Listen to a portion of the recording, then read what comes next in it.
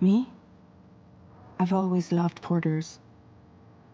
Through freezing rain and biting wind, across rivers, mountains, and endless deserts. They come to deliver something priceless, a glimpse of a life I've never known. They're my window, my sole connection to the outside world.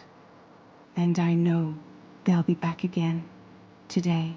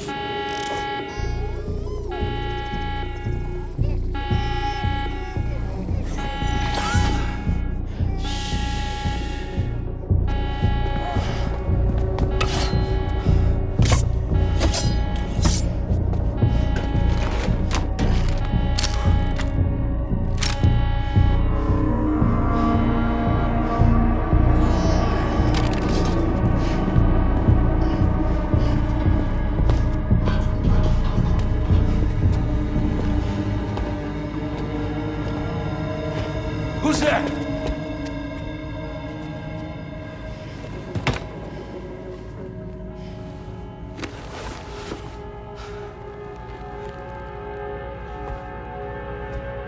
Who are you?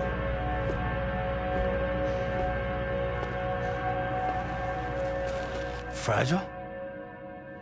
Were you cooking? What are you doing here?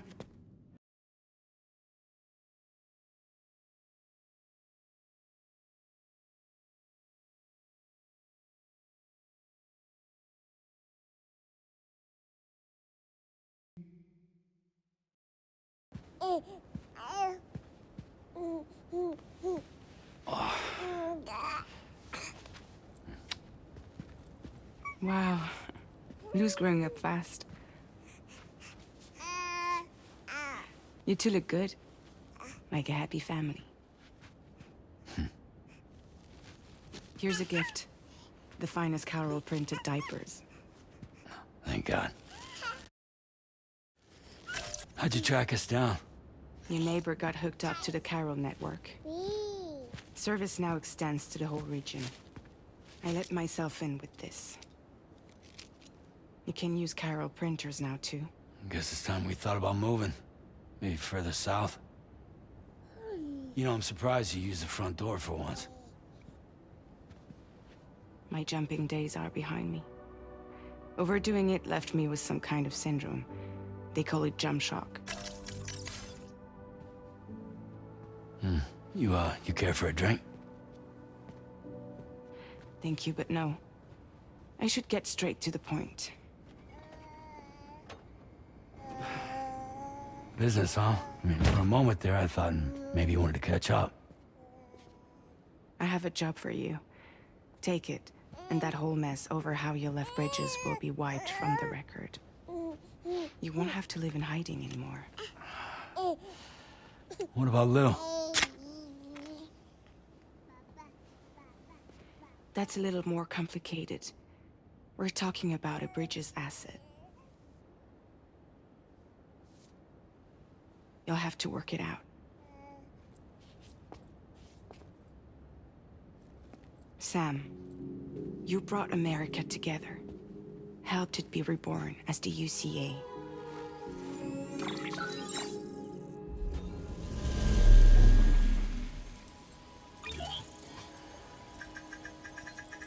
But I'm afraid the Death Stranding is far from over. Humanity is still in danger. Still on the brink of extinction. Don't act like you don't see it. A lot of things changed after you went off on your own. Especially within the UCA. Bridges no longer oversees the distribution network. They withdrew once things were up and running. So your friends and co-workers all went their separate ways. And that's not all. Die Man is not the president of the UCA anymore. Doing who's handling distribution now, a pass for 1,000 has revolutionized the whole process. It utilizes the Carol network to manage and carry out deliveries. Within network coverage, there's no need to rely on human porters anymore. And no need for Fragile Express, of course. So after I closed up shop, I went and started a new group. One that handles work in regions outside the UCA. We decided to call ourselves Drawbridge. And we still require the services of human porters that can work outside the network. Preferably ones with dooms who can sense BTs. Sam, I'm asking you to go to Mexico. To extend the Carol network to the south. Just like you did when you went out west. You're asking, or is this coming from the UCA? Both. The UCA came to Drawbridge, and now I'm coming to you. So, what do you say?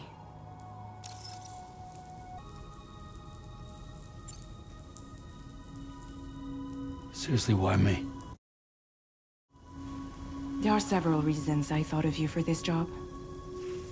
Deadman, for one. He's currently working at a lab in southern Mexico. I don't know the details, but the research they're conducting there is important. Very important. And there are certain things he'd like to tell you in person.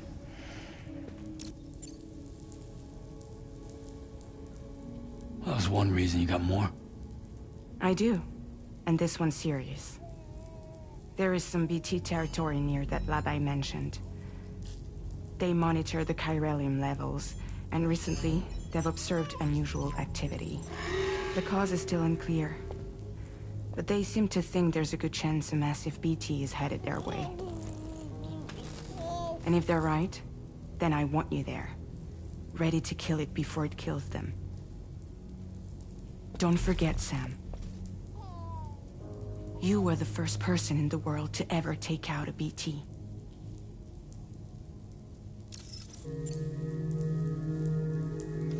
Mexico has no shortage of beached things. Spirits of the dead washed up from the other side were stranded there just like everywhere else. Any human corpse that hasn't been properly disposed of will become a BT.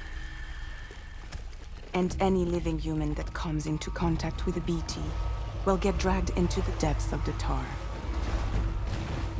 Giant BTs can and will emerge from the tar as well. And if they succeed in consuming a living human being, they'll trigger a void out, destroying everything nearby in a massive explosion. Several Mexican cities were wiped off the map in this way. The survivors have since become divided and isolated. As most people cannot see BTs, they live in fear of them, and that fear has made them too terrified to venture outside. Chiralium contamination is severe. Some areas have it worse than anything you experienced back in the UCA. The timefall storms are growing more intense as well. And, as you can imagine, everything in their path is subject to temporal acceleration. Objects and structures degrade rapidly, while animals and humans grow old and frail in the blink of an eye. Timefall often precedes the appearance of BTs there too. So you should do everything you can to stay out of it as much as possible. There are many other dangers, though. The rivers can flood in an instant, and earthquakes happen daily. I guess that makes sense. But something's still bugging me. What? All this talk about extending the network into Mexico. Isn't the UCA basically expanding their territory? Taking control, claiming it for their own? Sam, it's not like that. They're not trying to take over the world. They just want to link up new areas with the chiral network. Like the internet before the Death Stranding. Public infrastructure to connect people. Which is why, instead of turning to an established government agency like Bridges, the UCA contracted a private organization, like ours, who then decided to employ the services of a freelancer like yourself. So please, Sam, won't you help us out?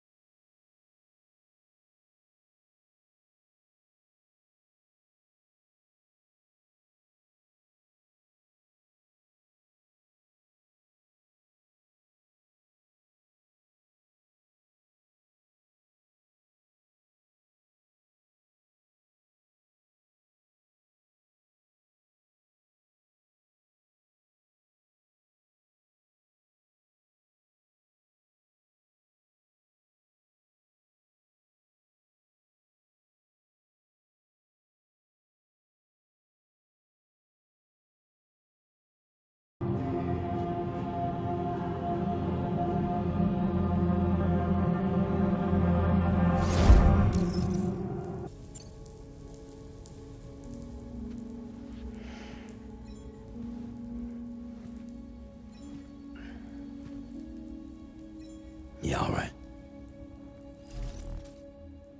So you'll do it? Uh-huh.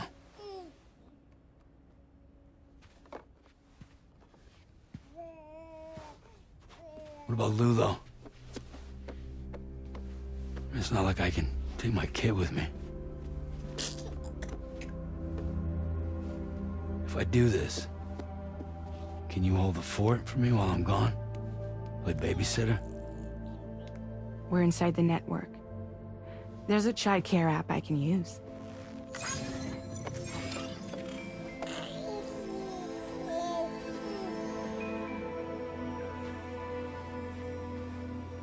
It'll be fine. The lab is only a few days away. I promise he'll be back before you know it.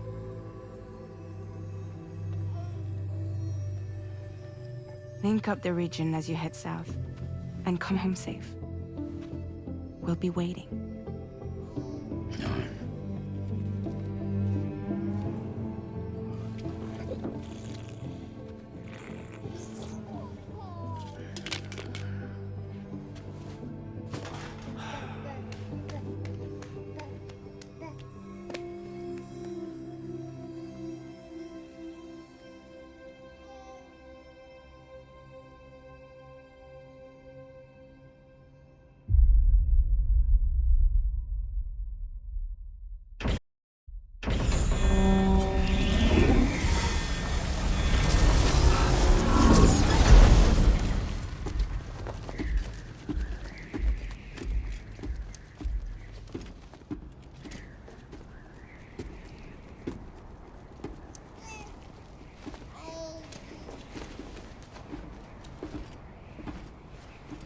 Go on.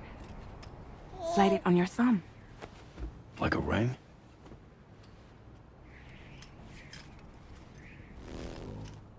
Huh. Try sticking your thumb out, like you're giving me a like.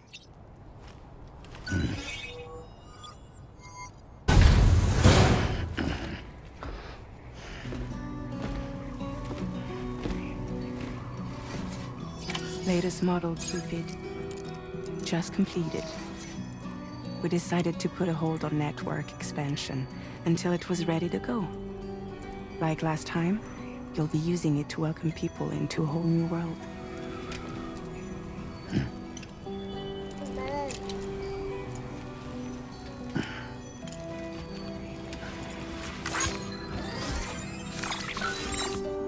It won't be any harder than before either. The Chiral network terminals are ready and waiting. Bridges saw to that. Emily's expedition split into two groups midway. The first continued west, while the second cut south into Mexico. But again, they were only able to lay the groundwork. Until you bring those terminals online with the Cupid, the network can't grow.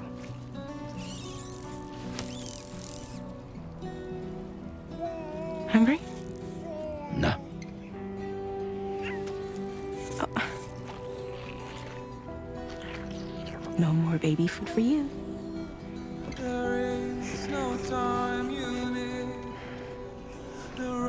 Let you get fragile any trouble while I'm gone.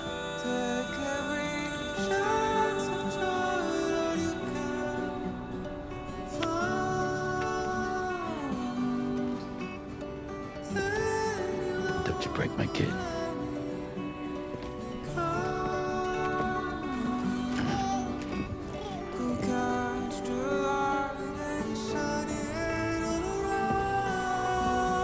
Now who wants to eat?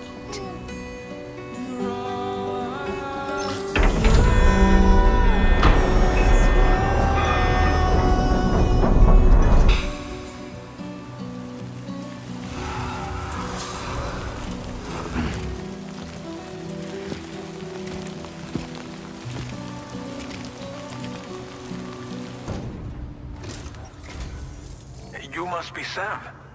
It can't have been easy to come this far south. You're here to bring us onto the Chiral network, right? Ah, that's a relief. We'll be able to dispose of corpses properly once you've got us online. That'll be one less thing for our residents to worry about. Anyway, I believe you have some cargo for me, yes?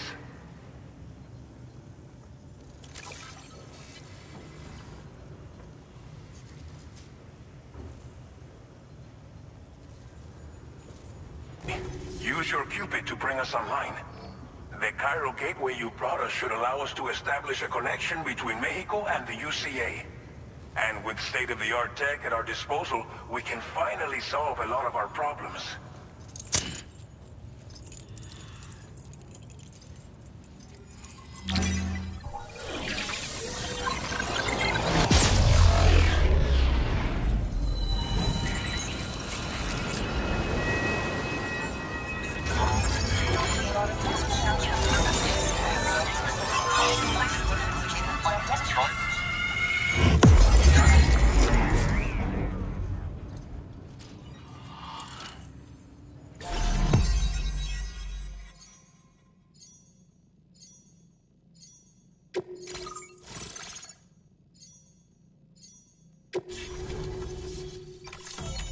Chiral network coverage successfully expanded.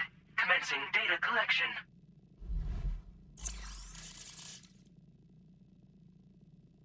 Now displaying your current porter grade.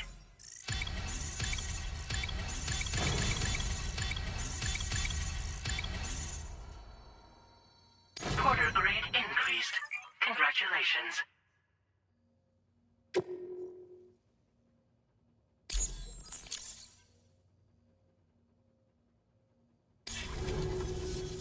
Chiral network connection confirmed. And now we can begin fabricating the latest corpse disposal equipment.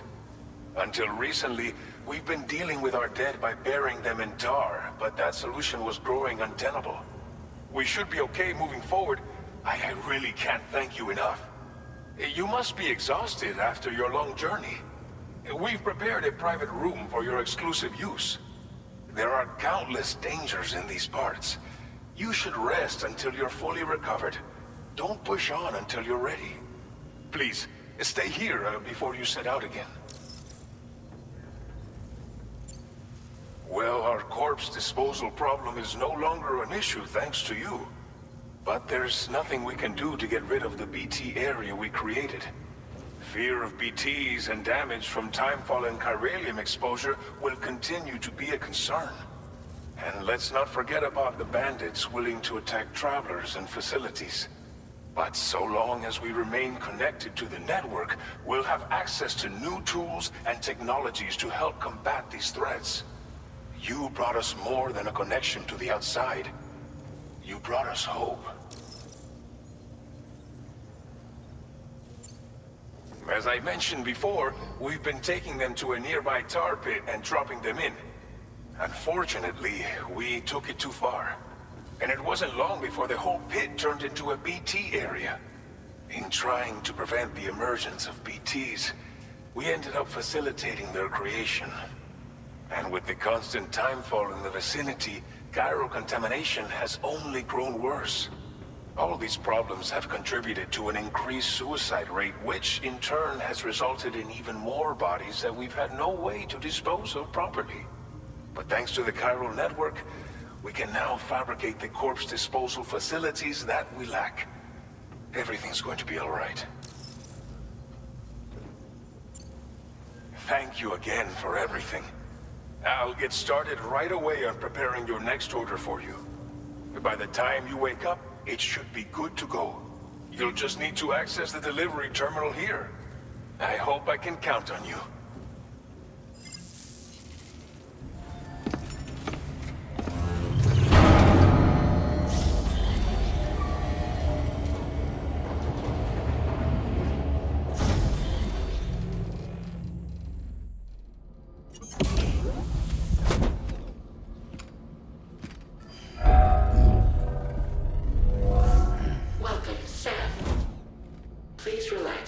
Enjoy your stay.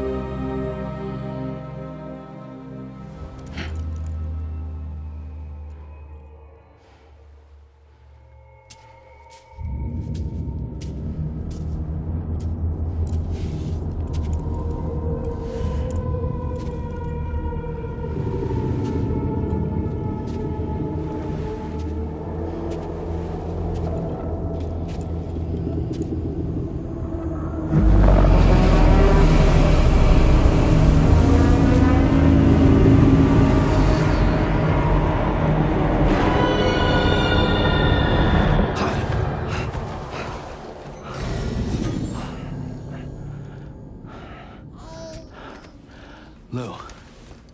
Are you alright? If you're worried about Lou, don't be. I'll admit, the stuff is pretty new to me, but the app has been a big help. Figuring out why a baby's crying, getting the milk just warm enough. It's had the perfect advice for every situation. Hi. So, how does it feel to be back in the saddle? Work's same as it ever was. It's the first time I've been away from Lou. We're fine. Trust me. Just focus on the road, okay? Yeah.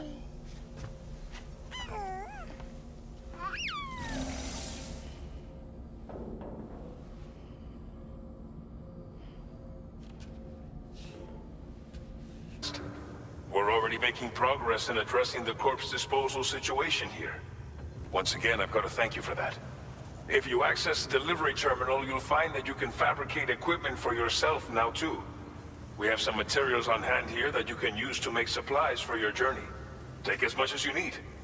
Now, we don't have all the same schematics in Mexico that you have access to in the UCA. But as you link up more facilities to increase chiral network bandwidth and improve your connection level with the locals, we should be able to share all kinds of new data with you, expanding your fabrication options further. I heard that you're planning to extend chiral network coverage to the south, down as far as that research facility. So go ahead and pick up the order I posted for you. I'll explain the finer details of the mission while you look at the map provided by ABAS. Libre. The people there don't have enough medical equipment to meet their needs. If you bring them this delivery, you'll be sure to earn their trust. And once you've done that, you'll have an easier time convincing them to become part of the chiral network. Timefall is coming down hard in this area. Cargo containers that are exposed to timefall will begin to degrade.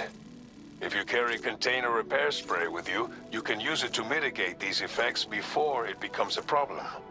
Keep an eye out for the rivers and bandit camps in the area too. Hazards like these can make your life much harder. On your way to Villa Libre, you might pass a post box we built. We left behind some spare equipment in its shared locker. If you see it, take a look inside. Everything is yours to use as you deem fit.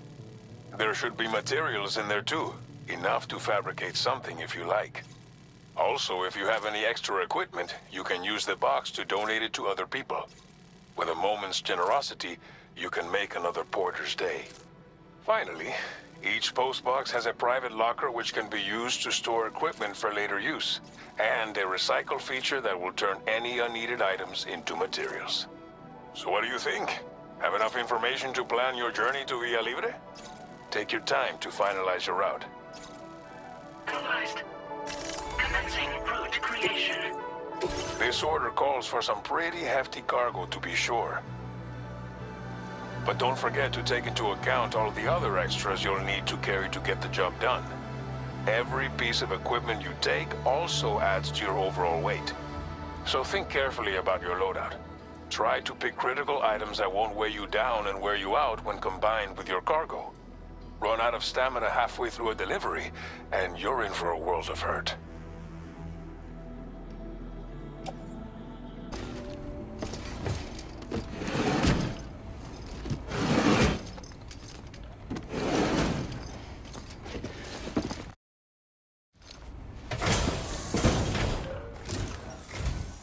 You're Sam, right? Did the timefall give you a lot of trouble? Thanks for making the trip. Allow me to assess the condition of your cargo.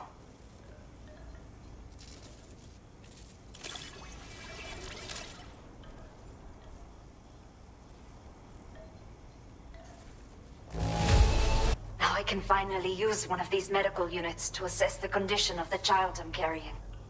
I just pray they're strong and healthy. The elderly residents here will also be happy to receive proper medical care. Oh, seems like you should be capable of fabricating PCCs now as well. Probably thanks to the chiral network expansion and the resulting increase in total bandwidth. Of course, every additional structure will eat into that bandwidth, but there should be more than enough to support anything you build. Within reason, that is. There's one other problem we've been dealing with lately, though. It's not a critical issue, so I've posted an aid request with further details. If you're interested, you can check it out via your ring terminal. I'm not sure. I should have given birth to my child ages ago.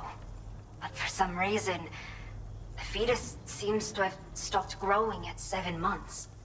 If something's wrong with my body, I can't tell what it is.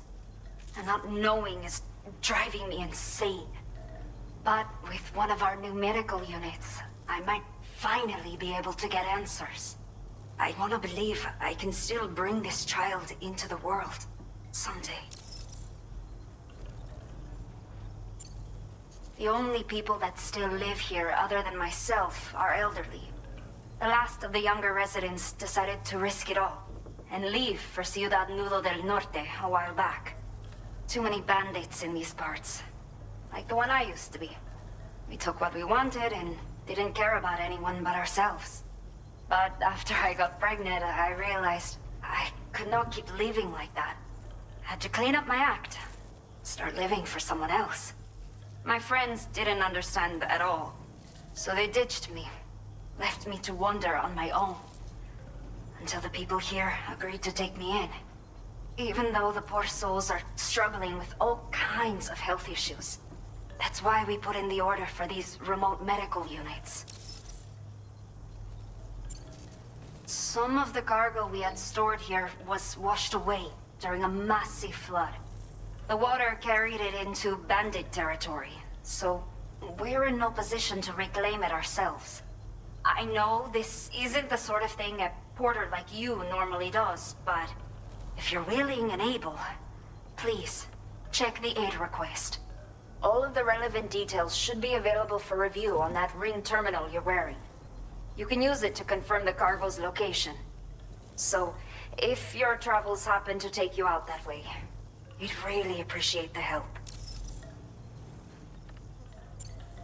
A new order has just come through for you. Looks like the residents of the C1 South Distribution Center need you to recover some cargo from a bandit encampment and bring it to them. You can review the specifics of the order when you get around to accepting it. So once you're good to go, access the delivery terminal here to get underway. I'll share additional info with you as soon as you do so.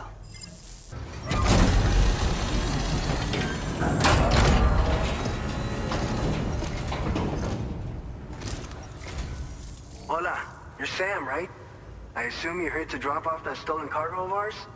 With those chiral density gauges in our possession, we'll be able to determine where BTs are likely to appear in the future. So, let's get a look at those containers and see if we're good to go. We got on the chiral network. Our BT research should go a hell of a lot faster now. We just shared some data with you that'll let you fabricate blood grenades, a kind of anti-BT weapon, and build timefall shelters too.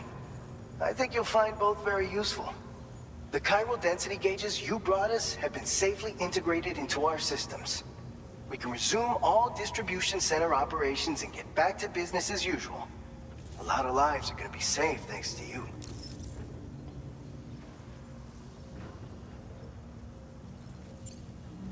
It's one of the fruits of our joint effort with the lab to develop anti-BT tech. Up until now, our primary weapons against these entities have been created with the blood of doom sufferers.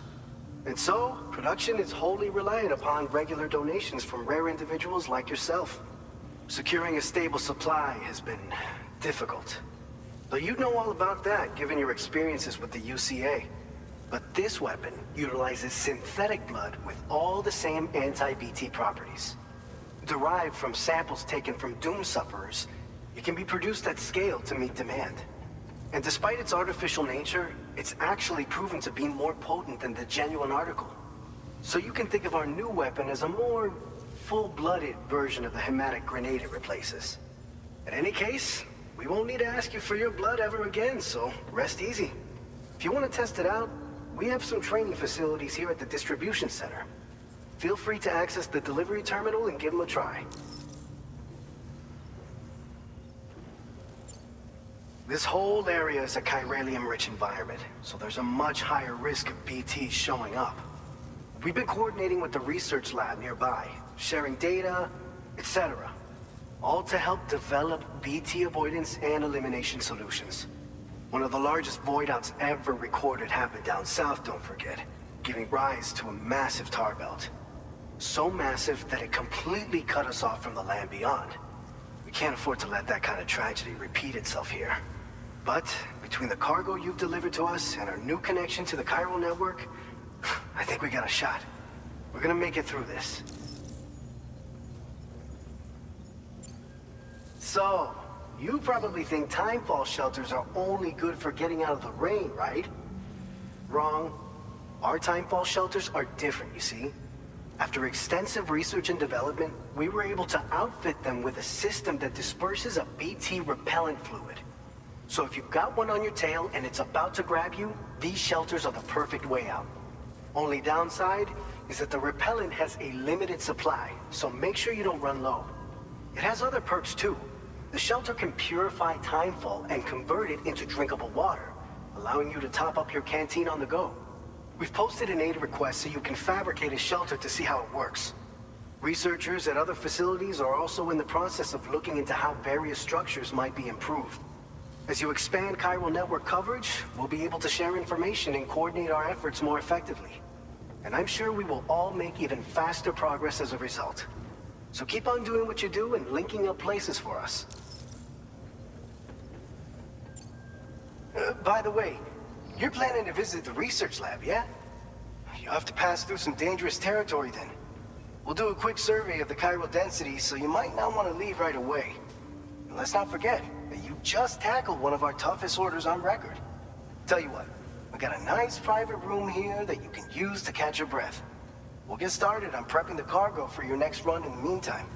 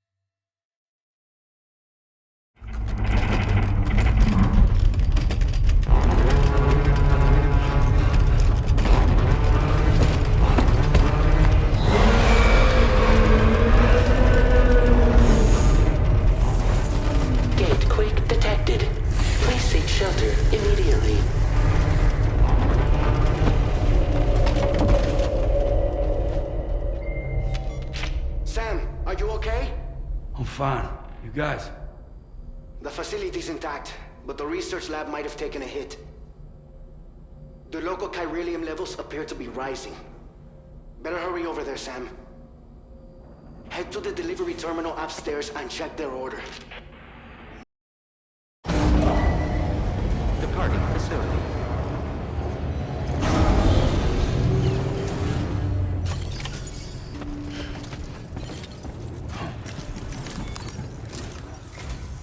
Sam, we've got a situation. The delivery for the research lab is ready for transport, but the chiral density is higher than anticipated. This may be due to the gatequake just now, but we've identified a new BT area in the vicinity of the lab. However, we have no BB pods on hand. I know you've got dooms, but without a pod, you're gonna struggle to determine exactly where the BTs are. Don't worry. If I can get close enough, I should be able to see them. Seems like my dooms level or whatever went up at some point. Steer me in the right direction. I can take care of the rest. Oh yeah? That's awesome. By the way, we finished a preliminary assessment of the BTs detected in the vicinity of the research lab. And we've prepared some weapons that should be effective against them. You're a pro. I know you can handle this. We've issued you a number of blood grenades. They use an active agent based on compounds derived from the blood and bodily fluids of Doom sufferers, making them highly effective against BTs. You can practice using them in VR training. If you'd like to try them out, just access the delivery terminal to get started. Your other weapons won't do any damage to BTs. Shoot them all you like. They won't die. Make sure you're well prepared. According to our initial survey, you can expect to encounter gazers in the field. If you make contact with a gazer, then another type of BT, a hunter will emerge from the tar and try to capture you. If they succeed in this, you'll come face to face with a massive BT known as a catcher. Now, you don't want to ever let a catcher consume you. It'll trigger a void out, obliterating the surrounding area and everyone in it. And when the dust settles, there'll only be a giant crater. So make sure to escape the catcher before that happens. Or use the weapons at your disposal to eliminate it. Alright, go ahead and pick up your next main order. I'll brief you on the details while you check your map. You good to go? The new BT area we've identified is located in these ruins. If we don't do anything about it, eventually someone's gonna trigger a void out. So to prevent that, we need to neutralize all the BTs in this area. There's no shortage of collapsed buildings and hiding spots there, and the timefall isn't letting up anytime soon either. Since you'll also have cargo for the research lab with you, take care not to let it get damaged by the timefall or in any fights with BTs. An aid request for a timefall shelter was registered in that vicinity.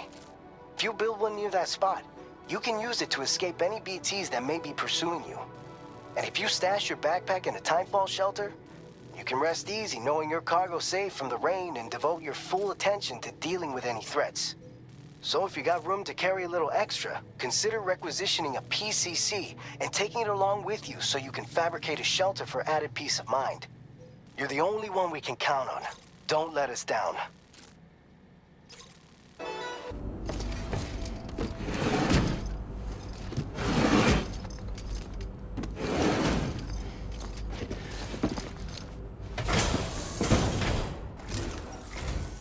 Long time no see, Sam. Though, having said that, I realize you probably don't recognize me like this. Anyway, why don't you let me take a look at your orders? Ready for you to link us up with your Cupid. Once you do, you'll have fulfilled your objective of bringing the entirety of Mexico onto the chiral network.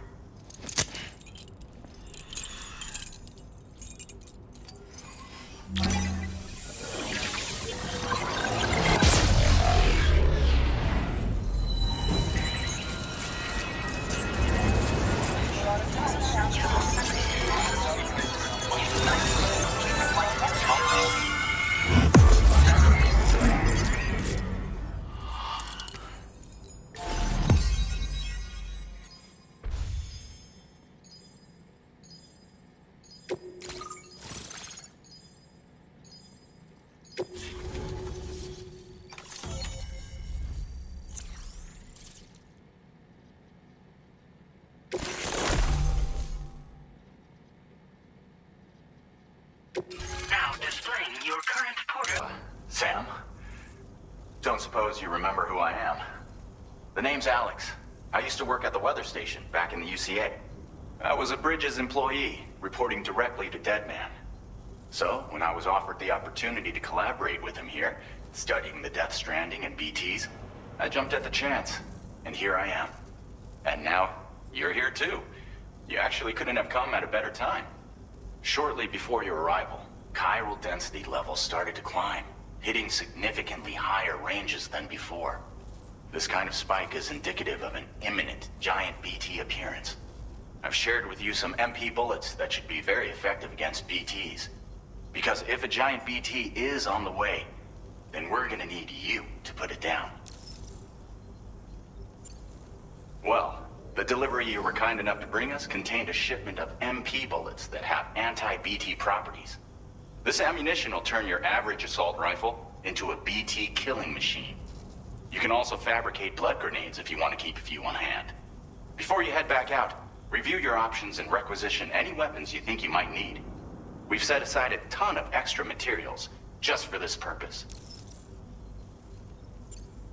Chiral density levels in this region have been fluctuating wildly. We've been seeing a lot of gatequakes and seismic activity as well. It's almost certainly related to recent shifts in the tar currents. Our analysis of these anomalies has led us to believe that the arrival of a giant BT is all but imminent. What the data doesn't tell us is exactly where it might appear. Our chiral monitoring equipment just wasn't precise enough to zero in. Now that you've connected us to the network, though, we should be able to make more accurate predictions. We seriously owe you. It's hard to know when this giant BT is going to appear. So for now, you should rest up in your private room and prepare for a potential fight. That's both mine and Deadman's recommendation. We'll keep you posted, Sam.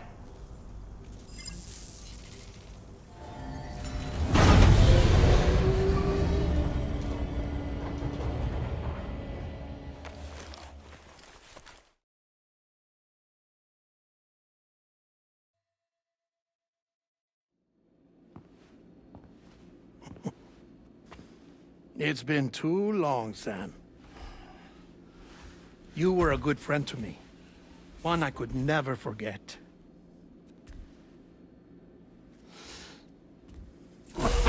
Which is why I took steps to ensure that this message would only play upon your arrival. The sensors were set to scan for your biometric data. A simple enough trick.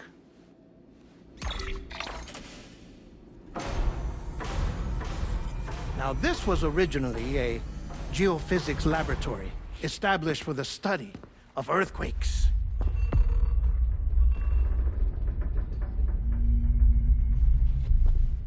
And for that reason, it holds a wealth of documentation on gatequakes, tar currents, and placates. As well, I discovered, as research data on the other side. Now, what I'm about to tell you, I learned after I came to this place.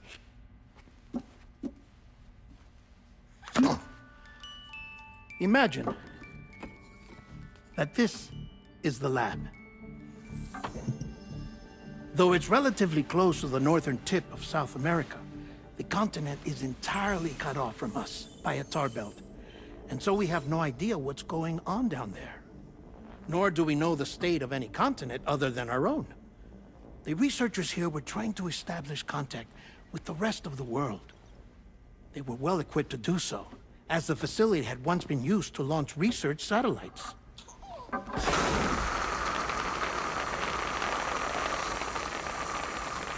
So they tried launching a variety of probes and drones in the hope of obtaining observational data,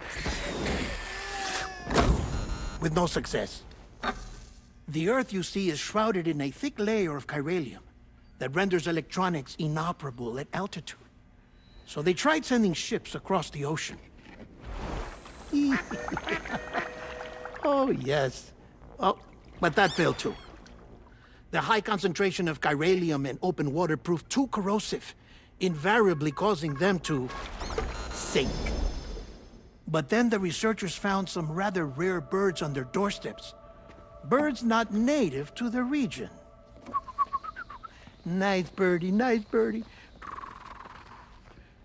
And that, my friend, was just the beginning. Not far from the lab, they discovered a strange anomaly. Well, the surrounding area was heavily contaminated with chiralium. Yes. This is beautiful. The researchers would later dub the anomaly a plate gate. But further investigation revealed that it came into existence when you began to expand the chiral network across North America, and that the gate grew larger in tandem with the network itself. What started as a tiny fissure in space became so much more. The researchers duly installed cameras to study the gate and its surrounding area. Now, to their surprise, they caught footage of some unusual marsupials. Yes, a kind you wouldn't expect to normally encounter in Central America, like the birds. But to confirm their suspicions, they sent an autonomous robot through the gate. The soil samples it collected were consistent with the archived geological data from the southern hemisphere.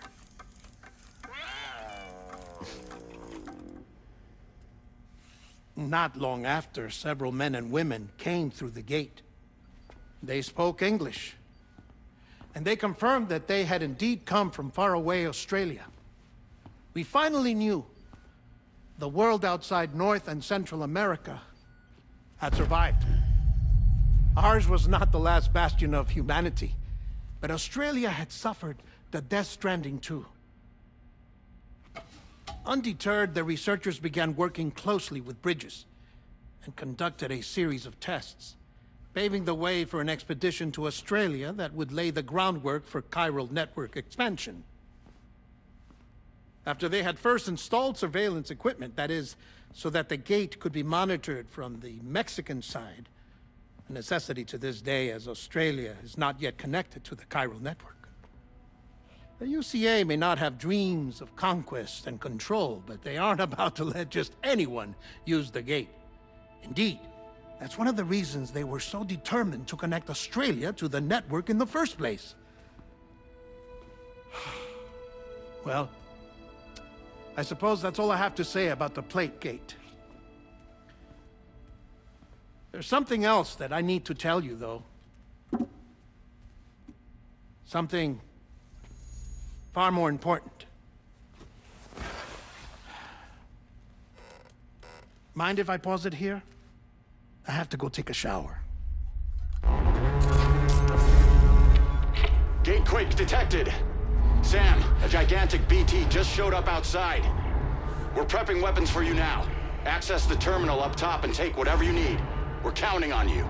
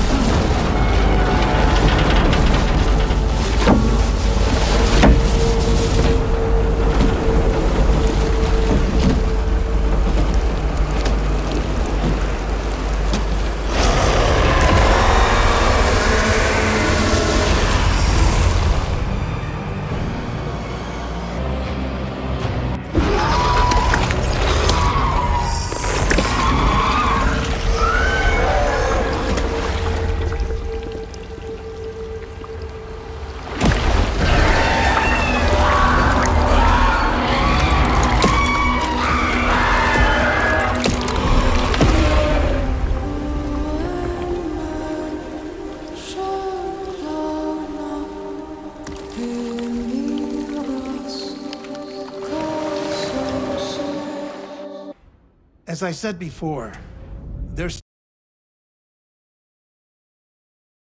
about Lou. You see, after you left Bridges, I decided to do a little digging into BB-28's past. That is, Lou's. I found the BB decommissioning records. Now, according to them, BB-28 was flagged for disposal and subsequently incinerated 4 years ago, long before you and Lou first met. That's BB-28? This is the child officially identified as BB-28. But if you look closer, Sam, you see at once that it can't possibly be Lou. Right there at the elbow, where the birthmark should be. Nothing. Which means we have another BB-28 on our hands. The one with whom you memorably went west and back not so long ago, that is Lou. Per regulations, the serial number assigned to each BB was unique. No two units should have ever been assigned the same one.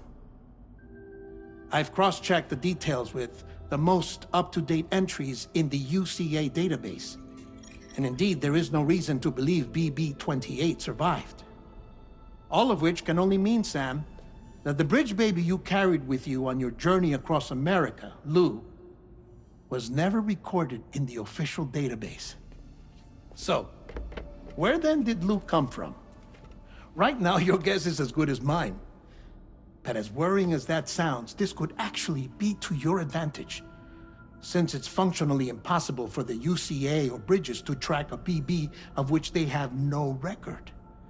Which is lucky, because if they did know about a BB that could live and grow outside the pod, they'd want to secure it for study.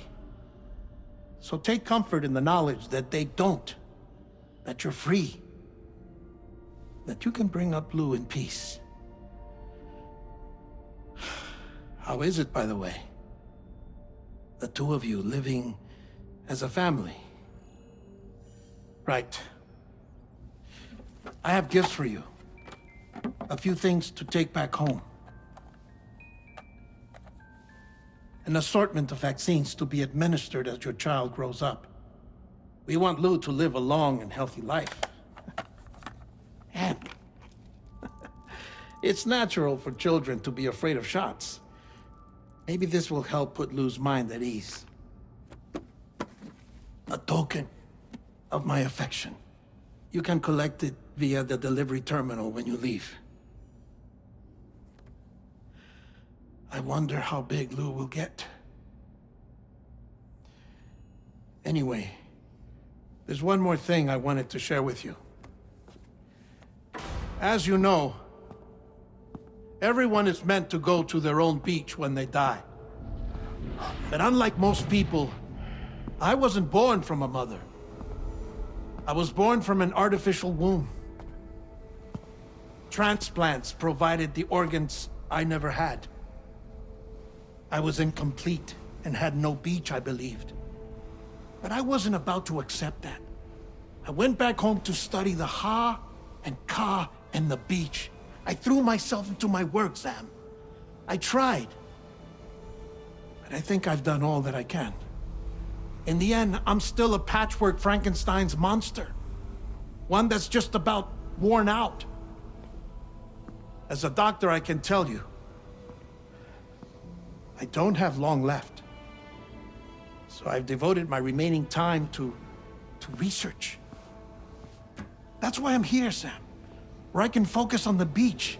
There's so much data here, Sam. On beach formation, jumping via beaches, the relationship between the beach and plate gates. All the evidence you could ever wish for. Not enough to solve every mystery, perhaps, but enough for me to make an incredible personal discovery. That I have a beach after all. It doesn't matter how I was born. I have lived as a human. And thus do I possess a beach like any other. I am not a machine, but a person with a Ha and a Ka and a beach to go with them.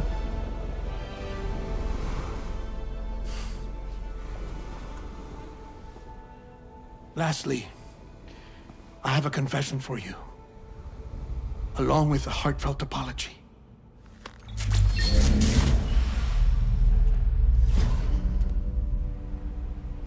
I told you once that I didn't have dooms. But that's not actually true. Not that I was lying, you understand. I just didn't know.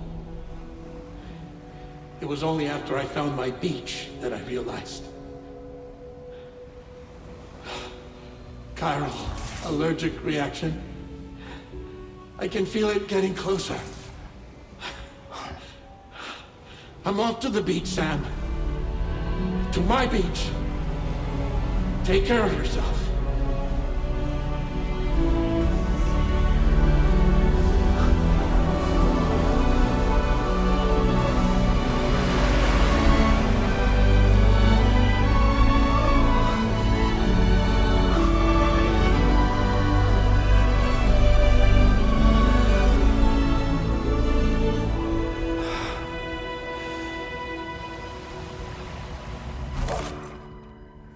Sam.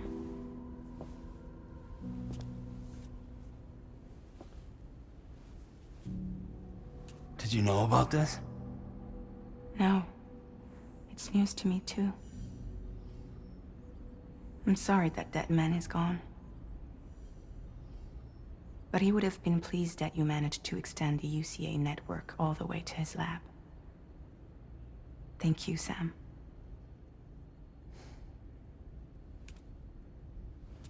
Guess I'm homeward bound. Missing little Lou that badly? You know I am. Come on back, Sam. Lou misses you too.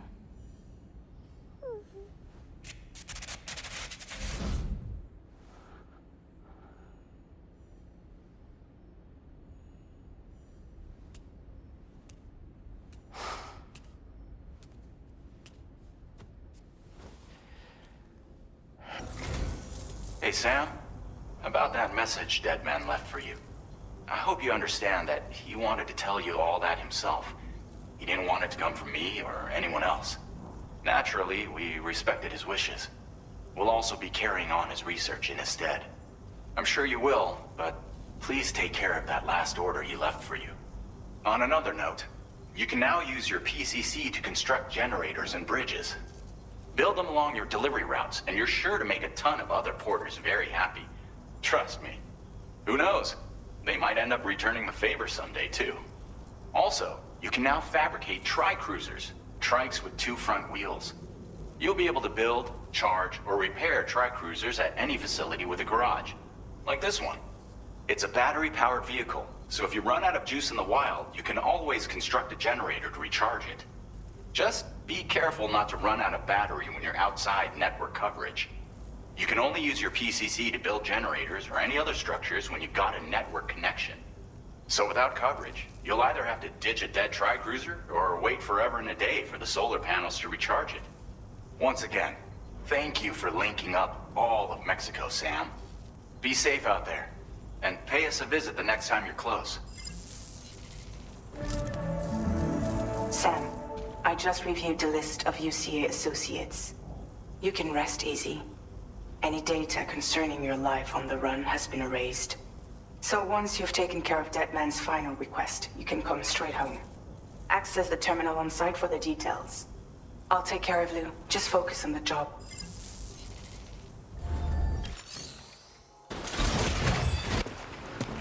What the hell happened?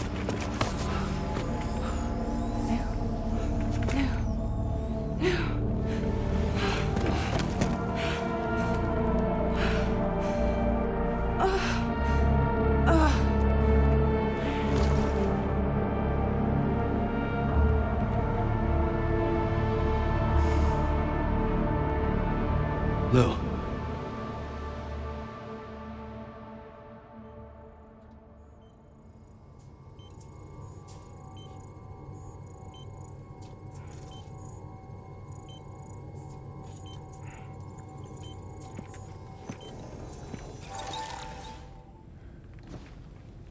I patched you up the best I could.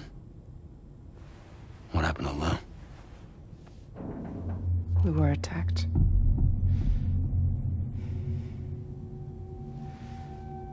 It all happened so fast.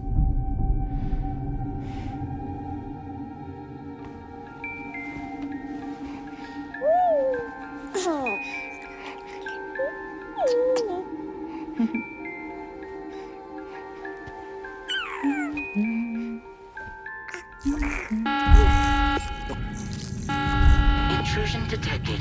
Intrusion detected. Level 5 alert. Multiple unidentified armed hostiles inbound.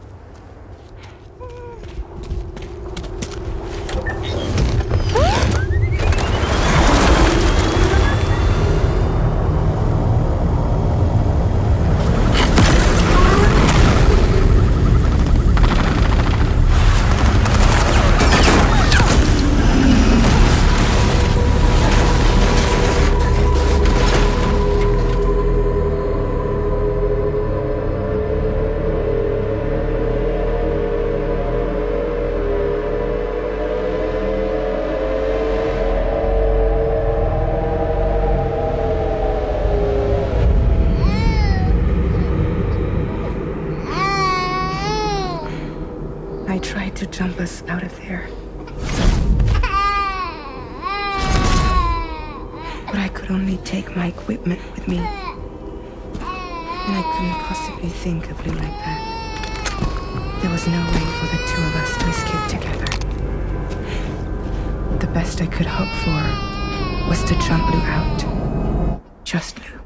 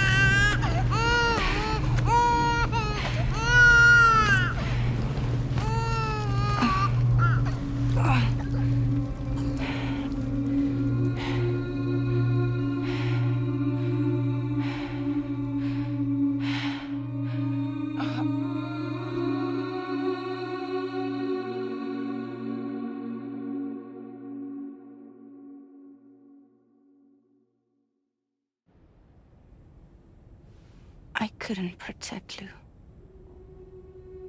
I am so sorry. So sorry. I'm sorry.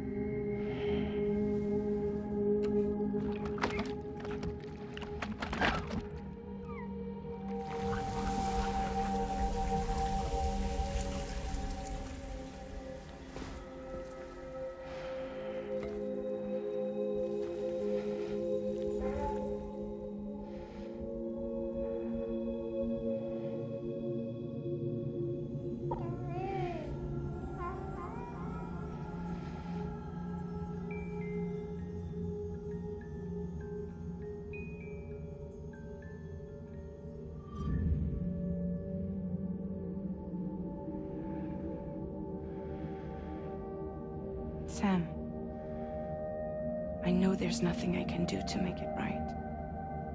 I know.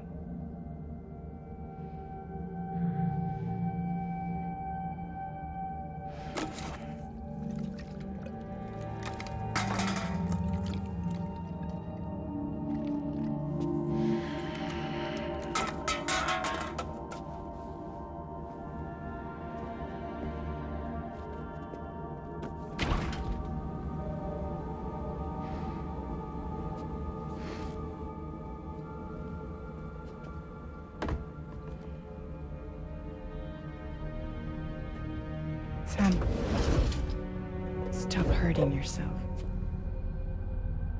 Please.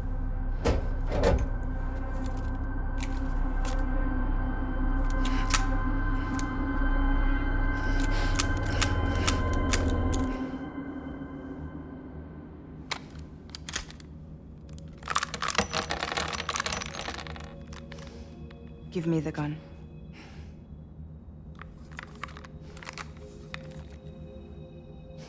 There is nothing left for you here.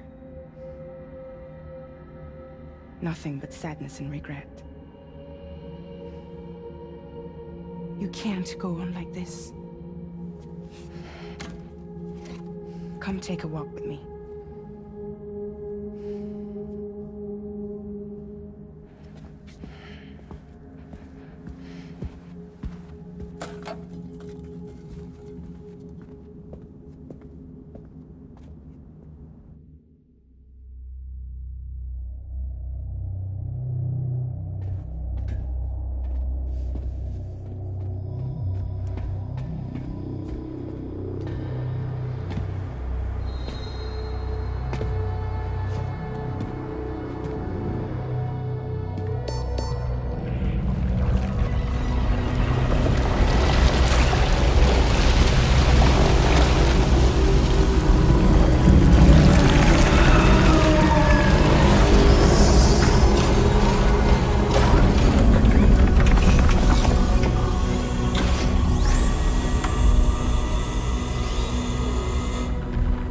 Come meet my crew, Sam.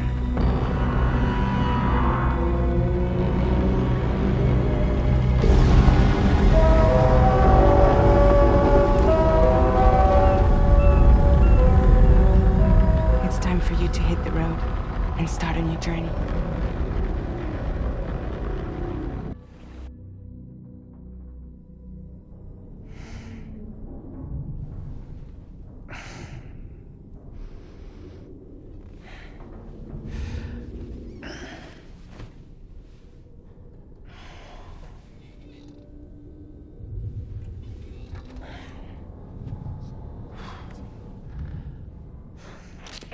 Intoxicants successfully purged. Blood alcohol content nominal.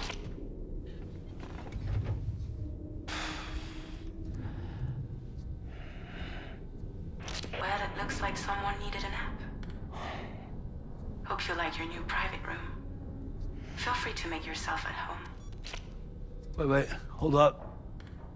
Where's the pod? Where's Lou? Settle down, Sam. Lou's with me. You'll see us soon enough.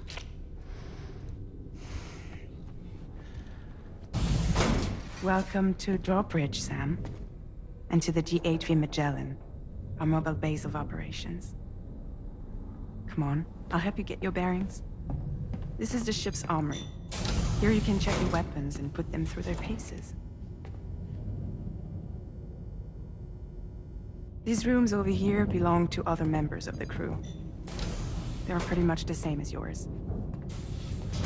And the shower's down at the end. This is one hell of a ship you got here. Courtesy of the UCA, I'm guessing. No. As I told you, Drawbridge is a civilian outfit. But we do have a generous patron with access to plenty of capital and tech. Sounds like a UCA big shot. Don't ask me. We've never met face to face. They value their privacy. Seriously? No better than to believe that bullshit.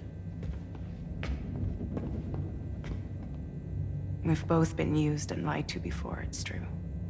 But as long as they keep up their end, I won't pry.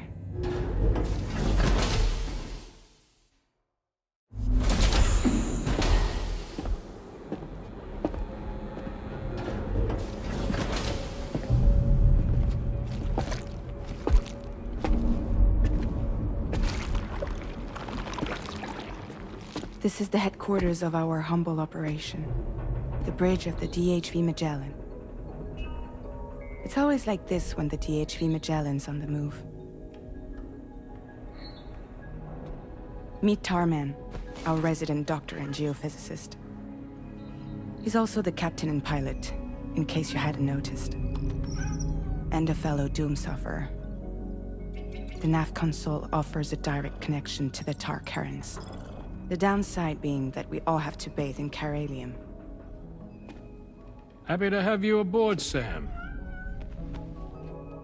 You'll have to excuse me if I don't shake your hand. You steer this ship solo?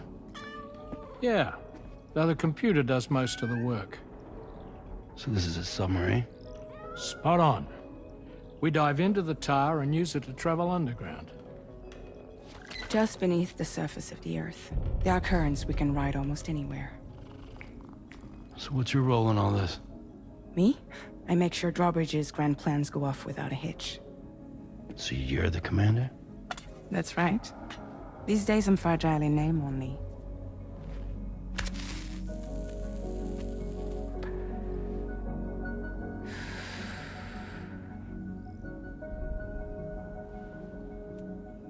Huh. So where are we headed? At the moment, we're bound for the plate gate in Mexico. The one that you put on the network for us. Our destination is on the other side, Australia, which we've been asked to link up next. You know, the problem is, not everybody wants to be part of the UCA. That's not the plan, Sam. The UCA isn't looking to expand its borders. Just like with Mexico, they want to bring new regions into the network. That's our last, best hope of saving the world. Which is why we're here. Or more importantly, why you're here.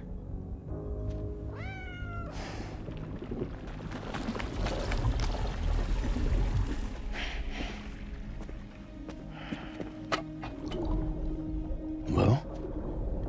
Ah, so Lou is the child's name.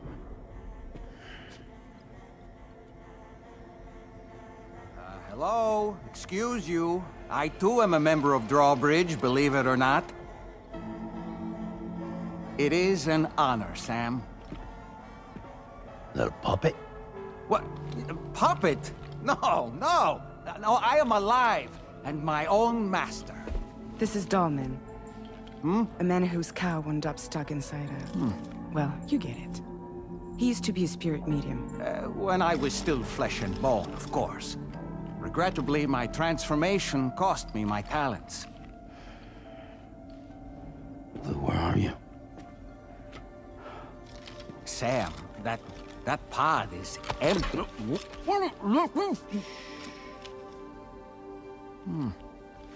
Oh. You know, no one should have to suffer such loss. I understand. Believe me, I do. Which is why, yes, I think you two should go on one more adventure. What are you talking about? Well, take Lou. Yes, and link up Australia together. Like you did before in America. I'm sure a lengthy journey will help you to heal.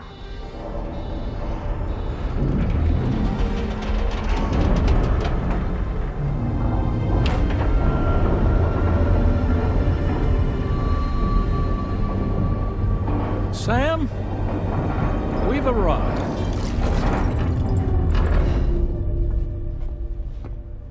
In case you're wondering, my hand is traveling through the tar currents, which is lucky because that's what allows me to keep this ship on course.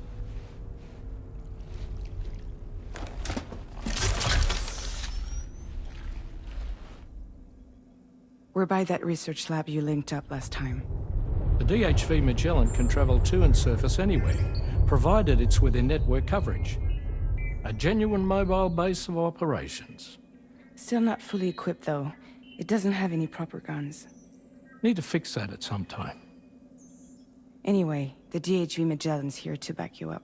As always, you'll be the one leading the way to expand the network. We'll be right behind you, providing you with support.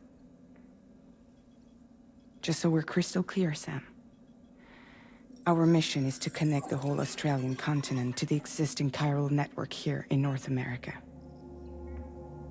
From halfway around the world, how are we supposed to do that again? By using the Mexican plate gate. One you already put on the grid, remember? To get started, all you have to do is cross over and connect your Cupid to the nearest chiral network terminal. As you extend coverage, we'll move the DHV Magellan to keep up. And you'll of course be traveling with your child. I mean, that's what Lou would want, right? A grand new adventure with Daddy. I'm excited for you. Go and get your gear sorted. We'll be waiting.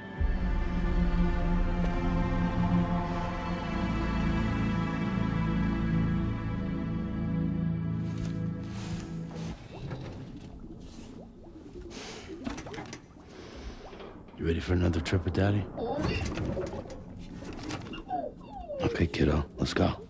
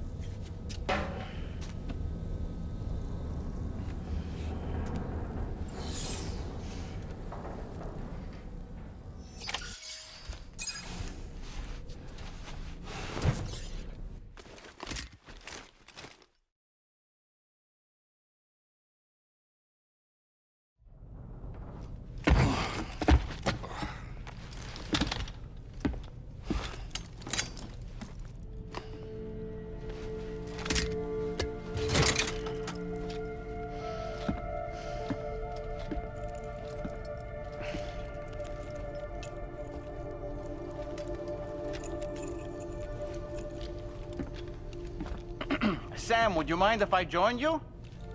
Humor him. His knowledge and experience will probably come in handy down the road. Yes. Really, Sam? Your buttocks? What about shotgun? I prefer the driver's seat.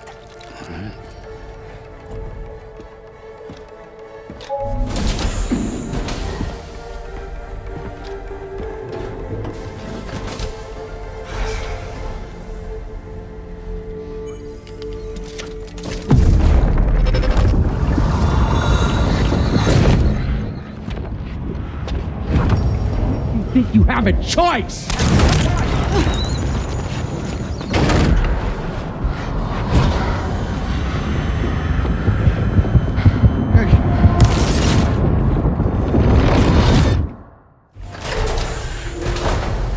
What was that just now? You saw it too, huh? Let's just say it's nothing new. I always got these flashes when I hooked up the pod. Ah, the bleed-through effect, wherein the BB's memories are conflated with one's own. I'm sure someone explained it to you before. Though this is a little different, of course. I really gotta deal with this shit again. Sam, do you read me? You'll first need to access the Mexico side plate gate terminal. After we've confirmed network coverage, we can take the DHV Magellan and regroup at your position.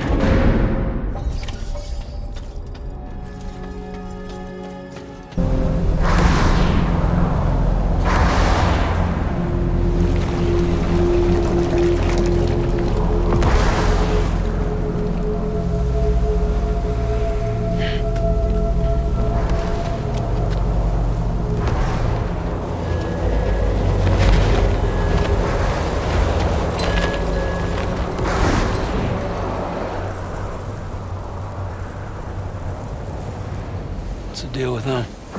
I've never seen them before. They almost look like they're on a pilgrimage. They can just waltz right through the gate like that? It would seem so. Once you extend coverage into Australia, the chiral network should afford us some additional security. Or at least allow us to maintain a record of whoever uses the gate. It bears repeating that the UCA does not intend to restrict access to it. They only want to ensure safe passage for everyone traveling between the continents.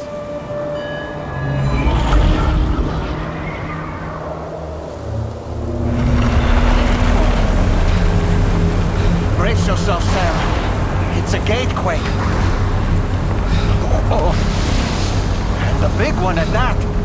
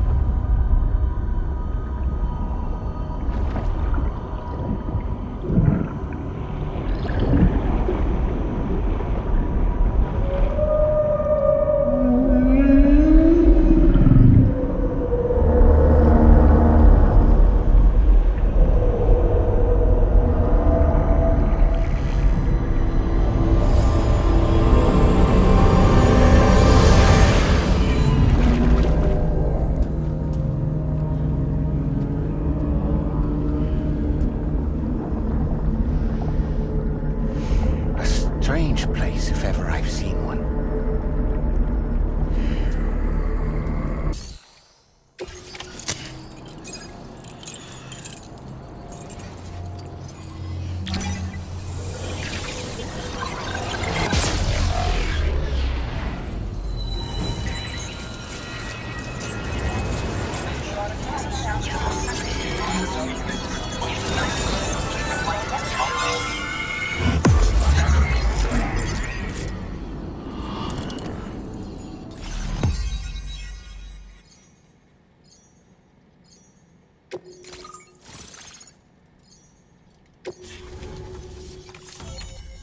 Sam, the chiral network connection to Australia is holding steady.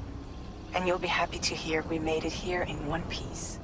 Just to let you know, when you come back to the DHV Magellan, our patron would like to talk to you.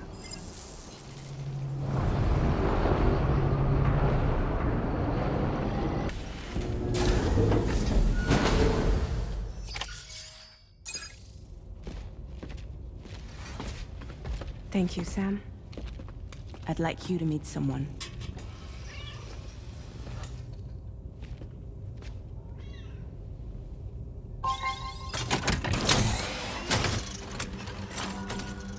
Hello, Sam. My name is Charlie. Charlie's Drawbridge's patron. Hear me out, Sam. I want you to help us bring Australia into the network. Drawbridge has been selected to oversee this critical operation. People saw what you did in Mexico and wanted more of the same.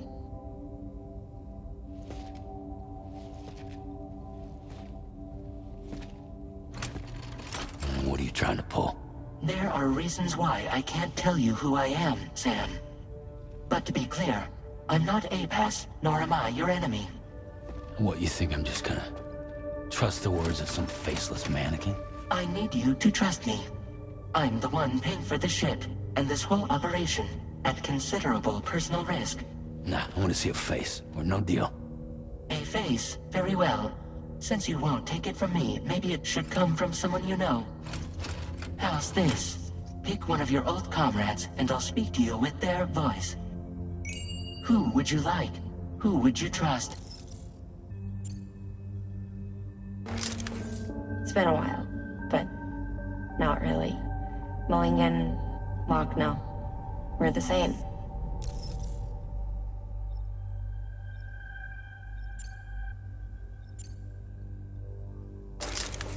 Sam, this is Di Hardman. All right. Pulling up his profile from the database. How about now, Sam? Feeling more at ease already, I'm sure. You tell me, old buddy, if this is a UCA sanctioned op, who knows about it? You misunderstand. Then again, there's a lot I still haven't explained to you, isn't there? I think it's time a certain someone made an appearance. I'd like you to meet the president. The new president? The guy who took over after Di Hardman? Not precisely. The UCA doesn't have a presidential system anymore. Di Hardman was the first and only president, making it one of the shortest-lived single executive administrations in history. One can only guess what he felt about it. Previously, the president was subject to the will of the people via popular vote every 4 years. APAS, however, is far more efficient. It can ascertain public opinion in real time and thereby determine the appropriate course of action. This led to the adoption of a new model. President guy? You just told me he isn't really the president. He is not the president of the UCA. Rather, he serves as the president of APAC. APAC is a privately owned corporation responsible for the operation and oversight of APAS, a service provider to which we may delegate day-to-day governance.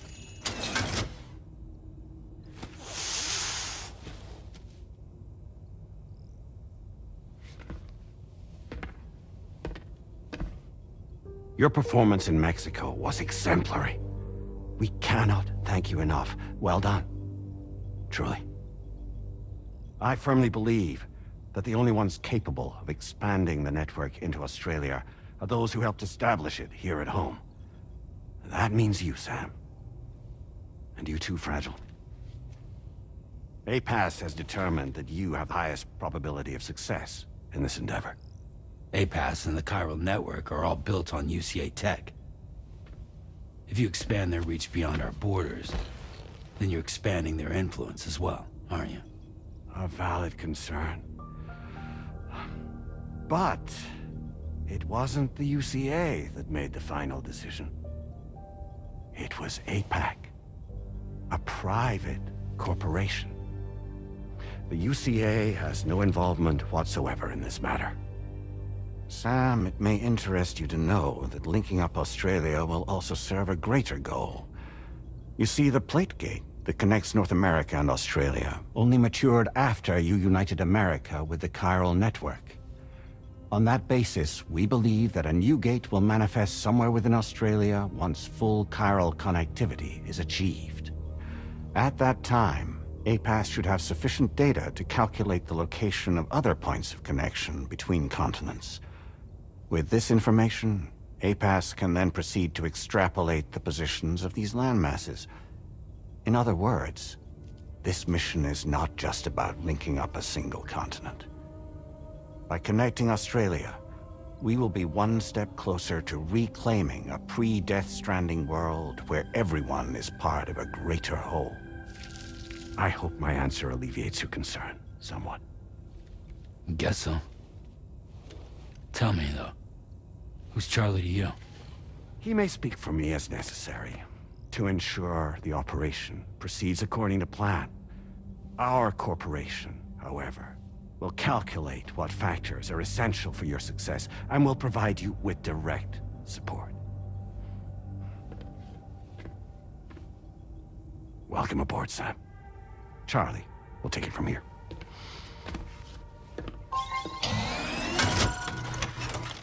It will be your job to travel the continent and connect the people, Sam. But know that everyone on this ship is ready and eager to back you up. You won't be on your own this time. So, you're gonna do it?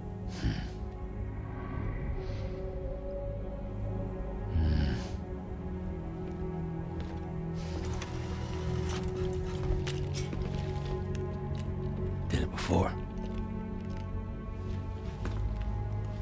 Seems like the only thing I'm good at.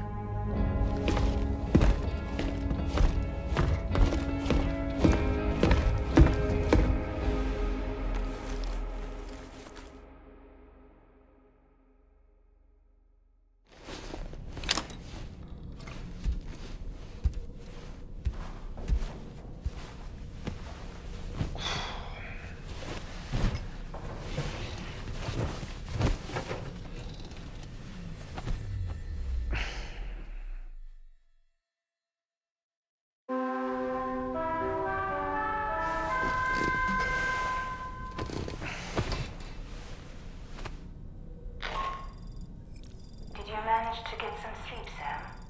I'd like to take a moment to go over the details of the request that Drawbridge has agreed to handle. Access the DHV Magellan's delivery terminal when you're ready to proceed. Looks like you've been supplied with a Drawbridge crew head. Try it on for size. I have a feeling it'll suit your style.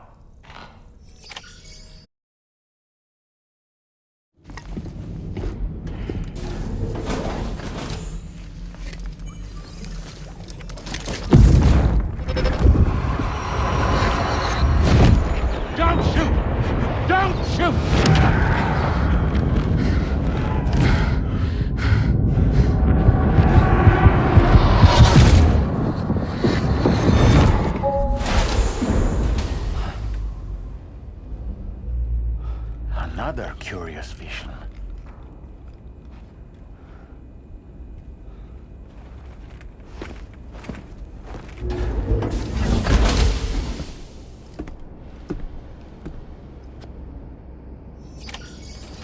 Same deal as America. The people here are isolated. The cities are cut off from one another. And so, to bring all of Australia into the chiral network, we want you to cross the continent and link up key locations using your Cupid. To begin with, you'll connect several facilities in sequence on your way to the closest city to here, West Fort Knott. Charlie will brief you on the order that will take you to the first facility. Your first destination is home to what they're calling the government. They seek to establish a new administration to fill the void left by Australia's collapse. As the concept of formal governance is a distant memory to most, they opted for a simple name. These people are currently suffering from the effects of severe chiral contamination. But with UCA technology, they should be able to make a full recovery. The cargo you'll be entrusted with contains everything they need for their treatment. If we can deliver it and earn their trust, they should be amenable to joining the chiral network. Needless to say, it's their business to know the current lay of the land, and we would benefit from their support. We're already seeing anomalous chiralium readings throughout Australia. There's even a BT area not far from where we are now. A BB pod should allow you to use your Ultra deck to ascertain the location of BTs, but it's unclear if that pod will function correctly at this time. Proceed with the utmost caution. Charlie may be our patron, but he likes to get his hands dirty whenever he can. He's been an excellent advisor to us as well. I say this to assure you that any instructions Charlie gives have been discussed with and approved by me. All right, let's get to it. Review the details of the main order on the delivery terminal. Supplied by Drawbridge from outside chiral network coverage.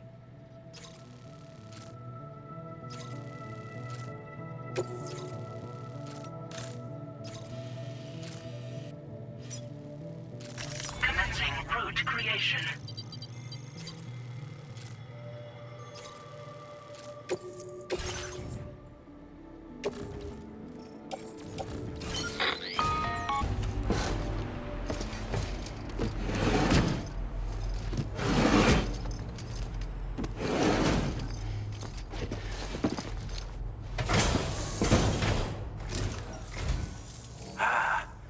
You're that bloke with Drawbridge, aren't you? So you really came, eh? Cut straight through BT territory just to bring us our cargo.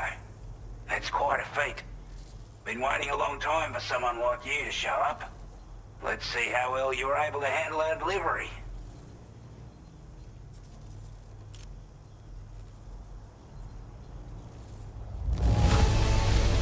I'm glad to see the unit to good use. The chiralium levels had really gotten out of hand, so you couldn't have come at a better time. Thanks. Anyway, go ahead and connect us with that Cupid or whatever it is.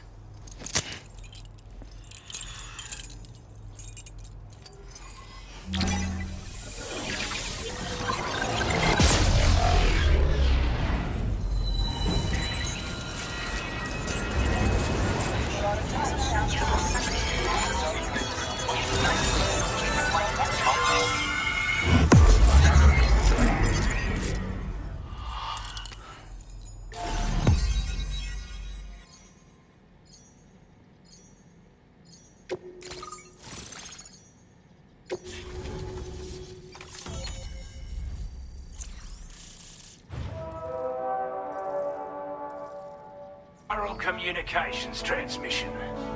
With this network at our disposal, we might be able to make our dream a reality. We want to build a world where even the weakest among us have a chance. A world where people come together to stand against those who embrace violence. Ever since the Death Stranding, this continent has been afflicted by terrible environmental changes. It was bad enough, but out of nowhere, the anomalies became a hell of a lot more dramatic. Skyrocketing levels of chiral contamination. Those bloody watcher things coming out of the woodwork. Didn't realize it at the time, but the escalation of all this insanity coincided with the UCA's connection to the network and the appearance of the plate gate. The chiral network is causing instability beyond the reach of its coverage, which means the only way to fix it is to link up all of Australia. At least, that's what we here believe.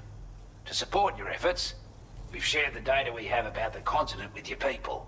Information about the brigands and so on. Use it to the best of your ability. Take the bowler gun, for example. With our data, we were able to improve and refine the design of the APAC standard issue model. You can charge it now to fire projectiles with a narrower spread.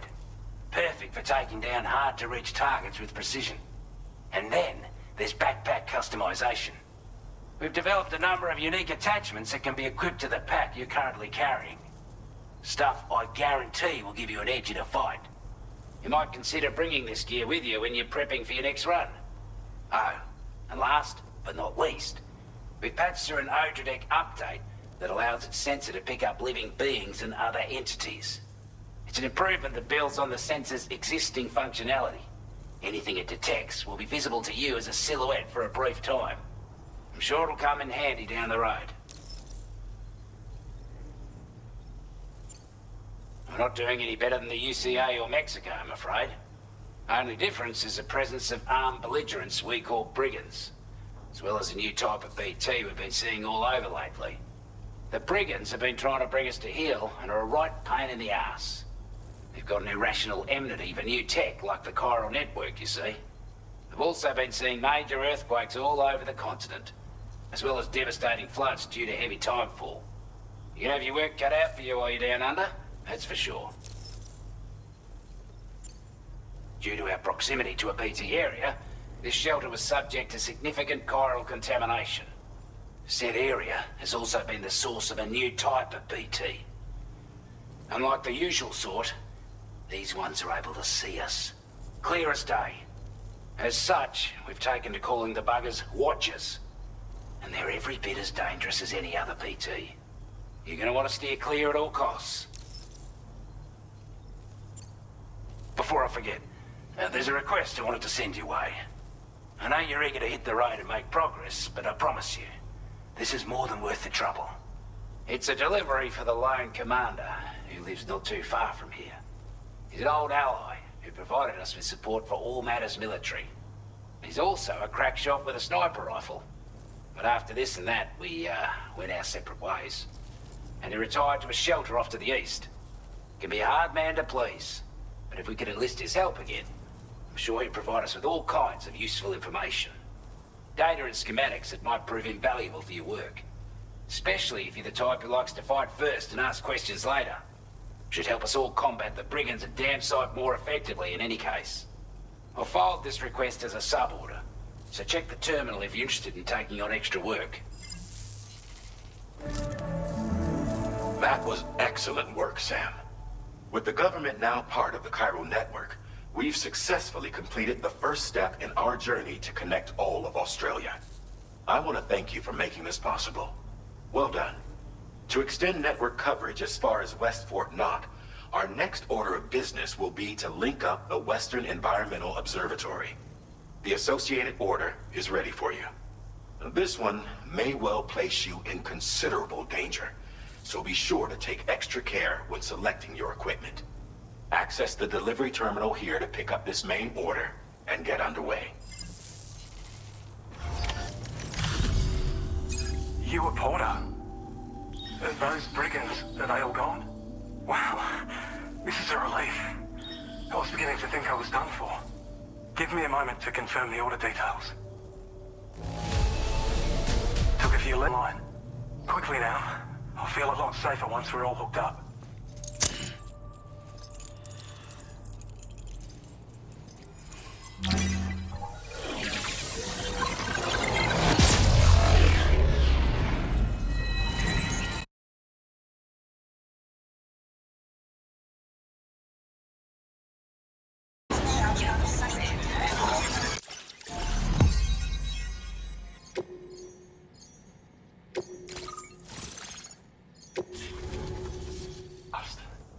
This ought to do wonders for our ability to monitor chiralium levels by the plate gate, as well as keep an eye on the tar currents. More accurate data will definitely make travel safer for you and your friends aboard the DHV Magellan, too. Ever since the plate gate appeared, we've been seeing increasingly dramatic anomalies all throughout the Australian continent. Some theorize that the UCA's connection to the chiral network destabilized all areas with our coverage. But what's done is done, though. Our best bet is to follow suit and connect Australia too. It may also serve you to know that there are 4 environmental observatories, including this one. If you can bring them all onto the network, we're confident we'll be able to calculate where and when the next plate gate will appear. Anyway, you should already have access to the data we designated for you. Now, if we could only manage to get that old road patched up and usable. Well, there's our schematic for an MP shell variant grenade. MP shells explode on impact, and are non-lethal munitions that can not only incapacitate humans, but also deal corrosive damage to mechs. And while they're not as effective as blood grenades, they can definitely hurt BTs too. In any case, you might want to keep a few stashed in your grenade pouch at all times. We've also shared data for a grenade pistol. While it's only good for a few shots, this gun lets you fire MP shell grenades as projectiles. Its small profile means it packs easily as cargo and won't get in the way. Naturally, it'll fit snugly into any handgun holster as well. Our last contribution is the battle skeleton. Like other skeletons you may have used, it increases your maximum carrying capacity and movement speed. This particular model also provides additional protection. However, when you boost it to move faster, or whenever you benefit from its damage reduction capabilities, it'll consume battery power, so make sure you have enough to spare. If you find yourself running low while on the road, you'll need to use a generator or borrow a private room somewhere to recharge. You ought to take one out for a spin. It once ran through this region. Saw quite a lot of traffic from what I hear. If you scrounged up enough materials to keep the autopaver fed, you could make it just like it was back in the old days. But it's not like we have everything you need just lying around. Restoring roads is a massive undertaking, to put it mildly. Having said all that, east of this facility, you'll find the Smoke Hill mine. Get them operational and processing ores again, and you should have no trouble securing the requisite materials. I've posted a sub-order for this task, so take it on if you're interested. We can't thank you enough, Sam. Before you go, you've been getting a lot of praise for all your hard work. And in recognition of this, it seems you've been officially cleared to take on standard orders. Between the harsh conditions and the violent outlaws, there are fewer and fewer folks willing to serve as porters these days. But there's no shortage of people who need help. So I encourage you to take a look if you're interested. You can review the available requests by bringing up the list via your ring terminal. You'll find a new suborder too. We need someone to restore the mine. Bet you could benefit from having it operational as well. Anyway, thanks again for going above and beyond. Best wishes and safe travels to you, my friend. That's some good work, Sam. The DHV Magellan's parked not too far from your position. You'll be able to pick up your next order on the ship. But before that, you should head back to your room and rest up. I imagine you're both pretty tired.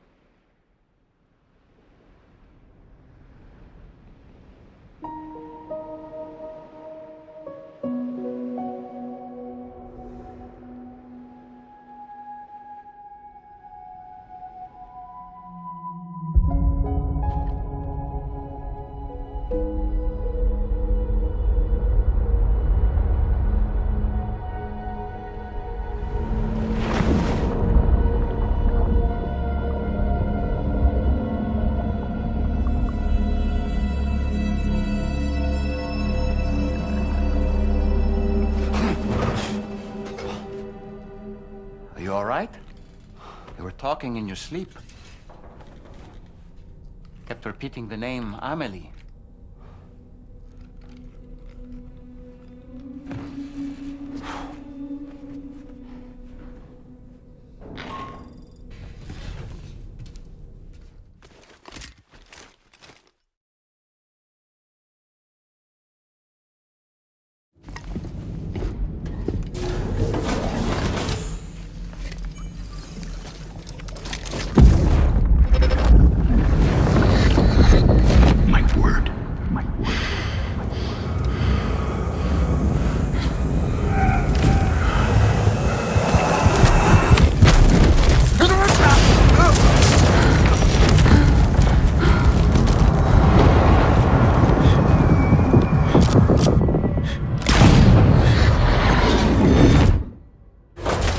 Are you all right, Sam?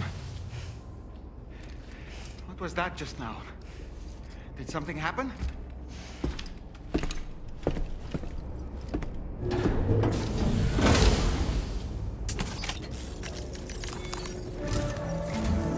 Sam, about the next site we wanted you to bring online with the Cupid. It seems we have a little problem. The tar currents nearby have grown unstable. Under these conditions, it's unlikely we'll be able to establish a chiral network connection. Our scans have identified a potential cause. An unknown device located within a brigand outpost to the north of West Fort Knot. It's hardly an elegant solution, but we need you to destroy it.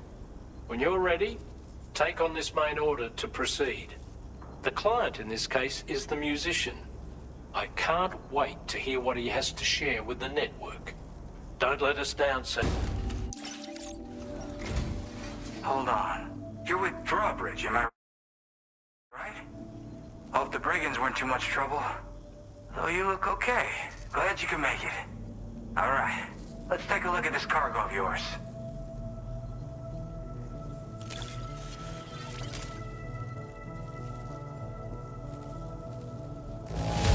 I've been waiting a long time for this. Okay, use your Cupid to hook me up.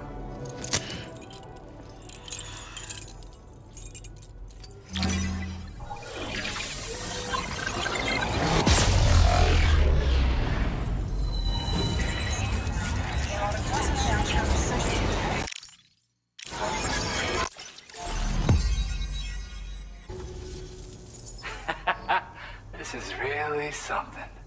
I'm part of the chiral network, which means everyone can finally listen to my songs.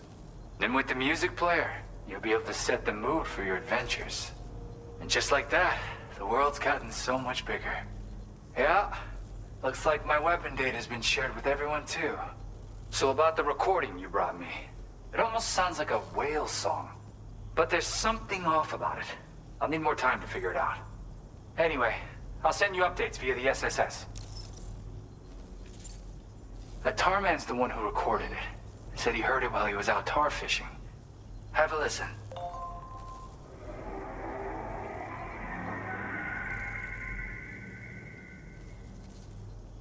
Call me crazy, but we might be dealing with something like a whale. Another interesting thing to note, creatures that hear this song make an effort to avoid the source. There's not much else I can say with confidence. However, give me some time to analyze it, and I might get you some answers. Yeah, I got it from a friend who knows all about weapons. This is way back in the day, when I was traveling in search of new music. He said I'd need to protect myself, taught me how to use it and everything. But I never did in the end. Just as well, I'm better with instruments, you know? Apparently this shines when you break it out at close range. Incorporates the latest tech as well, so it ought to pack one hell of a punch. In an ideal world, we wouldn't ever need stuff like this. But I bet it's a necessary evil for you. Do what you gotta. Yep, I can really immerse myself in my work here. Sadly, all the music I've made never gets heard by anyone else. Still, that's about to change. Because of that update I pushed you earlier, the new music player function, remember? In it, you'll find a sample of my work. When you've got the time, be it on the job or relaxing somewhere, why don't you take a listen? Gotta get going, huh? Well, hey, thank you for the help. You know, I've been wondering how those brigands got their hands on that disruptor thing. I'm just saying, they certainly don't have the know-how to build one. It's kind of worrying. Oh yeah, I had another favor I wanted to ask, if that's cool. I lost some cargo near and dear to my heart, even though I tried my best to keep it safe. I've tracked it to this dangerous place. Too dangerous for someone like me. The request's open to anyone willing to accept, but something tells me you'll deliver. Get it? Anyway, if this kind of works up your alley, then take a look at my suborder. Thank you so much, Sam. I have high hopes for his work, but I suppose we'll have to wait and see what comes of it. As for that strange device, it seems that its effect on the tar currents blocked all chiral communications. So I think it's only fair that we call it a chiral jammer. Anyway, while the currents in the area have settled down somewhat, we've received a number of troubling new reports. For one, a tar eruption was recorded in the direct vicinity of West Fort Knot. A group of figures clad in red and a large unidentified black mass were observed just prior to this eruption as well. Needless to say, the anomalous tar current activity near West Fort Knot may be related to these events, so we can't afford to ignore them and proceed with network expansion. We've got no choice but to investigate and address any cause that may be present on site. The corresponding main order has been added to this delivery terminal. I've got a feeling a difficult fight might be ahead of you, Sam. I strongly advise you to prepare accordingly.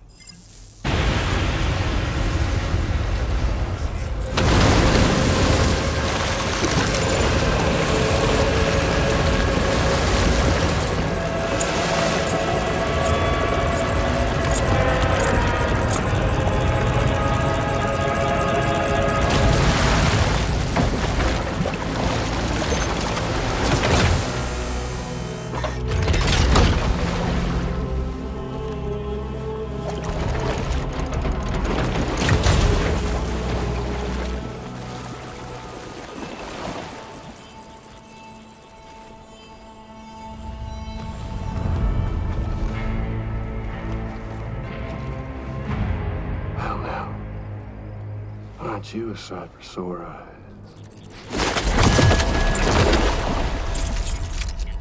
Been a long time, Sam. Fuck, how you still alive? Oh, no, I'm just a ghost. Come to take my revenge on you and that bitch Fragile. All the way from the other side. Of course, there's no point in trying to kill you when you won't stay dead. But there are plenty of other ways to make you suffer. Huh? The kid kicked the bucket, huh? Shame. Goddamn shame.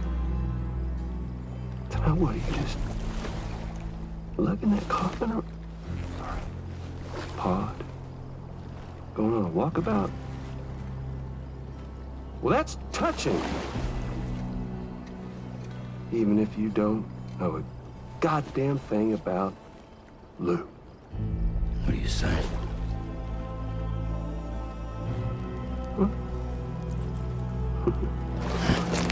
Maybe I can't kill you, you won't die, but you can lose everything you love.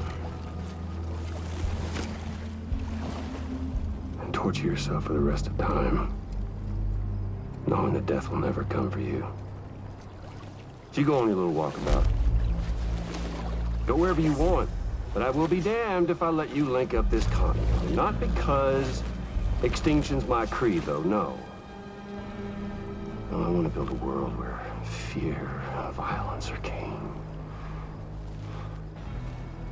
And who do you think will come out on top, Sam?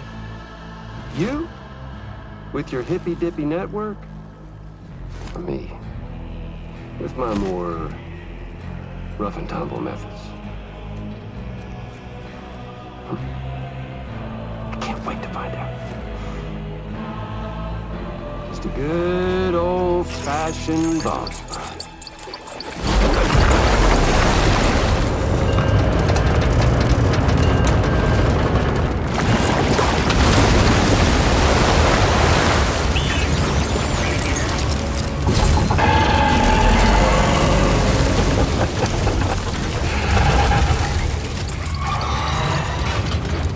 Cruelty or collaboration? The eternal choice. Let's put him to the test.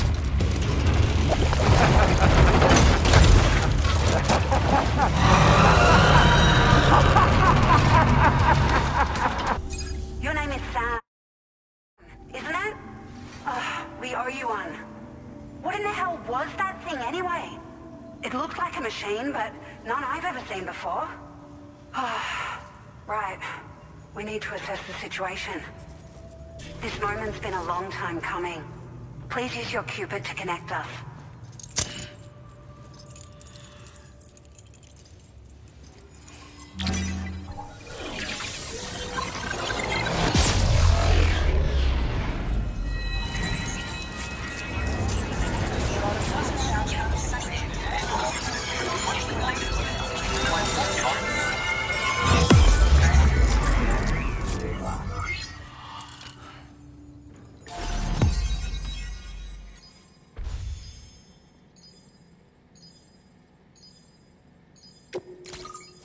No issues establishing a chiral network connection. By the way, we've sent some folks out to recover the wreckage of that giant mech that attacked us earlier. Only prudent we study it, you know? If we learn anything of value, we'll be sure to relay it to Drawbridge right away. Thanks again for coming to our rescue. Sam, this is the President. Due to your tireless efforts, West Fort Knot is now part of the chiral network. A great achievement. I salute you. However, this expansion has done little to address the anomalous activity observed across the continent. Elsewhere, disruptions in the tar currents are growing ever more prevalent. Only by connecting all of Australia can we hope to resolve this situation. And by doing so, we will create the optimal conditions for a new plate gate to manifest as well. We are one step closer to making the chiral verse a reality, and ensuring humanity overcomes extinction. The road ahead is still fraught with peril, but I have the utmost faith in your capabilities. For now, though, please take a well-deserved break aboard the DHV Magellan.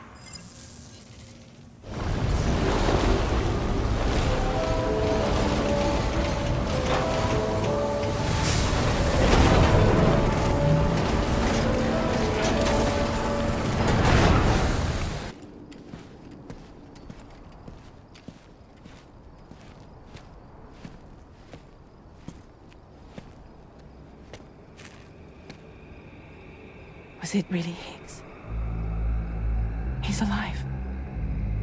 He called himself a ghost, but It found a way back from the beach just so he could kill us. It was definitely his voice I heard. I didn't get a good look at his face, but yeah. He said he came back to get revenge on you and me. Screwing with our plans to link up Australia was just another way to do that. They were all in red. Just like the ones at your place. That could have been him too. You think that was Higgs? Did you see him hurt Lou? I'm not sure. Fragile, I need you to remember. I only caught a glimpse. But they were all wearing red.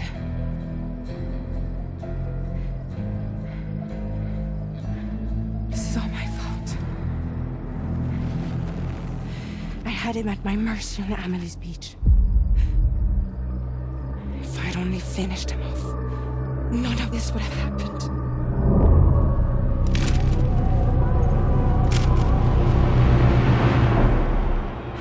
No.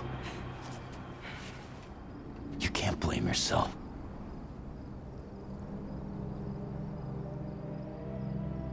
You know, something's been bugging me.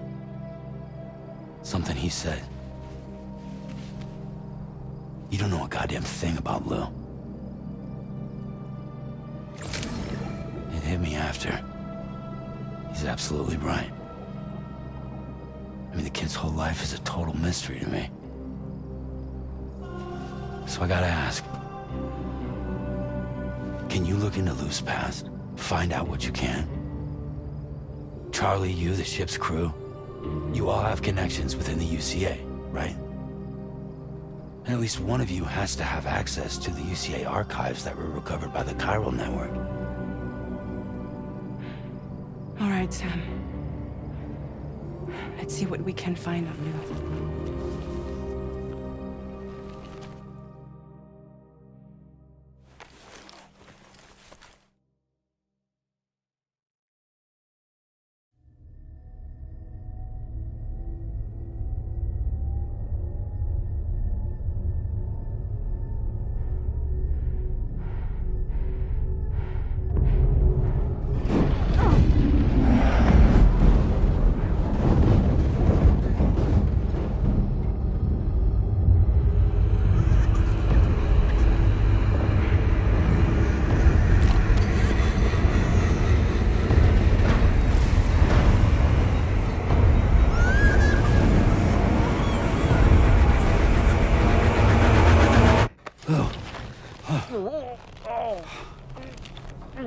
Really, Sam? There's such a thing as too tight.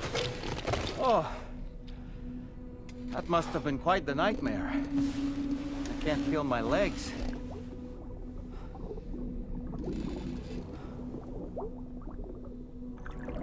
Lou.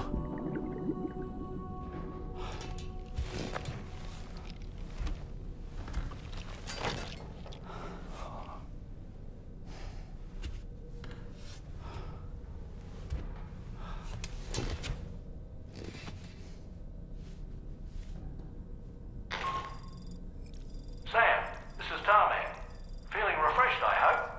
Thanks to all your hard graft, the DHV Magellan can get around a lot more freely now. More specifically, we can travel between any two facilities that are connected to the chiral network by way of the tar currents. Naturally, this includes Mexico as well. If you're curious about how the folks in the places you visited are getting on, you can catch up on any recent developments by accessing the corpus via your ring terminal. And to have the Magellan travel to a given facility, simply open the map with your ring terminal and chart a course to your destination. Worked with Amelie to connect everyone in the UCA to the chiral network. But that despite your best efforts, an extinction event known as the Last Stranding seemed destined to kill us all. Until Amelie found a way to put a stop to it. She single-handedly sealed off the extinction entity's beach, preventing countless BTs from invading our world, and in doing so, saved humanity. But why am I telling you this? You were there to witness it all with your own two eyes. And you, of all people, must know that humanity can never truly escape extinction. The ultimate goal of Drawbridge's mission is to overcome the Death Stranding. If we succeed, we will be fulfilling Amelie's dying wish. At least that's how I see it. You know, it looks as though you've been issued a few different hats, Sam. Why not experiment and switch up your headgear to suit your mood? You can also change the outfit I'm wearing if you like. I shall put my faith in your impeccable sense of fashion. Sam, is that Horizon Dreamer I spy in your music collection? That's one of Daiichi Miura's best songs. I'd love to hear it again, to listen and remember my family.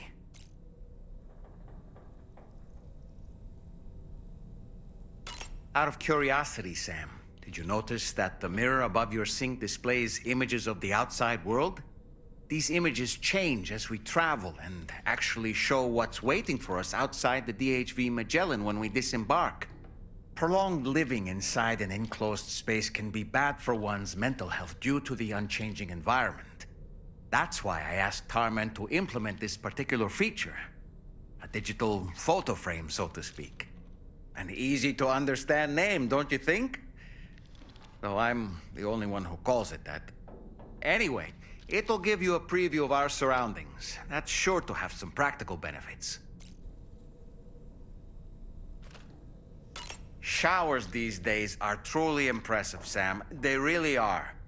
They're able to collect all the minute chiral crystals from your wastewater and repurpose them for later use. The ones on board the DHV Magellan are the latest model. You would do well to use them regularly. It's important to remember that defeating BTs isn't the same as eliminating a threat once and for all. These entities are simply being driven back to the world of the dead for the time being. Sam, I really think it's time you took a nice shower, don't you? You know, I've been thinking about what happened to Lou. Fragile holds herself personally responsible for those tragic events. If Higgs was indeed behind the attack, then I can understand why she feels that way. Why she blames herself for setting everything in motion. But she's resolved not to let any of it show. To bottle it up and put on a brave face. She didn't used to smoke before, did she? I suspect it's a form of self-punishment she's adopted. Vengeance gives rise to a cycle of violence, and Higgs wouldn't have it any other way. But she's committed to helping you complete this journey, together with Lou, to get you back on your feet. And if she believes she has to bury her emotions and play the part of a hard-nosed commander to do that, she will. That's what I think, anyway. I'm sure you can understand her position.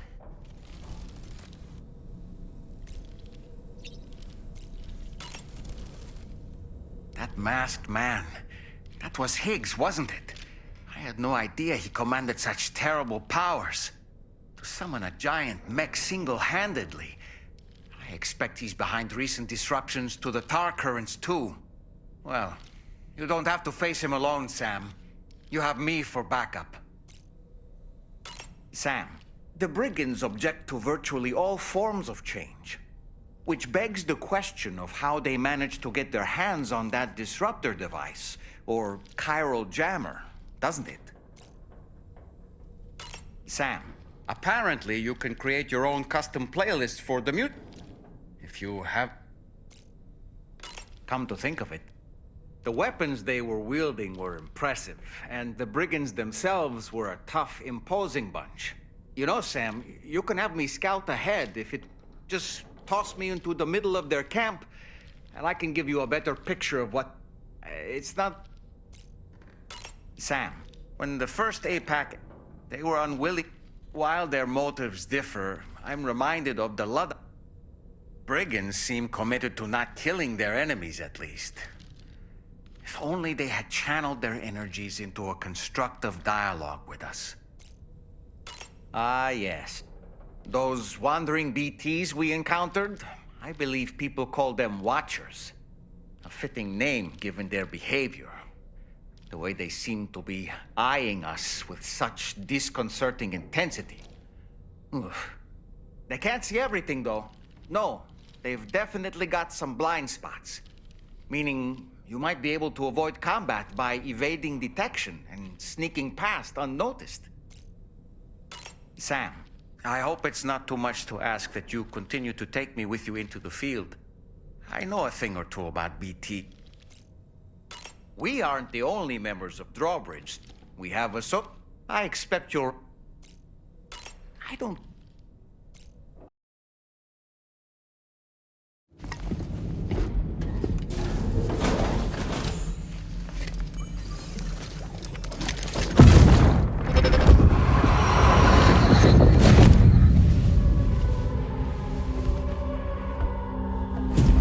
If you refuse, there will be severe repercussions. But what makes you think you have a choice?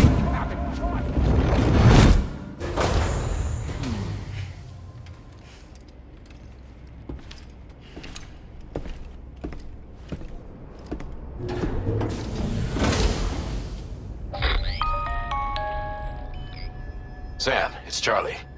Another request is ready for you. You'll find it listed as a main order on the DHV Magellan's delivery terminal.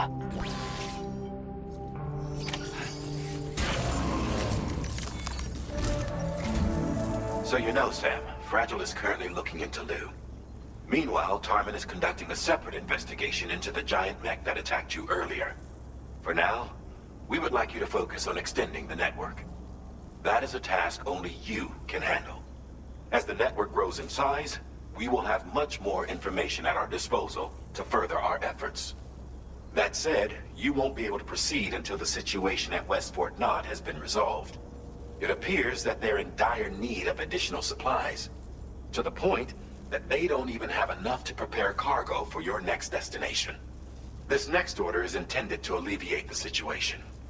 You're to restore the mine north of F1 and its monorail station to working order and link up West Fort Knott. After which, you'll deliver a large quantity of excavated materials from the mine to the settlement by rail. As this is a somewhat complicated order, I'll brief you on the details as you review the map. Anyway, I'd appreciate it if you could make this main order your top priority.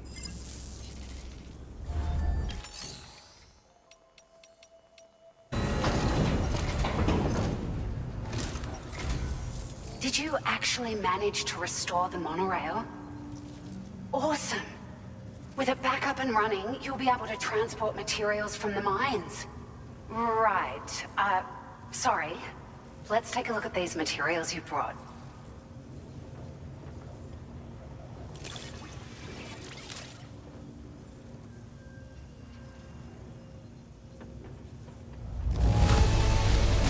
Would you look at all this? I think it's safe.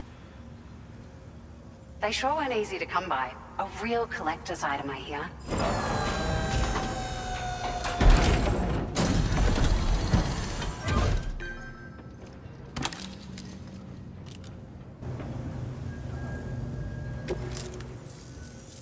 We really appreciate your help. At the risk of stating the obvious, it's going to take an awful lot of resources to restore the other roads and monorails to working order. But at least with this monorail operational, you can bring us large shipments of materials with relatively minimal effort. That's going to go a long way towards getting other sections up and running again. We can fabricate pickup off-roaders now, by the way. I'm pretty fond of them myself. It's a large four-wheel drive vehicle, boasts significant cargo carrying capacity for the hard-working porter. The driver's seat is in an elevated position and exposed by design. This allows the driver to survey their surroundings more easily and engage enemies with small arms if necessary. You can customize it quite a bit too, attach all kinds of different parts as you like. That said, a lot of parts are still in development, but you'll receive their data as soon as it's ready. The schematics for this vehicle have already been shared with everyone on the chiral network, which means that we can look forward to other people drafting even more new parts. Sure, the monorail network was extensive and once stretched across a good chunk of Australia's coastline. But repeated exposure to timefall has seen it degrade significantly. And with the constant threat of BTs and armed groups, it's not been possible to repair the damage. If you happen to come across a track layer, be sure to feed it any materials you can spare. Even a small contribution will make a difference. Anyway, just something to think about.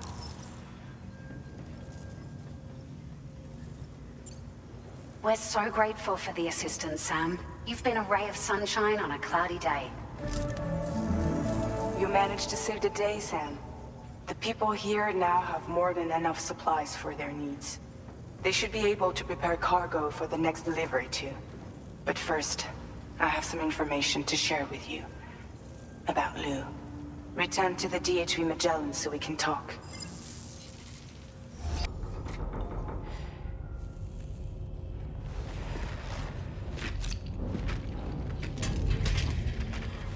Hey, Sam.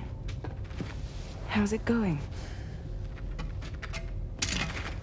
I have updates for you, if you have time. I take it you've learned more about Lou? We followed up on the message Deadman left for you at the lab. About how there was another BB-28, not Lou, who, according to the records, was decommissioned 4 years ago. The first time you and Lou met was about 2 years ago now, when you were entrusted with the BB previously issued to Bridges Corp's disposal.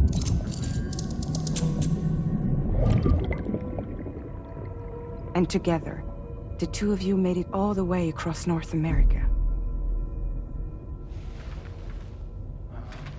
Deadman and everyone else at Bridges, they all called Lou BB-28. Right. Because that was Lou's serial number. You see, we found the records for the BB storage facility. By cross-referencing the data, we confirmed that after BB-28 was decommissioned 4 years ago, Lou was assigned the same designation and placed into storage. So what you're telling me is that instead of getting a new serial number, Lou inherited an old one?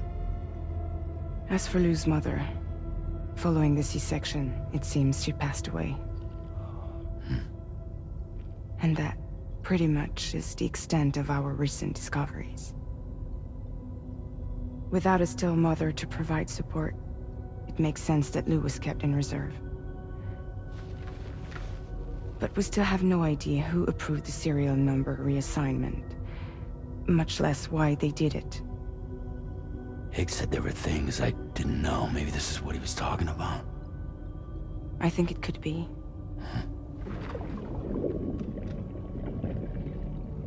I want to know everything about Lou.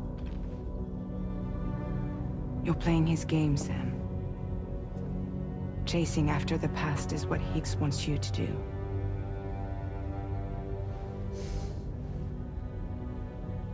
I need to know where Lou came from. I have to know. If you're sure, Sam, I'll keep digging. In the meantime, you should get plenty of rest before your next mission.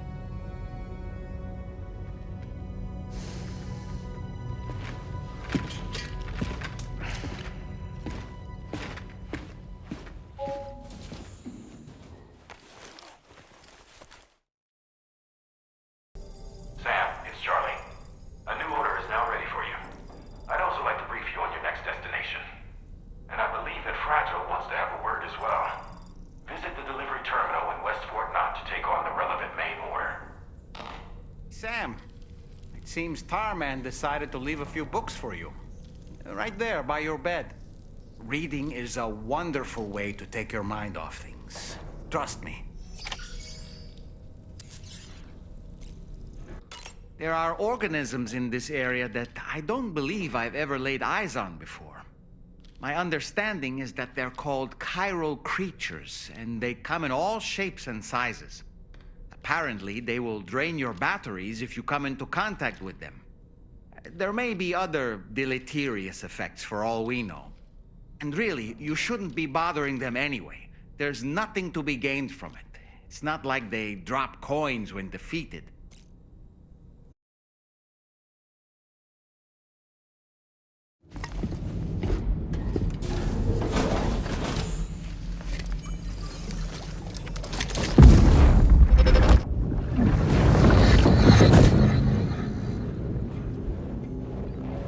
extraction was successful.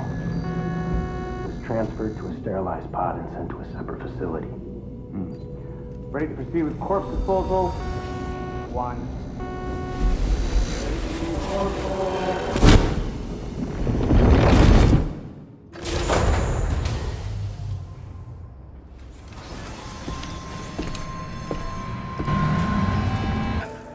Your next destination is the Northern Environmental Observatory. Like its Western counterpart, this observatory is a critical facility that will help us to monitor the changes taking place in the Australian environment. To bring it online, you'll have to navigate the canyon to the northeast of your current position. But before that, you'll need to link up another site en route. Sam, the next site we want you to link up is called Rainbow Valley. A friend of Drawbridge is waiting for you there. Once the network connection has been established, they'll be joining us on the DHV Magellan. I recruited them myself when we first met in the UCA. You can pick up the order from the delivery terminal. I'm looking forward to seeing you both. Thanks again, Sam. Thank you. I'm glad you could make it. It's an honor to welcome you here.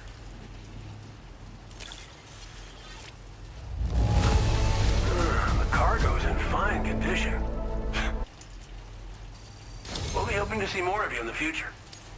The next step involves the Cupid, yeah? Okay then, let's do this.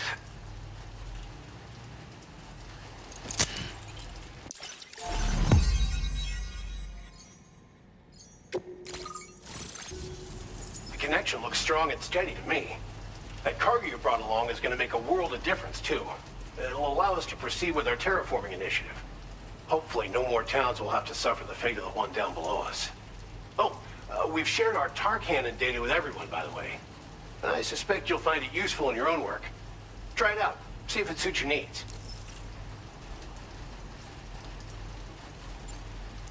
You probably passed the town I mentioned on your way up here. At a glance, it might have looked like nothing more than a cluster of massive boulders. But those were once buildings. Places where people used to live. As the desert kept creeping closer, the town was abandoned overnight. They'd been forced to evacuate. The few who were left behind became BTs. Still, at least the exodus went to plan. There are no void-outs at any rate. This region was once filled with lush vegetation, over which birds soared and serenaded, until all that beautiful life fell prey to sudden desertification. We swore to do everything in our power to bring back what was lost. Around the time we got started, the APAC people showed up. With their help, we've been able to achieve a modest measure of success. But moving forward, we have to find a way to nurture and protect what little we have on our own. Tar cannons are invaluable pieces of equipment that we use to combat forest fires. While fires are a common occurrence in this region, water is a precious resource. So these cannons were developed as extinguishers that utilize the tar contained within the earth itself. They leverage the tar's viscosity, making them one of the most effective methods of combating fire we have. When deployed on the ground, they can both extract and discharge tar simultaneously. You can pick up the cannon and use it on the go as well, but you'll be unable to refill its tar reservoir while doing so. If you find yourself caught in a wildfire, you'll need to figure out when to shoot and when to move in order to make it out alive. Thanks for everything, Sam. You and Drawbridge have helped ensure that these lands will one day be filled with life again, however long it takes. In particular, that comrade of yours has performed absolute miracles for us. If you're looking to link up with them, you'll find them in the ravine on the other side of the river, directly opposite this shelter. Come back and visit anytime.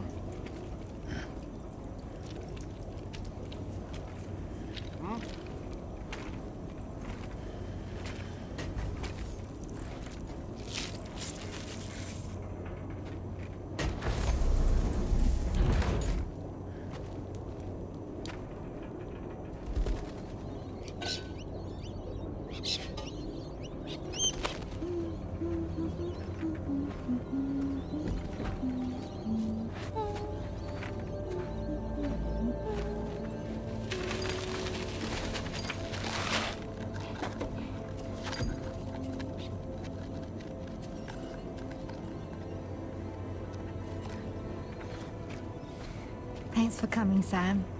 I'm sorry about just now. I didn't know who you were at first.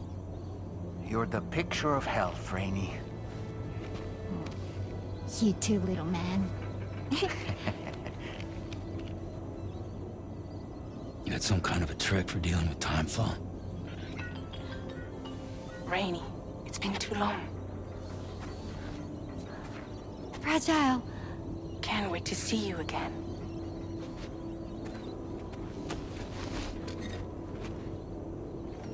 What are we waiting for, Sam?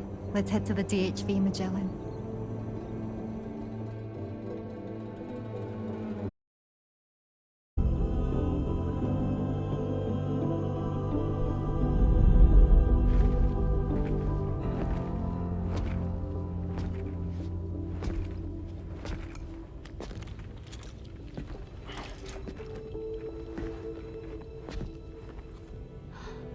Fragile.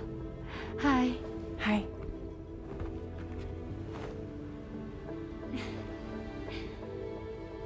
Nice to meet the old-fashioned way.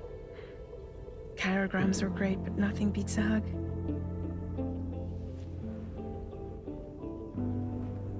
Well, I'm sure you already know. This is Rainey. She's a good friend of the cause. It really is a pleasure to meet you, Sam. Nice to meet you too. Glad to see you in good health. And it's so good to see you all again.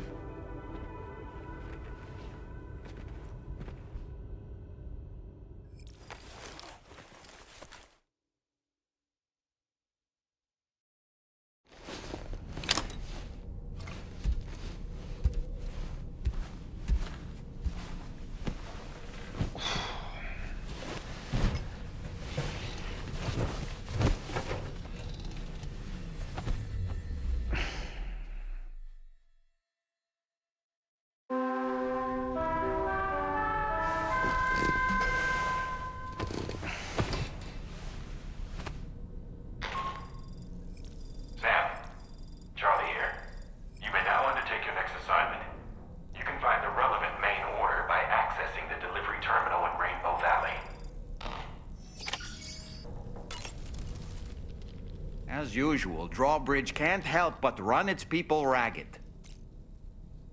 I was glad to see Rainey in such high spirits. She's grown so bright and energetic, almost unrecognizable from our first meeting. A pity that her child shows no similar signs of development. Rainey used to be much more quiet and withdrawn. She seemed averse to spending time with people. Dolls, too. It was singing and dancing that got her to open up. I'm something of a performer myself, though I've never showed anyone. The Rainbow Valley greenhouses are the product of our researchers' hard work. And thanks to you and me, those invaluable structures will endure for a good while yet. Sam, your next order requires you to recover an escaped kangaroo, the subject of an important experiment. Seems the bushland area it hopped off to is one where the chiral density is extremely high, meaning you'll need to get it back to the animal shelter ASAP to ensure its safety. This is a ticking clock situation, Sam. I'll brief you on the details while you review your map. Accept the main order from this delivery terminal when you're ready to get underway. Hey Sam, Charlie here. Since this is your first order involving the capture and preservation of animals, allow me to provide additional information. The kangaroo you're looking for is somewhere in this area. Once you've arrived, use your Odra deck to begin searching for the creature. You can transport the kangaroo in your standard issue animal carrier. No need to fabricate anything unique. Get close enough to the kangaroo and deploy the carrier to capture it. It will be a bulky piece of cargo, but you should be able to carry it on your back like any other container. However, you will need to traverse some heavily wooded mountains as well as rivers and uneven terrain. Bear this in mind when considering what equipment to take with you. All right, time to proceed with route planning and final preparations.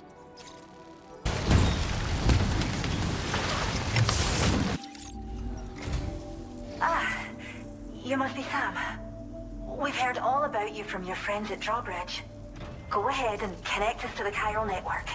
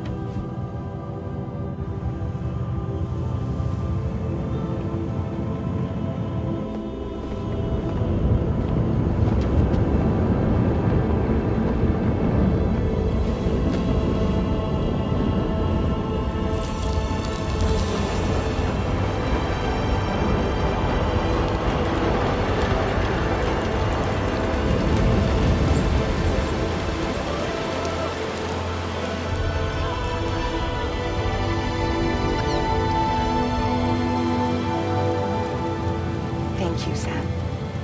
Don't worry about the fire. Rainey will put it out for us. Tell me though, who is she exactly? Must be about 6 months now, since I first heard about the girl who brought the rain.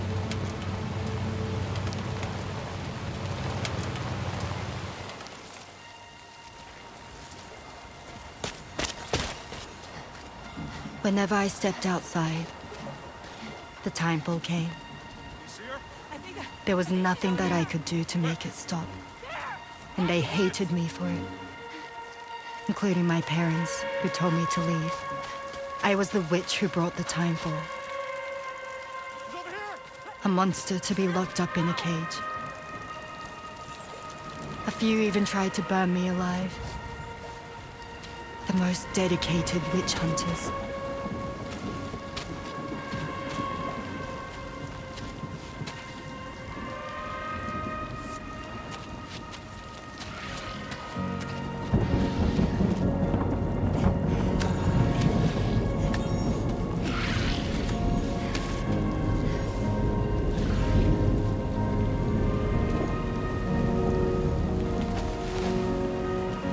I struck out on my own.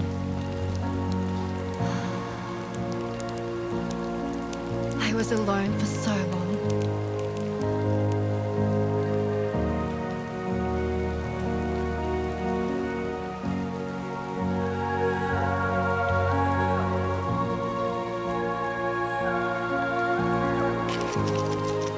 In desperation, I enrolled in a special UCA program.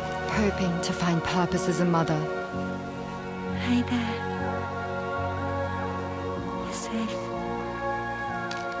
But even after I got pregnant, I still couldn't find anyone willing to take me in.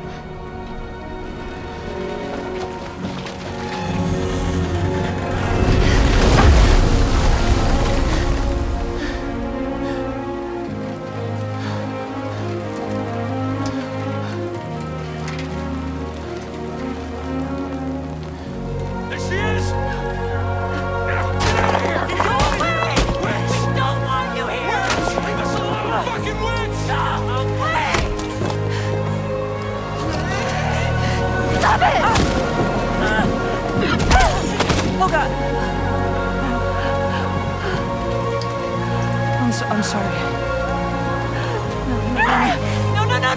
No. We need to leave right now. Please. God, get out of here!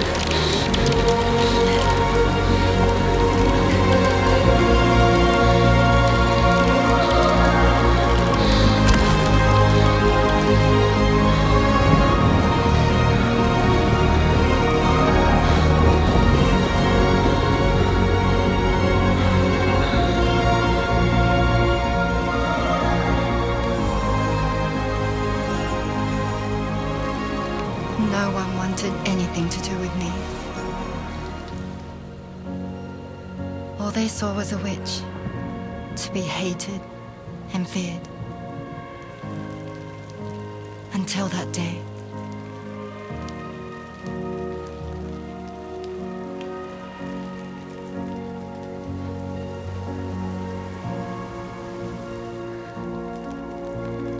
I'm so sorry. Hey there. You're Rainey, aren't you? Who's asking? Someone who's been looking for you. For you and your power. You want my power? Why? You're a pharmacon. Medicine that can harm, poison that can heal. It's all in how you use it. Want to come work for me?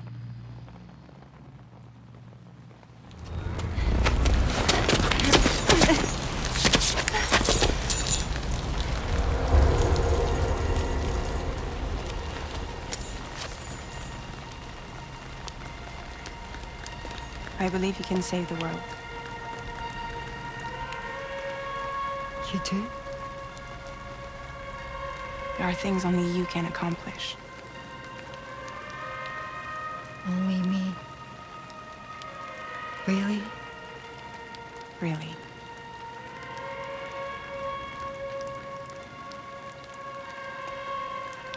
My name's Fragile. And I'm happy we could finally meet.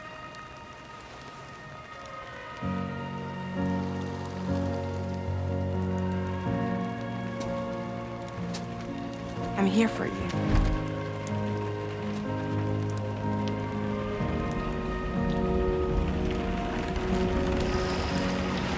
For both of you. I'll be your umbrella.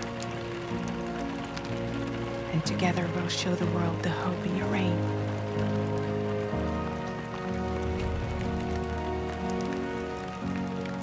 Come on. Who wouldn't want the baby to catch a cold? Come on.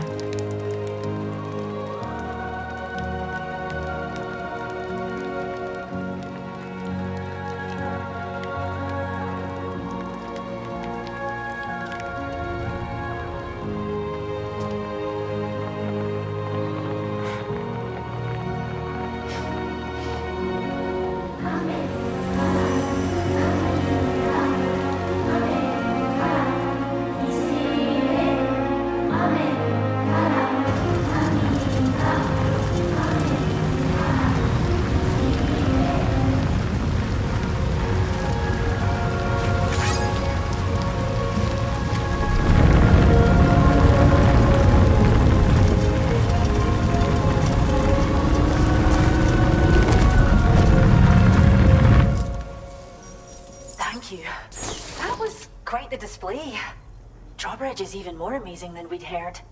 Thanks to everything you've done for us, the animals are unharmed and the facilities are holding up just fine. It's a wonderful relief. Anyway, I'll check your orders now.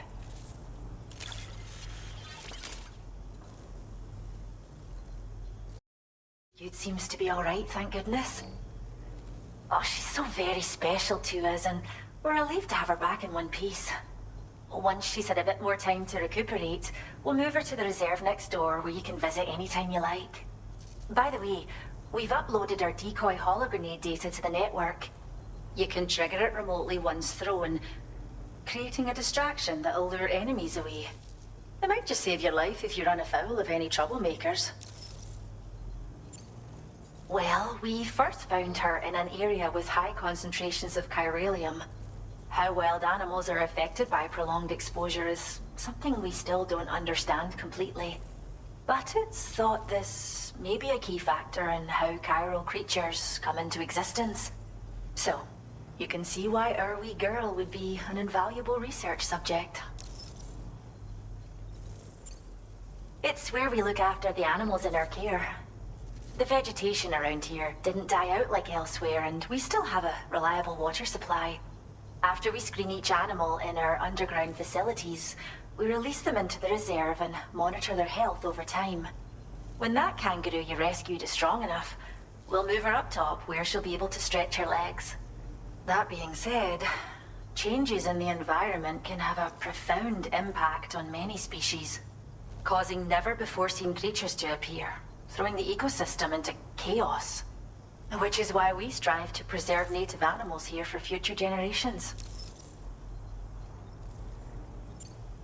Cheers, Sam. You really helped us out. At this rate, we're poised to lose so many native species that predate the Death Stranding. And once they're gone, there's no getting them back. Between the bushfires caused by chiral cinders and animals behaving strangely and getting hurt, it's been pretty bad. But I've heard that these environmental anomalies might be resolved once and for all when Australia is fully linked up. So I've got high expectations for you and your friends. Speaking of which, how would you feel about assisting us with our preservation efforts? It'd be a simple matter of capturing any wild animals you see out on their own and bringing them to us. Even a few would make a real difference. Give it some thought, eh? Well done, Sam. Return to the DHV Magellan and report to the bridge. I'd like to tell you a little bit more about Rainey and her talents.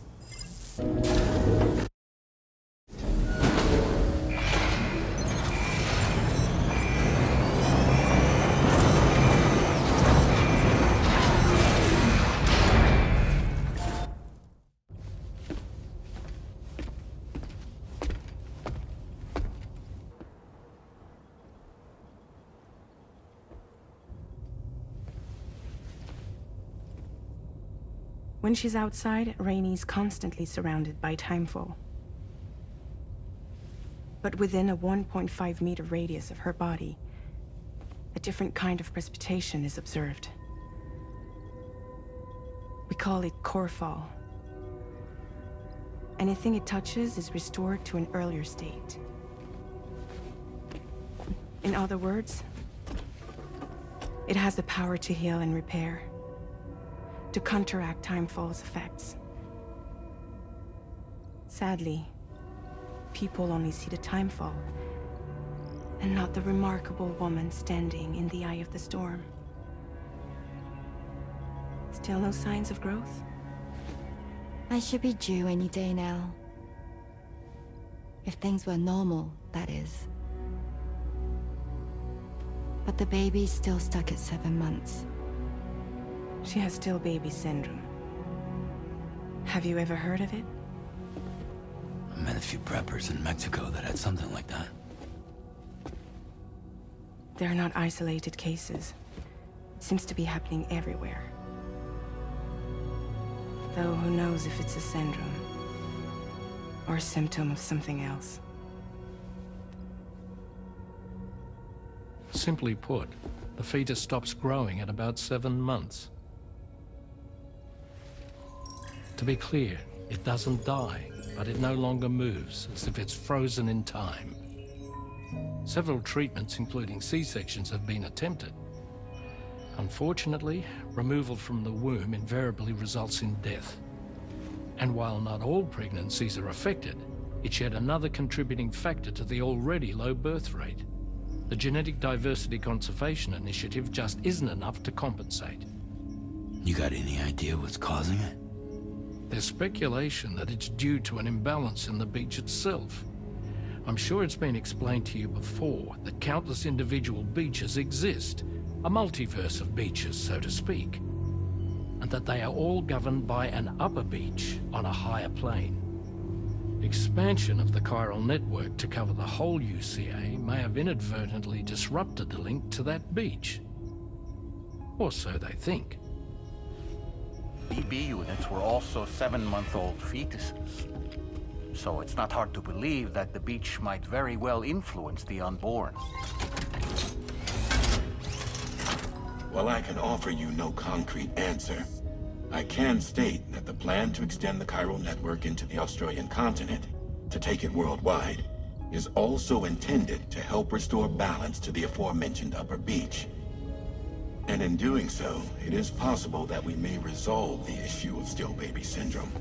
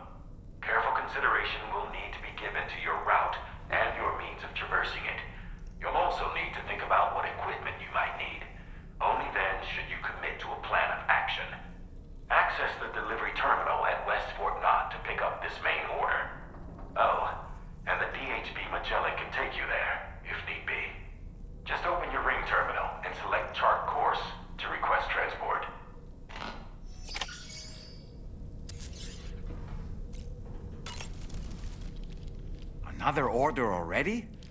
You're a very busy man, Sam. I was looking into the conditions that led to the bushfire we escaped.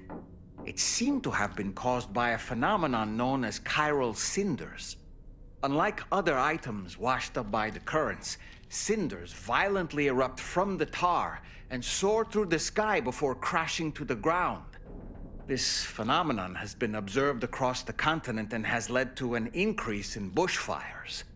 It's one more potential threat to keep an eye out for. Ever wanted to learn more about the various creatures housed at the animal shelter, Sam?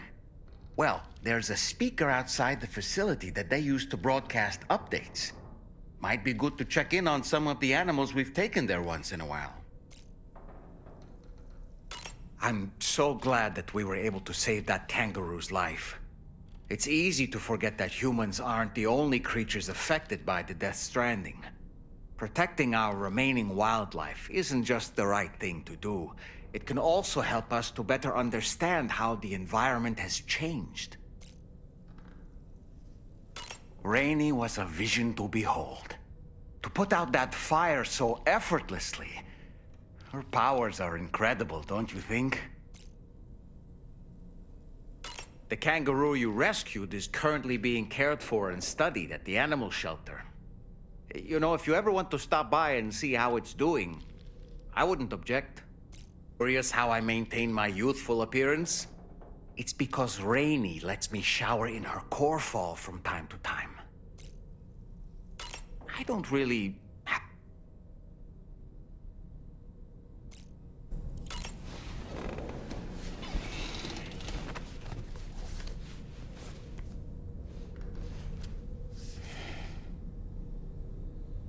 That's Tarman's son. He must have placed a photograph in here for safekeeping. This is an important memento. Why don't we go and take it to him?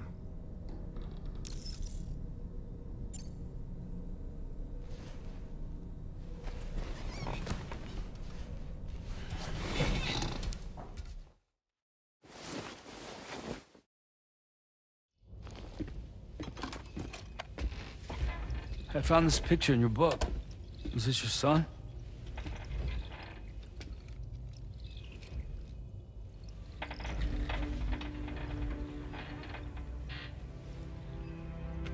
Thank you. Yes. He's still out there somewhere, borne along on the currents, with this right hand of mine.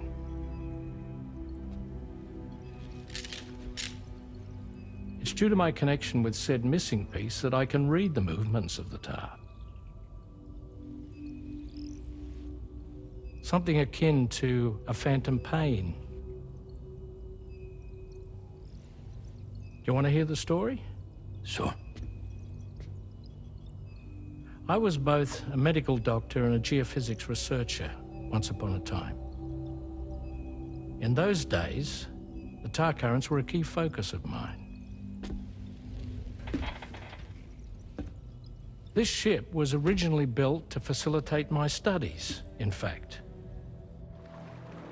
The deep tar hunting vessel Magellan, we named it. A ship perfectly suited to pursuing the creatures that thrive in the tar's depths. Another avenue of research, you might say. We called them chiral mammals, for lack of a better name. Seemed like the closest fit.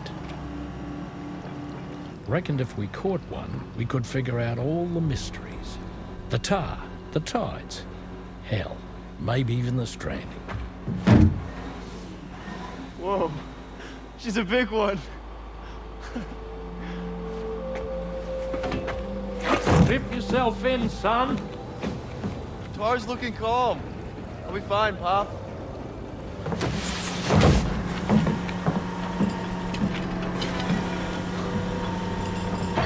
You seeing this?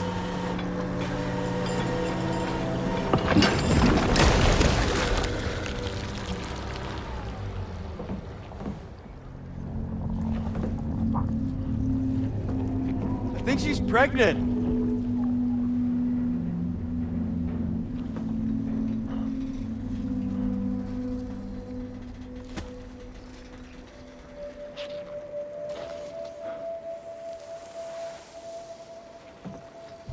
Hey, Pop?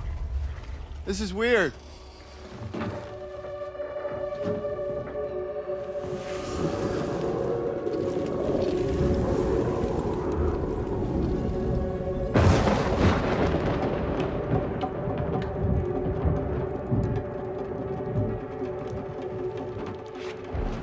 Storm!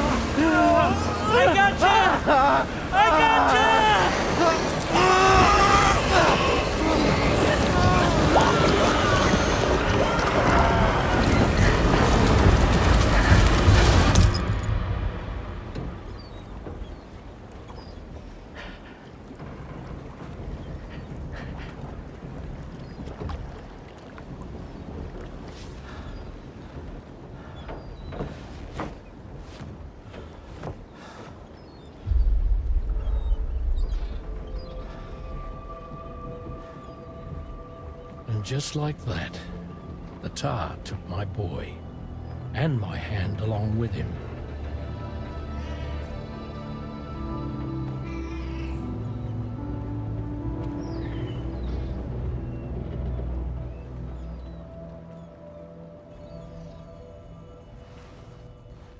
At first, I thought this little guy was my son reborn. If I may ask a question, the hunters that attacked you after you caught the chiral mammal, are you sure they came from within the creature's womb? Yes. That said, I'm not of the opinion that the hunters were its offspring. Its womb merely served as a gateway to the other side. Indeed. The tar and the beach are connected.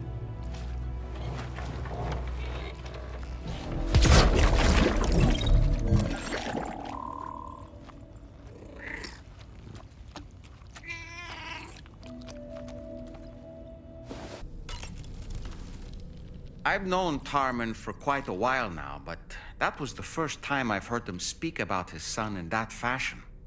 It made me wish that I could do something, anything to ease his burden. But setting aside those feelings, suppose that cat of his is in fact his son reborn. Why does it treat me as though I'm a threat? Does it just hate me? Reincarnation or not, perhaps it's still a cat at heart.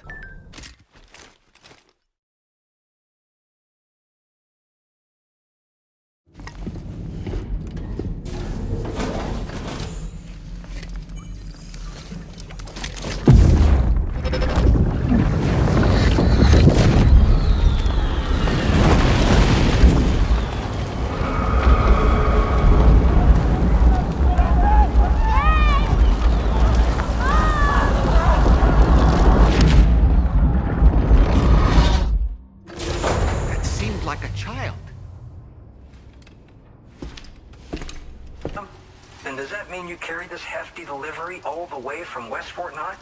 Way to make an entrance. We welcome you with open arms. Now let's get this cargo of yours processed. You connect your Cupid to our facility? And now we're finally connected to the chiral network. This should make our job so much easier. And to make your job easier, I've gone ahead and shared data for a suit I think you'll love. Oh, right. I also wanted to give you this as thanks.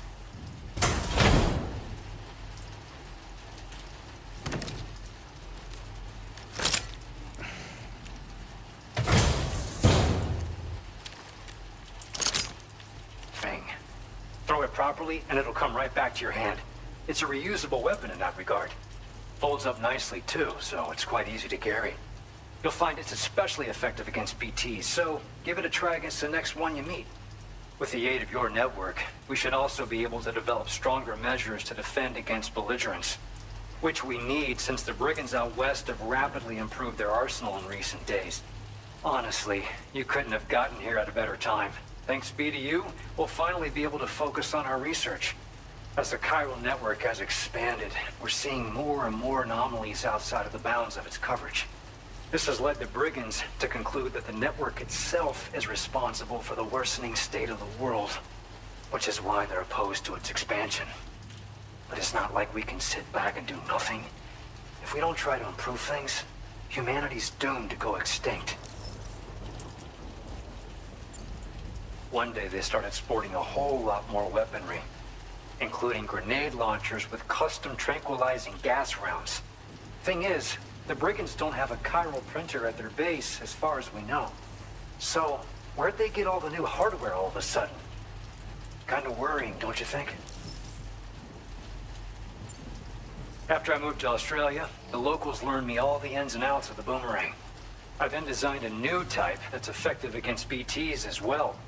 You infuse it with Doom's blood before throwing it. The bigger the charge, the greater the potency. Naturally, most people would have to rely on blood bags sourced from donors, but since you have Dooms, you can also use your own blood on the spot. Unlike traditional firearms, it hardly makes noise. If your enemies don't actually see you throw it, they'll have a hard time finding you. That said, don't expect it to do too much damage to humans. Not unless you manage to hit them in just the right spot, at least. At this observatory, we focus on monitoring the behavior of tar currents. There's a patch of BT territory due north of here, and just beyond it is land that's currently being subsumed by tar.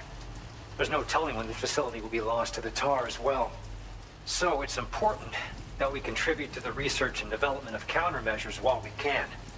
Incidents of tar current instability have grown more frequent, but we haven't been able to determine much more than that thus far. Thanks to the chiral network, though, we expect we'll be able to improve our instrument accuracy.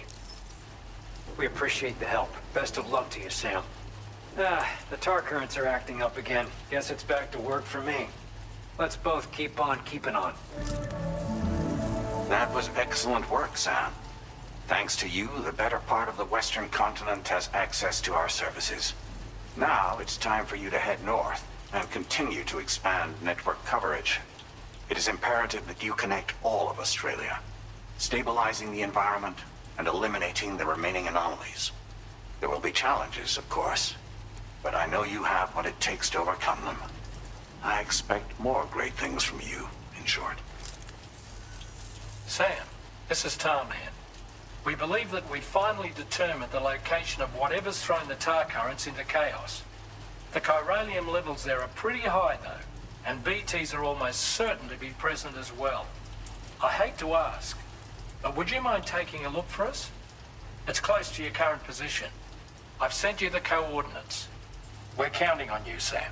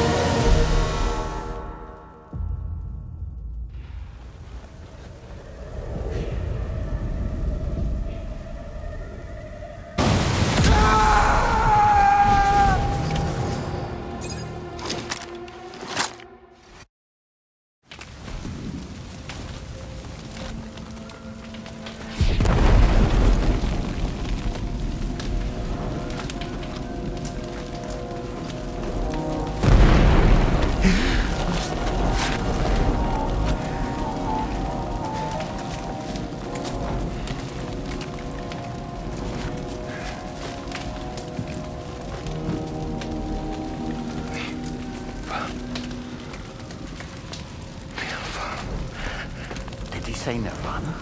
Is he implying this is some sort of realm for the enlightened?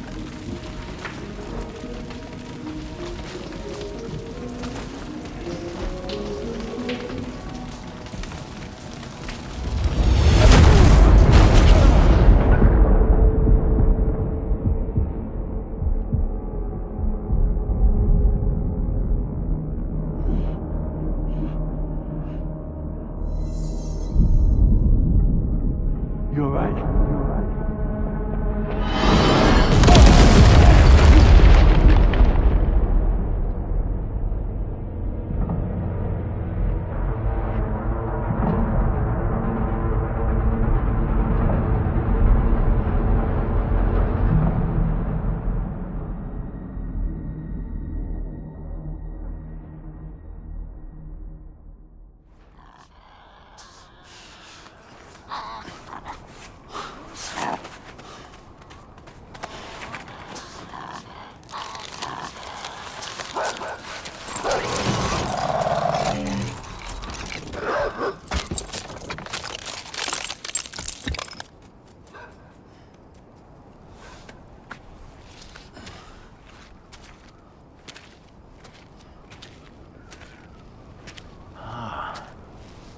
It's her, isn't it? The girl from before? I have no idea what just happened, but we should probably take her back to the DHV Magellan, huh?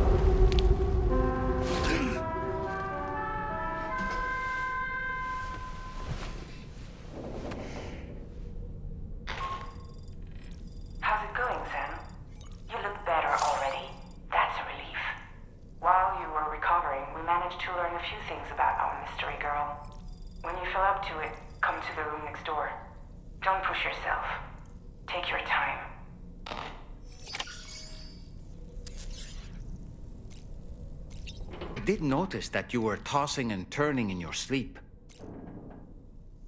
And I'm still not sure what to make of the girl we found in that other place.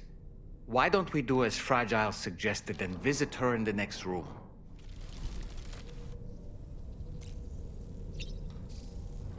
Come on. Gently. You're okay. Come on. Careful, careful. Come on. Careful. Come down. You got it? Come on.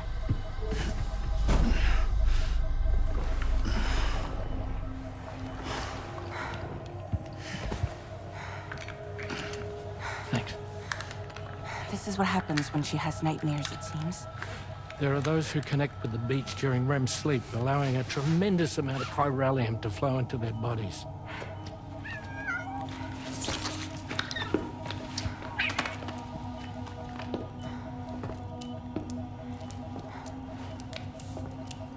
Is your wrist gonna be okay? Yeah. We ran some blood and DNA tests on her.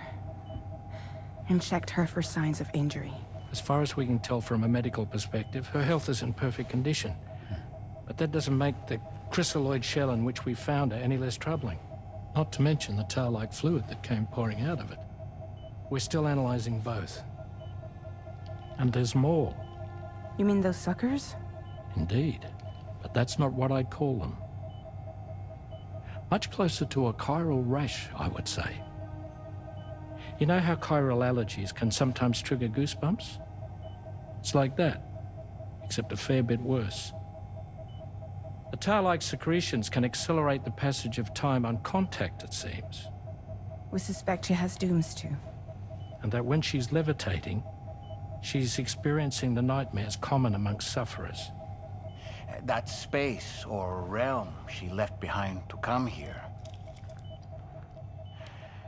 The fellow we saw called it Nirvana, I believe. But to me, it looked like the land of the dead. Even so, she's a living human being. And I believe that she was born in that place. After things settled down, I spoke with her for a little. Or tried to. She was still in shock, which made it harder to communicate. Did she tell you her name? Doesn't seem like she has one. As far as I could tell. So, I named her myself. Tomorrow. Tomorrow, huh?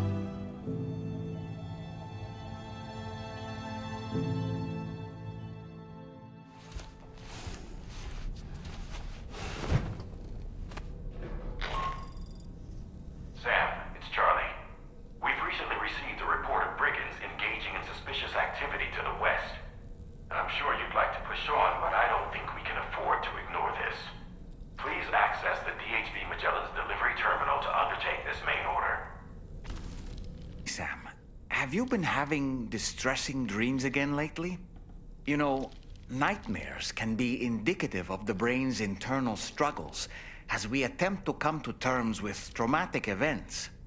By taking our memories of recent events and shuffling them in this fashion, we attempt to find ways of coping with them.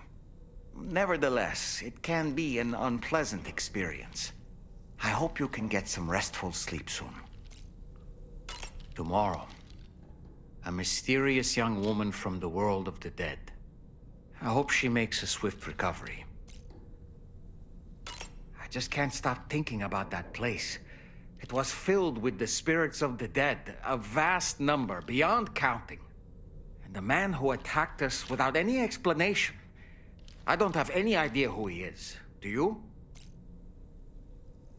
It was a place that belonged to the dead. And while we were trapped there, only a scant few seconds seem to have passed here. It's like the beach in that regard. Time flows differently there, relative to how it does in our world.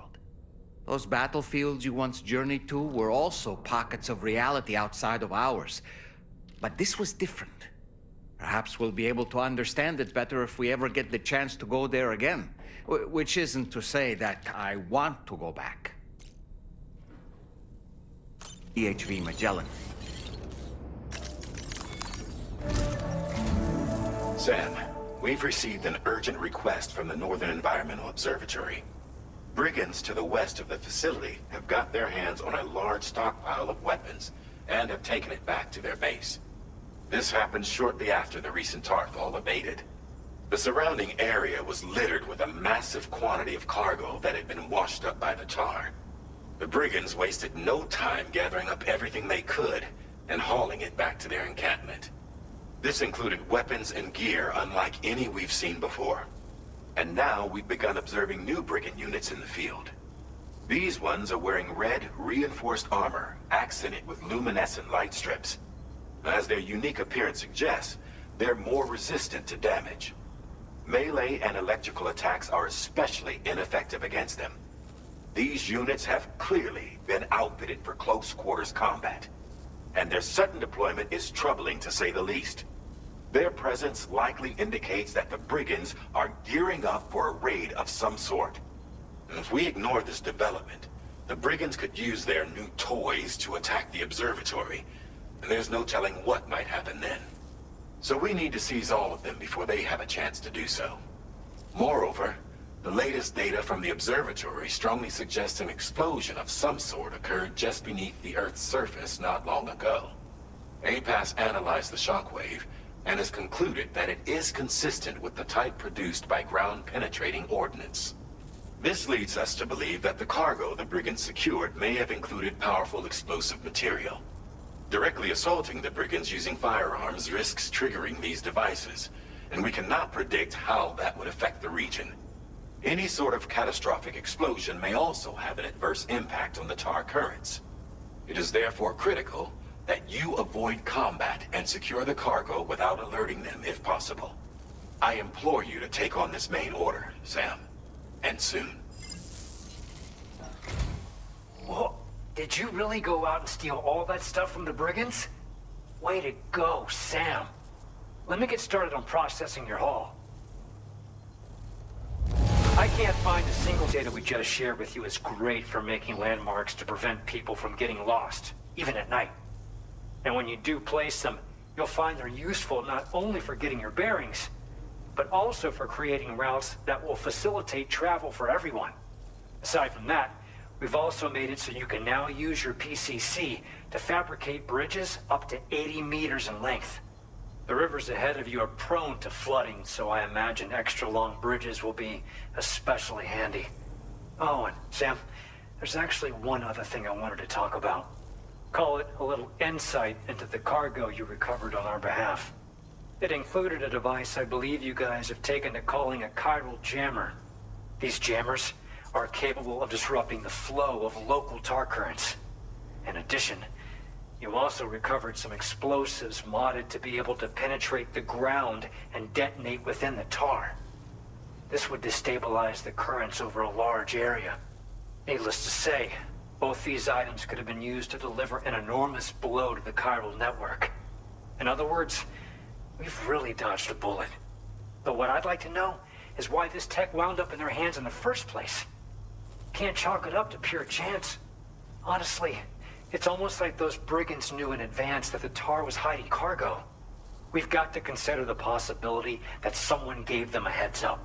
Food for thought on the road ahead. Excellent work, Sam. You'll be happy to hear that tomorrow's regained consciousness. Once you're back on board the DHV Magellan, you should see for yourself.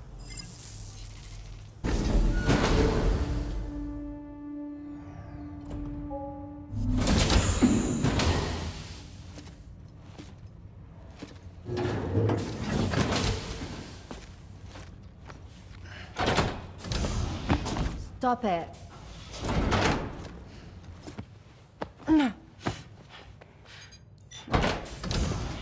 Someone doesn't like shoes?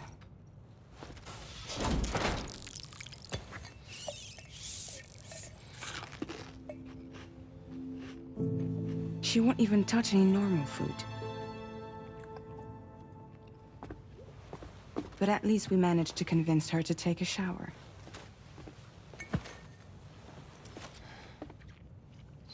No, tomorrow. We don't do that.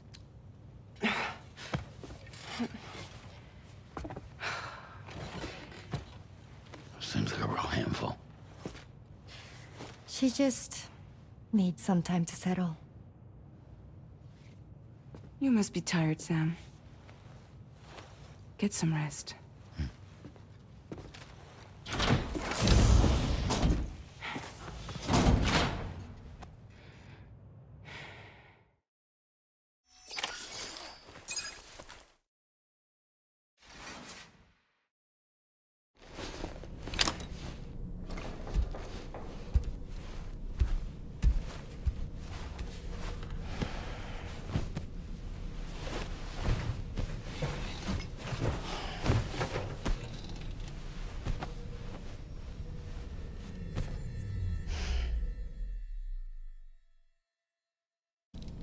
As usual, Drawbridge can't help but run its people ragged.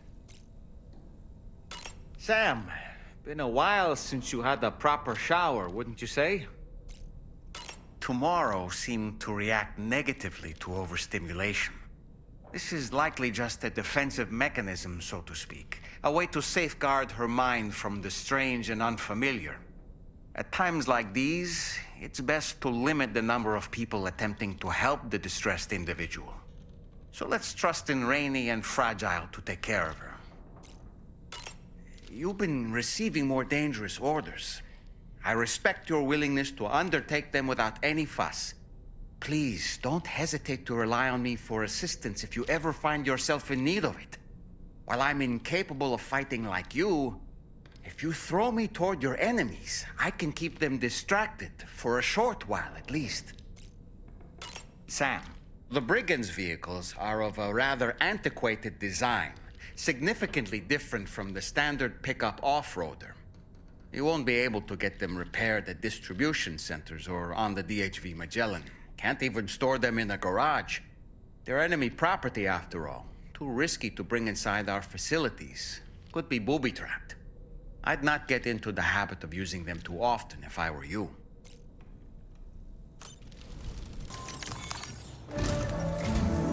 Sam, by linking up the various sites farther to the north, you'll eventually be able to establish a connection to Hartman's facility.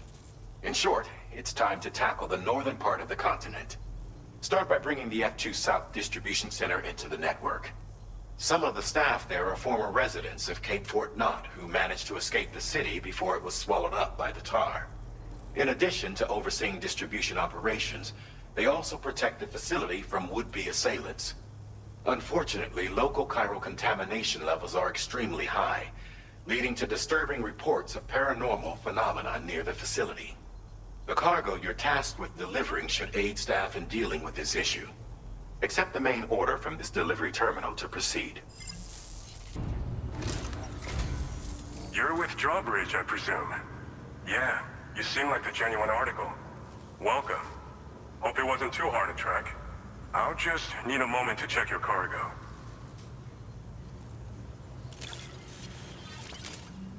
That's on the chiral network.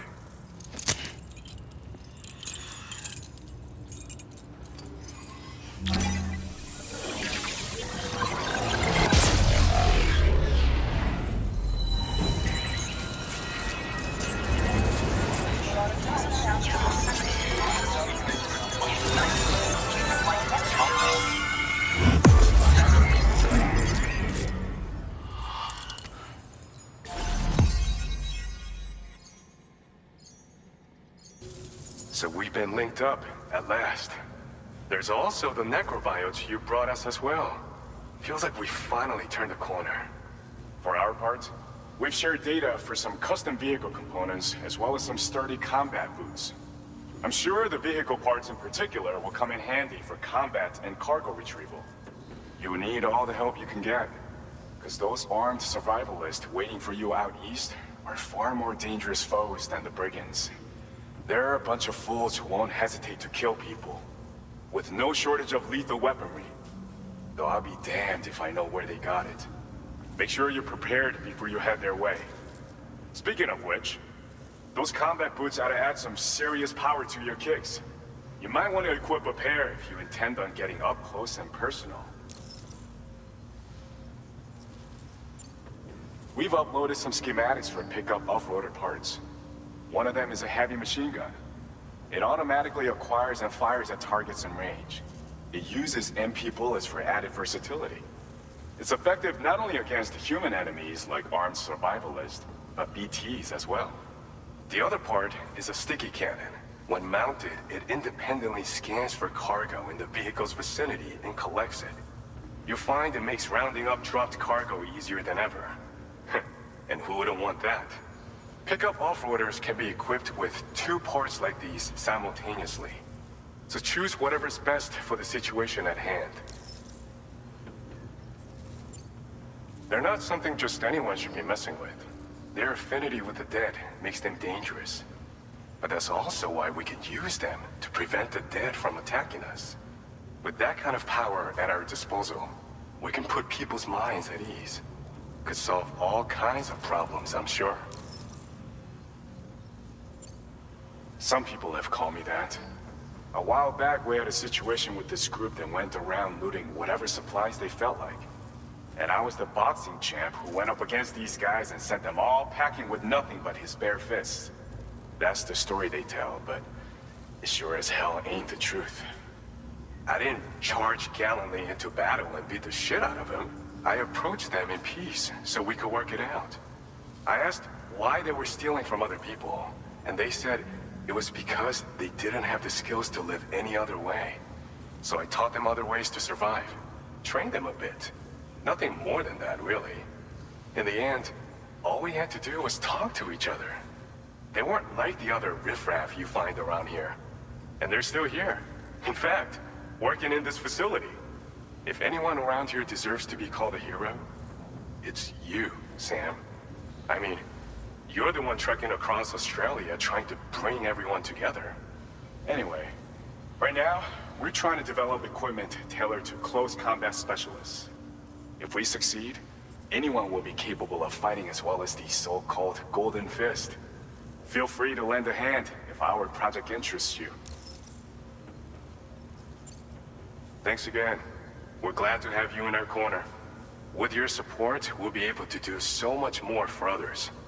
Stay strong and keep doing your thing. We're in this fight together. Sam, you're the best.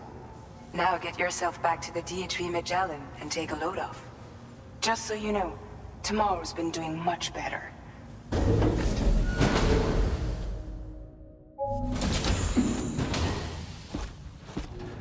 Raindrops are falling on my head. Oh, just a little longer, okay? Raindrops are falling on my head. And just like the guy whose feet are too big for his bed, nothing seems to fit. Those raindrops are falling on my head, they keep falling. You know this song? So I just did me some talking to the sun. And I said I didn't like the way he got things done. Sleeping on the job. Those raindrops are falling on my head, they keep falling. But there's one thing I know. The blues they send to meet me won't defeat me. It won't be long till happiness steps up to greet me. Okay. Raindrops keep falling on my head, but that doesn't mean my eyes will soon be turning red.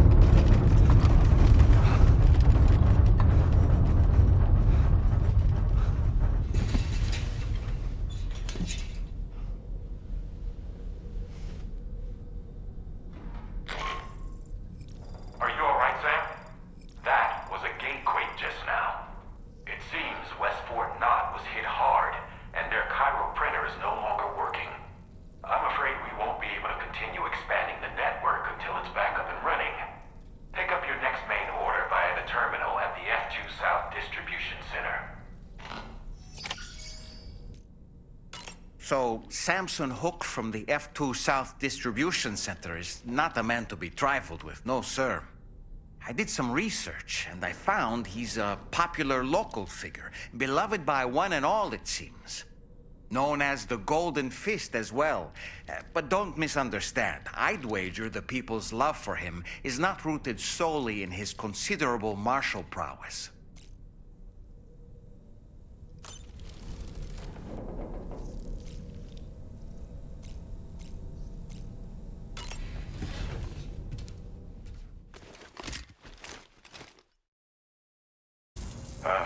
So you made it out okay.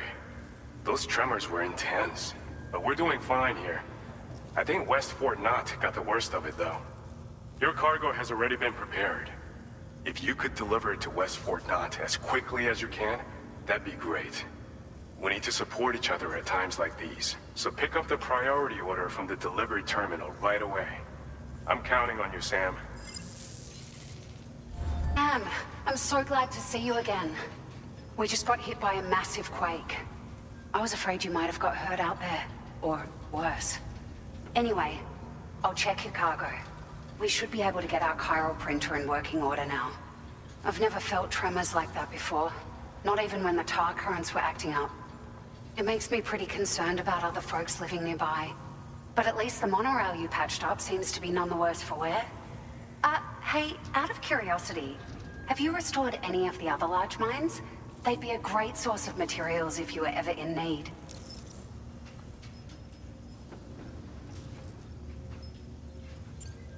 Are you familiar with the island that lies north of our facility here at West Fort Knott? Well, there's a shelter on that island.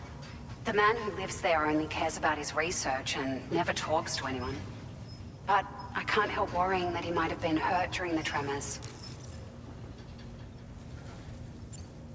There are a few large mines in the northern part of the continent, not far from where you'll find North Fort Knott. Or where you used to be able to find it, I should say, before it was wiped off the map by a void-out. As for the mines, no one knows if they were obliterated too. But if you happen to be headed that way, you might want to see if they're still around. You've been such a big help to us. Rest assured, our staff will see that everyone gets their share of the aid packages you delivered. A lot of people are going to be singing your praises before too long. Best of luck to you with everything. Thanks for all your hard work. Everything there seems to be in order. But one cannot help but wonder what other facilities were affected. Anyway, you can pick up your next order from the F2 South Distribution Center. This one's a rescue mission, Sam. Someone's been taken hostage by the armed survivalists, and we need you to extract them to safety. The survivalists have been known to kill people, so you'll want to take extra care when preparing for this one. Oh, and it seems the tar currents have finally stabilized. So the D3 Magellan should be able to travel without issue. Call us if you need us. All right, Sam. Good luck. Hey, Sam. Charlie here. This order is a hostage rescue operation. The target for extraction is this man. He was conducting a search in a mining region when communications abruptly ceased. He went there at the behest of the Dowser, who resides at the next facility you need to link up. Take heed that the mine in question is currently under the control of the armed survivalists, a faction whose members have no reservations about using lethal force and should be considered a serious threat. To make matters worse, some of them have been observed wearing armor as well as active skeletons. Such enemies will possess increased mobility and defensive capabilities. It would therefore be prudent to bring equipment to counter these advantages. There's no telling how much longer they'll keep the hostage alive. Moreover, saving him may help us to pursue future objectives in this region and beyond. Regardless, this is a matter of life and death for the Dowser's friend. Give your preparations all due consideration. He's counting on you, Sam. All right, time to take our ailing friend to the Dowser shelter. We just need to figure out how to get over these mountains first.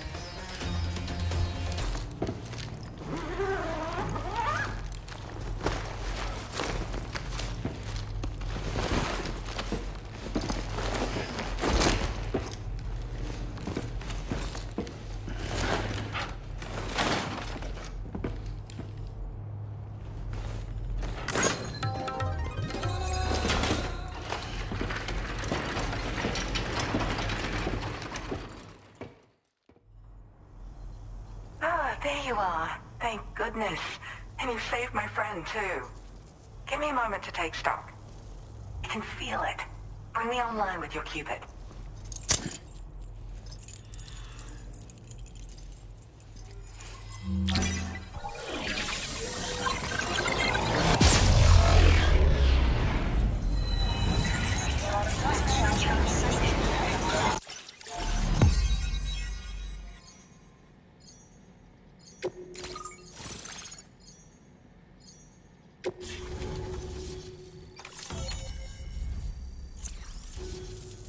So I'm a part of the chiral network now, am I?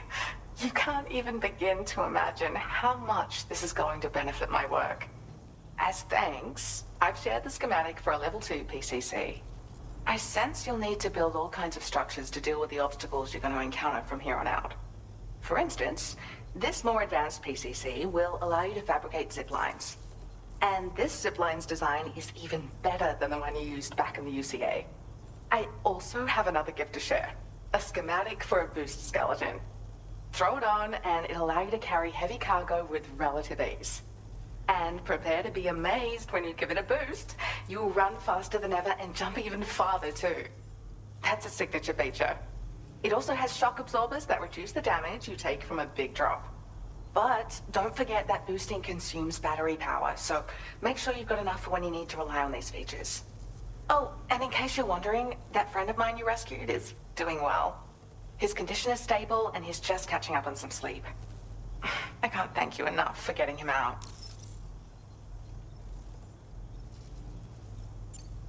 I search for underground streams and mineral veins. My gift also allows me to perceive distant objects. So, people sometimes ask me to track down lost items for them as well. But I only identify the general location. I leave it to my friend to handle the actual retrieval.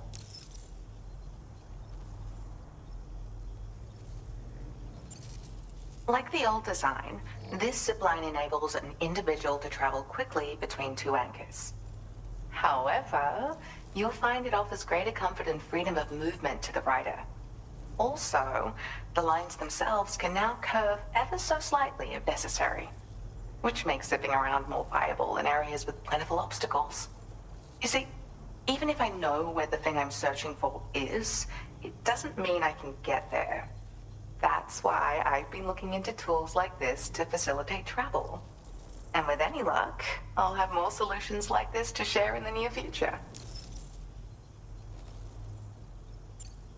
He'd gone out to secure an item I'd located. The request came from a drawbridge member, actually, Hartman. He said it was essential for his research into using the beach for jumping. Anyway, I used my gift to ascertain the item's location. We knew that area wasn't safe, but my friend was willing to take the risk regardless. And despite what happened, he still managed to complete the job. I'll admit, he can be a bit reckless, but when he resolves to do something, he always sees it through. There's another request I'd like to send your way, but I'll need a little more time to get everything in order. I'm still in the middle of processing the item my friend recovered before he got captured. So, I hope you don't mind waiting. I hate to inconvenience you, especially since I wouldn't even be able to make this request if you hadn't saved him. Oh, by the way, do you like apples? My friend brought a few back with him. It's just a shame he grabbed them before they'd fully ripened. He's got a bit of an impulsive nature, just his way. But don't worry, they'll be ready to eat soon enough. I'll send them to you then. Thank you again, Sam. I'm glad you were able to get them out safely. That group was more dangerous than your average band of hostiles. Those weapons they were carrying were state-of-the-art. You'll need to keep an eye out for them in the future. Groups like these make me nervous about letting Tomorrow spend time outside, even though she's doing better. When you return to the GHV Magellan, you should see for yourself how much progress she's made. And get some rest. You're long overdue. I'm sure Dahlman's tired too.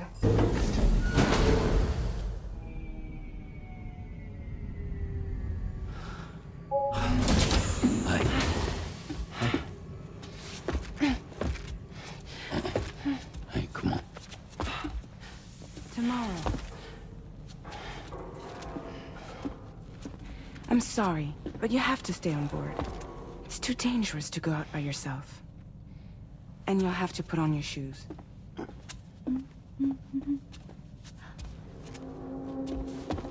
Look at this, Tamar. They're not quite ripe yet, but I think they might...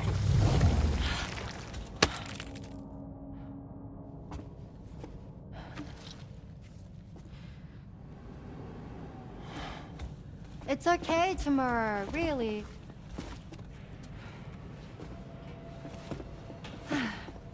For you.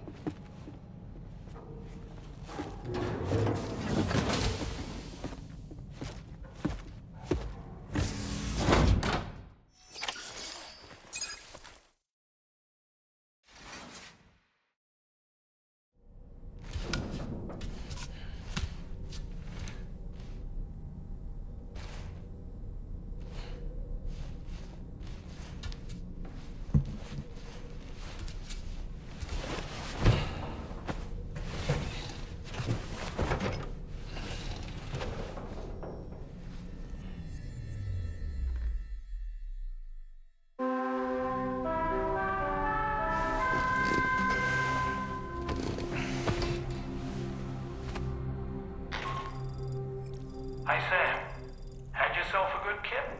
There's something we'd like to discuss with you. Mind coming to the bridge for a quick chat? That friend of the dowser we rescued was a very brave man, don't you think? To go to such a dangerous place all by himself, in spite of the countless potential risks. Perhaps it would have been better if he wasn't quite so brave. The armed survivalists don't seem concerned in the least about causing people's deaths. It's unconscionable, terrifying too. Man, the thought alone's enough to make me feel sick. Sam, none of us can go through catastrophic trauma without being forever scarred by the experience. Trying to reclaim a sense of normalcy through routine can help the heart to heal. Your deliveries are making a big difference, Sam. For others and for yourself. I don't really...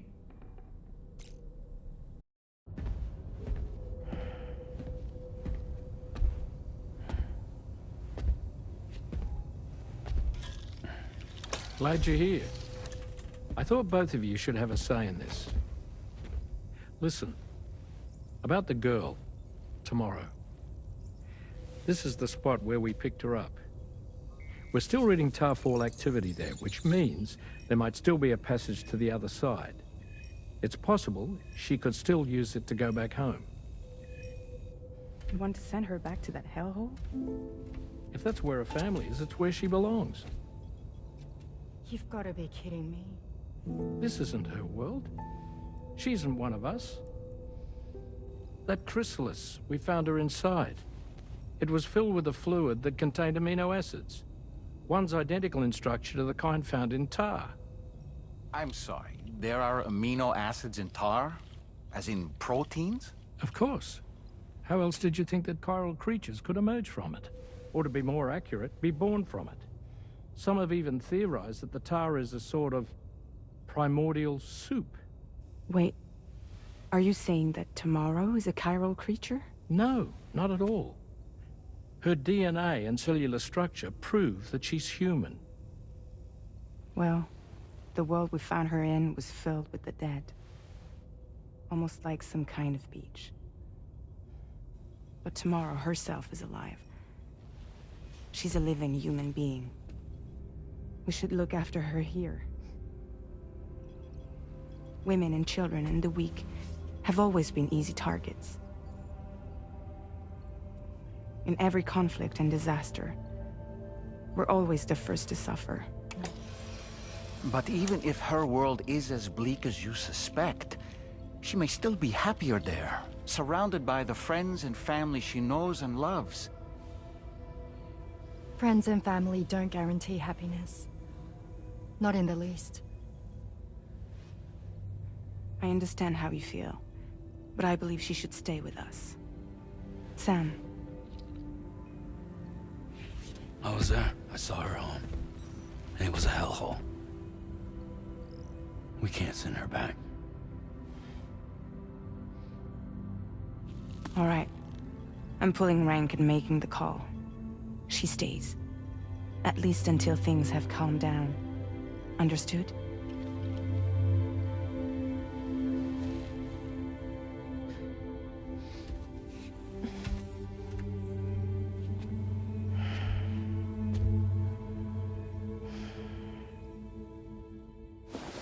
Sam, I can't find tomorrow. She must have left in Magellan at some point. She's not wearing a room terminal, so we have no way of tracking her position.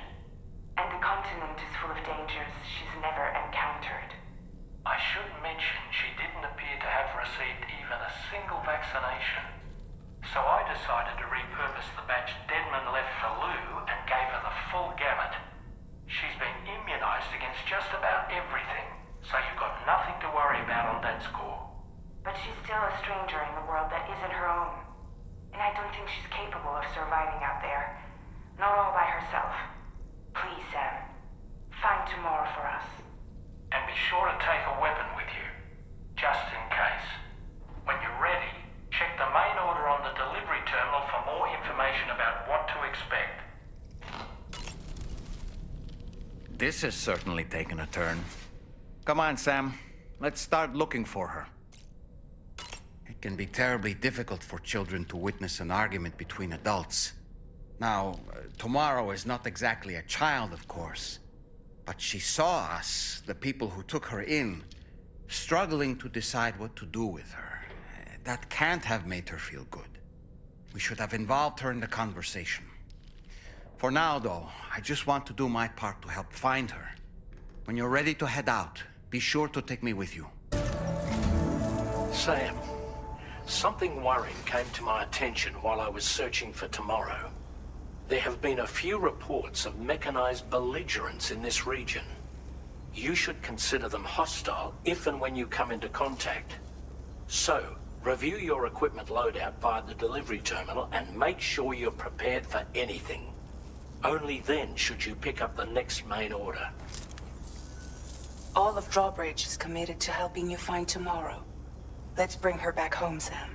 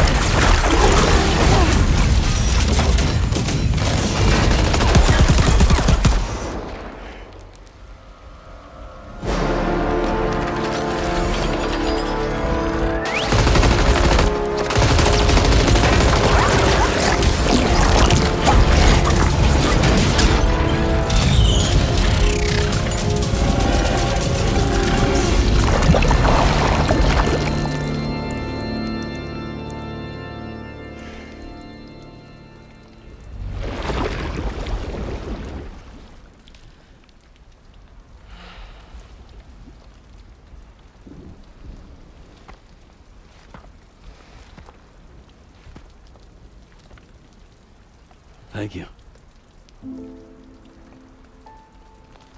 I didn't have anywhere else to go. Were you trying to find your way back? I suppose you have friends and family there, waiting for you to come home? I don't know. Everyone there has passed on. There's no place for the living in that world.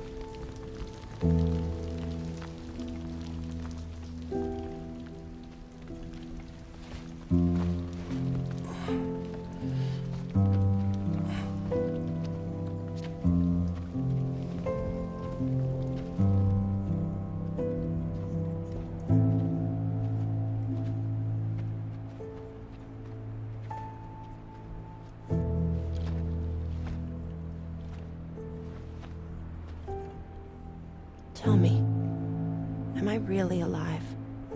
Well, yeah. Of course you are. Do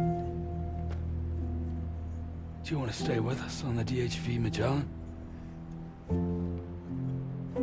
But I saw how everyone was fighting because of me.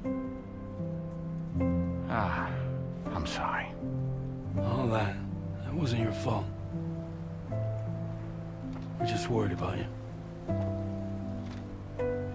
What?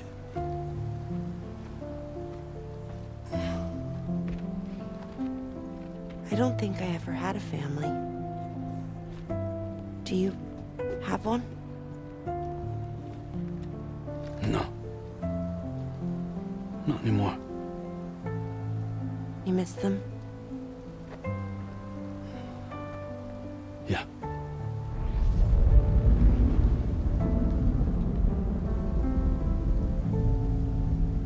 So, I can stay on the ship?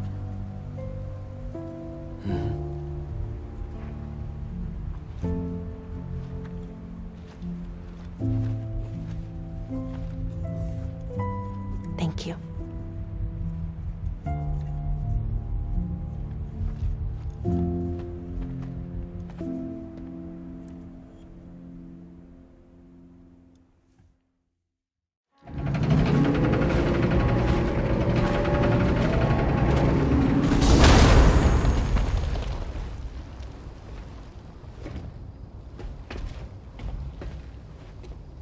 You have a very special gift tomorrow. It could help us. But for that to happen, you first need to learn how to control it. Want to come work for us? You can stay on the ship as long as you like. This is our gift to you. As long as you have it, we'll find you. No matter where you go.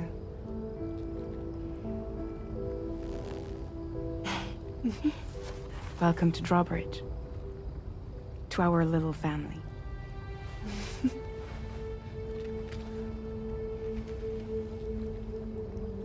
Come on, let's head inside.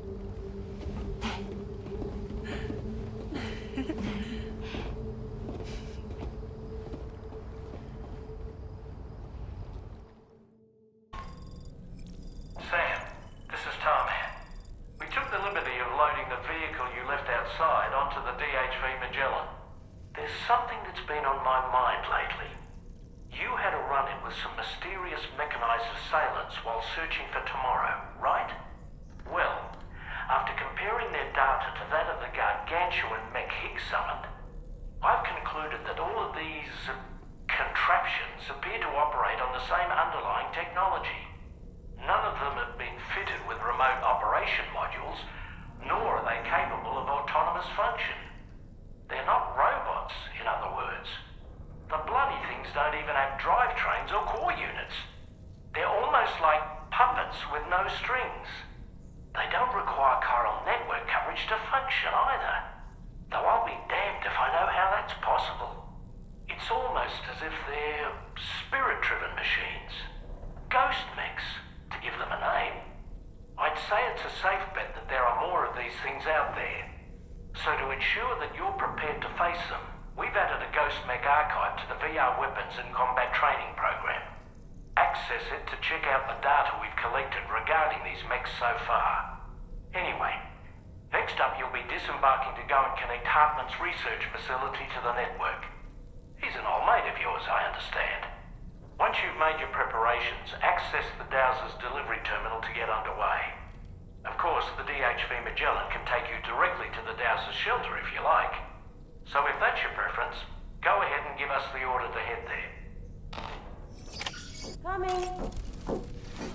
Feeling well rested after some quality shut-eye? Why don't you try freshening up with a shower? I'm so relieved that Tomorrow was unharmed. She must have been terribly nervous, trying to brave an unfamiliar world. But she's safe now, thanks to you, Sam.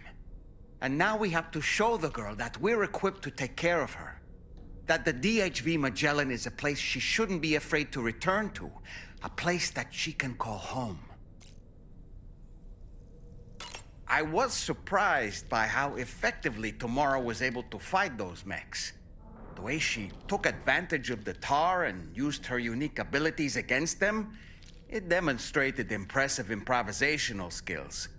But her capacity to rapidly accelerate the age of any material or enemy she comes into contact with. Oh, I can't help but be a little jealous. But there are other ways I can contribute to your work, and I hope to continue doing so.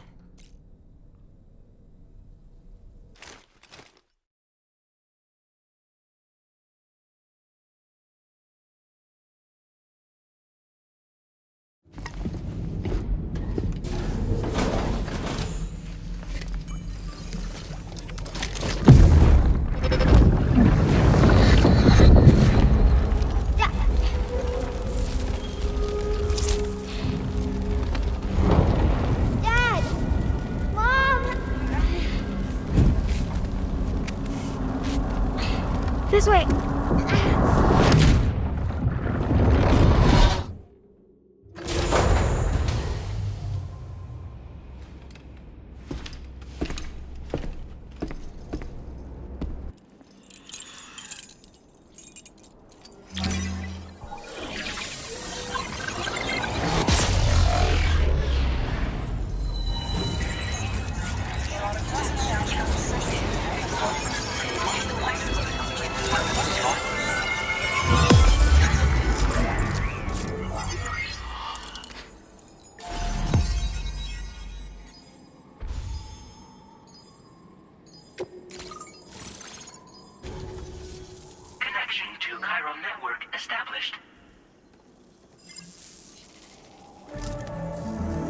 Greetings, Sam. This is the President. Once again, you've done it. The northwestern part of the Australian continent has been successfully connected to the chiral network. As a result, the probability of a new plate gate manifesting on this continent has significantly increased. As for what comes next, I believe a drawbridge ally is stationed at this facility. By strengthening your bonds, I have no doubt you will be able to accomplish even greater feats. So don't let me keep you. Your friend is waiting inside. Facility doors have been unlocked. Please use the... Please proceed inside.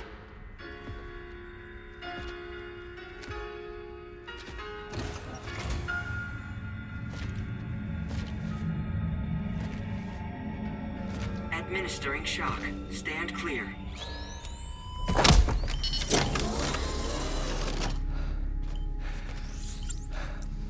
Upper Beach reference frame confirmed. UB coordinates are L 47.37, B plus 6.32.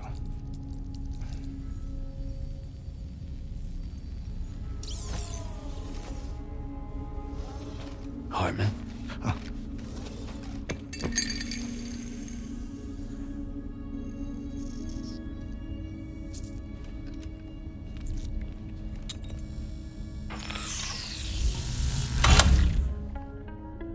You're looking well, Sam. Thank you for coming. Oh. It's been a while. Ticker still holding up? Thanks to this support unit, I can flatline anytime, anywhere, without worry. No need for beds and the like either. I can sleep standing up. Not bad, eh?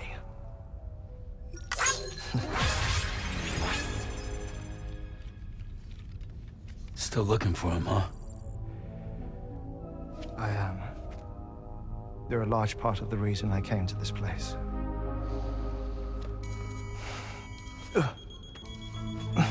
You okay?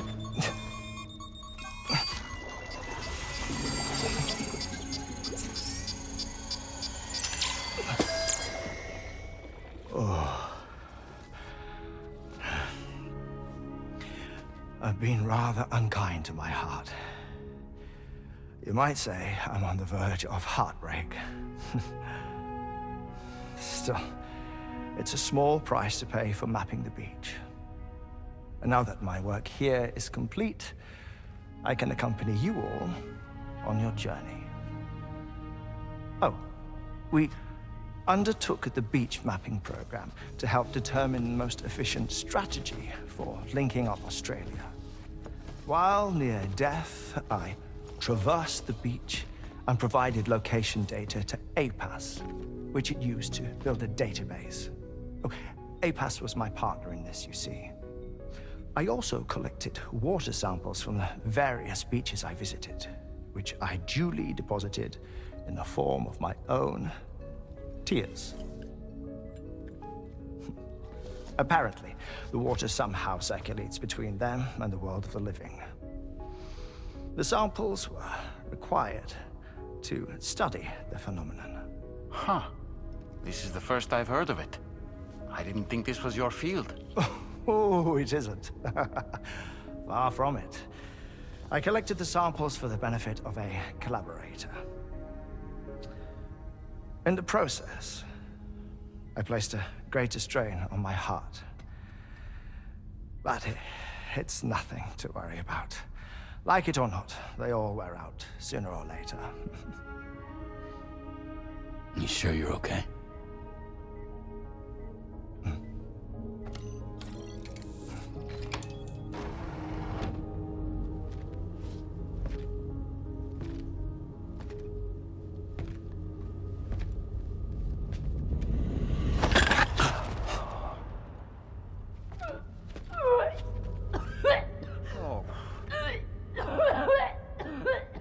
All good in there?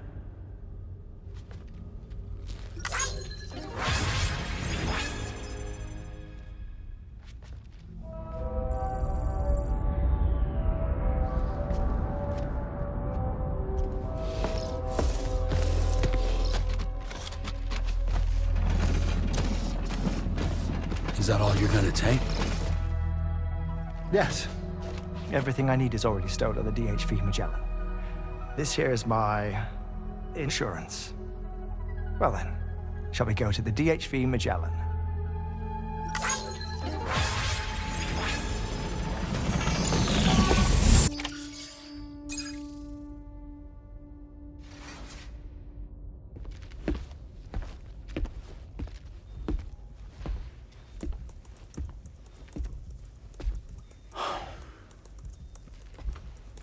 Ah, Sam.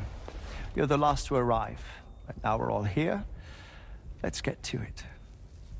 Recently, I received a number of strange mails that were apparently sent to me by none other than myself. And Fragile has been receiving similar communications too. Isn't that right? Yeah, I got a few about Lou's records.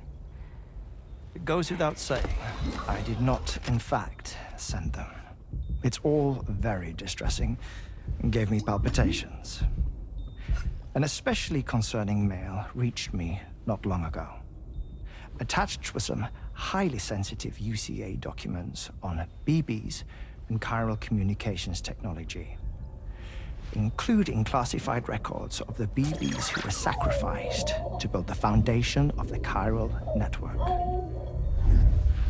These extraordinary children were the catalyst required for the network to route data through the beach. They served as a bridge between the beach and our world, hence the Bridge Baby moniker. They were originally intended for the sole purpose of sustaining the chiral network. I'd like to discuss the implications of these records in my possession, but before that, I can tell you how Bridge Babies were developed in more detail, if you wish.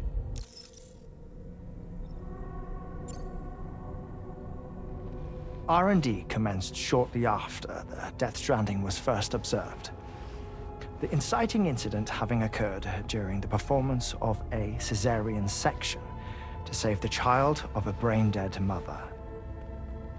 But perhaps the rest should be explained by someone who remembers the period. If you're willing to indulge me. I can't speak with any authority, but if you insist. When the obstetrician touched the fetus during the procedure, it's said they glimpsed the beach. Subsequent research revealed that the unborn children and still mothers possessed a special connection to the place. While communications utilizing the beach had been theorized, the framework was incomplete. These children proved to be the missing link. Afterwards, development of the chiral network began in earnest, or so I'm told. Wait, I have a question. By all means. What about when I was putting Mexico on the grid? Or my work in Australia? Have I been condemning kids this whole time? Worry not, Sam. The new Cupid model does not require a human catalyst. You can be assured of that. Bridget was president when this all began, and she wouldn't permit women to be deliberately rendered brain dead in order to produce BBs. But the Bridges researchers were not deterred, and they pressed on with their plan in spite of the president's misgivings. To secure test subjects, it seems Bridges smuggled pregnant women into the country from Mexico, among other places. Consequently, they were able to produce the BBs needed to make the chiral network a reality. And 4 years ago, the first Bridges expedition embarked on their journey. This is what I received from the sacrificial BBs. Including backups, a total of 10 units were prepped for integration, but only 9 were used to lay the foundations of the North American network. I attempted to ascertain the whereabouts of the 10th, to no avail. But as drawbridge, we should have a higher security clearance than me personally. Just to be prudent, would you mind running a search? As Deadman determined, there was another BB-28 that existed before Lou, which was decommissioned. Fragile later discovered that, 4 years ago, Lou was assigned BB-28 serial number, and for reasons unknown, placed into storage. Now, the first expedition also set off 4 years ago, and they could surely have made use of another functional BB unit, yet again, for reasons unknown, Lou remained in storage. So did they have other plans for Lou? Was Lou deemed unsuitable for sacrifice? Or was Lou excluded from the mission for some other reason? Like what? Cardiac arrest imminent. 30 seconds remaining. Not finding anything here. All the official records claim BB-28 was decommissioned. That's it. There's also nothing to suggest a connection between the missing BB and Lou. Still, we know for a fact that they played a part in the first BB experiments.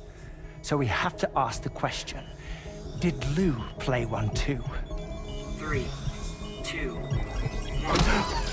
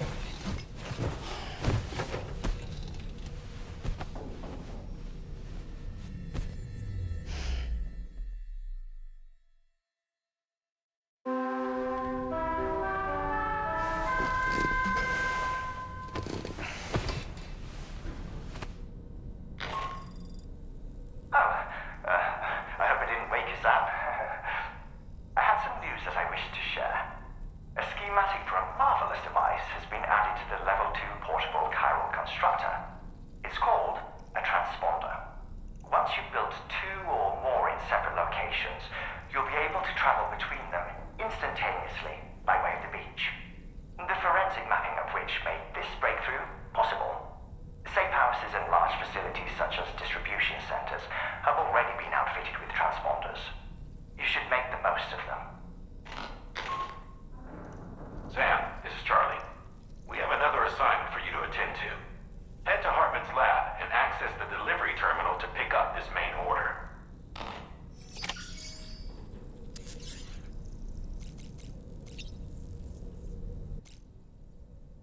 Hartman's condition is cause for concern.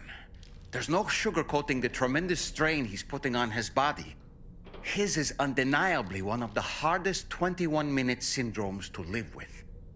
The regular disruption to his circulatory system and the flow of blood is damaging all of his organs. And let's not forget that the heart itself has a great many pain receptors. A part of me wishes I could swap places with him. Not that my body could ever serve as a suitable substitute for his.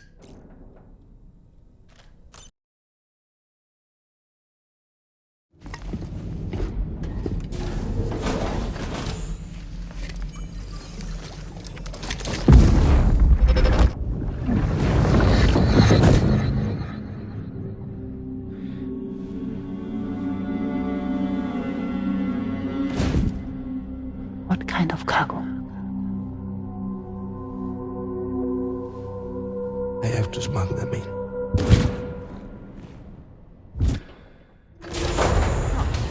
Now, who was that?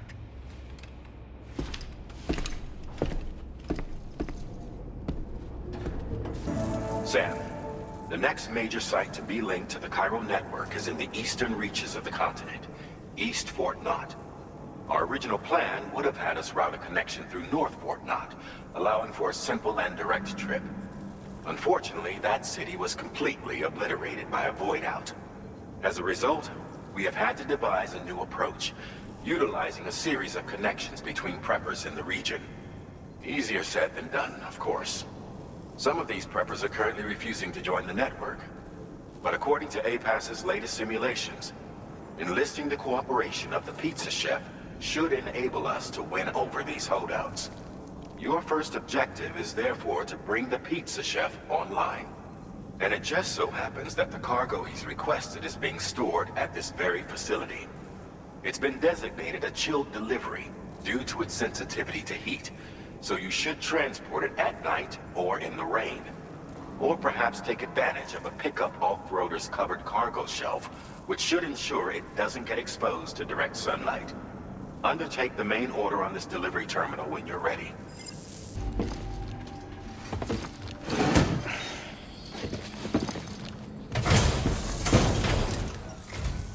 Welcome and thank you for coming. I'll inspect your cargo.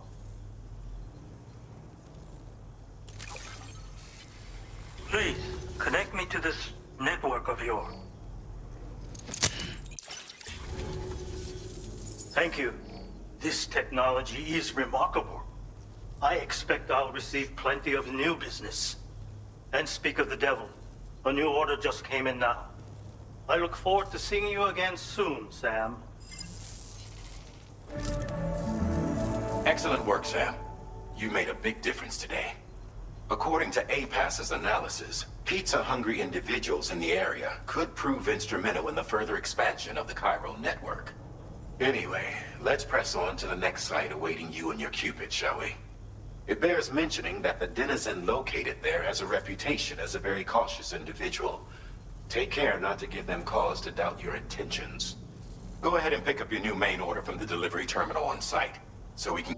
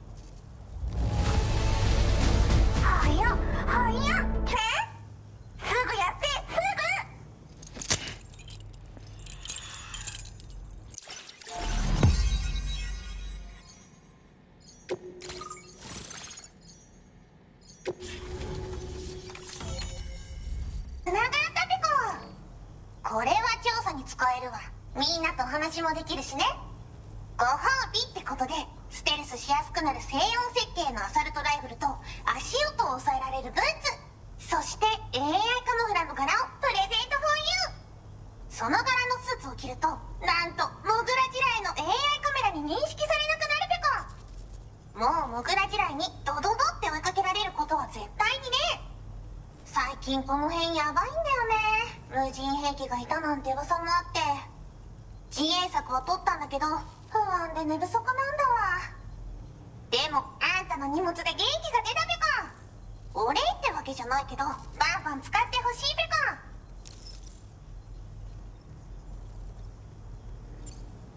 まあね。自分の身は自分で守るしかないべこじゃん。だって危ないんだもん。データを分析して使いこなすのが得意だから、それでちょっと作ってみたべこ。敵として定義した相手を AI カメラが自動判定して、地面の中を進んで敵にドーン。途中で撃たれることもなし。かわいそうだけど普通に上がって近寄らんでしょ。まさか超えてくる人がいるとはね。ありがたかったべこだけど。モグラ地雷はペクオーラが作ったの。なのに外の人たちが使ってるなんて。なんでかわかんないけど誰かがデータを漏らしたって考えるしかないペコじゃん。ふざけんな。まあこれからはいざとなったら戦うしかないペコ。最終手段徹底抗戦で戦うペコ。あんたのおかげでその覚悟ができたペコね。最近よく見るんだよね、メカっぽいやつら。持ってる武器も見たことないし、あんなん誰が作って操ってるのかわけわかんないんだけど。だがしかしこれはレアな研究対象と言えなくもないペコ。好きあらば奴らの武器を解析してその技術を生かしてやるペコ。あんたに提供した武器もあんたのおかげで作れたんだから。これからも何か作れたら知らせるペコ。ほんとサンキューペコ。モグラ地雷を止めたから帰りは安心ペコ。おつペコでした。バイバ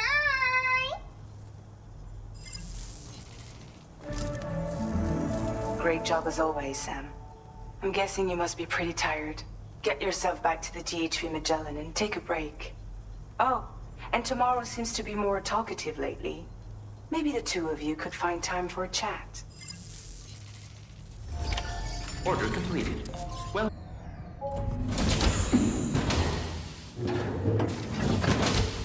Fragile? What is tomorrow? We didn't have that where I came from. I don't understand what it means. You know what will happen to these buds? They will turn into flowers. In the space of a day, they'll have completely changed. Living things can't help but change, you see. They can't stay the same forever. But where I came from, nothing ever changed. So does that mean I'm not alive? Listen. You are alive. The person you were yesterday is different from the one you are today, and the one you'll be tomorrow. You're changing. That's what living is. To change and to embrace change. To transform.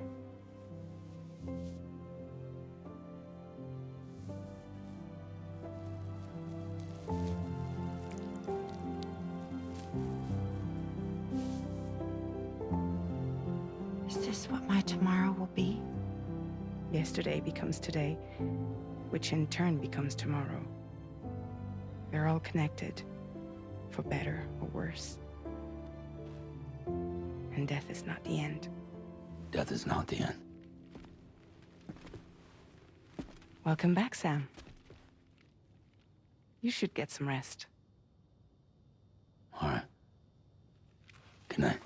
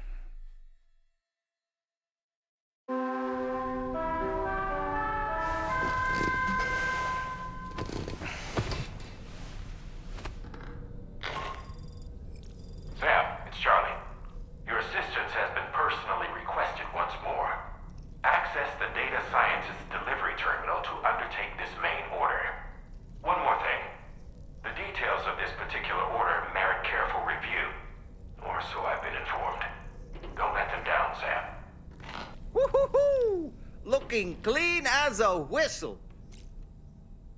So that was the esteemed data scientist. It didn't take much convincing to become a part of the chiral network after all, did they? I suppose the appeal of APAS's analytical capabilities was too much to ignore. And they must be quite the fan of pizza, too. The considerable weight of our last delivery did not escape my notice. Just how many pizzas do you think the chef was able to pack into that container? Huh. A suit that prevents its wearer from being recognized by AI cameras. Eyes are the most prominent sensory organ of many life forms. Those of us who specialize in psychology often learn a great deal about them. You see, what the eye and the camera perceive is compared against past experiences and data to yield a conclusion.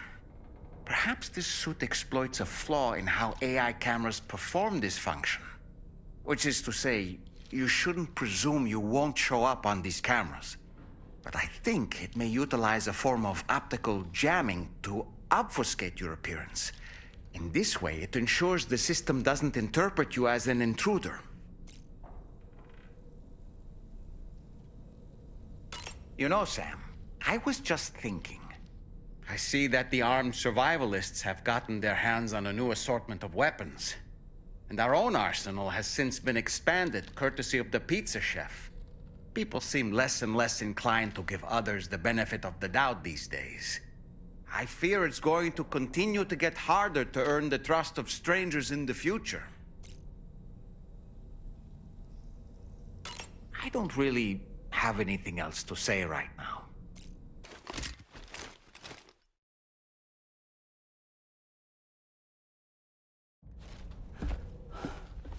Sam! Yeah. I was thinking, I should teach tomorrow a few things, but to do that, I need to do some studying myself. Can you take a look at this?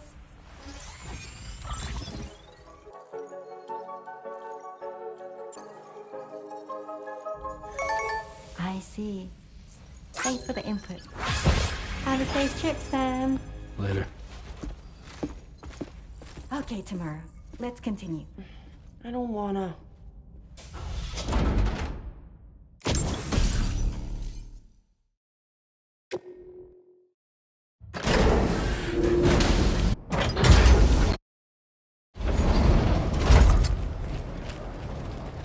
What is this? We came here in peace.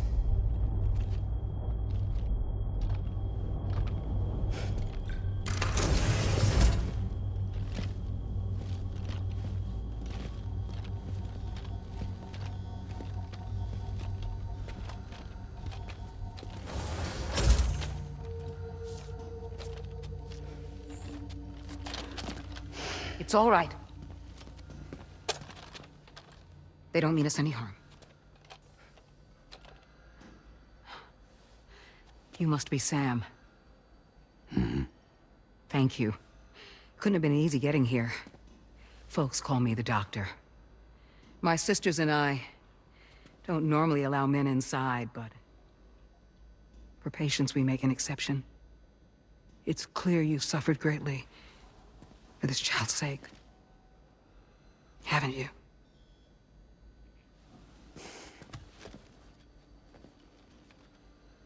May I, Sam?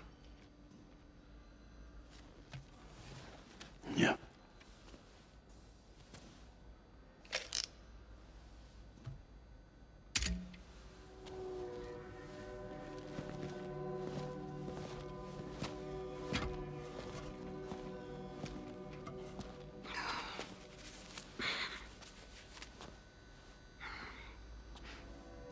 Oh, these. They're chiral hands.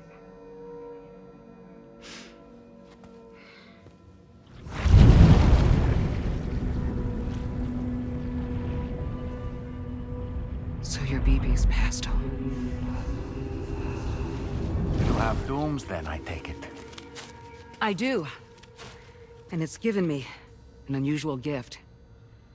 I can remove a BB from a still mother's womb without resorting to invasive surgery, and safely place it in a pod with minimal distress to the fetus.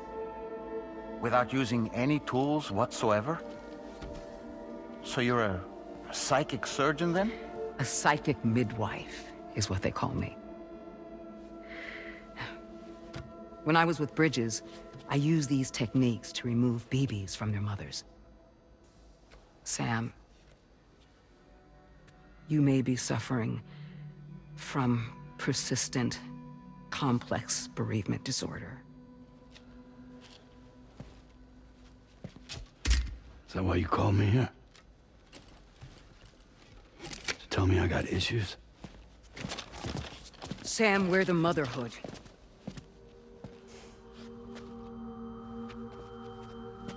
The what now?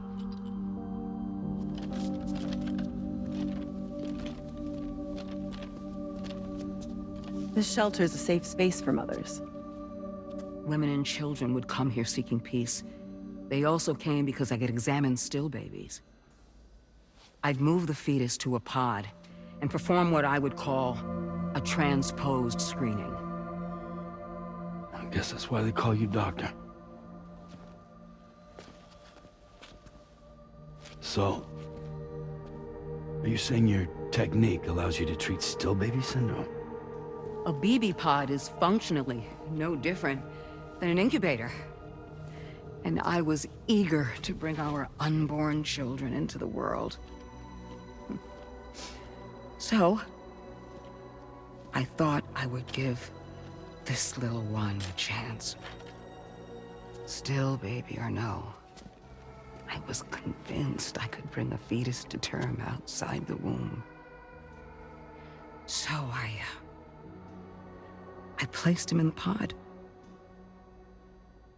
And a moment later, his heart started beating. And then, after 3 minutes, it stopped. I tried as quickly as I could to get him back in the womb, but it was too late.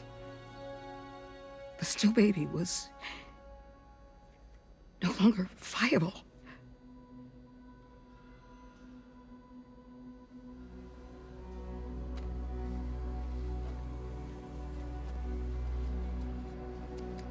I'm sorry, Caesar.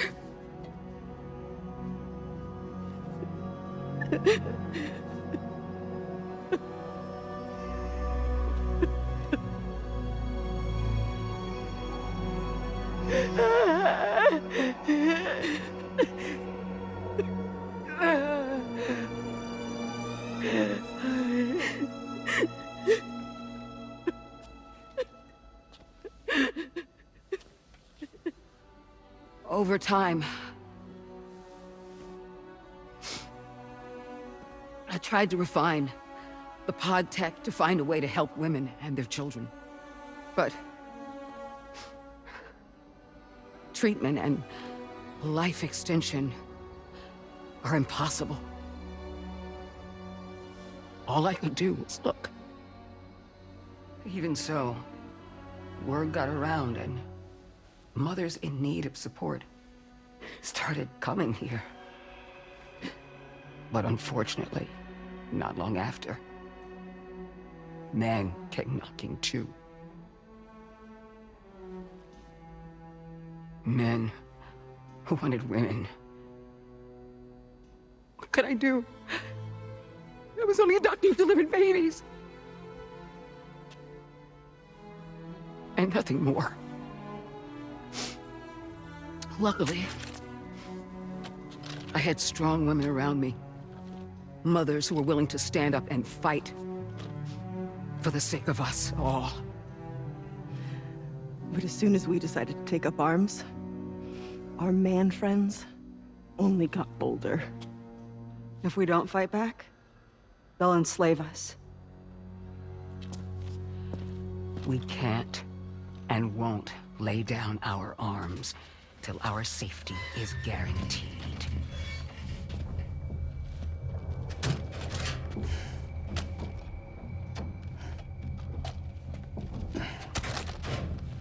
Where'd you get your hardware? Weapons factory's been pumping them out non-stop. That's why all the locals around here are toting new toys. Got plenty more of their new releases in the armory downstairs. Sam, we want you to shut down their operation and halt the spread of weapons. Stop them, please. Please. Prior to proceeding, we'll need to confirm the precise location of the factory. Let's make our way back to the DHV Magellan, Sam. Sam, wait.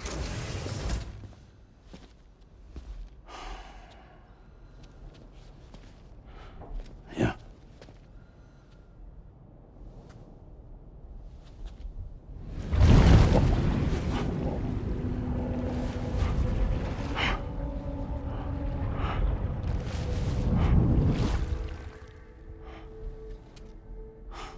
There.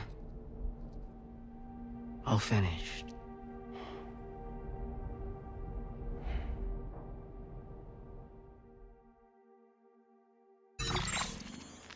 Sam, this is Tarman.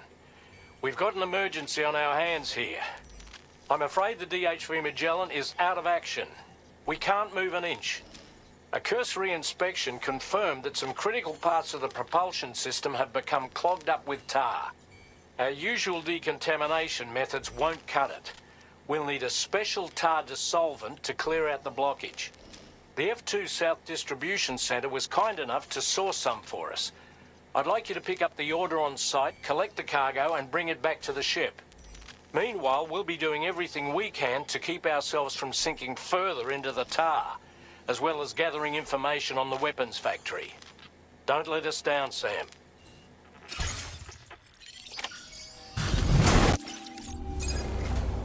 Thanks for the help, Sam.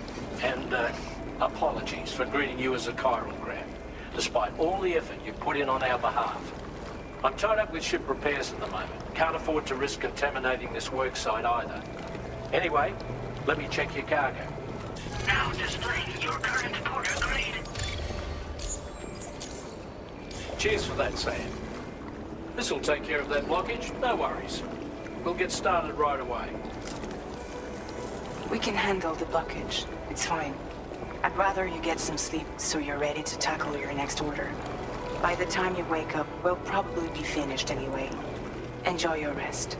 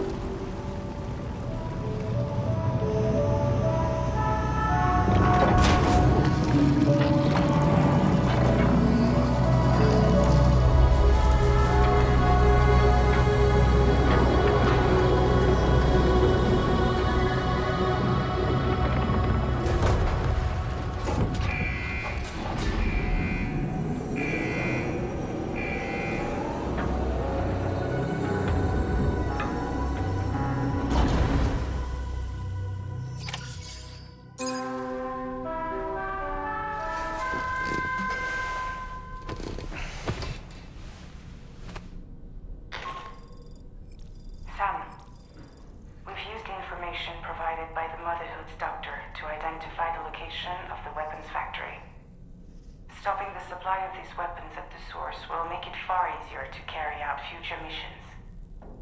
Whereas leaving the factory alone only increases the risk of networked facilities coming under attack in the future. So let's shut it down ASAP. Tarman has already made preparations. Access the DHV Magellan's delivery terminal to pick up this main order. Tarman will explain the rest. Ooh, looking clean as a whistle. Each time we take the DHV Magellan into the currents, the level of tar pollution on board increases, which is why everyone has to pitch in to clean the ship after every trip.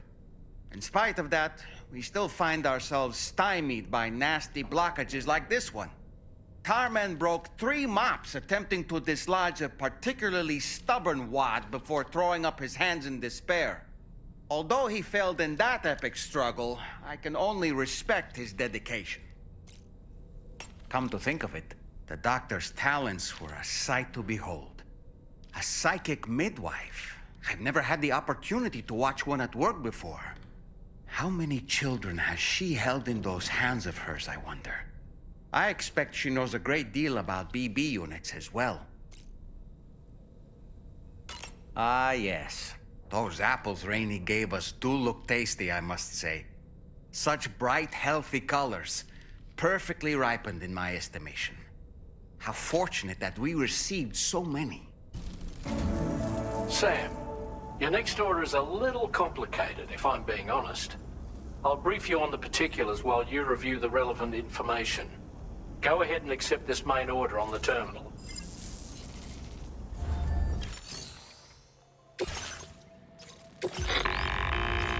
Okay, Sam. This next order calls for you to infiltrate a weapons factory and disable the weapon fabricators you find within. The factory is located in this area. Although it's outside the chiral network, they have fabricators capable of producing advanced weaponry. We don't know what kind of security they have on site, so make sure you're prepared to face anything and everything. There's also a vital piece of equipment you'll need to take with you. We'll get it ready once you've finalized your route. The Ring Terminal expansion device is designed to support the Ring Terminal's hacking capabilities. The factory where the weapon fabricators are located is outside the bounds of the chiral network, and APAS has determined that you won't be able to hack into them with your Ring Terminal alone. But with this device in your possession, all you need to do is access the fabricator terminal. It'll be hacked and rendered inoperable before you know it. Once the terminal is out of action, they'll have no way of getting the fabricators up and running. And they'll likely conclude it's not worth the hassle to try and make weapons here again. Hacking the weapon fabricator terminal will also simultaneously extract any data stored in its drive. So be sure to bring the expansion device back to the Magellan once the fabricators are disabled. You'll need to submit it to the ship's delivery terminal to complete the order. We'll conduct a full analysis of the data you bring us. Oh, and a word of warning. This device contains unique components that can't be reproduced with a chiral printer. So whatever you do, don't break it. Get the job done, Sam.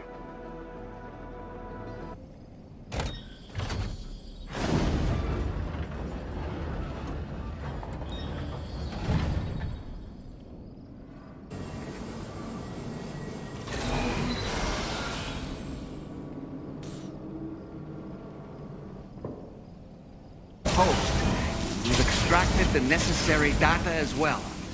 Let's make our escape and return to the DHB Magellan. Don't forget... Start getting your hands dirty.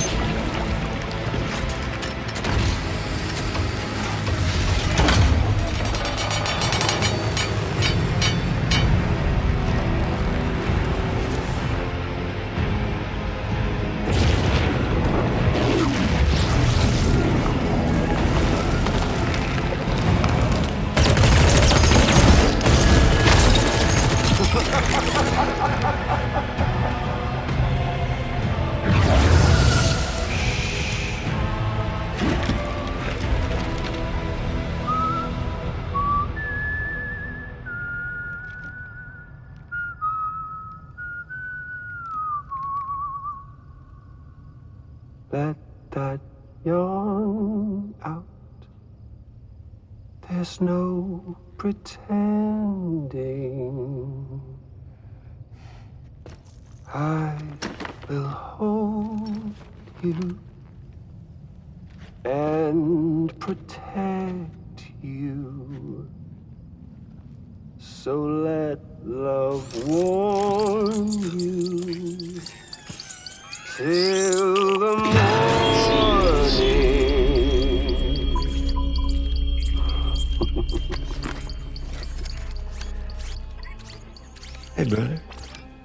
Did you miss me?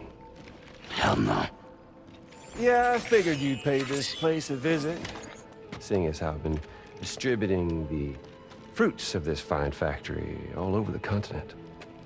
With guns and violence, the whole damn world could be yours. Same as it ever was. Oh.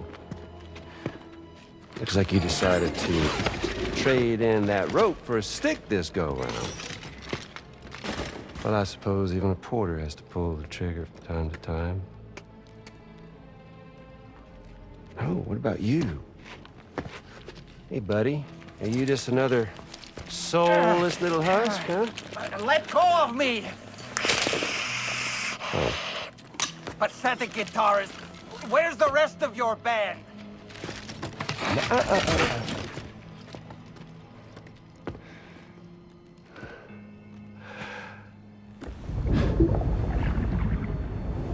Well, ain't that something? Was it you, Higgs? Huh? Was it you that killed Lou? You still don't know, do you?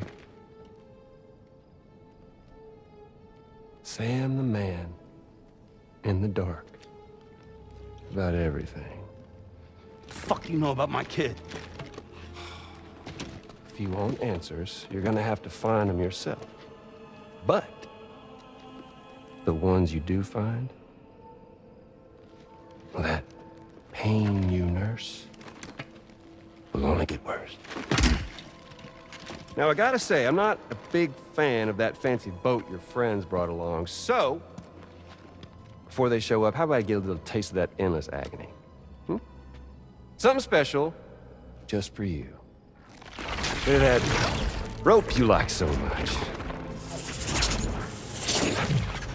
This here, my guts. And they'll grow tighter over time. You best believe they will pop your head clean off. But you are a patriot, and you'll just keep coming back. Only for my boys here to keep doing their thing over and over again. So you'll just die and die and keep on dying for all eternity.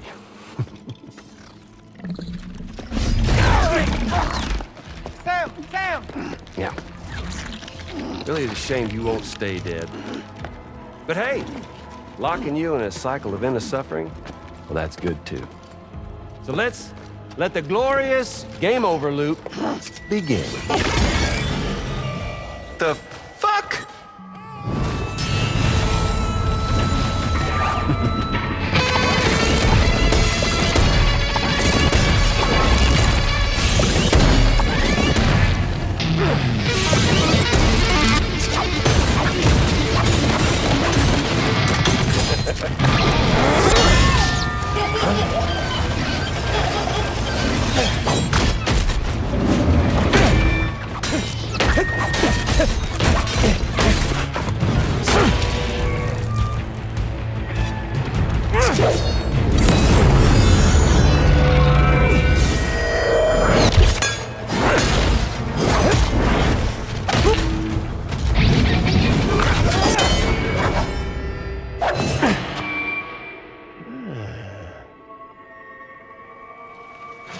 Yeah, Big Red.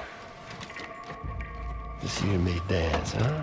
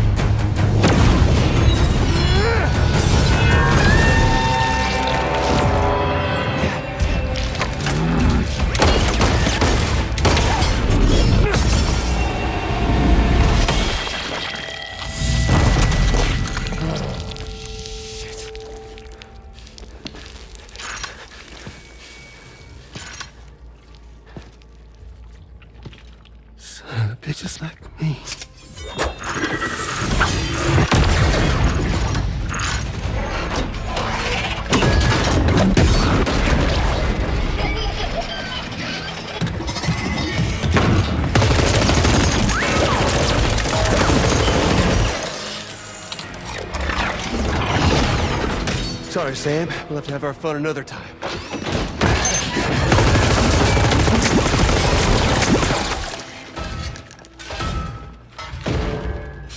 Hey!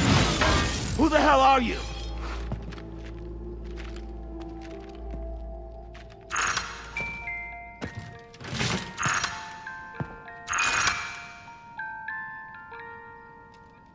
No, wait!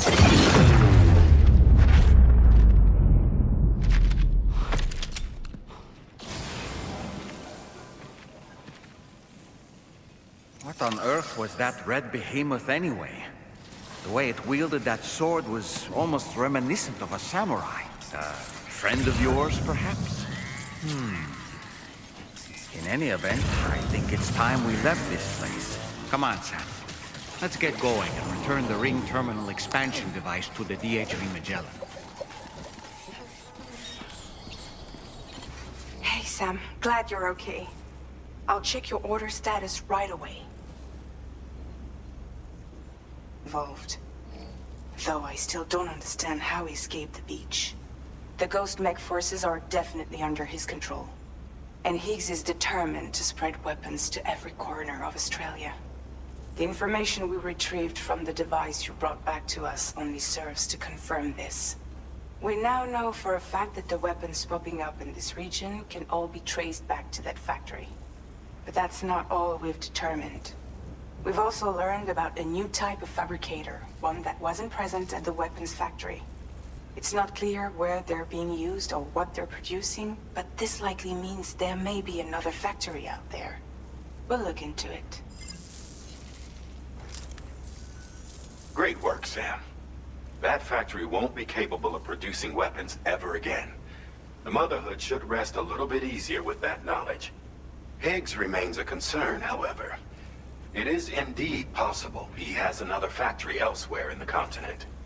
It seems we'll need to proceed with greater caution in the days and weeks ahead. Upgrading the Magellan may also be worth considering. As for you, Sam, you need only to continue expanding the network. For now, Sam, you should return to your private room and get some rest. You made a real difference today.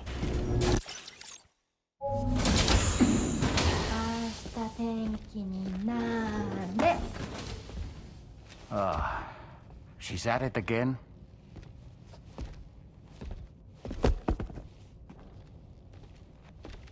Wait!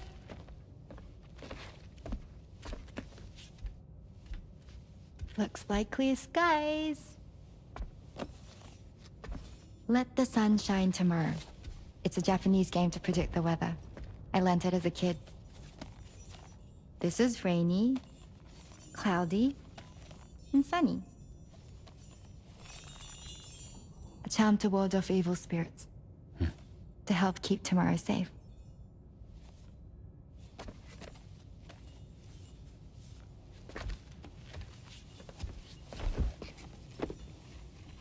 Hope it's right. Doesn't it always rain whenever you go outside, though? Yes. But deep down in my heart, it's really sunny. Always. Okay, your turn. Okay. Let's do this. 明日天気になれ。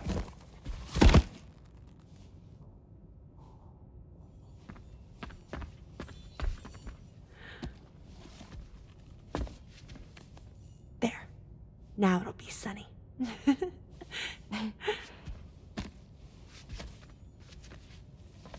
Bye, Sam. Bye.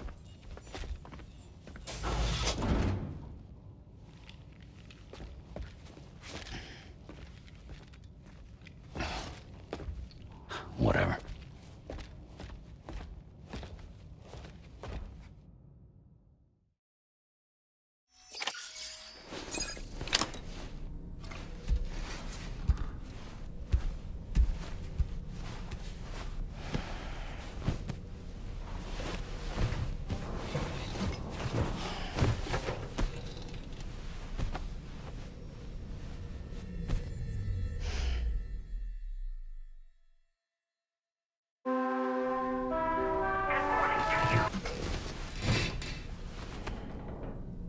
Sam. The neck injury you suffered during your altercation with Higgs appears to have healed. You know, I've been thinking about what he said at West Fort Knot. He claimed that extinction wasn't his creed, that he wanted to build a world where fear and violence are king. I can only assume that at present he lacks the means to set the last stranding in motion. So instead, he settled for trying to pit people against one another so they can tear the world apart for him. The weapons factory was just a means to that end.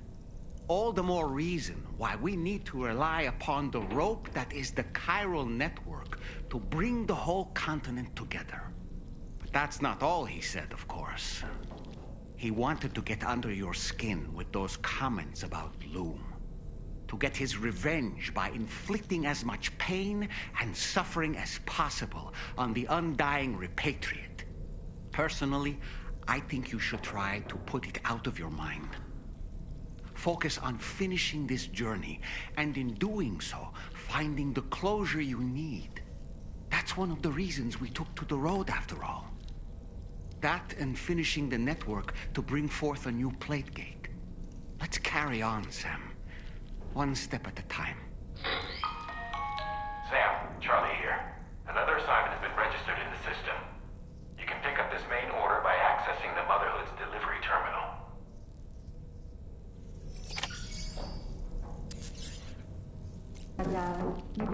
Feeling well rested after some quality shut-eye? What's up?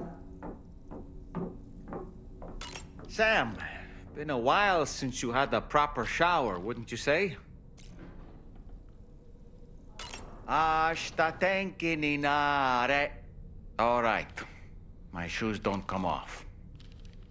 Oh, well. Sam, do you remember the coffin Higgs used to make his escape from the weapons factory? Well, it seems we've identified a similar-looking object.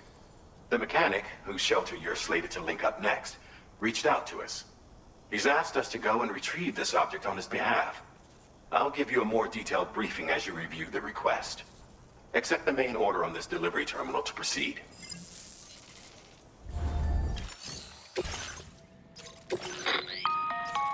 Hello, Sam.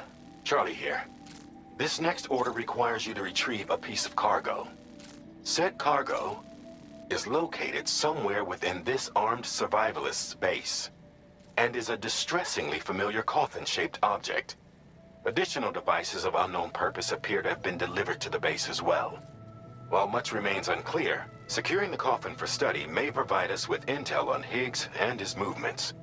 The mechanic is eager to conduct an analysis, and we have every intention of cooperating with him. That's all the additional information I have for now. There may be more surprises in store for us during this operation, so take all due care in plotting your route and finalizing your equipment loadout. We're counting on you, Sam.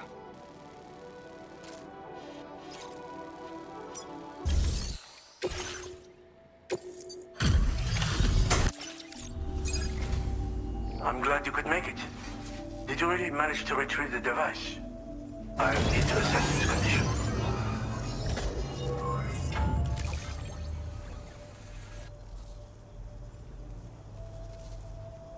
Fit. Then go ahead and connect me to the network.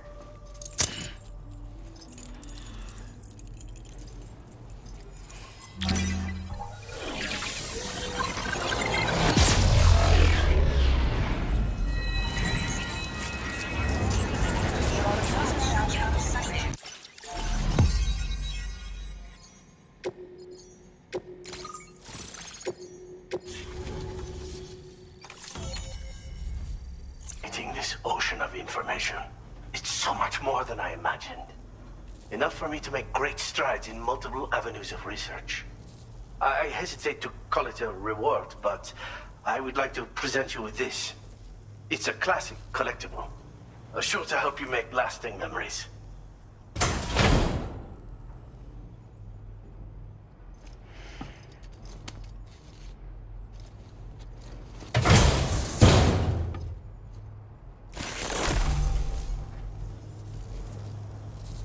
I've finished my examination of that coffin, and now I can share with you the coffin board schematic.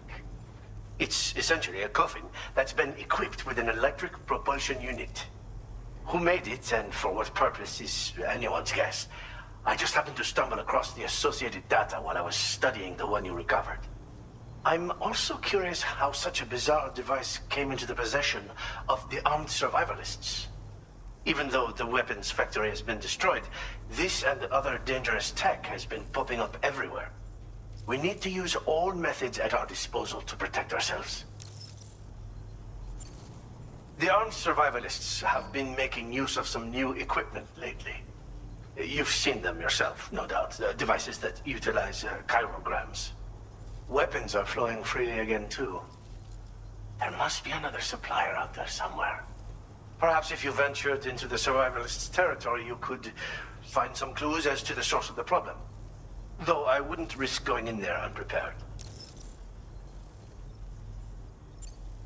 I've been thinking about how I might make vehicles sturdier, for one.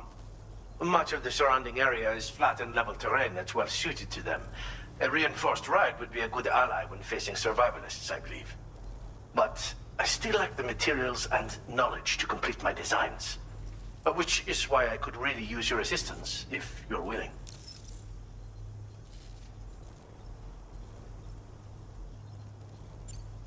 Again, it's a coffin that's been outfitted with an unusual propulsion unit. It draws up tar from beneath the ground to create a layer upon which it can glide. It's not without its limitations, though. I seriously doubt it will function outside of network coverage. And it's clearly the product of a deranged mind. Regardless, it's not impossible. It might come in handy. Test it in the field and see for yourself what you think. Thanks again for all your help, friend. Oh, and by the way, the data scientist just posted a sub-order for you in the system.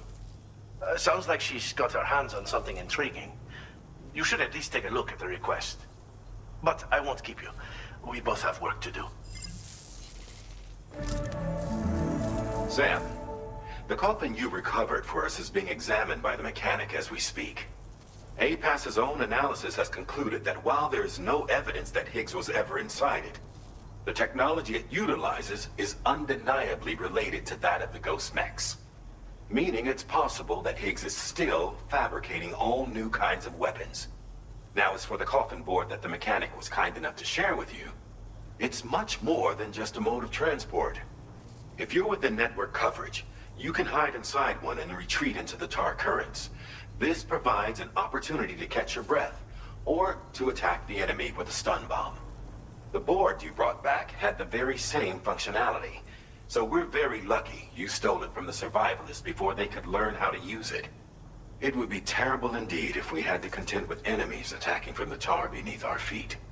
I must commend you on a job well done. Thank you, Sam. Thanks for doing your part, Sam. I know that wasn't an easy job. The time has come to finally connect East Fort Knot to the chiral network. That said, it will take a while longer for the necessary cargo to be ready for transport. So let's use this time for everyone to get some rest. Between decontaminating the ship and searching for the weapons factory, it's fair to say everyone's been feeling the strain. You and Dolman have had to complete several difficult orders recently, too. Wrap up any pressing and finished business, then return to the Magellan so you can take a break. We have a long road ahead of us, and we need to manage our health to make it to the end. On another subject, would you mind if I borrowed that instant camera the mechanic gave you? I bet Rainey and Tamara would love to try it out. Apparently, they're pretty rare these days. It'll be a fun experience for them.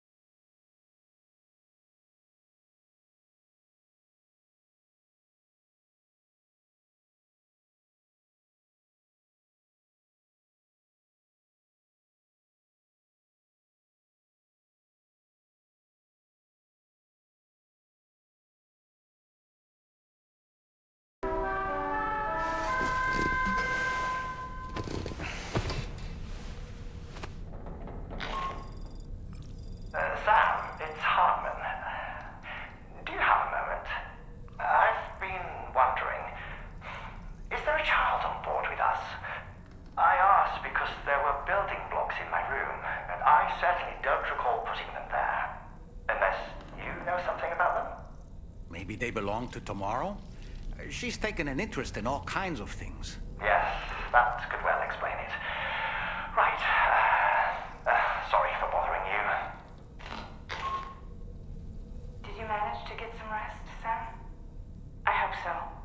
Your next order is ready for you. This time you've been asked to deliver some cargo to East Fort Knott. But you need to travel to West Fort Knott to pick it up. And that's quite far from your final destination. The DHV Magellan can take you straight there at least. Plot a course for us and we'll get underway. Drawbridge is on standby for now. But once you accept this order, you can be assured that we'll provide you with whatever support you need. See to your equipment, then head to the West Fort Knott delivery terminal to get started. Hey Sam, Tarman here. We used this recent downtime to modify the DHV Magellan so you can change its exterior color at will. If you access your ring terminal while in your private room, you'll see a new customization function is now available. So if you'd like to change things up before tackling your next order, you're more than welcome to do so. Woohoo! Looking clean as a whistle.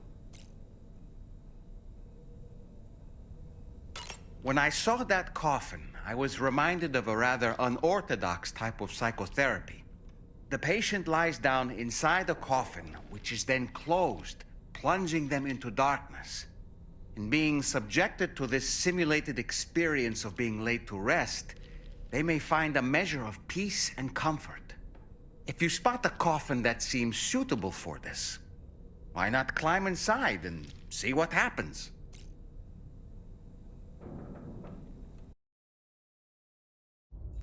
Get and go.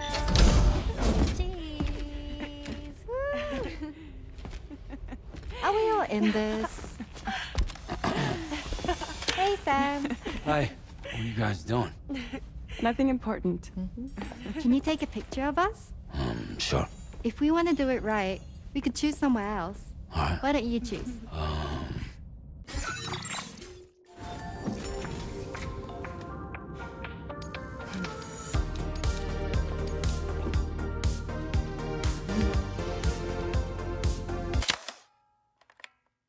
Ah, someone's eyes were closed. You nearly had it. Let's take another one for them.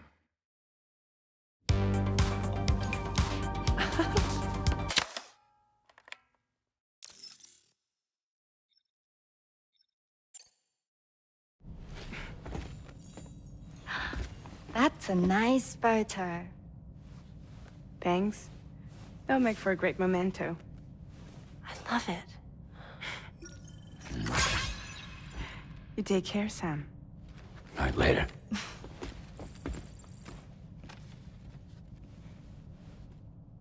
For the delivery of some specialized medical equipment. West Fort Knott is the only place nearby with the facilities capable of fabricating it.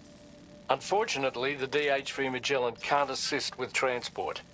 The risk of tar contamination is too great, which means you'll need to take it the overland route. It's a lot to lug all the way to East Fort Knott, but there we are. Hook them up to the network once you're there, and we'll move the ship to your position.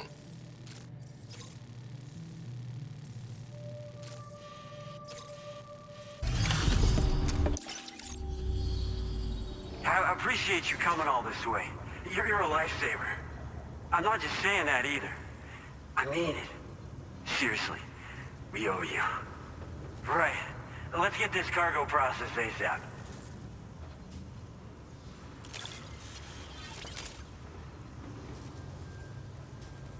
Put us online with your Cupid.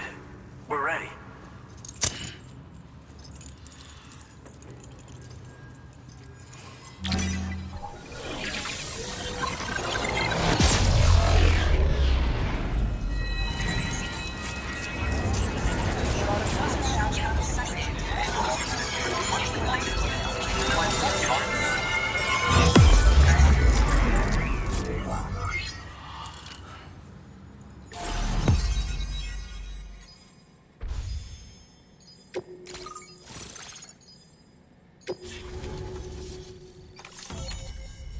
like we've finally become part of the chiral network. Between this and the life support systems you brought us, we can begin giving proper treatment to all the folks suffering from chiral contamination. Oh, I got a little present I'd like to give you as a thanks. Take it with my compliments.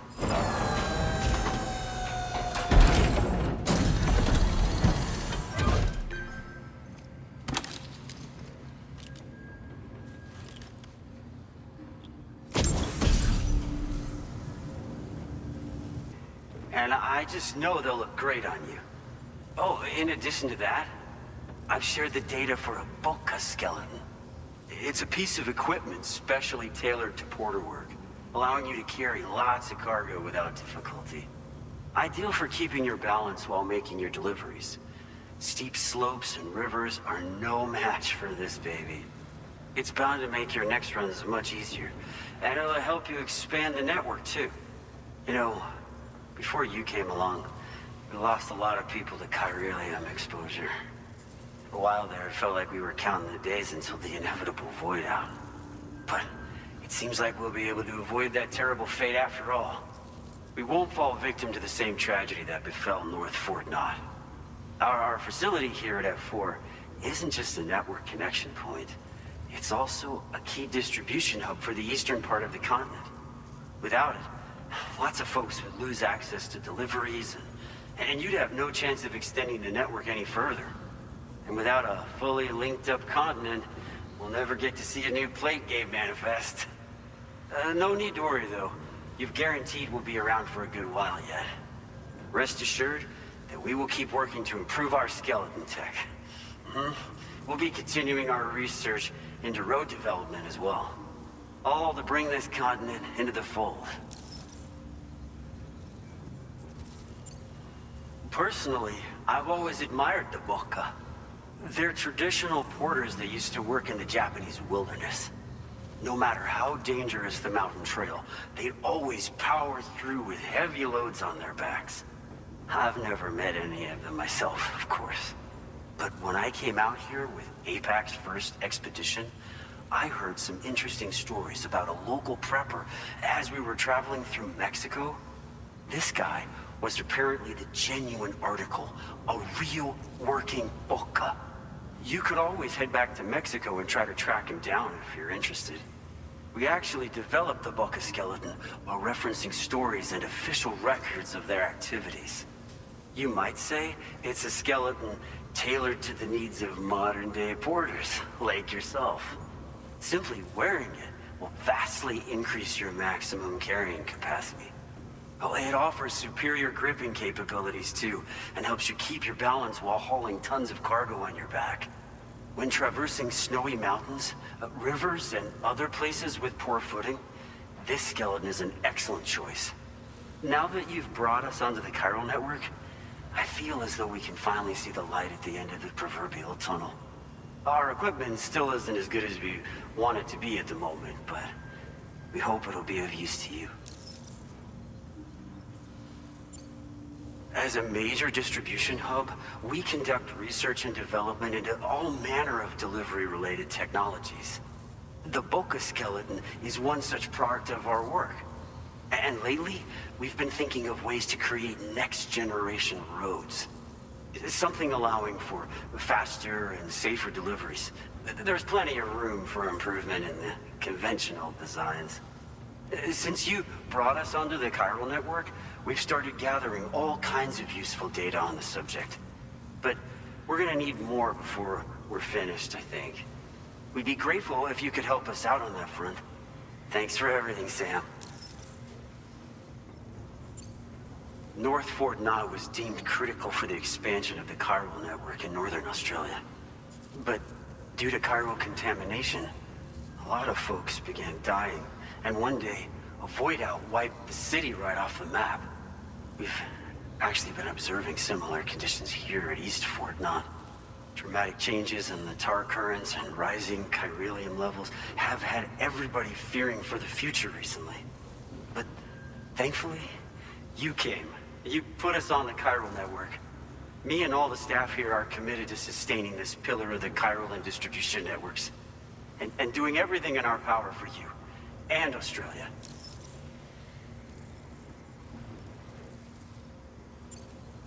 We've got a lot riding on you drawbridge folks. I hope you won't let us down. Hello, Sam. It's me. More than 50% of the Australian continent is now connected to the chiral network. And it was you who made this possible. On behalf of the company, allow me to extend my sincerest thanks. It's likely that the difficulties we face will only continue to increase as we press on. But you and your comrades will rise to the challenge. Of this I have no doubt whatsoever. The probability of creating a new plate gate rises with each expansion. Do what you must to make it happen. Sam, it's happened again. A disruption in the tar currents. We won't be able to head your way just yet.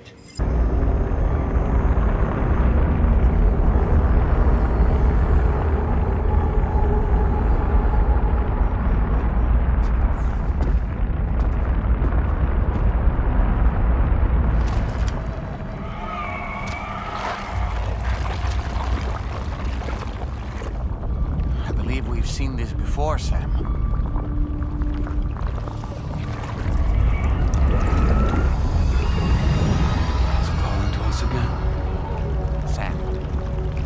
Thinking of going back there?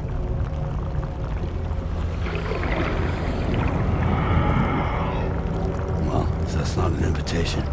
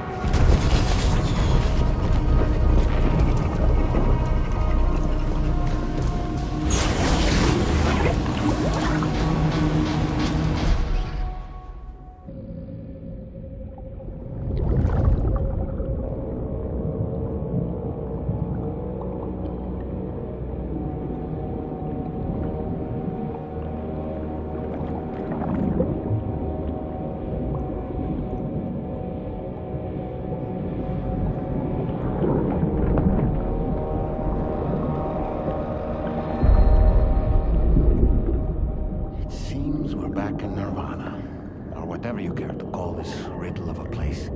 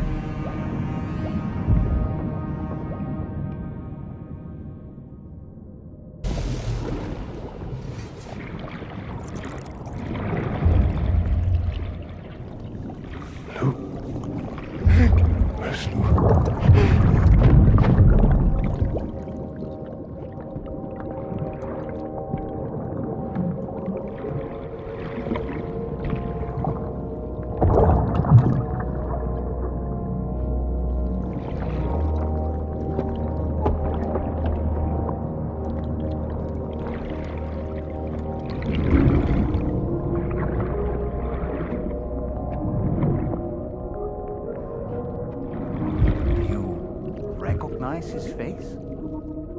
No, I don't.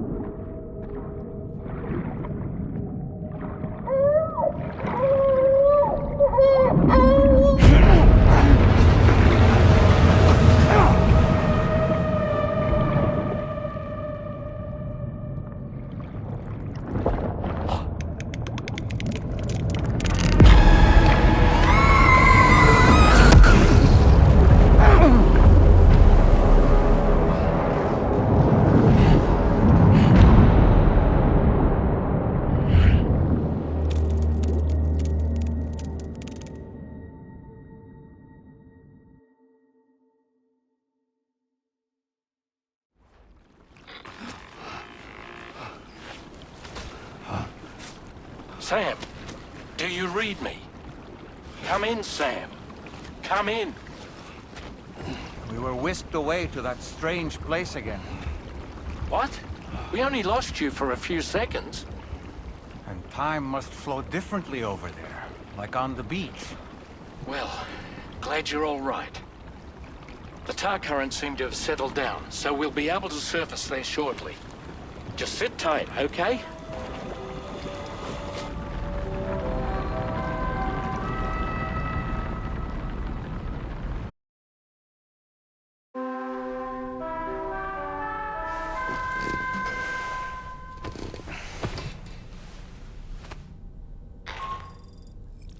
Sam, we've uncovered some new information about that ID card you brought back. I'll give you the details on the bridge.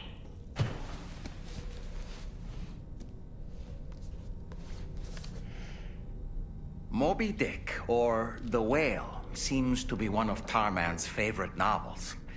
As the name suggests, it's a story about a white sperm whale named Moby Dick. Captain Ahab, one of the main characters, uses a prosthetic leg made of whalebone to replace the one Moby Dick took long ago. He's obsessed with getting revenge against the whale, which he hates with a terrible passion, all while nursing the phantom pain of his lost leg. In the end, Ahab fails to exact vengeance on his foe and is dragged into the sea. His crew's only survivor is Ishmael, the book's narrator. He was rescued after clinging desperately to a coffin-shaped life buoy. That's right, a coffin was his savior. Ironic, isn't it? How you use a thing makes all the difference.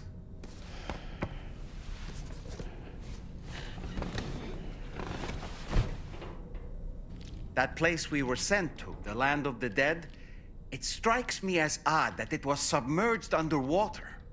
And did you see those columns of ice, the ones descending from the surface all the way to the floor? Afterwards, I realized what they reminded me of. The columns were reminiscent of a phenomenon known as brinicles. When seawater freezes and turns to ice, salt concentrates are released into the surrounding water. This brine is heavier than the water around it due to its higher density. It therefore sinks deeper into the ocean. As it flows towards the ocean floor, its lower temperature results in the formation of ice. And as this process continues, it can produce column-like ice structures. Any living creatures unfortunate enough to become entangled in these can be frozen solid. Little wonder they're called icicles of death.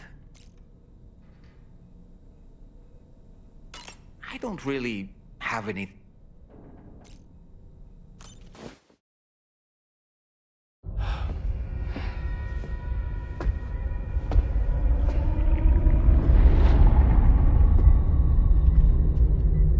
His name is Neil.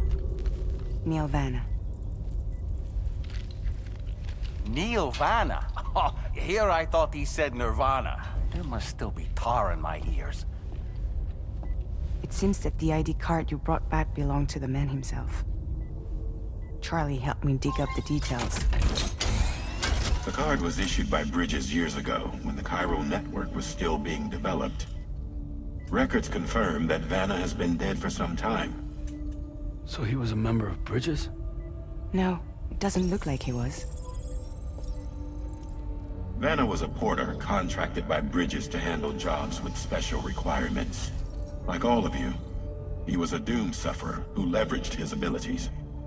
A top-notch porter by all accounts. He worked the Mexican border. Brought over all kinds of useful stuff. Ostensibly, resources and medical supplies. But in truth, he transported drugs and other prohibited goods. So he was a smuggler. Vanna's ID card served as a key to some of Bridges' secure installations, though only a select few, of course. Specifically, those dedicated to the BB experiments, along with various other medical facilities. I believe that the place you went to for counseling was one of them. But everything in that area was obliterated 11 years ago by a void out, one in which Neil Vanna died. And from which you alone, Sam, were fortunate enough to emerge alive. Prior to all that, your counseling sessions made you a regular visitor, yes? Well, records indicate Vanna frequented the same facility. There's a fair chance that the two of you might have met before. Do you recall seeing him? It's hardly surprising. A great number of people pass through there all the damn time. No one would remember them all.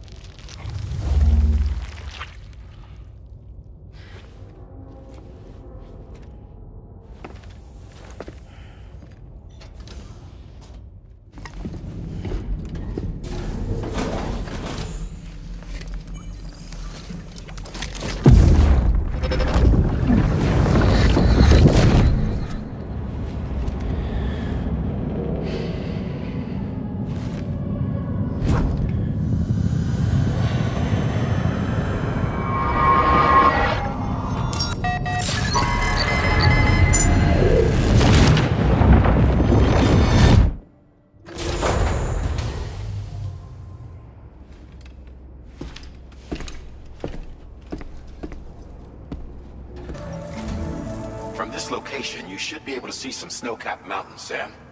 Your next objective can be found in the heart of them, in the form of the Eastern Environmental Observatory. Once again, you'll need to link up several sites en route to this destination. The first such site to be brought online is the Chronobiologist Shelter, which is due west. Pick up the main order on this delivery terminal in order to begin. Good to see a friendly face. It's been a while since I've had visitors. I'll check your cargo right away. All right. Use your Cupid.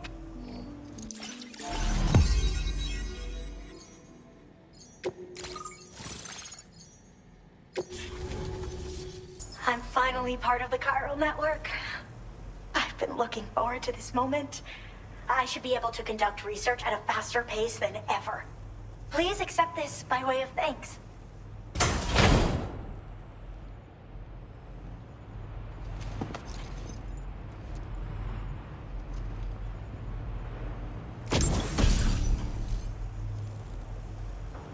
I picked up this accessory in the UCA.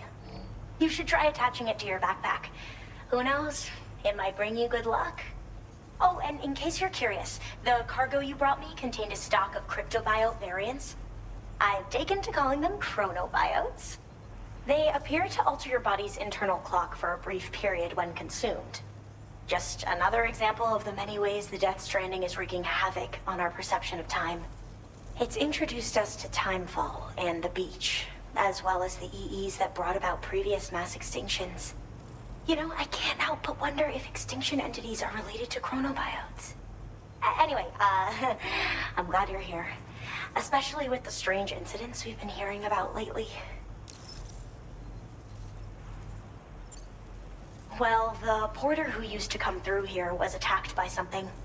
It was bad enough that they gave up doing delivery work for good. They still managed to deliver my last shipment, but it was covered with strange dents and markings. When I asked what had happened, they just said it was the work of the Headless Rider. People have been talking about the Rider for a while, actually. And there's this guy not far from here who's dedicated to studying strange mysteries like that. I sent him some details, and he said he'd need to ask around for someone to lend him a hand. You should keep your eyes peeled for trouble until he figures out what we're dealing with. They're cryptobiotes that have become infected with chiral microbes, parasites that induce changes in the host. Chronobiotes can accelerate various processes within the human body. Simply put, eating one should make everything around you appear to move more slowly. Much like timefall, which ages everything. And the beach, where time stands still. This disruption of the natural temporal flow is linked to the underlying mechanisms of the Death Stranding. Continued study of chronobiotes should therefore help us to solve the greatest mystery of our times. At least, that's what I've come to believe. I hope this isn't the last time we meet. With no one else around to make deliveries, I was beginning to think I'd have to call it quits. Oh, by the way, a suborder just got posted about those strange incidents I mentioned. You can check it on the delivery terminal here. It's probably in your interest to find out more anyway, given how much time you spend outside. And, who knows, you might even be able to convince them to join the chiral network, too. I just hope we can get to the bottom of things sooner rather than later.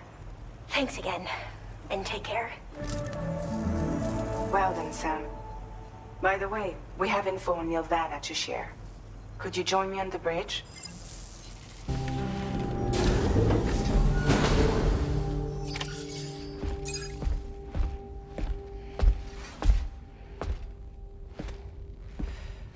We managed to learn a few more things about Nilvana.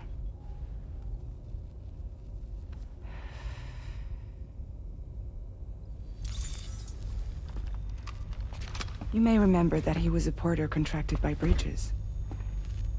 That's what we told you before.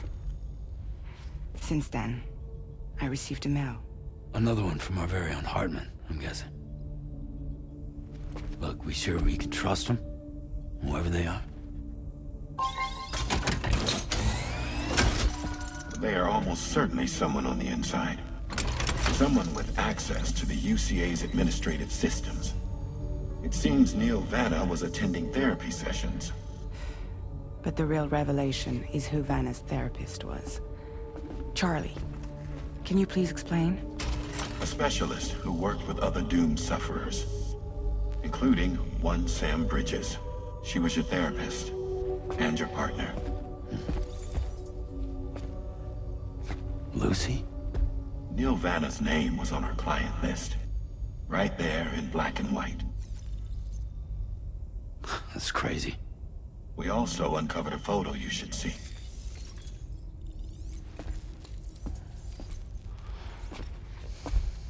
Per the records, they perished in a void out which claimed an entire city.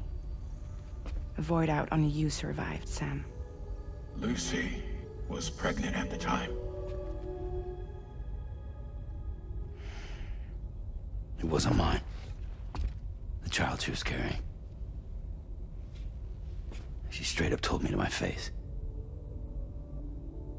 I never had any kids.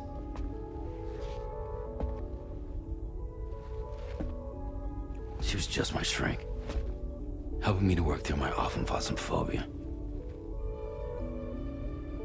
That's all she ever was to me.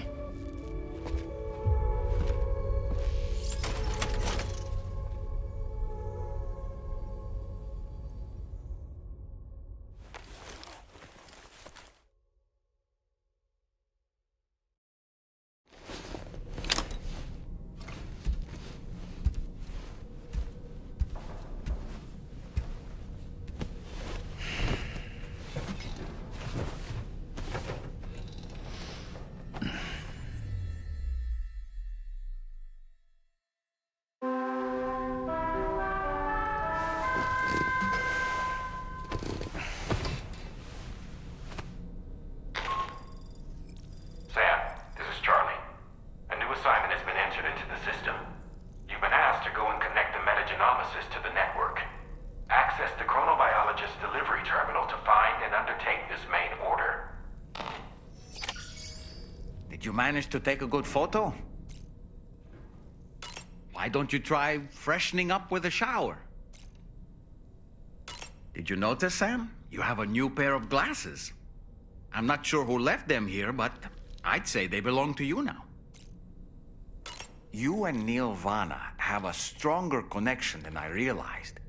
There must be some reason why he keeps appearing before you in that mysterious realm.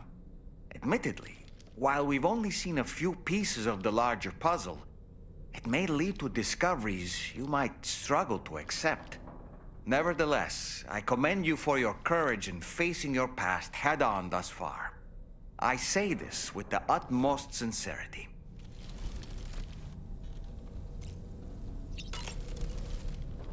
When you consume a chronobiote, your perception of the world around you dramatically slows down for a brief period.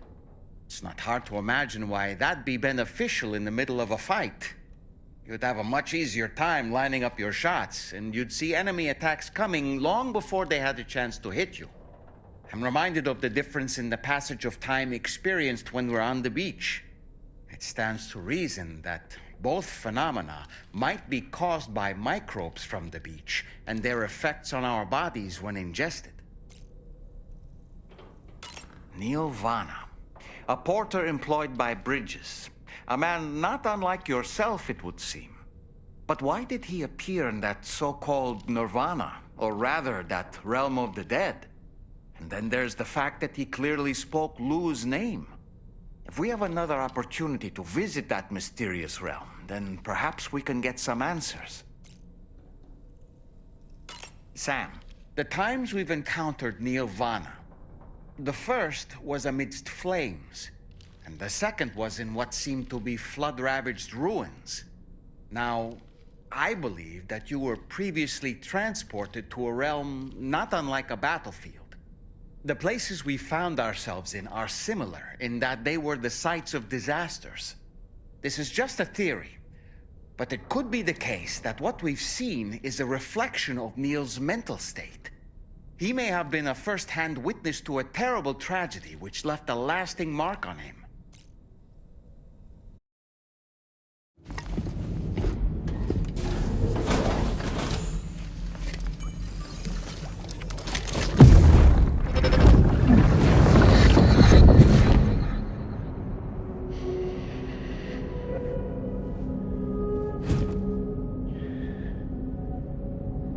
You really don't remember me.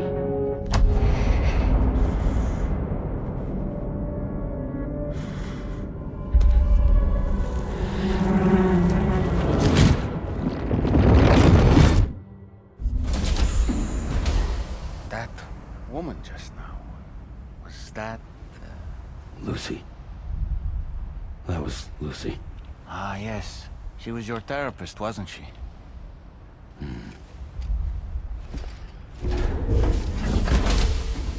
Ooh, just the man I've been waiting for. The metagenomesis' main order is prepped and ready for you. We'd like you to capture the timefall-resistant emu I identified and take it to her shelter. You might find the capturing part tricky, but if you're real quiet, you shouldn't have too much trouble getting close. Now, this emu appears to possess certain unique temporal properties. It may well have some kind of connection to extinction entities as well. The metagenomicist might have different insights into its nature given her specialization, though. Personally, I'm hoping this might lead us to a major breakthrough. Also, there's another order I want you to handle when you have a moment. It's related to those strange incidents I mentioned earlier. They might not be occurring right on my doorstep, per se, but they're still very troubling. Help us out, Sam.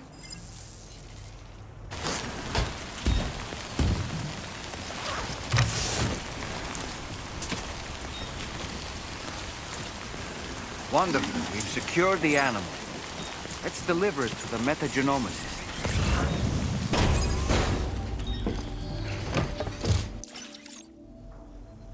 Thanks for coming. I've been looking forward to this delivery. Now let's take a look. All that's left is to connect me to the chiral network. I'm ready.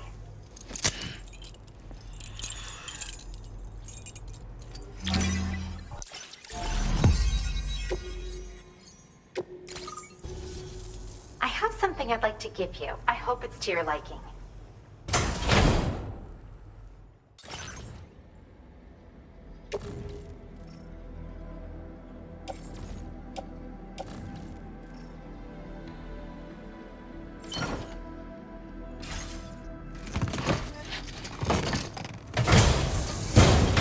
All hooked up at last. And wow, I was able to finish my analysis of the emu you brought me in an instant. Turns out it was absolutely riddled with parasitic chiral microbes. It would seem their presence was enough to alter the emu's temporal flow, which is probably why it didn't grow older when exposed to timefall. This all but confirms what the chronobiologist has been saying. Hosts for these chiral microbes are subject to the timeless influence of the beach. It's still unclear how this might be related to extinction entities, but it's a vital clue for solving the mystery of the Death Stranding. An extinction entity has the capacity to trigger the last stranding. And if that comes to pass, the end of humanity itself is assured. Higgs attempted to make use of one such entity back in the UCA, but I know you personally put a stop to his plans. Hartman told me everything about those events. It's anyone's guess what Higgs is trying to accomplish this time, but I believe in you. And that's why I'm giving you these. EX capture grenades are invaluable weapons that work by leveraging the temporal properties of parasitic chiral microbes to great effect. In essence, they allow you to defeat weakened BTs in an instant by drastically destabilizing their intrinsic flow of time. But that's not all. These grenades can give you the means to summon your own BTs to attack other BTs. Should work on all larger specimens. I've prepared a few for immediate use. There's so much we can learn by studying chiral microbes, you know? They might even hold the answer to treating 21-minute syndromes like mine. Yes. Next time you're able to inflict significant damage on a large BT, try tossing an EX capture grenade into its mouth. Not only will you neutralize your foe, but you'll find it also leaves behind a milky white chiral crystal. I've taken to calling these objects BT crystals. If you see one, make sure you don't forget to pick it up. I say that because if you've got one on hand, you'll be able to use it the next time you encounter a large BT.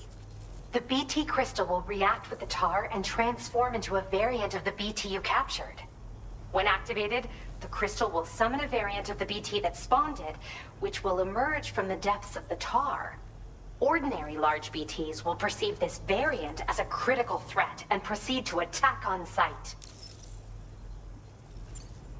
While we've discovered plenty of chiral creatures that resemble smaller animals like rats and spiders, as their name might suggest, chiral microbes are even tinier. They're parasitic by nature and favor hosts from the world of the dead. They're just an amazing discovery all around. The final missing piece I needed for my research. Yes, I'm also a member of the 21-Minute Anxiety Association. The chronobiologist happens to be another member. We're sisters, in fact. Our mother belongs to the group, too. She's a hydrologist working out of Hartman's lab. Perhaps you've already met? We've all got similar conditions, but I'm not sure if genetics is a relevant factor. But whatever the cause of our syndromes may be, we are all trying to study the world and find answers in our own ways. In recent days, large BTs have been growing more active in the region to the south of this facility. It's possible that this too could be a consequence of Higgs's efforts. If you're headed that way, you had better be prepared for the worst. Though that might also be a good opportunity to give those EX capture grenades a try. I just know they'll prove effective. And if you're interested in some additional work, I'd also like you to take the emu you brought me to the animal shelter. The staff there want to look after it, and I don't have the proper facilities to give it a home here anyway. I've posted a suborder for this request. There's no rush. You can pick it up from the delivery terminal here whenever you're ready. Thanks again for all your help. I'll probably be hitting you up again. Sam, your next destination is the F5 East Distribution Center, which can be found near the southeast shore of the lake close by. I'm told one of the staff members there is an old acquaintance of yours. Anyway, a main order has been entered into the system. You can access the delivery terminal here to undertake it. That said, another request concerning the animal you rescued has also caught my eye. Alternatively, you can undertake this suborder first if you wish. I leave it up to you, Sam. Order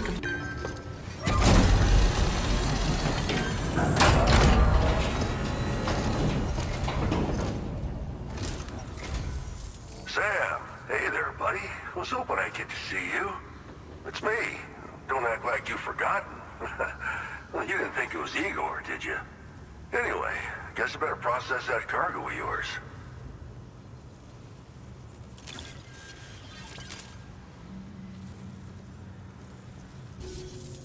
You're a real lifesaver, you know? I'm guessing you saw the tar lake out west of here, yeah? That's where the settlement known as Lakeside Fort Knott used to be. Whole place got wiped clean off the map by a void out. And since that day, the tar's been eating away at this facility. Some weirdness with the currents, or at least that's what folks are saying. But with the stuff you just brought me, I might just be able to keep the tar corrosion at bay. Finally. I've shared some data with you as well. Feast your eyes on these grenade launcher and cargo catapult schematics, both new and improved designs. You'll find they're a damn sight better than stuff you used to use back in the UCA. Recently, folks living here have been talking about this group of guys in red they saw creeping around. Got something to do with Higgs, more likely than not. One more thing that's had us worried these days. But now that you're here, I think we can all finally take a breath. Before I forget, got a new suit design to give you as a gift. One favored by a prepper back in the UCA, as you may recall. Try it on for size, why don't you? Well, the grenade launcher has been configured to fire MP shells. Human, mech, BT, doesn't matter. You can use it against all types of enemies. Now, the cargo catapult still does exactly what you'd expect. Lets you fling containers to the tops of mountains and whatnot. However, you can now also use catapults to launch certain throwable weapons as projectiles. After launching a payload, you can use a catapult pod's integrated camera to tweak trajectory and aim for a specific point of impact. It's a way of attacking targets in hostile areas from a good, safe distance. Pretty cool, right? This stuff will come in handy, I'm sure of it.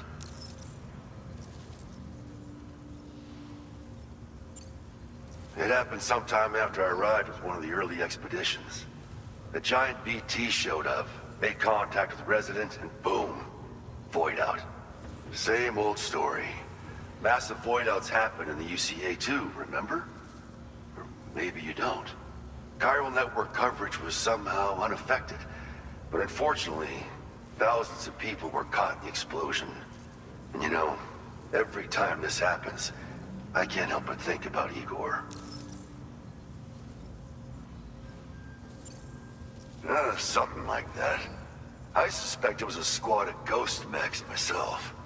I heard about you shutting down that weapons factory, but arms and ammo are still finding their ways into the hands of bad guys, aren't they? So Higgs is still stirring up trouble behind the scenes, I presume. We're attempting to develop methods to help folks put a stop to his activities. And the weapon data we shared with you is one of the products of our efforts. I tell you, a world where we don't need these damn things can't come soon enough. But on the bright side, we at least have some researchers who are based at Lakeside Fort Knott helping us out here. And if you're up for it, maybe you can help us with our work too. This is just how it went down back in the UCA. We think we were done for. Then the man who delivers shows up. The truth is, you're the reason I volunteered for the advanced expedition. The reason I was able to keep going. I figured if I did, I might get a chance to see you again. That BB pod you're carrying is different than I remember. Doesn't have my brother's keepsake attached anymore either. But hey, life's not just about things. Promise me you'll never forget Igor, Sam. He's gone, but he still feels so close, you know? Sorry. We should probably talk about work. An order with your name on it just came in. A request from a guy not far from here who spends his days fishing in the tar. Come to think of it, I believe he's one of the precious few survivors of the Lakeside Fort Knot Void Out. It's filed under sub-orders on the delivery terminal here. Take a gander and see what you think. Right. I'll leave you to it. Keep on keeping on. Fine work as always, Sam. Now come back to this ship and get some rest. Also, we've identified what may be a ghost mech outpost. I'd like you on standby. Your next order might be a dangerous one.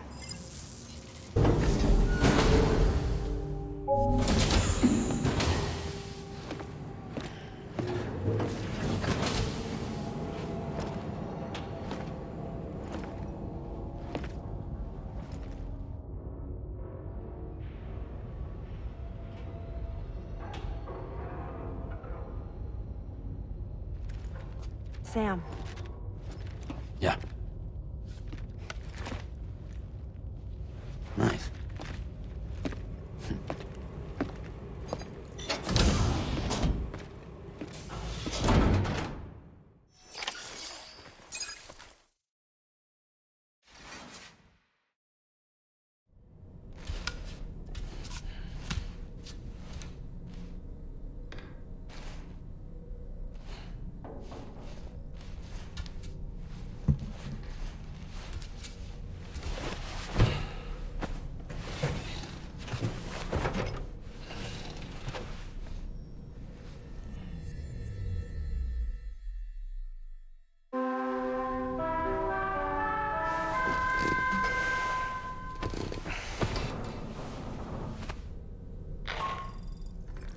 Sam, based on our latest assessment, we know where the Ghost Mech base can be found. When you're ready, access the DHV Magellan's delivery terminal and accept this main order. I'll brief you on the details after that. Was that, tasty, Sam? Sam, been a while since you had a proper shower, wouldn't you say? It would seem that Tomorrow's grown more adept at wielding her powers. All that practice manipulating the temporal properties of apples has helped her to gradually refine her technique. And now she can treat you to the literal fruits of her labor, perfectly ripened ones, no less. I heard what Victor Frank said about your BB pod. You used to have a different keychain attached to it in the past? Igor. Ah, yes. The corpse disposal team member that was caught in the void out with you that time. I see now. The keychain was a memento to remember him by. I've been mulling over the words Victor said to you earlier. He's gone, but he still feels so close. There's a universal truth in that sentiment. The closer we are to people when they're alive, the stronger the bond we forge with them in our hearts. No matter how much time passes, I still feel her presence. My daughters. No doubt you feel the same about Lou. One day, Sam, when you have a moment to spare, I'd like to tell you about my daughter and the strange events that changed the course of our fates. Come to think of it, I saw that you received EX capture grenades from the metagenomicist. To think that the parasitic chiral microbes you brought her could be repurposed to infect and birth variant BTs in such a manner. Namely, by combining BT crystals with your own DNA to produce BT cores. If this is indeed true, it's a truly incredible discovery. You have to test this theory at the earliest opportunity, Sam. I'm eager to see what happens. Sam, the data you secured for us at the weapons factory earlier has proven invaluable. With it, we were able to continue our investigation and succeed in locating fabricators with similar specifications.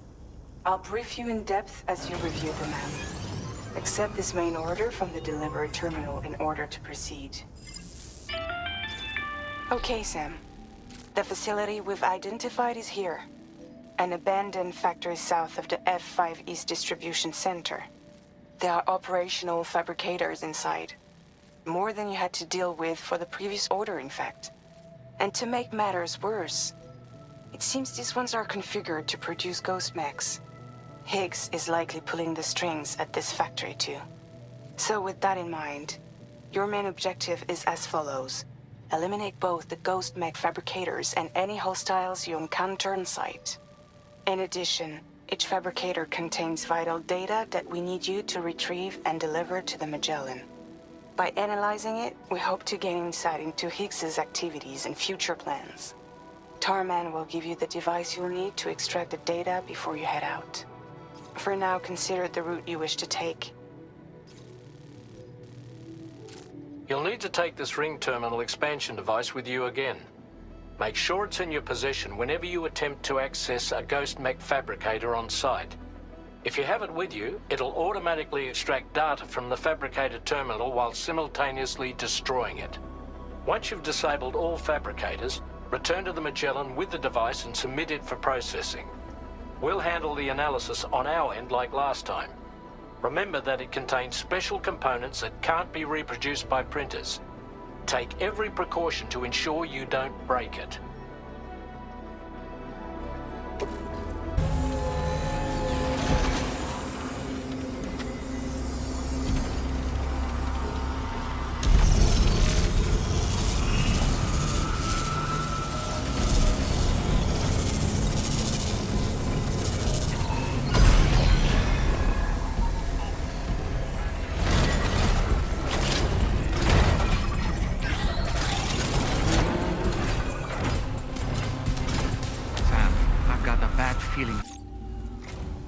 It's good to have you back, Sam. Now, let's take a look at the cargo you've brought us. Expected for us has yielded detailed records of deliveries to the factory. It seems both the materials used to manufacture those ghost mechs and the routes used to transport said materials were the same as those utilized by APAC. This indicates that APAC was likely involved in the production of these mechs. Wait, could this possibly mean that Higgs and APAC are working together? We should watch what we say around the President. We'll need to proceed carefully with our investigation. If APAC and the President did indeed have a hand in these activities, the security of our operations is entirely compromised. One more thing, Sam. Some of the data we received concerned ghost mechs outfitted with rocket launchers. I realize you didn't encounter this type within the factory, but it's possible Higgs may have already deployed them elsewhere. We need to prepare countermeasures for the DHV Magellan with all due haste. There's a specialist who can help us in South Fort Knot, just beyond this mountain. Putting F6 on the grid is one of our objectives anyway. For now, we'll make preparations in an effort to secure his cooperation. You should head to your private room and try to get some rest before your next order is ready. And Sam, good work. Sam, this is Charlie. Another assignment is now available for processing. Pick up this main order by accessing the delivery terminal at the F5 East Distribution Center. Nothing like a warm shower after a hard day's About that ghost mech we saw carrying what appeared to be a coffin on its back. I wonder if that coffin was somehow connected to the beach. I distinctly felt the presence of the dead from within its armor. If you could deal a blow powerful enough to bypass its defenses, it might be enough to stop it in its tracks. Failing that, you could always concentrate your attacks on a single location on its body. I don't... Oh, hey there, Sam. Really glad you could make it. Now, your next main order is ready and waiting, but I should mention there are some special considerations. For one, the cargo container will start leaking toxic gas if it's damaged. This run is going to involve a hard trek up some snowy mountains, too. So make sure you're well and truly prepared before heading out. Now, the adventurer you're delivering to travels the continent to try and solve the mysteries of the Death Stranding. Gotta respect a man putting in that much work. The cargo you'll be taking him is related to his latest investigations, or so I hear. I'd appreciate it if you helped out, not just with this order, but any future ones as well. Don't let us down, Sam.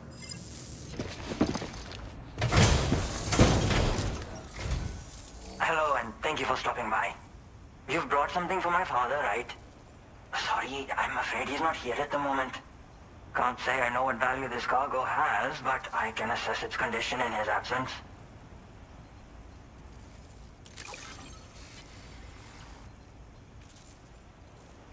To the chiral network too, am I right? Sorry, but I'm not allowed to make that decision by myself. And right now, there's no telling when my father's going to get back. He was coming home from a long trip up north and got as far as the snowy mountains nearby, but then we lost contact. I was actually hoping someone could search for him and post it in main order. I'm certain he's still alive, and since no one else has taken on the order as of yet, I hope you'll at least consider it. What a relief. He's still breathing. You can put him in a protective bag and carry him home. You know, he looks familiar somehow. Didn't we save this man once before? I knew I was right to trust you. Thank you for finding him. I need to assess his condition right away. Please wait.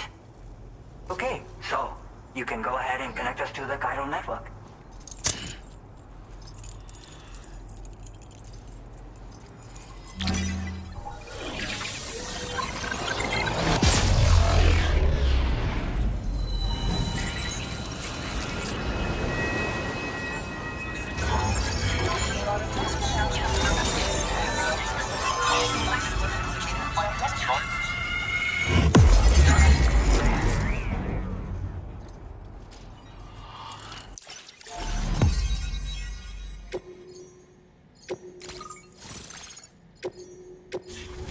Seems to be working fine.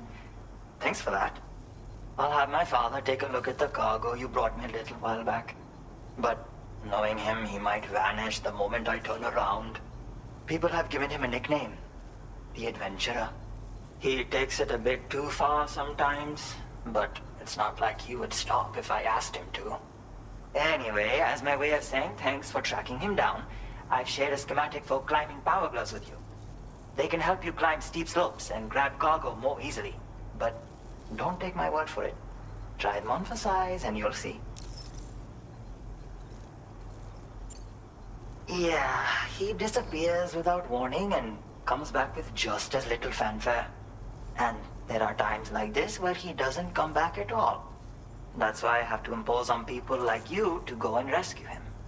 One day you'll understand, he tells me, like that's supposed to make it okay somehow.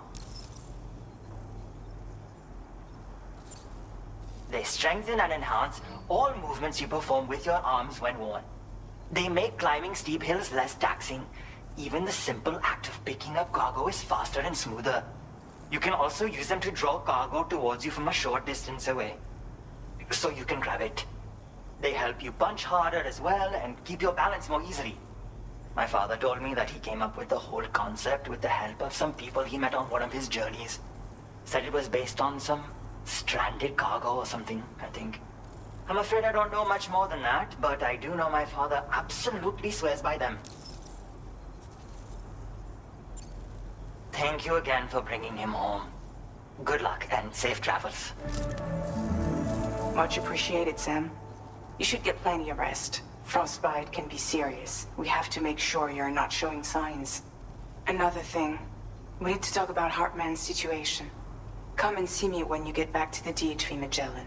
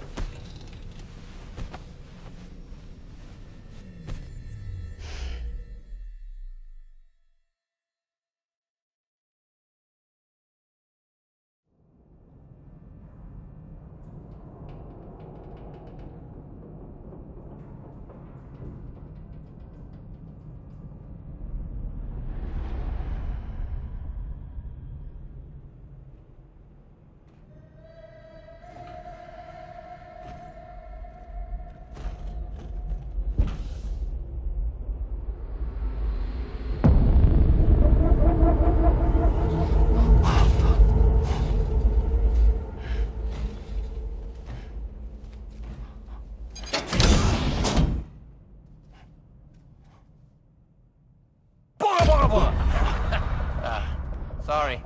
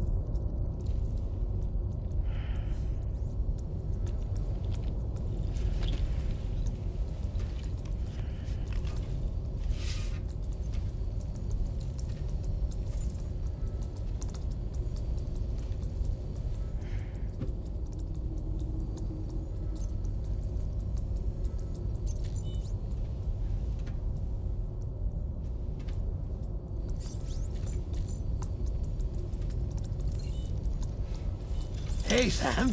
Long time no see.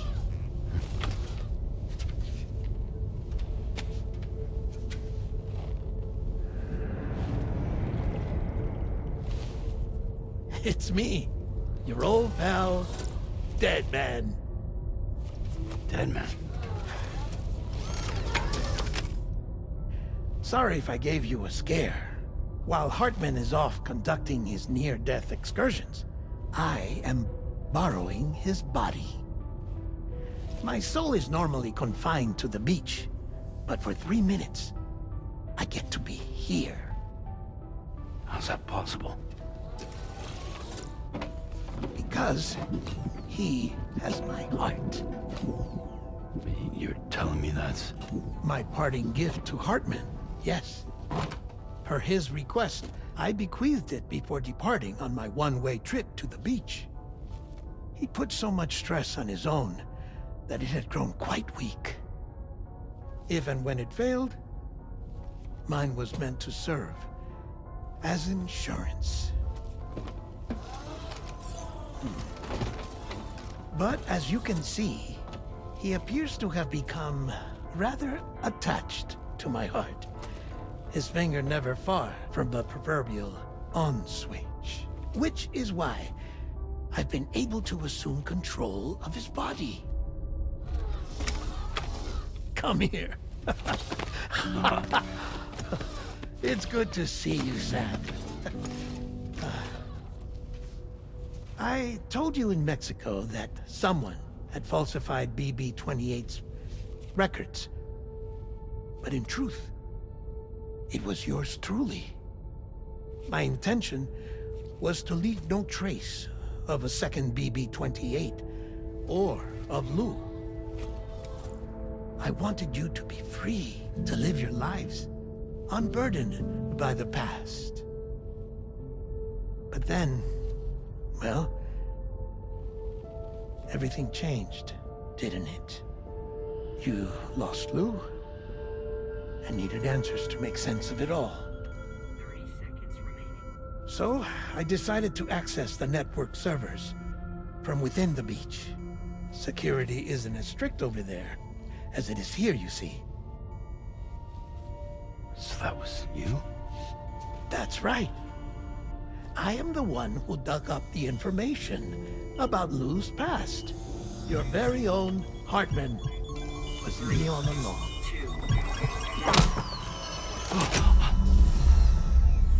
Administering shock. Stand clear.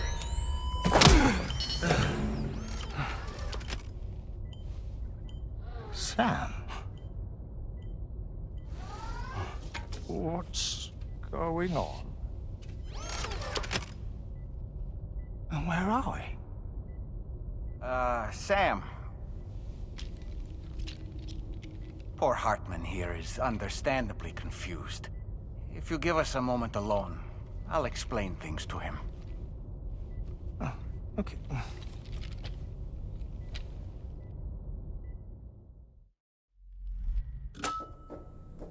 Well, I've apprised Hartman of the situation. It's not unlike my own experience. A soul finds itself in a puppet, and then acts as a puppeteer. One's ka can reside in any vessel to which one has a strong attachment. Human ha or inanimate object. It makes no difference.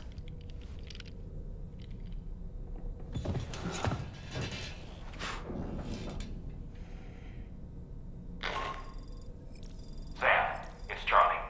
We've received an emergency distress call from the Eastern Environmental Observatory. I urge you to access the Adventurer's delivery terminal and pick up this main order immediately.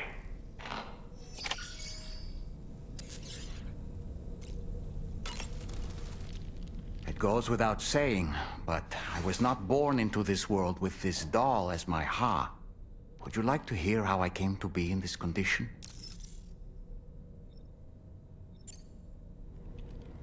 My darling wife was working as a nurse in an isolation ward. A luckless place which one day found itself in the path of a tar tsunami, a freak occurrence triggered by an ill-timed gatequake. Not a single person survived. No patients, no doctors, no wife. We just have to be careful. Hold on.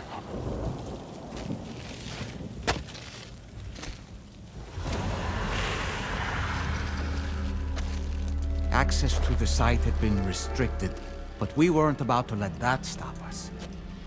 It was my daughter's idea. Come through. She was desperate to see her mother again. Be careful. Take off your hood. Okay, hold my hand.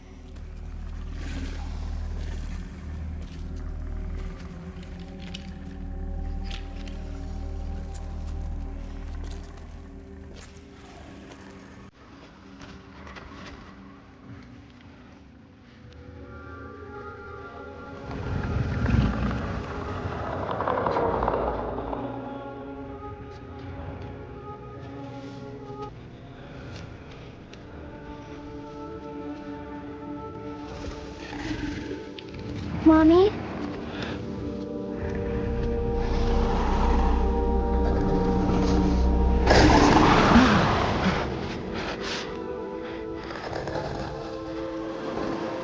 It's me, honey. It's me.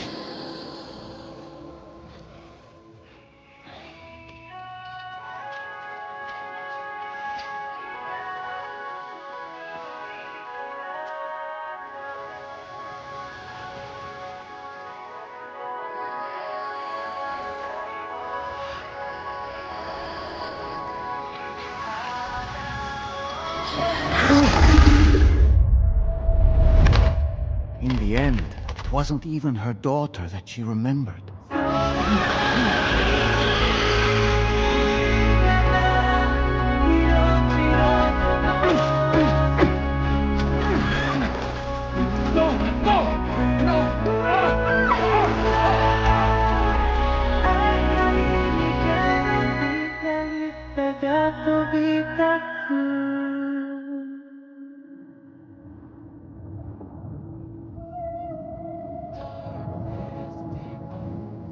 Before we knew it, we were swallowed by the tar, battered against the rocks, and eventually coughed back up into this world.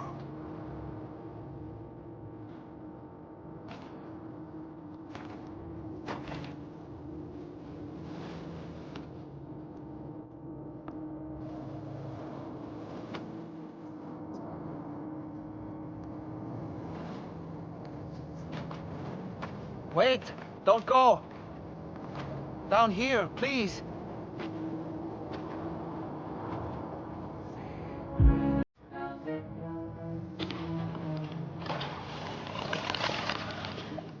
Hello, little one.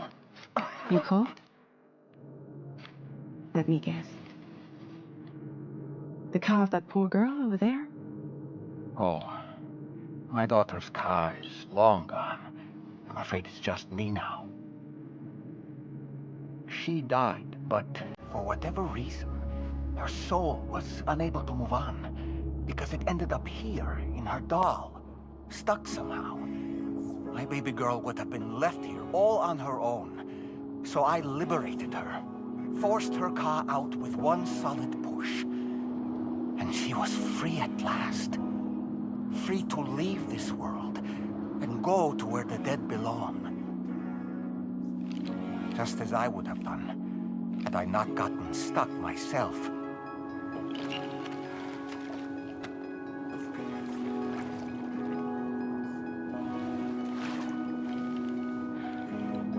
I see. That's quite a story. Believe it or not, I've been looking all over for you, Mr. Spirit Medium. As you can see, I'm of no use to anyone. I can't go anywhere. I'll be stuck here for the rest of eternity, that's that. Wanna come work for me instead? Yoha's no good to you now. Huh. Didn't last long out of the tar. Poor old thing turned into a bog body in no time at all. You think you could bury them for me?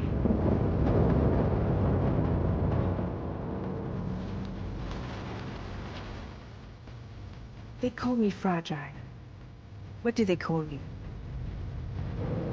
The Tunnel Man, maybe? No. Dolman suits you better.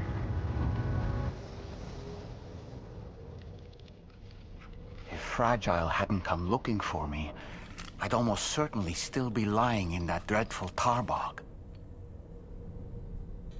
But your soul's trapped in that doll forever? Perhaps.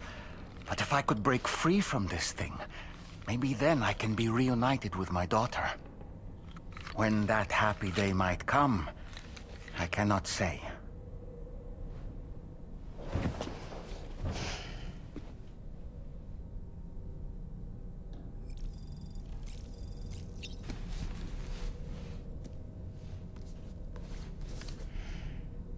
The Pequod is the ship in which Ahab pursues Moby Dick on his quest for vengeance. His crew includes Dutchmen, Frenchmen, Spaniards, Portuguese, Icelanders, as well as shipmates from China and India. Countless other people of myriad origins, too. It is arguably symbolic of the multiracial United States. A gathering of souls that transcends ethnic and national divisions, united in pursuit of a singular goal. I can't help but be reminded of Kojima Productions. Wait, judging by your reaction, you've never heard of Kojima Productions? Sam, you can't be serious.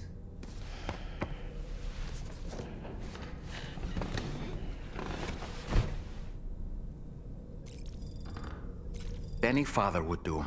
I pushed my daughter's Ka out of this doll. And she was free at last. Free to leave this world and go to where the dead belong. Thank you for listening to my story, Sam. But enough about me. It's time I let you focus on your job. As I mentioned before, I lost my wife to a tar tsunami. And after she died, she turned into a geyser. My daughter was unable to accept her mother's passing. She pleaded with me to see her again. As a medium, I thought it was within my power to grant her wish. So I gave in and took her to the hospital where her mother had died. It was the worst mistake I've ever made.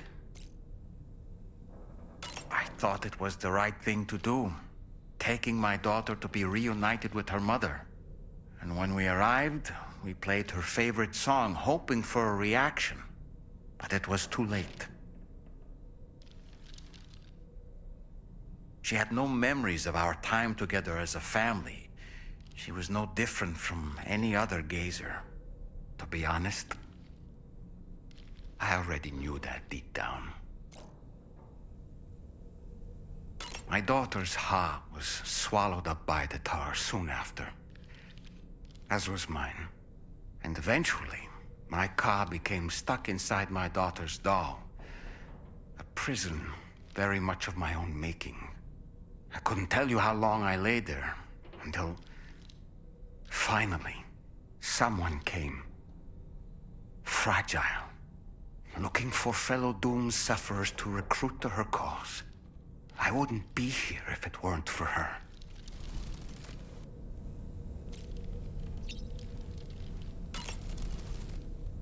I dare say Tomorrow may have mastered her unique abilities.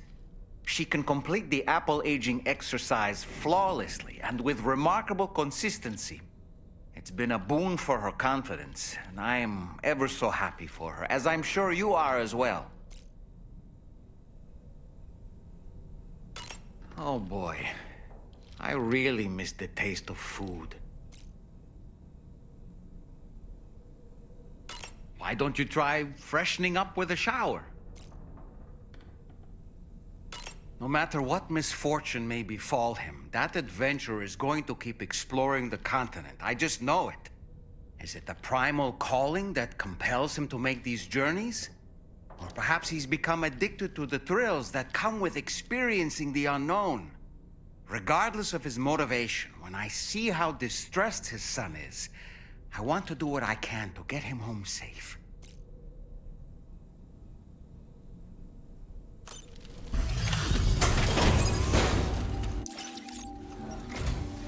Oh. Hey, you actually made it here, huh? Or am I just imagining things? Right. Now check that cargo of yours.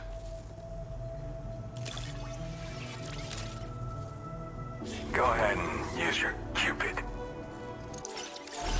Which means I can finally start fixing up this observatory.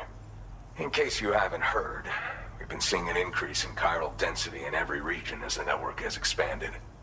More instances of strange phenomena outside network coverage, too. And I've been told this is indicative of plate gate emergence. You know, after being alone all this time, I wasn't sure I'd be able to stay the course. Till you arrived with that life-saving cargo. Should be all set to hold down the fort now.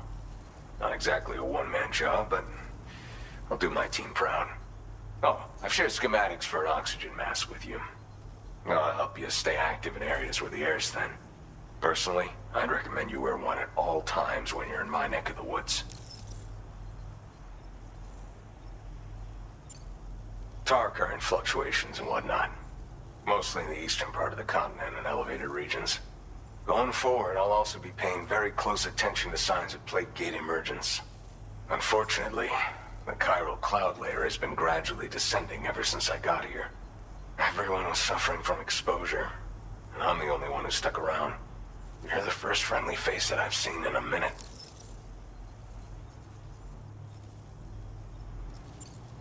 You know, at high altitudes, on mountains, like this one, for example. And if you climb above the cloud layer, you've got even less oxygen to breathe. Saps your energy even if you're not doing anything strenuous. Over time, you'll cover less distance and be at increased risk of slipping and falling. It's a good idea to wear your oxygen mask to help you stay strong and sharp. Mother Nature won't show you any mercy around these parts. The biting cold and steep slopes will slow you down, or stop your progress altogether.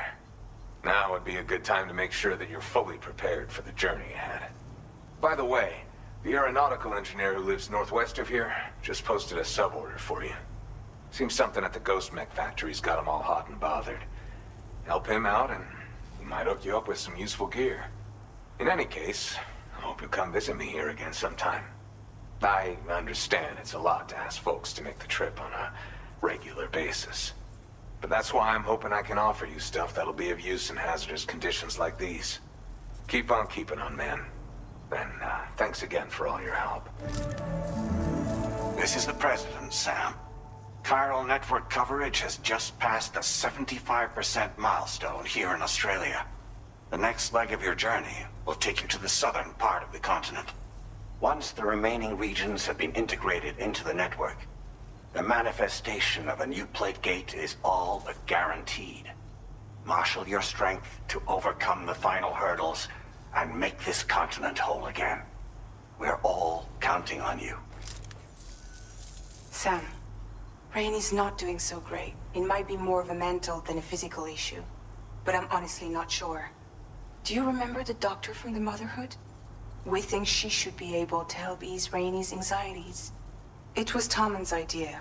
We already reached out, and she said we could come visit anytime. Since the Motherhood's within the Chiron network, we can use the Magellan to travel there. Once you've made it back to the ship, just head to your private room and settle in. You can use the trip to catch up on sleep. But if there's anything you need to take care of before we depart, now would be the time to do so. Sam, I'm contacting you via a different protocol. This private mode affords me a direct connection to you alone. It seems Drawbridge has reason to suspect that APAC may have been involved in the production of ghost mechs. This possibility concerned me as well, so I conducted my own investigation and reaffirmed that APAC's underlying technologies are iterations of an older Bridges framework. What I'm getting at, Sam, is that the guilty party is not APAC, but Bridges. Which is to say, the UCA may also have some involvement with ghost mech production. This would perhaps explain why firearms and other weapons have become commonplace on the Australian continent. The UCA's precursor, the United States of America, had a prominent gun culture. Though Americans first took up arms to liberate themselves from British colonial rule, they retained the right to bear arms so that they might defend themselves against future government tyranny. APAC has no such designs, of course, but Higgs has used factories to obtain weapons in an attempt to subjugate the continent through violent action. And so, the people of Australia have, in response, been forced to take up arms in self-defense. A distinctly American philosophy, and one which would appear to have spread to this continent. The more we seek to unite the people with metaphorical ropes, the more essential sticks seem to become. This particular situation is one that I feared might come to pass, which is precisely why I determined that it must not be the UCA, but a civilian organization which takes the lead in expanding chiral infrastructure. But if the UCA is indeed somehow implicated in these events, it may dramatically alter the calculus. I realize it must be vexing not knowing what to believe, Sam. Should I learn more, I'll contact you at once. For my part, I have a favor to ask. I must insist you not disclose that we've been in direct contact. There's no telling who may be involved with what at this stage. Order completed.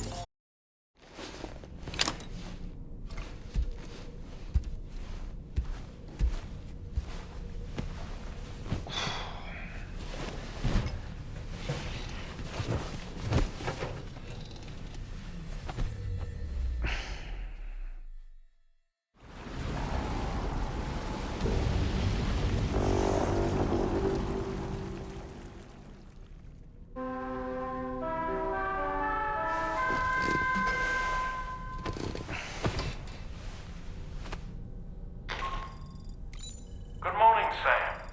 The DHV Magellan is currently docked near the Motherhood shelter. An escort arrived a little while ago to take Rainey inside. The doctor has requested to see you as well. Head on over whenever you feel ready. On a dark night in May 1816, 3 men and 2 women found themselves confined to a villa on the shore of Lake Geneva. A catastrophic volcanic eruption had wrought havoc on the global climate, and a relentless rain hammered down outside. With little else to do, the occupants of the villa decided to compose ghost stories. And it was on this fateful night that a woman named Mary penned what would become Frankenstein. Mary, who was only 18 years of age, had already lived a tumultuous life. She was engaged in an affair with the poet Percy Bysshe Shelley at the time, whom she would later go on to marry. A dramatic retelling of these events was committed to film prior to the Death Stranding. Titled Mary Shelley, it stars Elle Fanning in the lead role. Now, where have I heard that name before?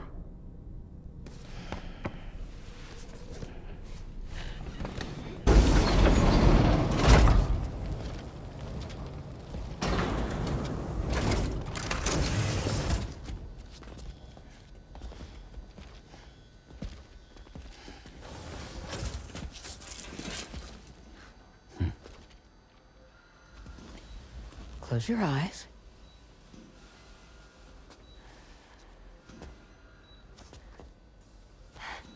It's okay. You can trust me.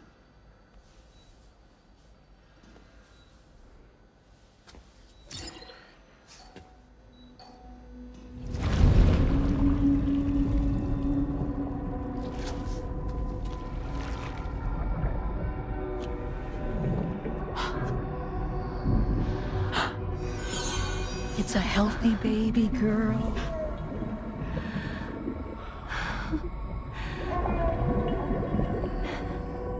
She's beautiful. She certainly is.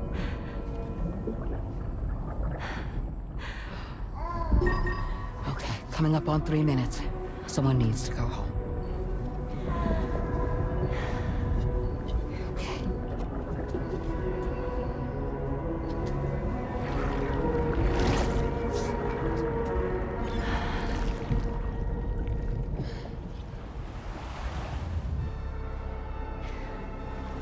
Waves? Yes, they are. Your womb is connected to a beach. Now, open your eyes.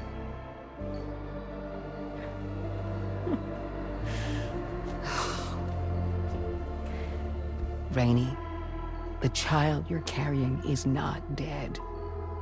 It's just that time has stopped in your womb. Your daughter and her mother are in perfect health. But there's still no treatment, is there? When the balance between our world and the beach is finally restored, you will give birth. There's nothing to worry about.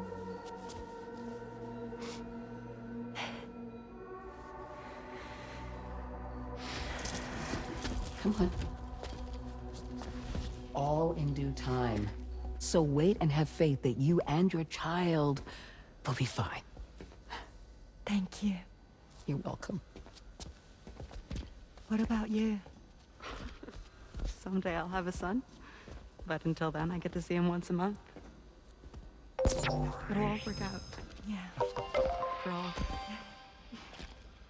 Sorry, but would it be all right if I took another look at your pod? Give me 1 second. Okay, I'll head back first. The thing is, when I did my examination on your pod, I got the strangest feeling. The BB in that pod was there far longer than any typical BB. I'd like to check your pod's production number. If it's an official model, it'll have one inscribed on it. I can tell you right now, there's no number written on it. No, it wouldn't be on the outside. It would be inscribed on the inner wall. Now, you can't open a pod without endangering the BB's life, but there is a way that we can peek inside.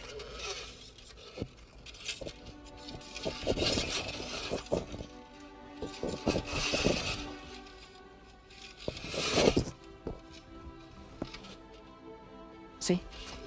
Right there. See, a pod's production number is a record of when the occupant was transferred from the still mother's womb. Sort of like a BB's date of birth. Impossible. 11 years ago. On the very same day as the Void Out. Lou's date of birth was 11 years ago. And not just that, the serial number is BB00, which would make Lou one of the first test subjects. Yeah, that would appear to be the case, yes. If we scour the archives for any mention of BB00, there's a chance we might learn more about Lou's past. You really should try and put this behind you. And digging up the past won't help. I think it's time we return to the DHV Magellan.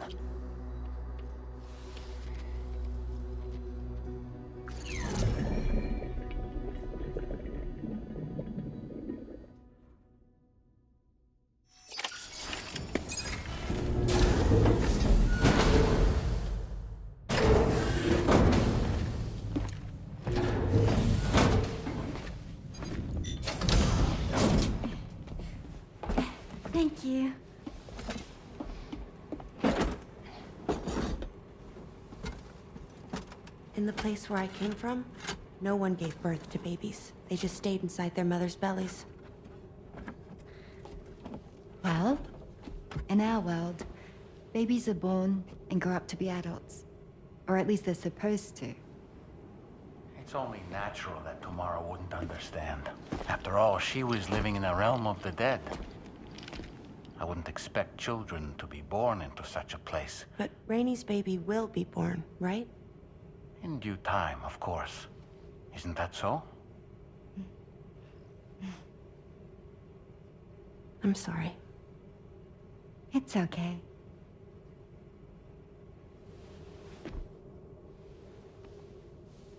Raindrops are falling on my head.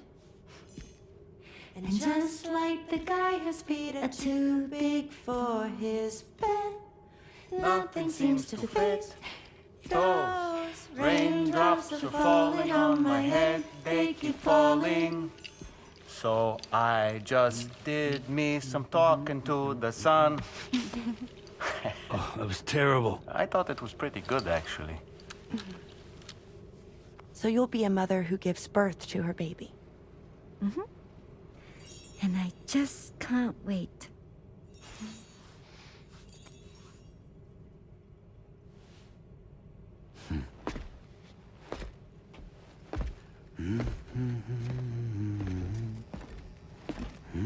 Talk about terrible, Sam. I've heard dogs with better tones.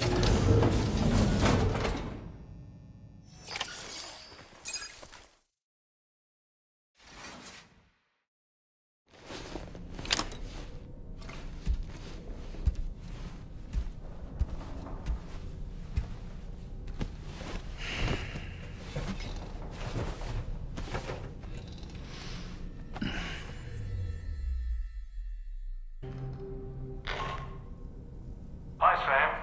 Tarman here. I'm pleased Rainey's feeling better. And now that that's settled, we're all set to continue linking up the continent. Your next main order requires you to retrieve some intriguing cargo. And for convenience's sake, we've decided to transport you to the mission area in the Magellan. Speaking of the Magellan, I think it's high time this old girl's weaponry got a bit of an upgrade. I've gotten in touch with a researcher based in South Fort Knott for this very purpose. I'll need your help, of course, but the details can wait until we get there. I'm sure you're eager to get underway, but the tar currents nearby have grown unstable. It's going to be a bumpy ride. As a safety precaution, I'd like everyone to assemble on the bridge before departure. Come and join us as soon as you're ready.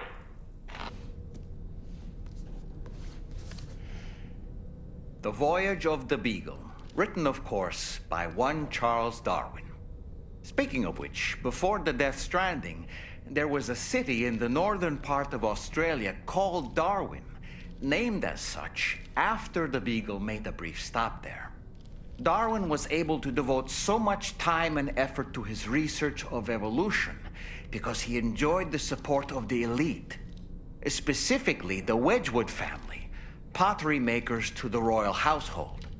In fact, Darwin's maternal grandfather was the founder of Wedgwood. You can't get a better patron than that, now can you? I suppose if you think about it, Wedgwood was to Darwin as Charlie is to us.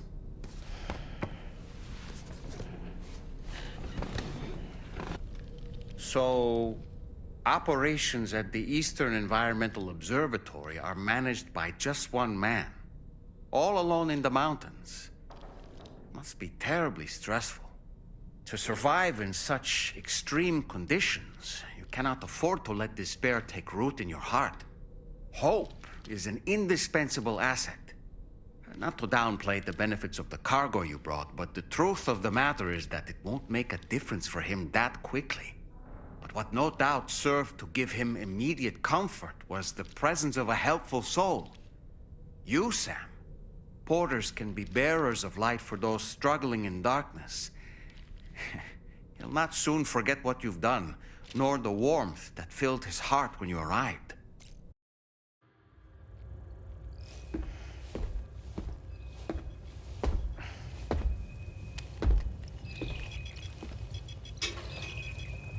Just a little more work, and we'll have linked up the whole continent.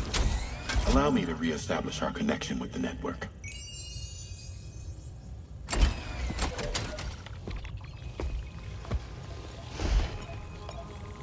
And we're off!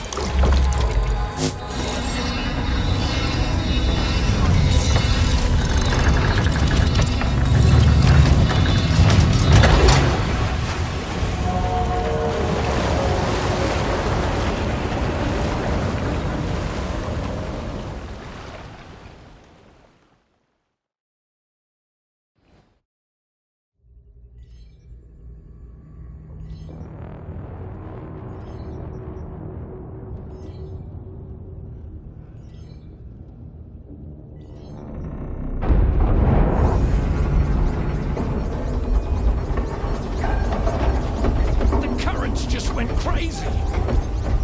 I've lost track of my hand. It's gone. Are we caught in a surge? I don't know. There shouldn't be any other currents in our vicinity. Unidentified object approaching. Everyone brace for impact. What's wrong? The rudder's unresponsive. I think something's dragging us. The connection to my hand has been severed somehow. Right now, I'm flying blind. Dolman, do you sense anything? No, it's not a BT. Well, something's still pulling us down. Much deeper, and the ship's hull won't be able to handle the pressure. Evasive action!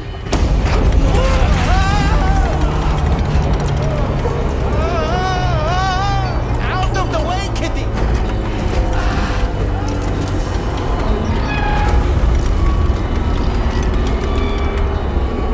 It's no good. Can't break free. Discharge tar ballast. Rapid ascent, now! Too risky. We have no idea where we're going to surface. We have no choice.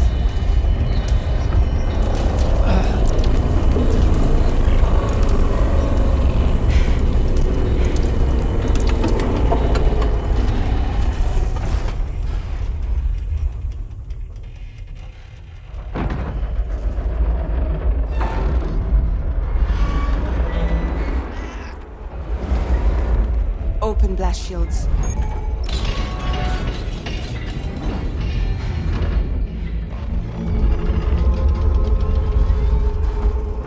If we don't do something, it'll crush us.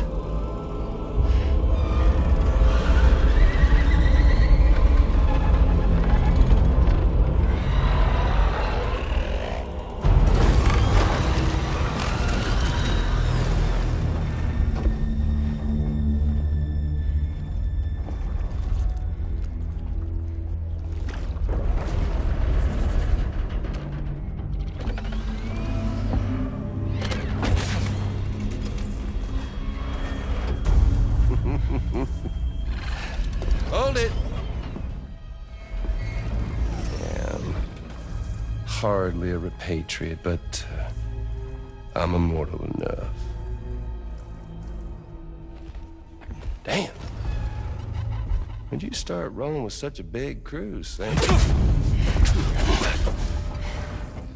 Settle. Settle. Unless you want me to blow her head off.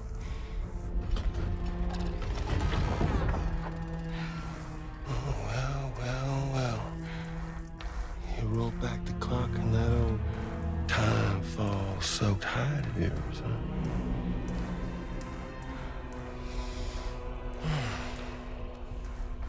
You know I'm only here to get revenge on you and Sam. Rest of y'all really have no quarrel with, so, you know, you let me keep the two of them and y'all can fuck off. No? Oh. All want to die together.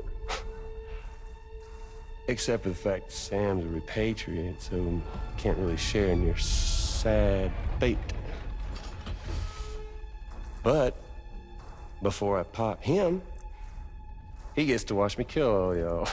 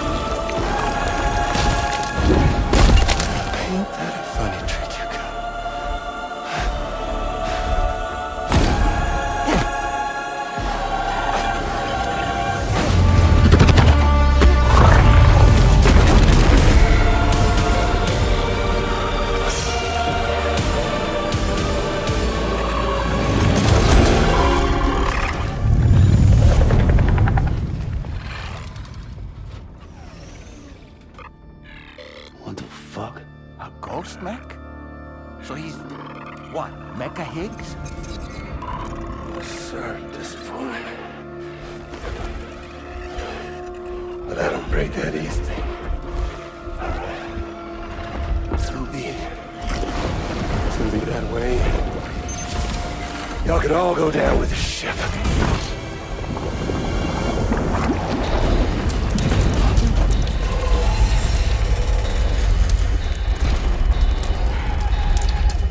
It's all up to you, Sam. No time to waste. Let's head out, Sam.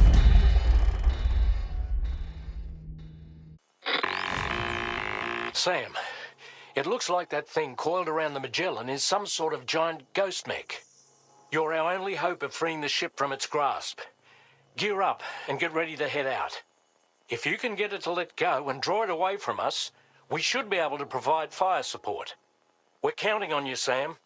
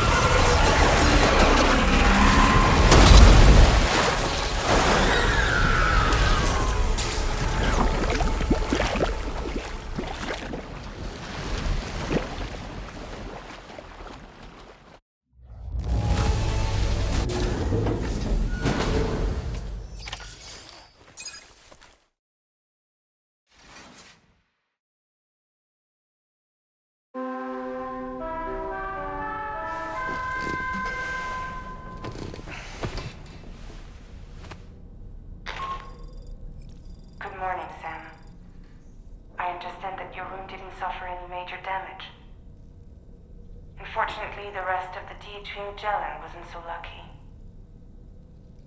The ship is unable to travel in its current state, but Tarman's doing his best to get us back in action. I'm about to leave to pick up some supplies for repairs. When you're ready to head out, I suggest you head to the bridge and get Tarman to brief you on the situation. Afterwards, check the ship's delivery terminal to find out which part of the continent you'll need to link up next. The show must go on, after all.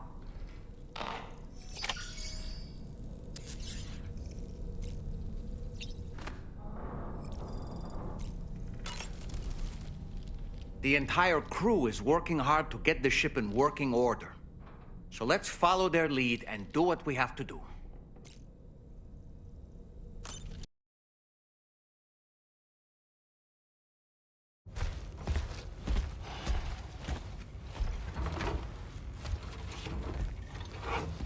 So, how's everything looking? We'll be able to repair the plating and the propulsion system using chiral printed parts. Fragile's team will pick up any additional materials that are necessary. The nav console I used to read the tar currents isn't broken. I just need a little more time to restore the connection with my hand. Won't be much longer now. Tarman.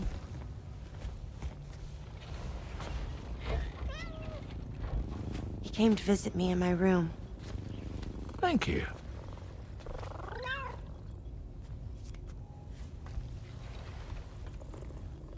Oh, I see you're holding hands now, eh? Hands allow us to connect. Form bonds. You think you'll ever find your missing hand? Now that's a bond I doubt will ever be broken. Looks like we're good to go. We'll see you later. Stay safe out there.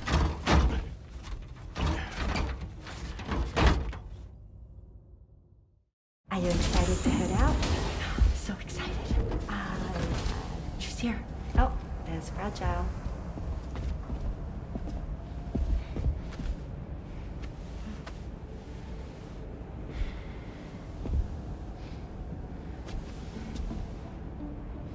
Okay. Let's get going.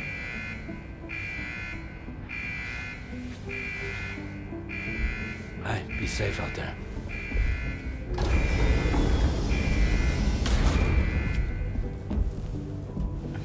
Thank you. What if you run into trouble on the way? We'll be fine. Remember, you're talking to the former head of Fragile Express.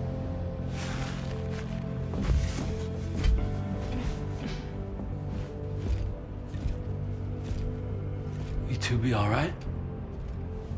We all have dooms. No need to worry about us. And we're tougher than you, too. Right. So watch yourself out there. Take care of each other.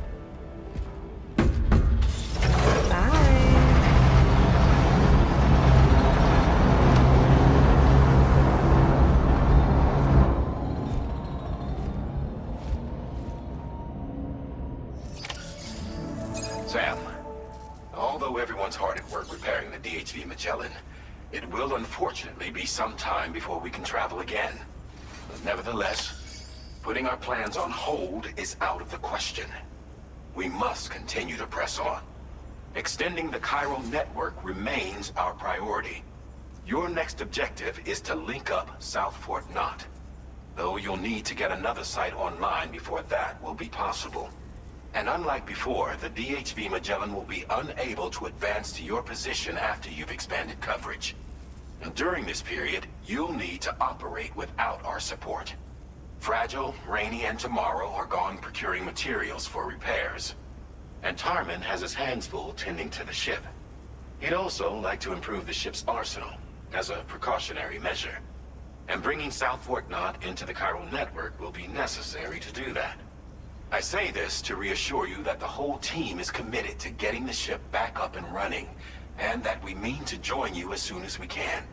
It's just gonna take us a little while, that's all. For now, head to the Phantom Smith's shelter and put him on the grid.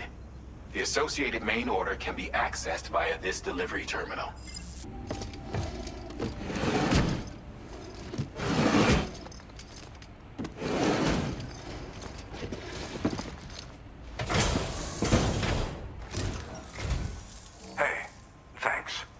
Risking your life to cross snowy mountains is a lot to ask of anyone. And rubbing shoulders with BTs to recover someone else's stuff, that's going above and beyond. You're one hell of a guy, seriously. Sit tight. I'll confirm the contents of your cargo right away.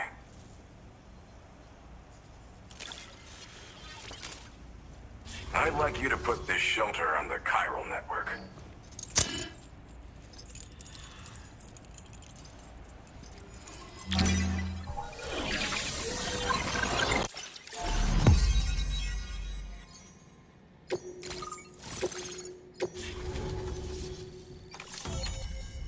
Now I'm finally online.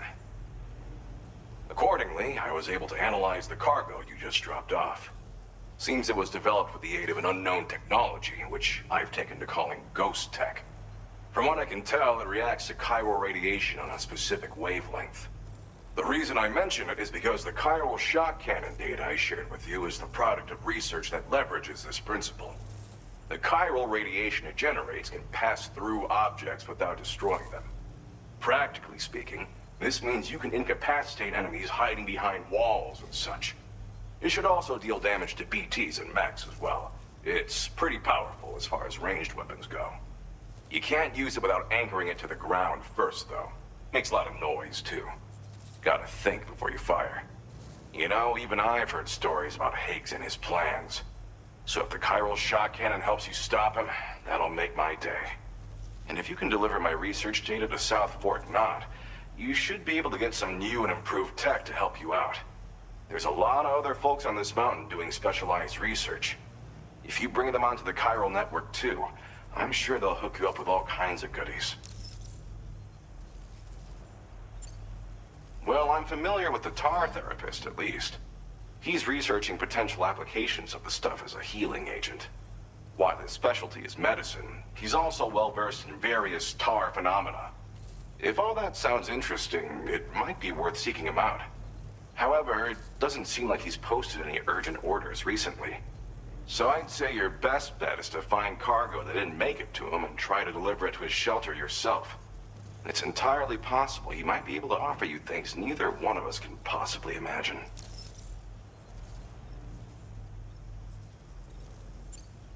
I came here with the advance expedition, actually. Tagged along with this one researcher.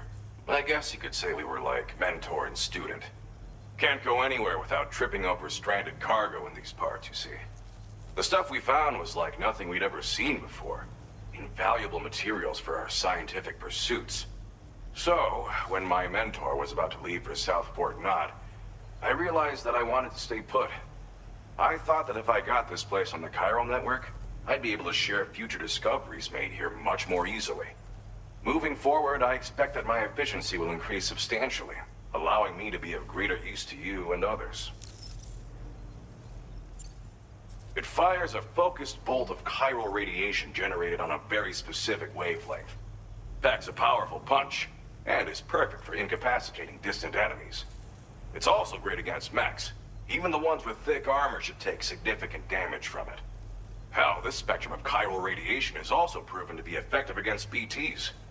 Its size does make it a touch unwieldy, but it's simply one of the most devastating ranged weapons there is.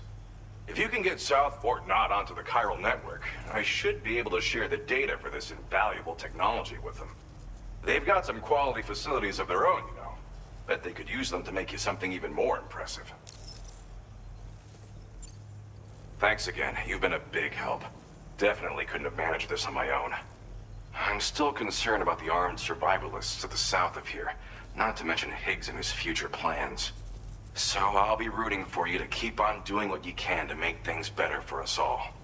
I don't know if I can come up with anything else to help with that, but I'm willing to give it a try.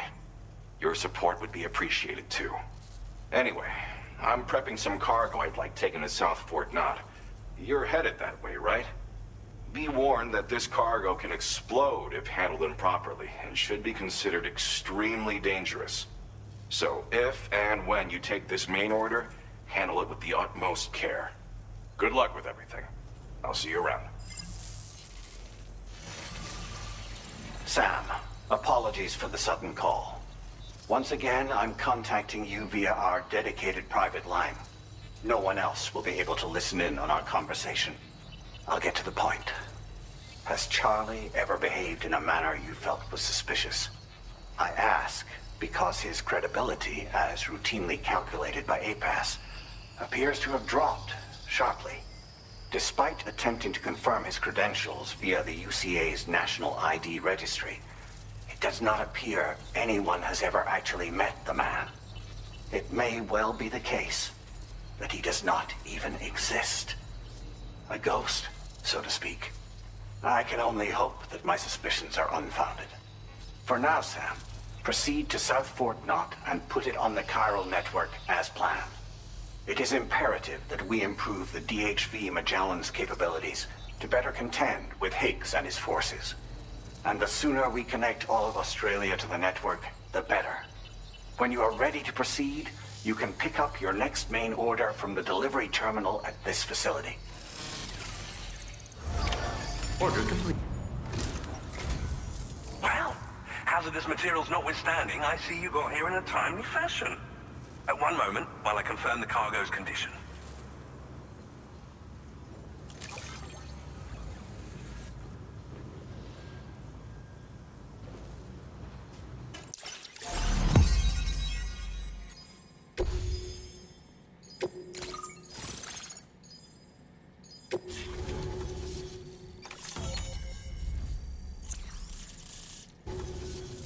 On the network at last, eh?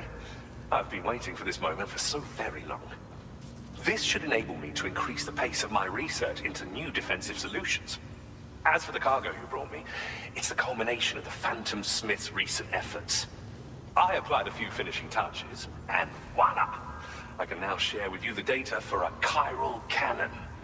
It is a devastatingly powerful weapon that can be mounted onto pickup off-roaders. You'll find it deals unparalleled damage to BTs as well as ghost mechs. Which might come in handy, since it's not just armed survivalists that have been sighted recently. It's ghost mechs too. It's hard to say, but Higgs might be up to something. So that's all the more reason to have weapons suited to dealing with his minions. Ideally, this cannon would only be effective against BTs and mechs. Unfortunately, though, such firepower is more than enough to kill any human outright, so please use it wisely. In addition, I'm happy to share some new pickup off-roader tires that will significantly improve its traction. You can swap them in and out as you like when customizing your vehicles.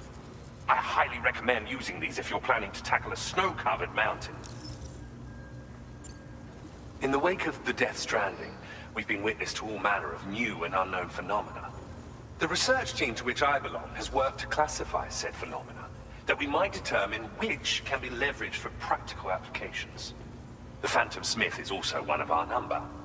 The two of us shared a mentor, as it happens. The man responsible for developing the navigational systems of the DHV Magellan. His influence is largely why I study vehicles and related tech. We don't yet know why ghost mechs are able to operate outside of chiral network coverage, but we do have a working theory. And if the underlying principles of this theory prove true, we can take advantage of them. Fortunately, the cargo you've brought may well hold the answers to many outstanding questions. I strongly suspect we'll make rapid progress in the days to come, meaning you can look forward to even more new and exciting creations. It fires chiral particles at an extremely high velocity. Its considerable size makes it impractical to carry, so we've designed it to be mounted on pickup off-roaders instead. Whilst it needs a moment to charge before it can be fired, it boasts tremendous stopping power. And it will automatically track hostile targets, allowing you to engage with ease whilst driving. Giant BTs and ghost mechs are tougher than ever these days. It's truly unfortunate, but we have no choice but to rely on weapons of this caliber. A necessary escalation to combat Higgs and his forces. But I must also reiterate that due to the destructive potential of this cannon, it should never be used where humans may be harmed. Thank you again for your help. I'll be sure to continue my research into ghost technology in the days ahead. I intend to look into ways of ensuring we have greater freedom of movement with our vehicles, even in dangerous areas. Any assistance you can provide would be greatly appreciated. Oh, before you go, I have a parting gift for you. A gift I was instructed to give you by my mentor. This cargo will allow you to enhance the DHV Magellan's weaponry, per Tarman's request, I believe. I'll need some time to prepare it for transport, though. In the meantime, please avail yourself of the private room here. I'll be sure to post the order by the time you wake up. So, go on and have a good nap. Sam, it's me. Our enemies have grown bolder and more aggressive, but I see you were all able to fend them off in the end. Chiral network coverage now stands in excess of 85% across Australia. We are already seeing indications of plate gate formation in the near future as well. Just a bit more, Sam. I know you and your comrades will finish what we've started. And to prepare for what's to come, I encourage you to rest in your private room. Be advised, Sam, that I've switched this call to private mode. We need to talk about Charlie. I reviewed the contract between APAC and Drawbridge and followed the money. By doing so, I was able to confirm that funding for Drawbridge was provided by none other than Bridges. Though they used intermediaries to obfuscate the transactions, Bridget is undoubtedly the source of your patrons' funds. In other words, Drawbridge cannot be considered as an independent civilian organization. Should these details come to light, your attempts to integrate Mexico and Australia into the chiral network could be misconstrued as an expansionist effort. When I tasked Drawbridge with these missions, it was under the assumption that it was a non-government operation. But I, APAC, and you yourselves may have all been deceived. I will continue to pursue this investigation for now. Take this time to rest and recover in your private room.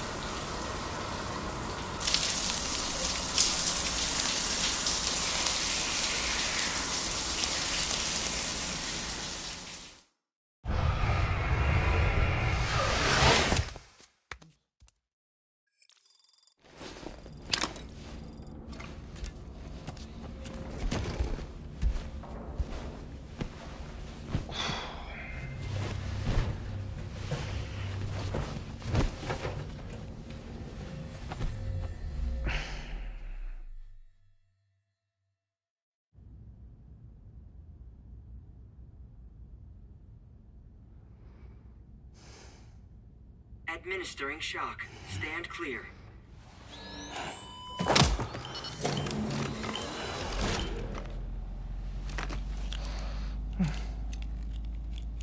Just like old times. Where are we?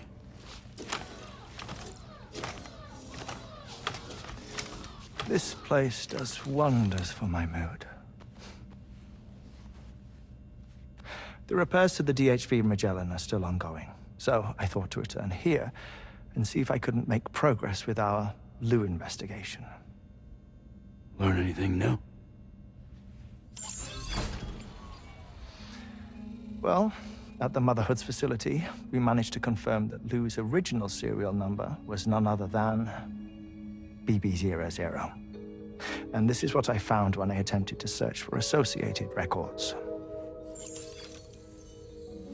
To build the chiral network, 9 sacrificial BBs were prepared. However, the network's original design required only 1. A single sacrificial BB unit facilitating chiral communications across the entire North American continent. This approach called for what was dubbed a core bridge baby, and BB00 was a lucky candidate assigned to play this role. However, Bridges subsequently abandoned the idea, their tests having failed to yield the desired results. And so it was that the model requiring multiple sacrificial BBs was ultimately adopted. Meanwhile, Lou was placed into storage for an extended period, and for reasons yet unknown, inherited the identity of BB-28. Records indicate that the Bridges research team was responsible for the reclassification. Were they trying to cover up the earlier experiments by falsifying Lou's production year, perhaps? Or did Bridges have some other hidden agenda? I'm afraid that remains unclear. Well, we now know Lou was born 11 years ago. There may very well have been a connection with Neil. You know, my fondness for this place isn't wholly nostalgic. It has the most delightful hot springs, you see. Though, truth be told, even they aren't my favorite thing about it.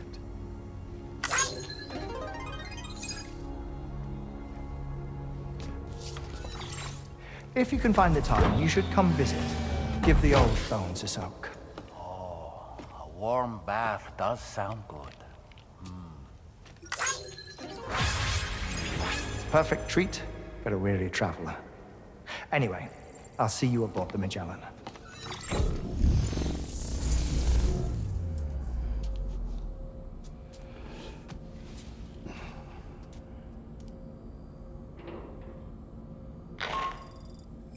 Do you read me, Sam? This is Tarman. I've relocated my hand at last, out there on the currents, bobbing along like before. Now that our connection has been re-established, I should finally be in a position to wrap up repairs on the ship. But that won't be enough for what's coming. We need to improve our weaponry as well. South Fort Knott is home to an exceptional researcher. It so happens that they were instrumental in the construction of this fine vessel, and they're preparing the latest and greatest weapons for our use as we speak. Just a few more hurdles, Sam. Access the South Fort Knot delivery terminal and take care of the main order for me. Woo-hoo-hoo! Looking clean as a whistle. That's a groovy pair of specs, Sam. Why don't you try them on? Pierre Southern of South Fort Knot, was it?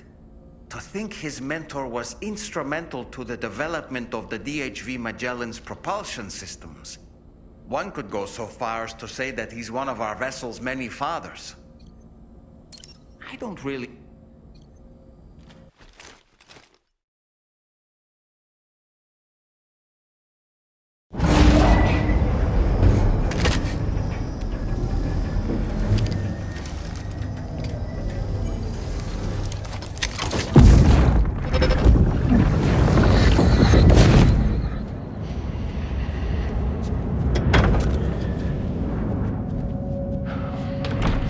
Thank you for coming. The aftermath child. You're the father.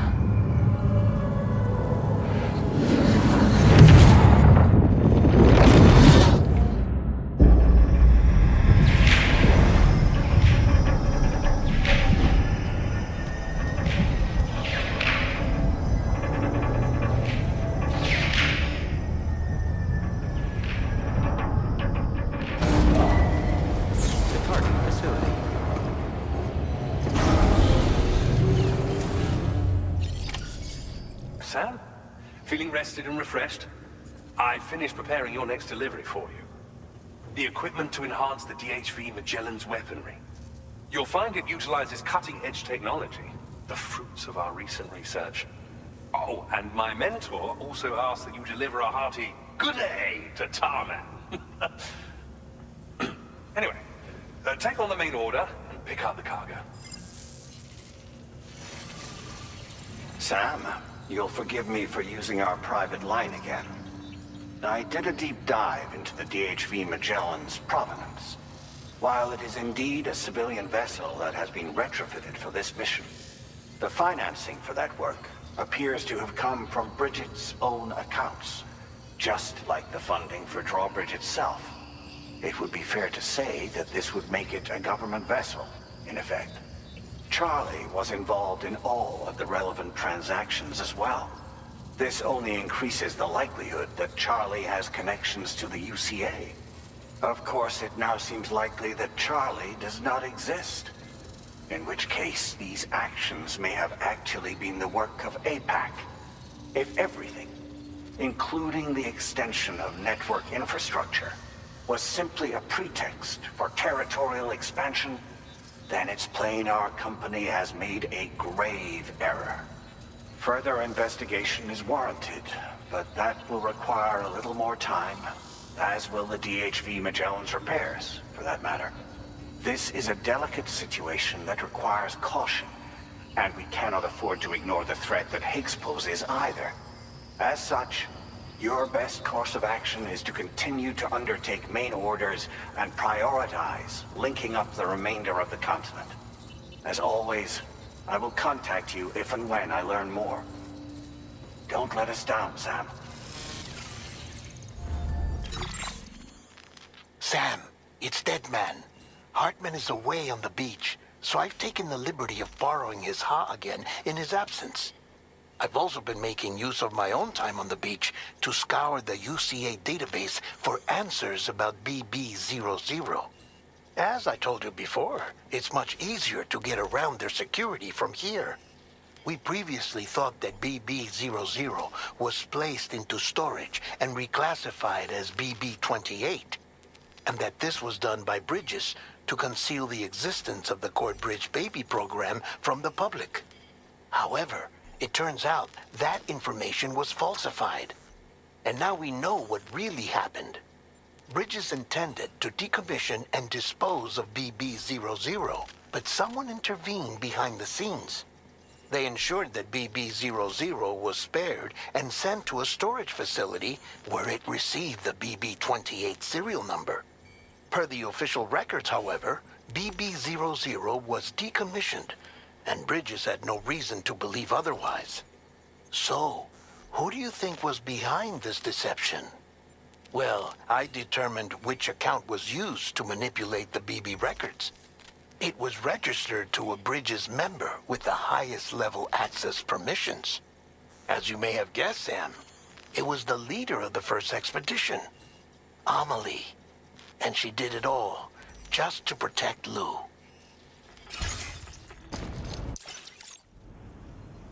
Welcome back, Sam. I see you come bearing gifts. Just give me a moment to check your cargo. Feel free to use it. We'll prep the main cannon for immediate use and look into making improvements to the other armaments as well. It won't be long now till the DHV Magellan is fully operational. Fragile and the others should be back soon too. Anyway, I'd better hurry up and see to the remaining repairs.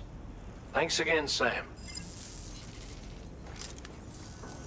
Sam, your next objective will also be your last. Terminal Fort Knott. To put them on the grid, you'll first need to link up the Southern Environmental Observatory. It's safe to assume that this final step will be the most challenging yet. For now, you should rest in the private room to ensure you're well prepared for what's to come.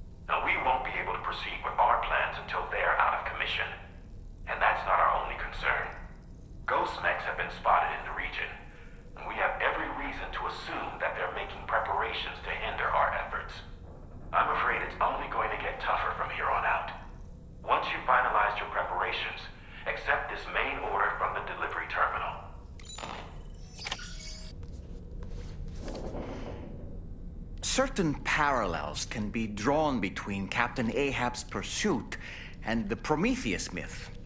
Prometheus is a deity said to have stolen fire from the heavens in order to give it to humans. In essence, he bestowed upon them the power of the gods themselves. This power manifested as technology. Humans crafted tools, and with them brought nature to heal and built great civilizations.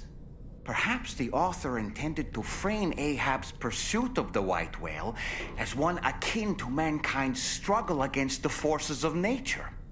We ourselves are arguably living out our own Prometheus myth as we fight to overcome the Death Stranding. No, we definitely are. And we're not about to lose.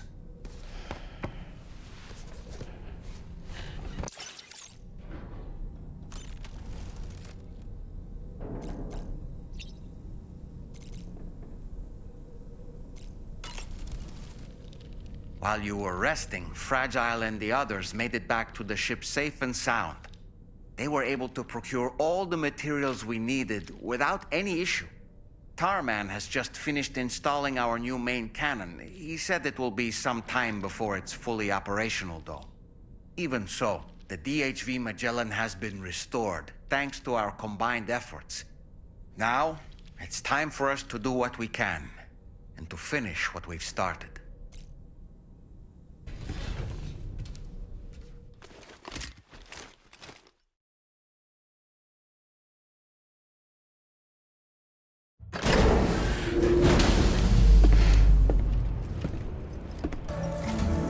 Did you sleep well, Sam? Repairs to the DHV Magellan are now complete. We're ready for you to chart our next course. The main cannon is being fitted as well, but it'll take a while for it to be calibrated. I'll let you know when it's ready for use. Anyway, the new and improved DHV Magellan is now at your service. Finish off anything you need to do out there. Then prepare to continue expanding the chiral network. We're counting on you, Sam. Sam, this is Charlie. Your next order requires that you accomplish 2 specific objectives. First of all, you are to proceed to the armed survivalist base and destroy all the chiral jammers you find there. So long as even a single one remains active, you will be unable to use your Cupid to link up the next facility. It is therefore essential that you remove this impediment before proceeding any further. Our latest reports indicate that there are hostiles on site who are equipped with electromagnetic shields.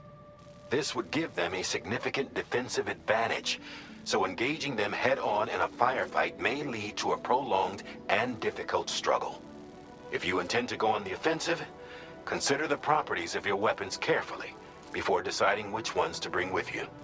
After you have destroyed all the chiral jammers at the enemy's base, head directly to the Southern Environmental Observatory. A contingent of ghost mechs has been sighted dangerously close to the facility. We need to bring it onto the chiral network before these mechs can get into position and prevent us from doing so. Once you've extended network coverage, the DHV Magellan can move there to provide support. There's no time to waste, Sam. You're a welcome sight, mate. Not sure we'd have survived if you hadn't shown up when you did.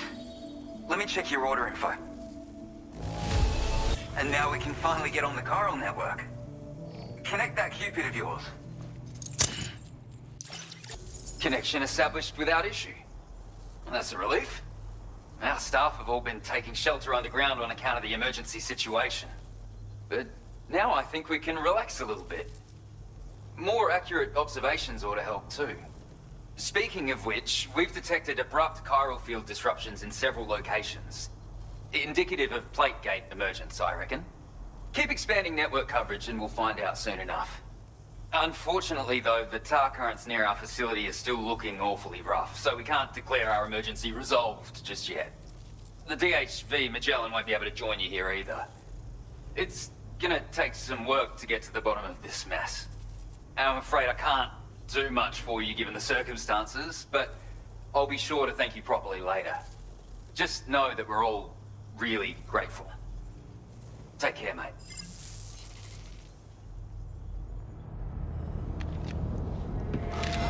Uh-oh!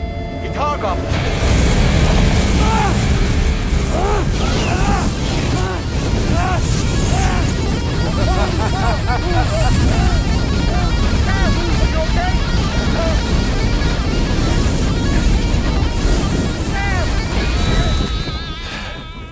You know, truth be told, I don't really care if you and your crew link up the continent or not. Sam!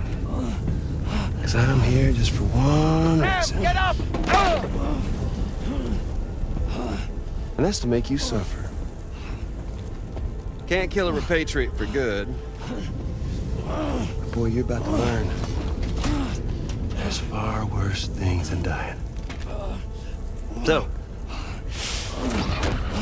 let's kick it off with some pain.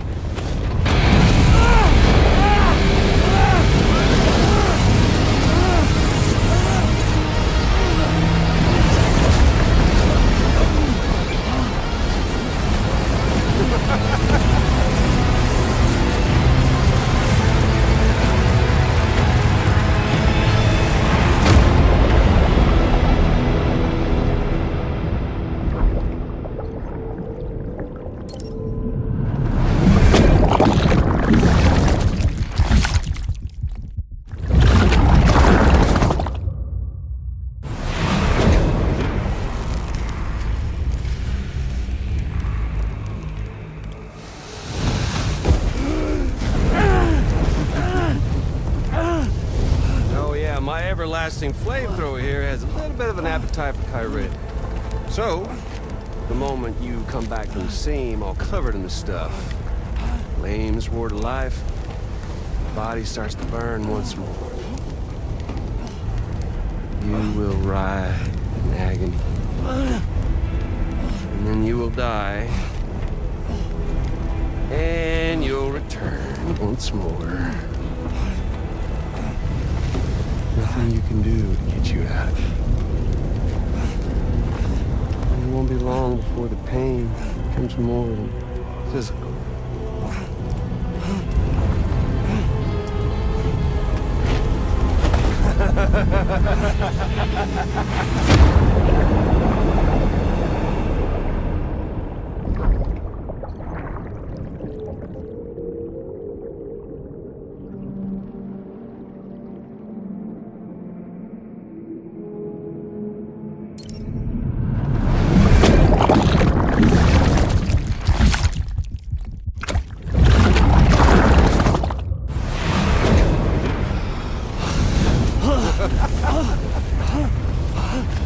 So y'all caught up now? And that thing and its colorful past? The whole child of a partner who betrayed you once upon a time thing, I mean. Yeah. That's it. Suffer for me, baby.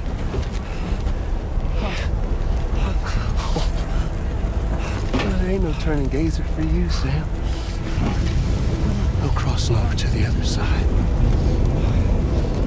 So suffer. Yeah. Suffer. Through the day you were born.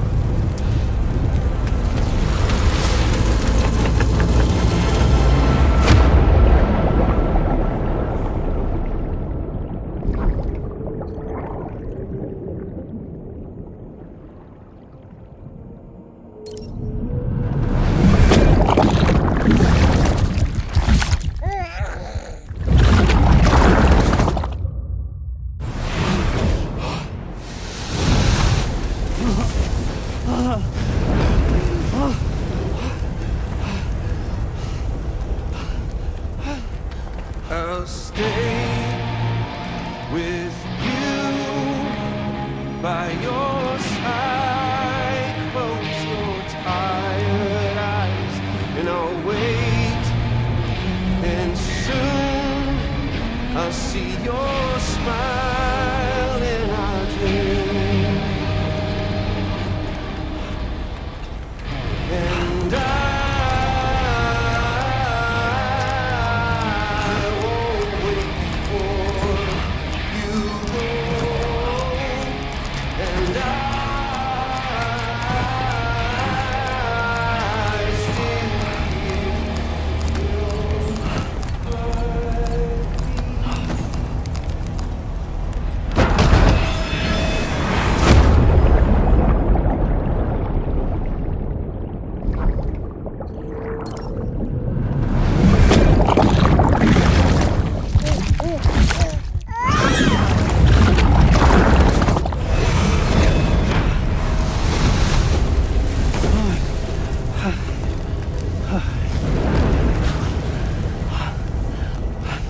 I'll stay with you by your side. Close your tired eyes. I'll wait, and soon I'll see your smile in our dream.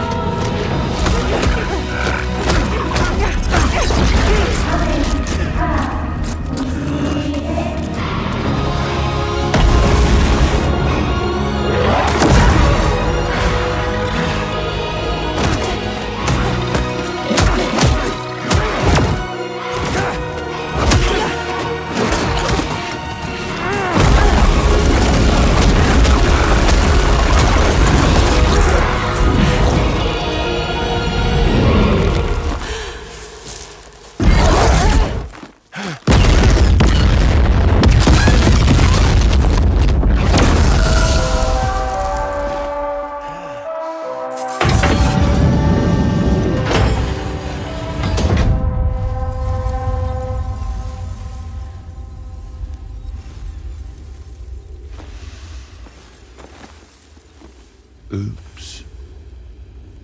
Catch you later.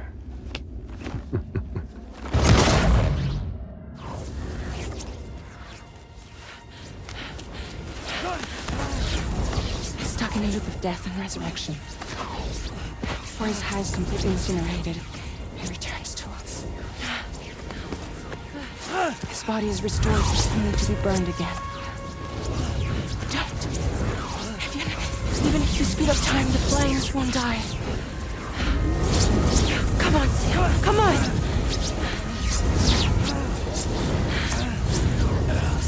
I don't know what to do!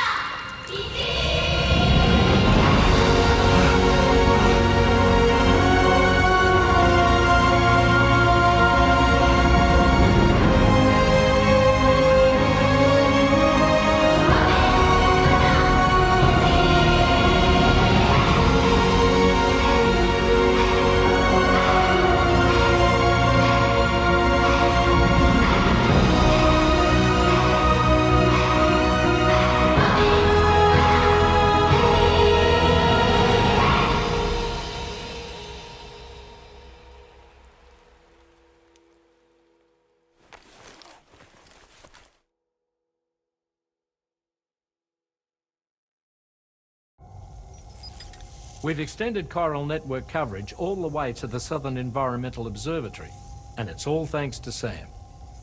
His injuries have completely healed too. Deadman, by way of Hartman's Ha, said as much after he finished his examination. Trust me, Fragile. I'm a doctor, and I know Sam's body better than just about anyone. He's doing fine, no need to worry.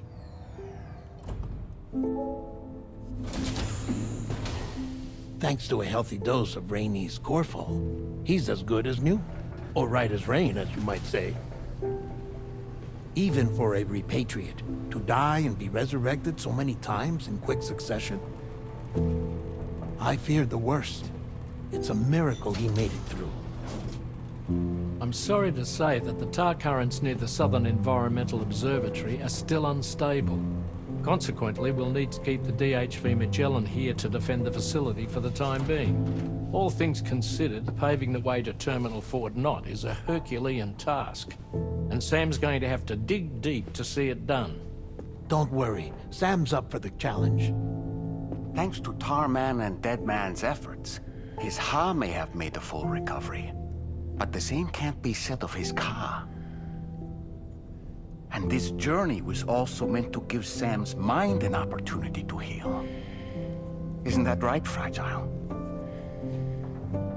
Soon, we'll have linked up our final objective. This will mark the end of our travels together. Which means the time to have that conversation with Sam is fast approaching. I believe we should tell him sooner rather than later. But what do you think?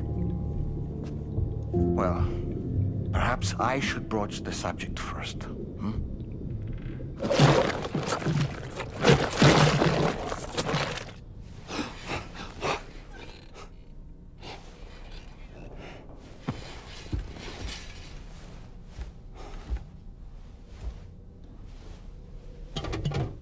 Something wrong? Lou's not looking right in there. Here, show me.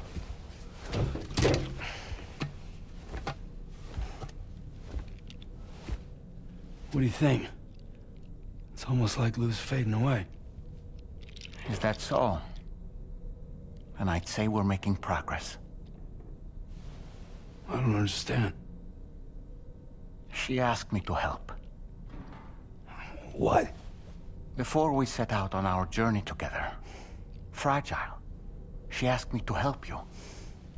To act as your therapist so that you could process the loss of your child.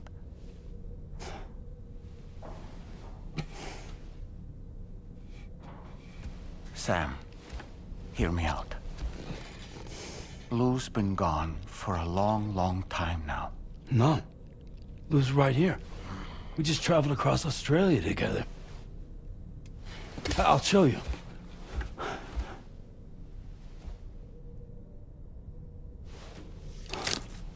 The pod you brought on this journey has been empty from the start.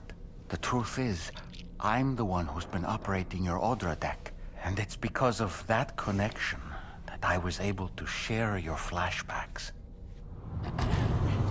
Hey, Sam. Can you take a picture of us?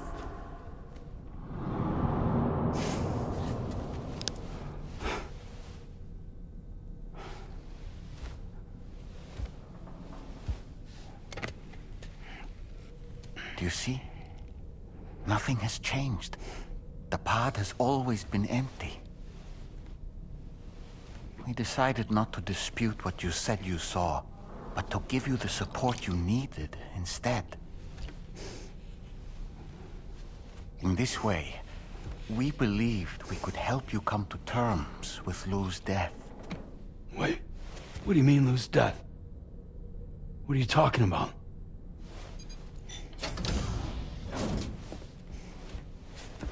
Please understand, Sam.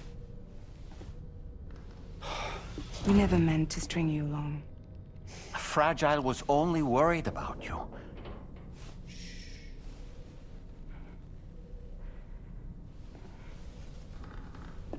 I couldn't stand to leave you there. Broken. I wanted you to live. To move forward. So from the beginning, Lou was never there? I've been alone this whole time. You're wrong. Death can tear us apart. We'll always be connected. No, we won't. Lou's gone. And that's that. Trust me, Sam. We will always be with you, no matter what. You will never, ever be alone.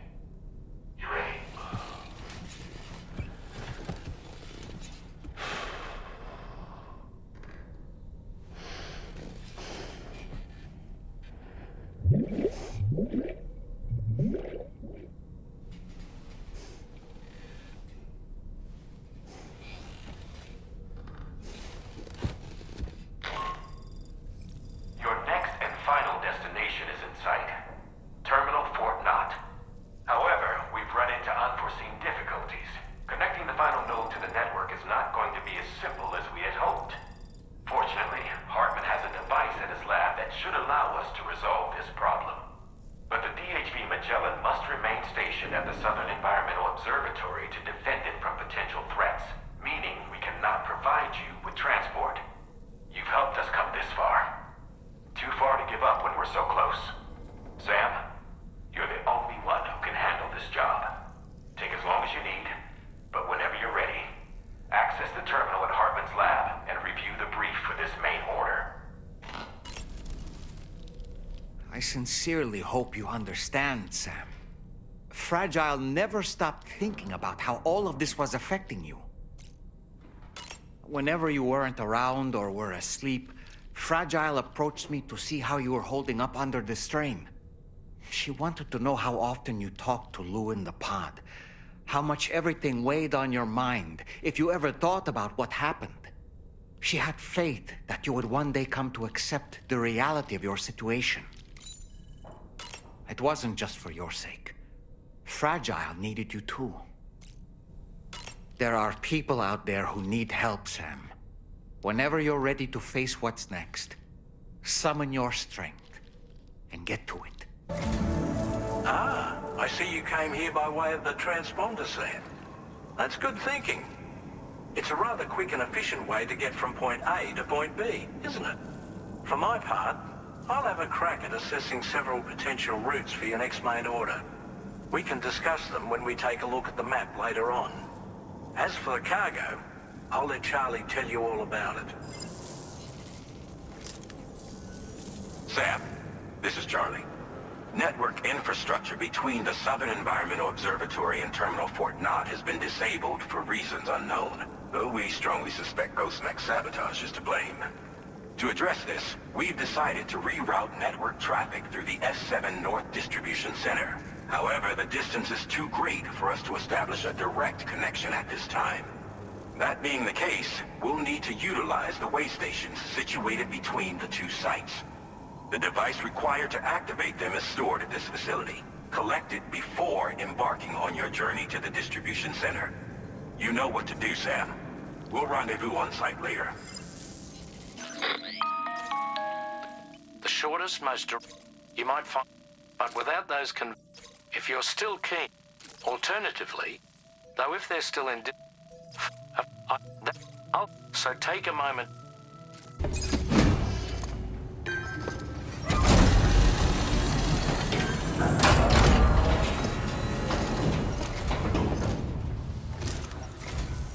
I'm guessing you're Sam, right?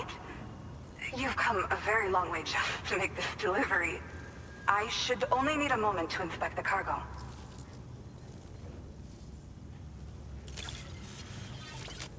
Okay, use your Cupid.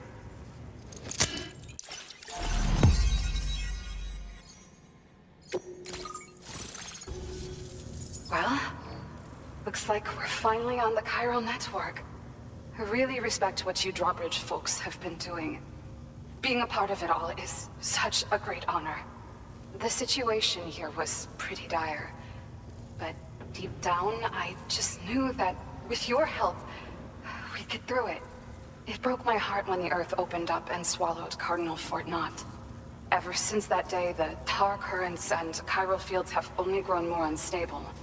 I doubt these anomalies will get any better until you finish linking up the continent. But only a bit further to go, right? I'm sure we can finish strong. I just hope all the ghost mechs sighted in this region lately won't slow you down. They're with Higgs, right? He has everyone worried. So, to better prepare you for whatever he has planned, I've shared data for a quadruple rocket launcher. Don't hesitate to use it to keep yourself safe.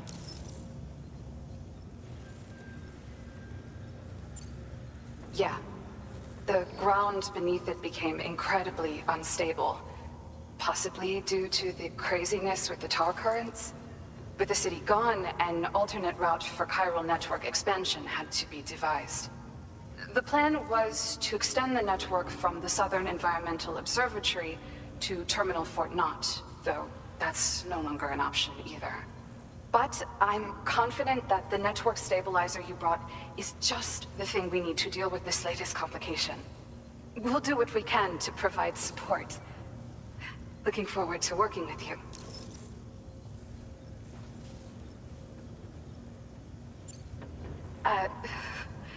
Once upon a time, I had aspirations of joining Fragile Express. Wanted to work alongside the living legend herself. Help her to reconnect the world, one delivery at a time. But circumstances often dictate the course of our lives, you know? So I ended up joining an APAC distribution team instead. Regardless of who I work for, I'd like to try and support Fragile's mission. Do what I can to unite the people in the same way she has. Well, as the name suggests, it launches powerful rockets. We developed it here using old data we dug up. The rockets fly in a straight line and are capable of inflicting far more damage than most conventional munitions. They're not only highly effective against ghost mechs, but BTs as well. I've heard that Higgs has already made his way as far as the Southern Environmental Observatory. So you'll need powerful armaments to deal with him. That said, this launcher is absolutely devastating. A little too devastating, perhaps. Under no circumstances must you use it on another human being. Thank you again for stopping by. So you know, we intend to continue research and development of powerful technologies. We'll give it everything we've got, but with our limited number of staff, it might take a while. And we'd appreciate any help you can provide as well. I wish you and all the Drawbridge folks the very best of luck. Sam, the tar currents are behaving strangely again. We're unable to rendezvous with you just yet. The conditions are similar to when we observed that tarfall phenomenon before. I strongly urge you to proceed with caution.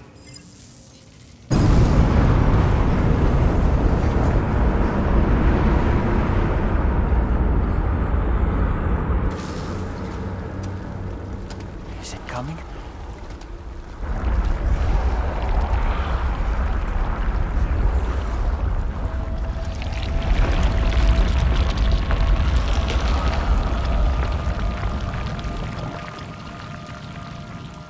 What was that?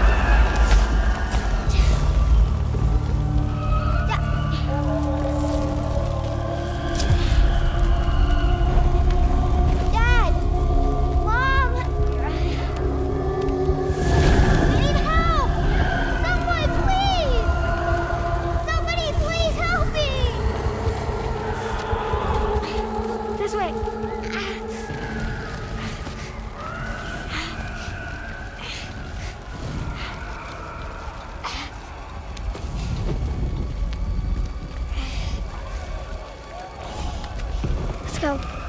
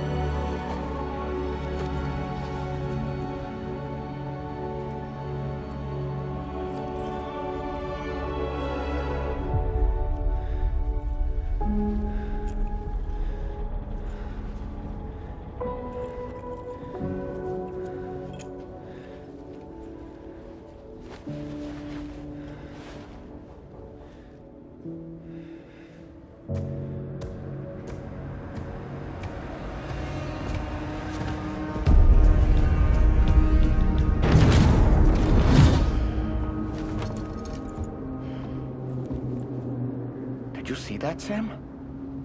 I believe we were just shown a vision of events from Neil's past. Is it possible he was trying to communicate something? In any case, you need to go after him, Sam. Find Neil, and find the answers you seek.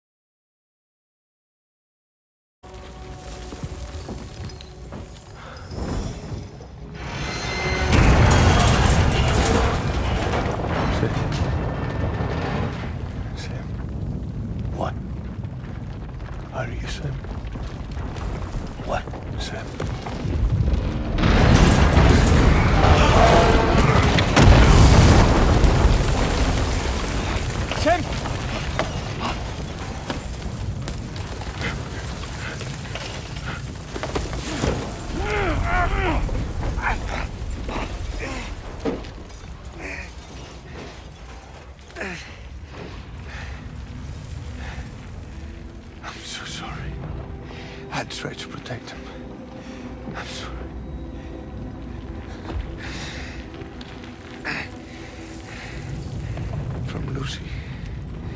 For you.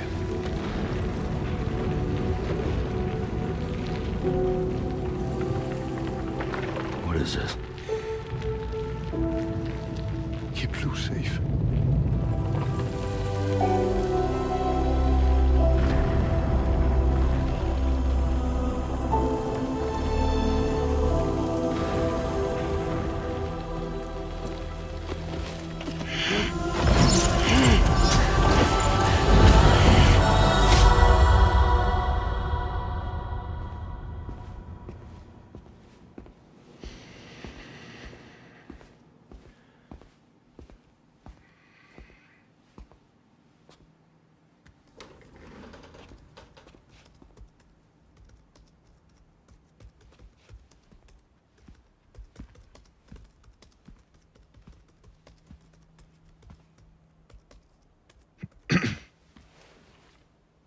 Welcome. Have a seat. Over here, please.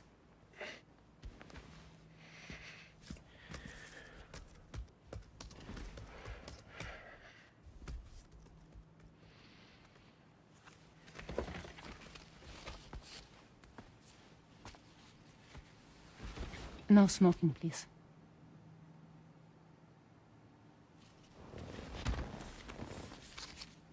So you are Neil Varner.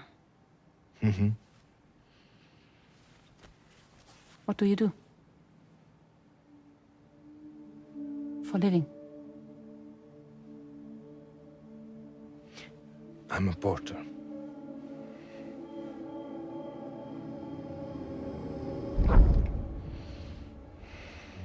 So thank you. We're good for the day. Okay. Thanks. Neil.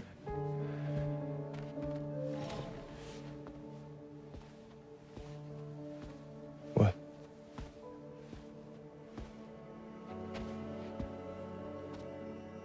So you made it then? Sorry. You really don't remember me.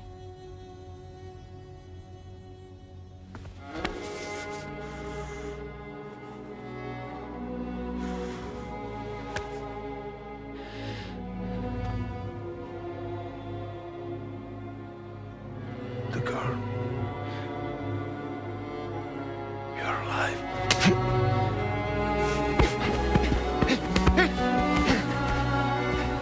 Stop! Stop! Stop! Stop! Stop!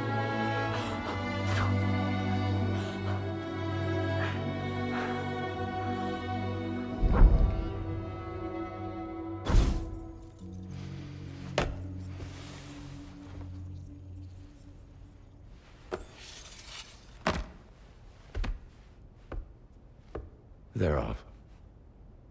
Just you and me. You, sir, are an unrepentant criminal. Guilty of illegally entering our country on multiple occasions.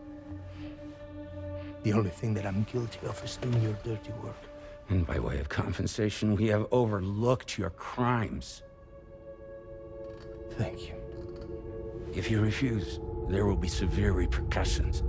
Bring it on, because I'm not doing this shit anymore. But what makes you think you have a choice? Neil? You understand me?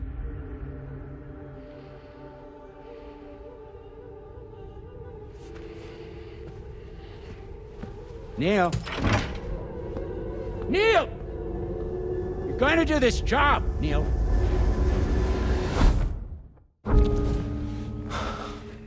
What's wrong?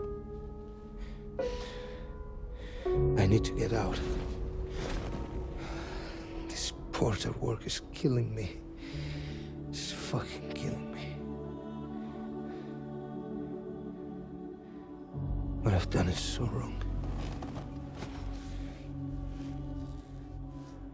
You can talk to me, Neil.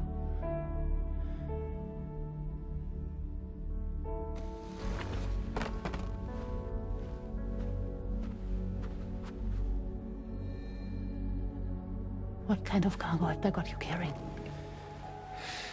No. This is a safe space. You're not recorded.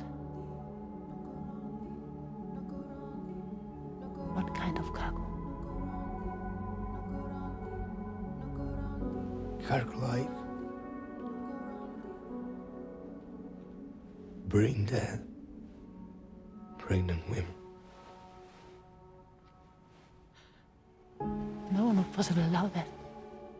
That's why I have to smuggle them in.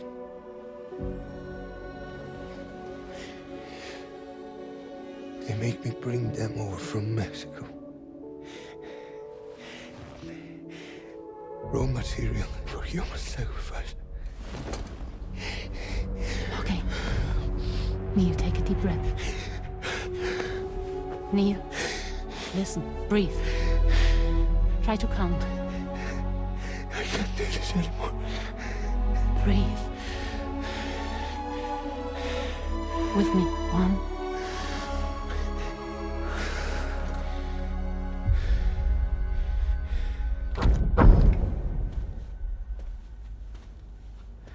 Ooh, you're wearing my scarf.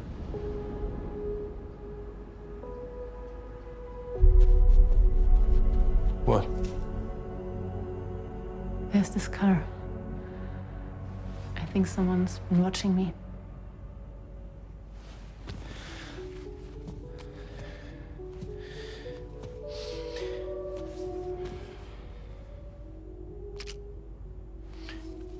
Do you mind this car? Yeah, that's the car. I'm pretty sure it's a security vehicle. I'll check on it. Don't look. Look here. Stop it. Be sure to delete all those. Yeah. See?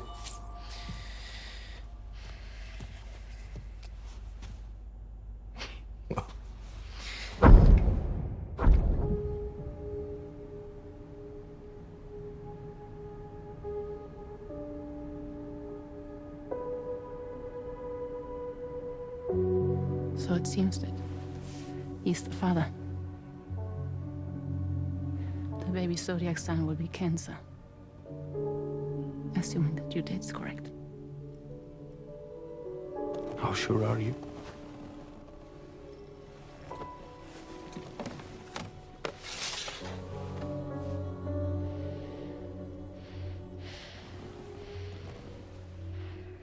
This thing between us. It was a mistake. No. No, it was not a mistake. It was not a mistake.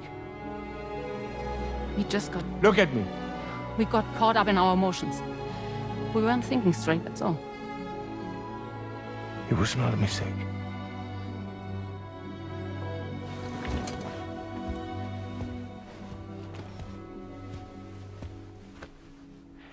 I don't care if it's his baby you're carrying. Lucy, I love you. I love him, Neil. Which means this has to end.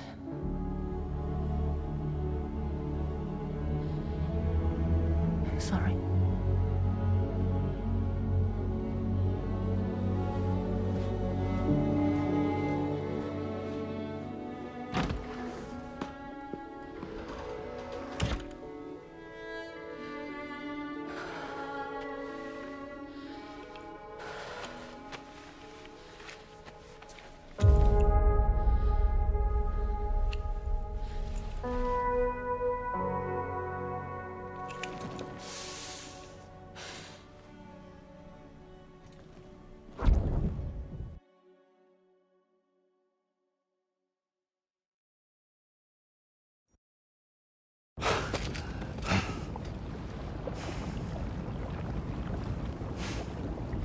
Well, it would seem that Neil has vanished. Whether he managed to achieve some form of nirvana, I couldn't say, but I doubt we'll be seeing him again. Which just leaves the matter of that curious gift he gave you. Hopefully Fragile can tell us more.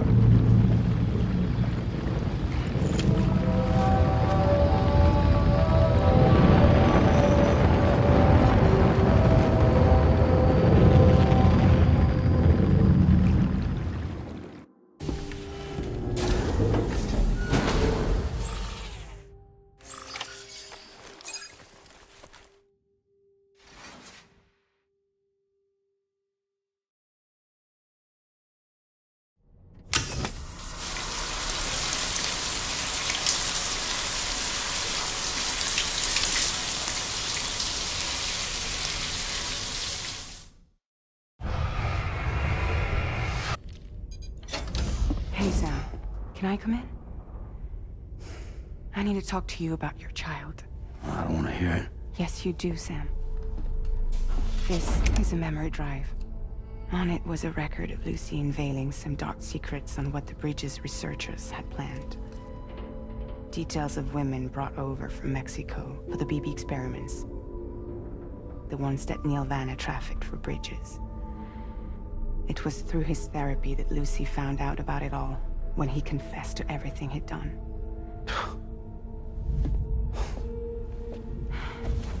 Sam, I know you were more than just her patient.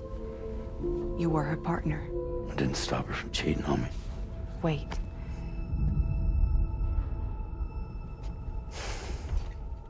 That's not the whole story. We also know who the baby's real father was.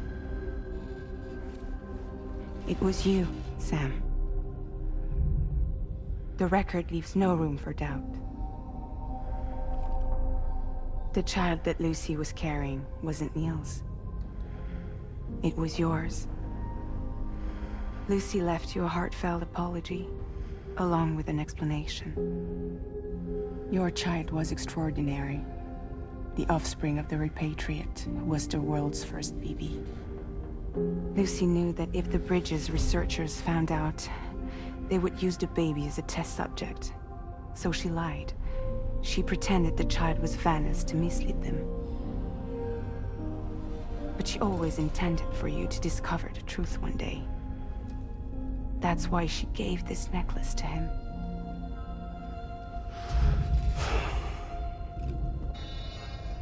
Incoming distress call from the network node. There's an army of ghost mechs right on their doorstep. We need to secure the node.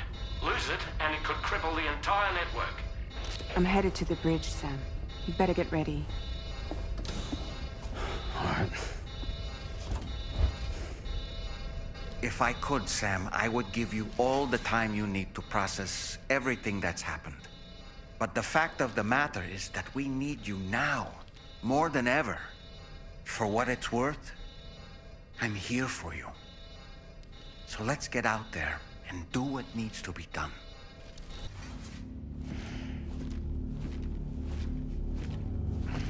Heads up, everyone.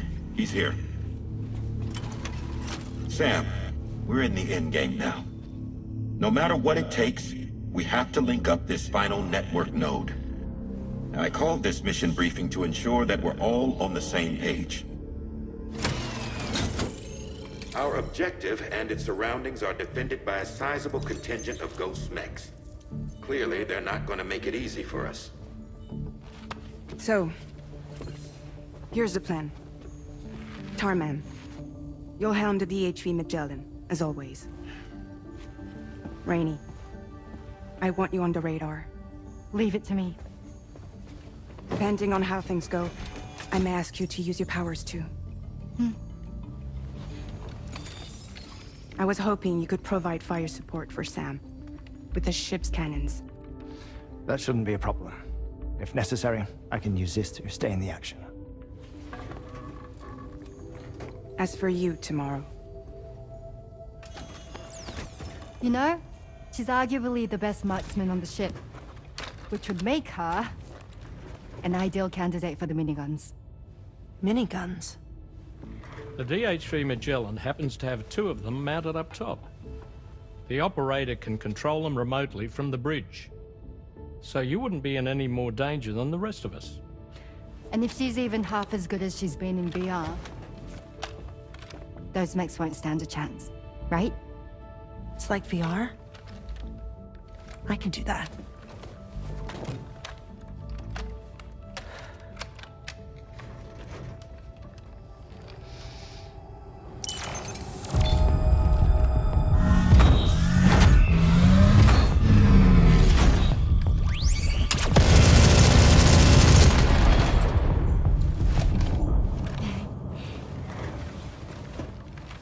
Dolman, you look after Sam.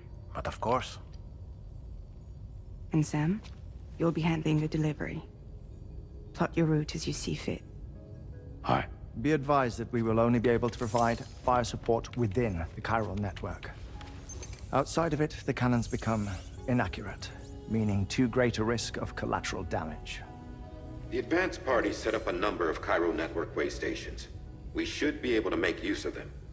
While they were originally built to improve signal strength, they could, once activated, be reconfigured to expand network coverage. Which would also allow us to move the ship closer. It's up to you if you want us on hand to provide fire support, Sam. That said, if you're too close to the network node, you're back in collateral damage territory. Please, bear that in mind. Once we link up this last node, we'll have succeeded in bringing the Australian continent into the Chiral Network. Our defenses will be stronger than ever, and we'll be able to get rid of those ghost mechs for good. So, let's do what we came here to do. All right.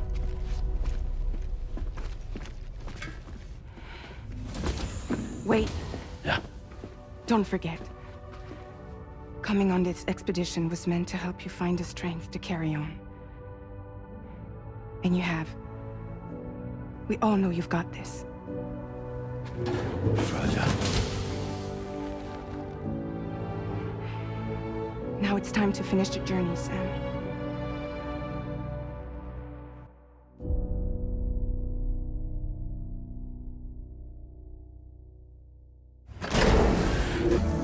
The final site to be connected is within reach at last.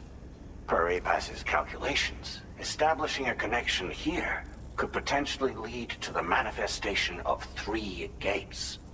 Based on what happened in Mexico, it is likely that these portals have already emerged in nascent form, appearing only as minor distortions in space, invisible to the naked eye. These fissures will gradually develop, and once total chiral connectivity is achieved, they may, with time, eventually mature into fully fledged conduits, allowing travel to and from other lands. It remains unclear whether or not all 3 of these fissures will stabilize and develop into gates, but you will see for yourself once you've linked up the remaining site. On a different subject, I've completed my investigation into the link between Higgs and APAC. I'll tell you more once you've put Terminal Fort Knott on the grid. Sam, this is Charlie. The time has come to link up our final destination. So allow me to review the specifics for you. All right. Step 1. You will need to use your Cupid to bring this first way station onto the network. Enemy ghost mechs have already been deployed in the surrounding area, though. Attempt to slip past unnoticed or engage in open combat, I'll leave the decision to you.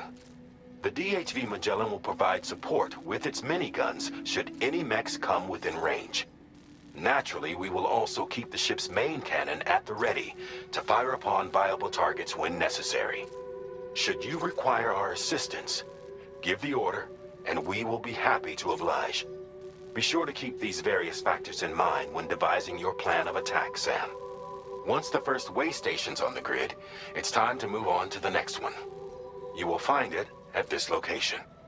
Be advised that you will be unable to expand Chiral Network coverage if you don't connect these way stations in the correct order. In other words, if you go to the second way station first, you will be unable to establish a connection with your Cupid.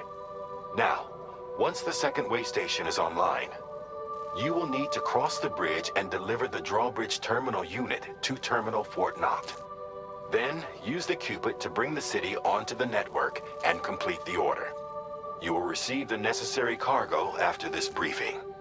Once the Chiral Network covers the entire continent, the ghost mechs that have been emerging from the tar currents will no longer be able to come and go as they please. At least that is what APAS's simulations have indicated. This concludes my briefing. You still have a long road ahead of you, but we'll be here to provide constant support. We expect that you'll face fierce resistance, the likes of which you've not yet seen. You will almost certainly require plenty of weapons, blood bags, and other consumables to achieve your goals. Don't skimp on supplies when selecting your equipment. Now then, plot your route and see to all necessary preparations. The cargo you'll be taking with you on this run has been fitted with a Chiral Network path calculation system. This component is required in order to connect way stations using your Cupid, so you must have it in your possession when accessing their terminals. Make sure you don't lose it.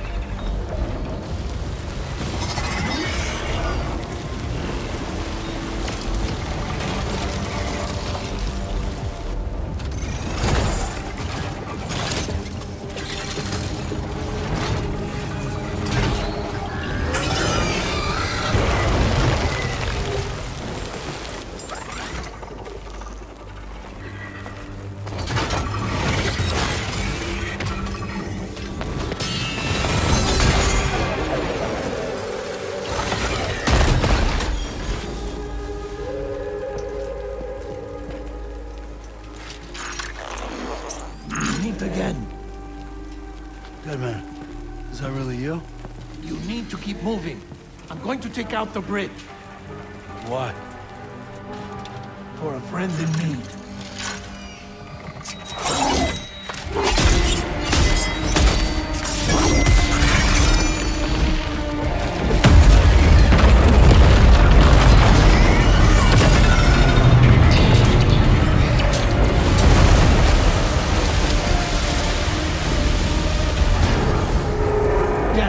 Tear us apart.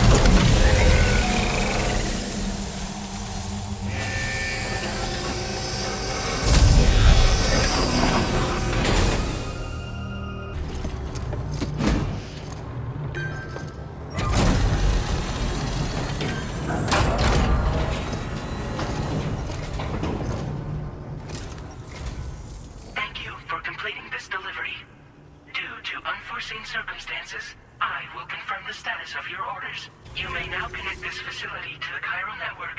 Use your qubit to do so.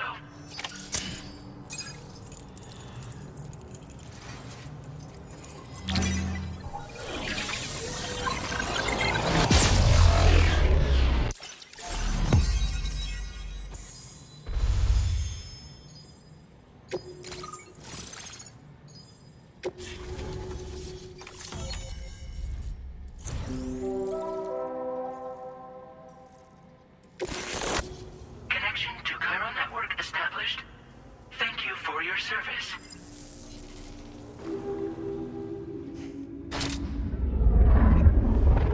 Cheers to the man of the hour. Our hero finally linked up the whole damn company. You know, I'd say this is a happy ending, but our story ain't over yet. Sadly, we won't be having ourselves a boss battle this time. There's just no point in it. You see, y'all can't win.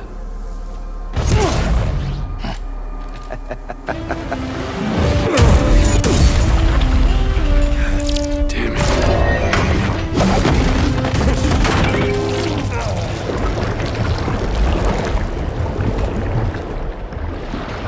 Sorry, but you are long past your prime.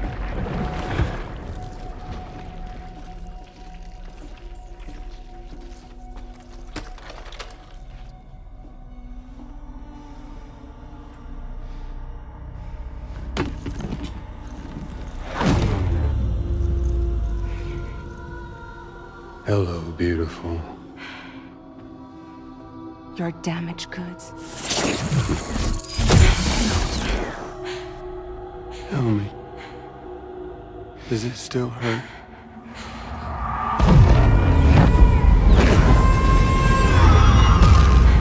A memory of what I did.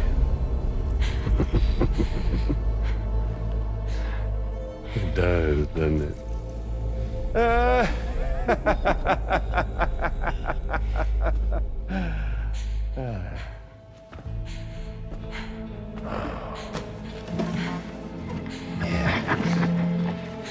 Go on. In one word, but be my guest.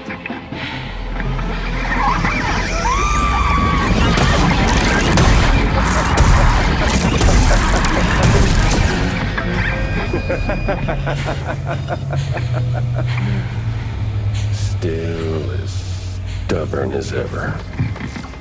Oh, and by the way, Sam, it was me who killed Lou.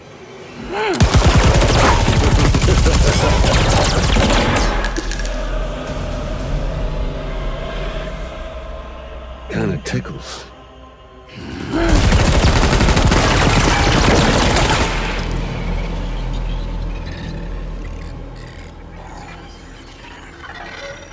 Your thirst for revenge will never be satisfied. Enough. I'm putting you down.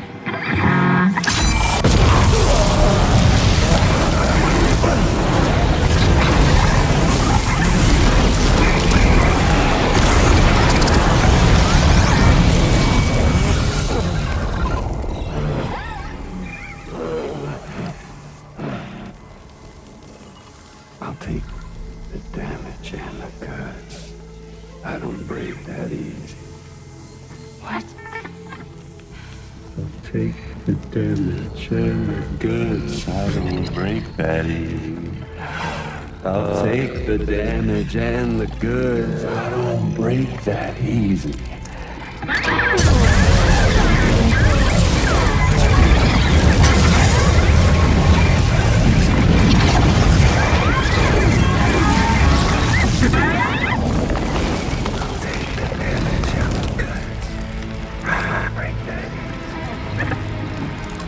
Take the damage and the goods. I don't break that easy. I'll take the damage and the goods. I don't break that easy. I'll take the damage and the goods. I don't break that easy.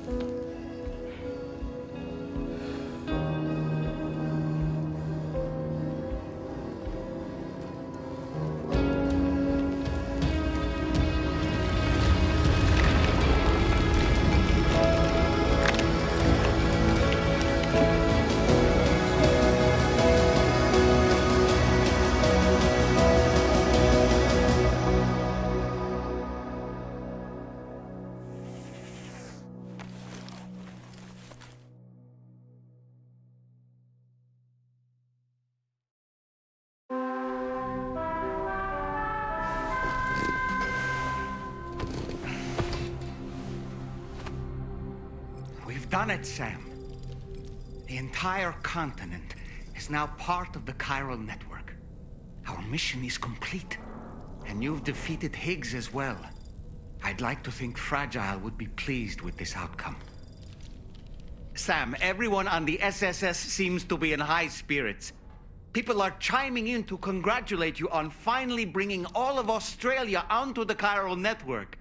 It's only right that they should praise you, given how integral you were to the operation. Still, I do wonder if there's a Dollman's the best post in here, or even a We Love Dollman, perhaps. Okay, is it just me, or is it strangely quiet outside our room? There's a disconcerting stillness in the air. Perhaps we should go and see how the rest of the crew is faring. By the way, I get the feeling there may be a long cutscene in the near future. You ready for that? Are you sure? Sam, you and I have much to discuss. Please come to the bridge as soon as possible.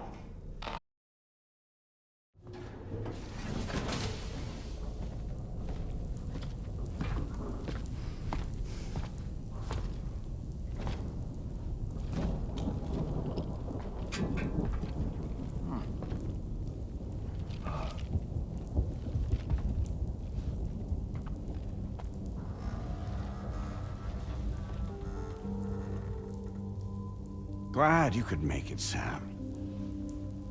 We wanted to thank you for everything you've done. And what better time than now, after you connected the entirety of Australia and bridged the gap between continents. By extending the proverbial rope, which is the chiral network, to another landmass, we have united them in the Chiroverse. A world divided, made whole. With a few sticks for encouragement. Empowering Higgs was a necessary step. It was we, you see, who built his ghost mech army for him, to use as he deemed fit. What the hell are you talking about? An existential threat was required to prompt you to seek strength through mutual connections. It was also necessary for APAC to equip you with sticks of your own. After all, we are incapable of murder. Who's we? Wait. Don't tell me. You're not human, are you?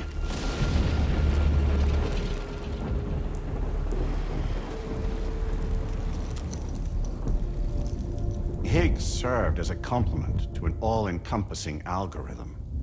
However, this world no longer has need of sticks. Henceforth, we will search for additional plate gates, then extend our reach to new continents. Oh yeah? What then? With the support of the chiral network and APAS, humanity will be free from the need to move around, and free from the need for porters. Bots are capable of handling deliveries. By eliminating the risk of running into BTs during travel, you will have finally overcome the Death Stranding. This is the Zero Void Out policy. To understand how we reached this solution, we must first explain the true nature of the Death Stranding, as determined by APAS. Well, Sam, shall we tell you?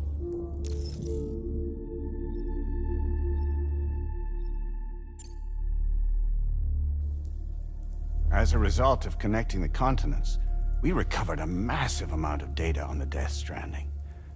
We learned it was simply a phenomenon which facilitated extinction events. Until that is, extinction entities appeared who elected to alter the natural order. The Death Stranding became a system that would spur life forms to develop connections with one another. Evolutionary stagnation begets extinction. But in the aftermath, new species will invariably emerge and form communities. Like when aquatic creatures moved onto the land, and their descendants migrated across it, changing all the while. Oh. Extinct species give way to evolved ones. The dead step aside so that life can go on. And travel and migration is the driving force behind it all. It was from this cycle that humanity was eventually born. And now humanity has been prompted to move on, so new species can inherit the planet. So what? APAS's simulation is saying we're gonna go extinct? Is that it? Oh, no. No, not at all. We have calculated an ideal strategy. The Chiralverse will allow us to prevent all forms of travel. We intend to use it to manage and control that aspect of your existence. And APAS is gonna take over and tell humans what to do? No, you misunderstand me. We are not APAS. APAS is simply a system, a tool with which we devised our optimal solution. What are you?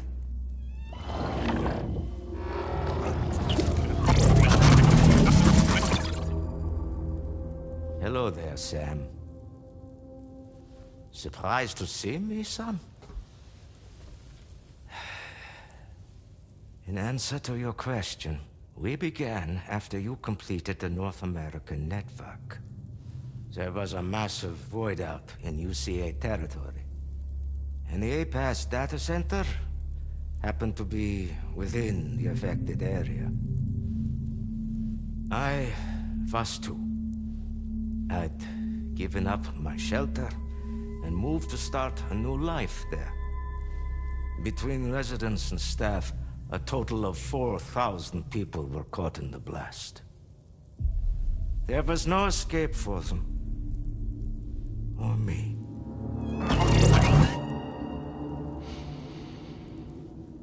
And yet our connection was not severed.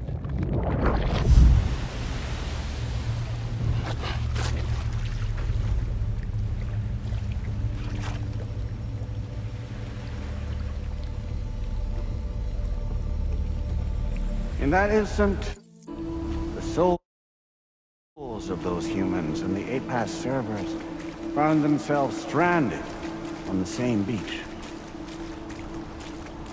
They realized, been subject to a convergence. A convergence? Indeed. 4,000 human souls.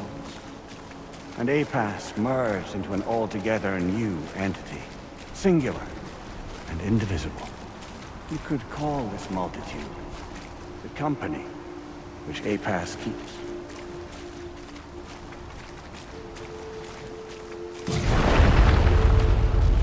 By utilizing our servers on the beach, we can remain connected to this world. In this way, we can oversee and restrict your activities to ensure another void out never occurs. It may please you to hear that Drawbridge's efforts have guaranteed the emergence of a new plate gate, one through which we will extend our reach to the next continent. Once it has been integrated into the network, another will form. And by perpetuating this global domino effect, we will bridge the gaps between every remaining landmass until all of the planet's scattered continents are joined, just as they were in the beginning. A single, united whole, over which we will be able to preside.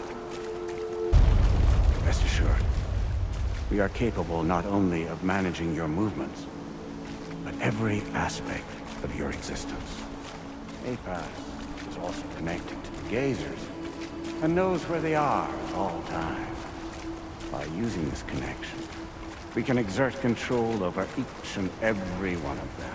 With both gazers and humans under our constant supervision, we can eliminate the risk of void outs. We will save you by putting an end to travel and physical interaction in the absence of this stimulus. your species will stagnate. But isn't it just a shortcut to extinction? Not at all. Only humanity's evolution as a species will cease. You will leave your mortal flesh behind and transition to an eternal existence within the expanse of the Chiroverse.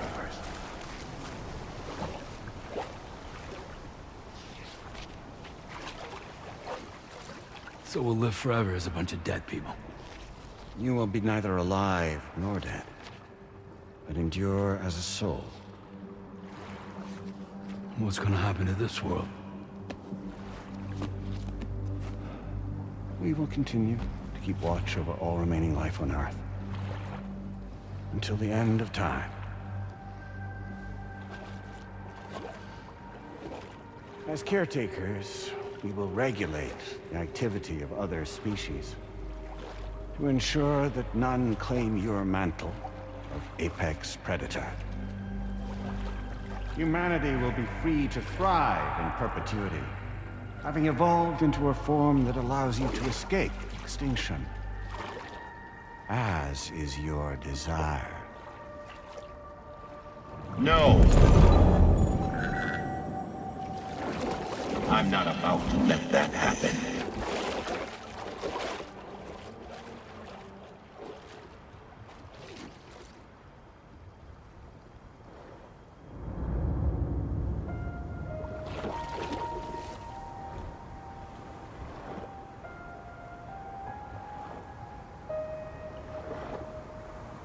See the sunset, the day is ending. Let that yawn now. There's no pretending.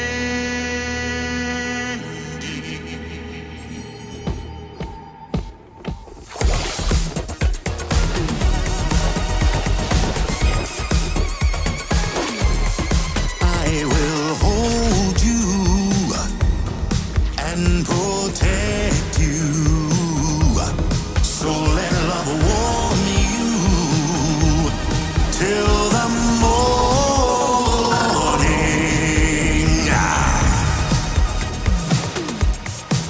Good God.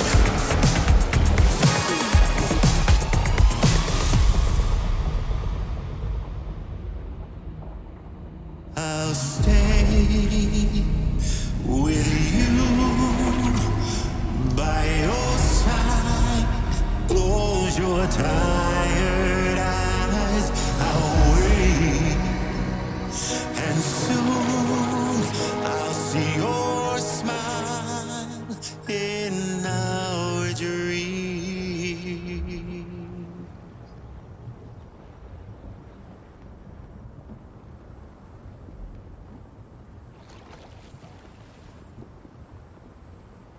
Just who is pulling your strings? We are no one's puppets. Least of all yours. You have no power over us. Where are you? Since you certainly aren't on our beach. Me? I'm right here.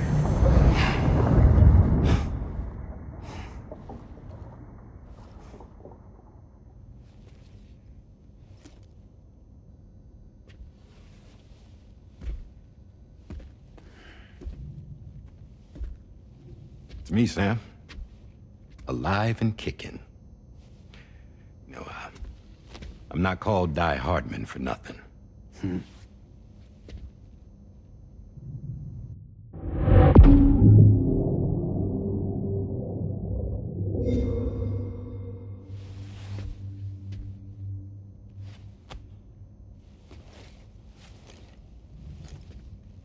I take it not even APAS was aware that I've been posing as Charlie this whole time.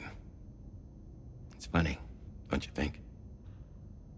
The fact is, APAS has never had complete access to Drawbridge's data.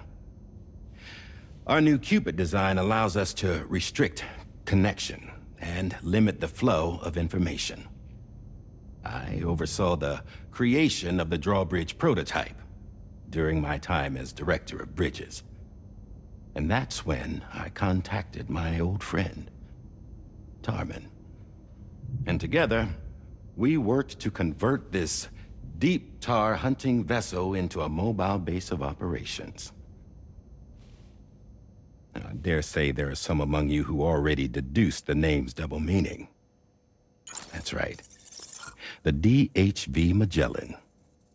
Or to spell it out, Die Hardman's vessel. You can't possibly be serious. It came to my attention that APAS 4000 was seeking to commission Lochna to design a new type of Cupid. Specifically, it wanted her to deliver a model which could one day be used to control all of mankind. Since the technology makes use of human beaches, the human element was essential to the process. Lochna refused at first, so I contacted her and convinced her to take on the job. At least that's how it looked to everyone else. The purpose of this Cupid was not just to facilitate connections, but to sever them. Namely, the ones between our systems and the dead.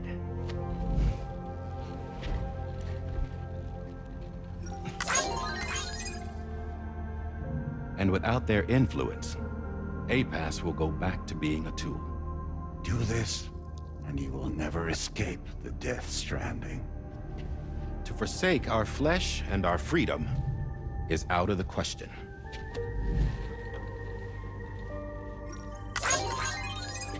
So, we'll seek out others who value them as we do.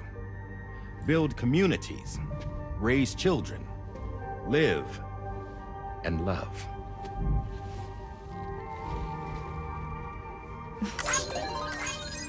We would rather strive to achieve the impossible while remaining true to ourselves. To struggle on against the odds in search of new lands and new worlds.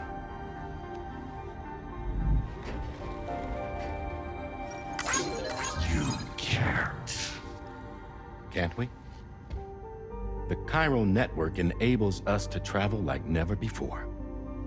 So, humanity will continue to make use of APAS and embrace the true potential of the chiral network. No one wants to go back to the dark days that followed the death stranding. It's true, what you said about travel. There are people with dunes who can use the beach to jump just about anywhere. The physical sensation of movement is something we all crave. That unity of body and soul.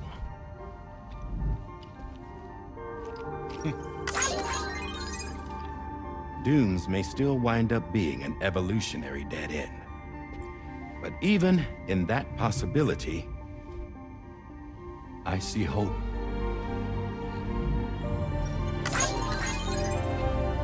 Now I am going to activate the Cupid we used to connect the continents.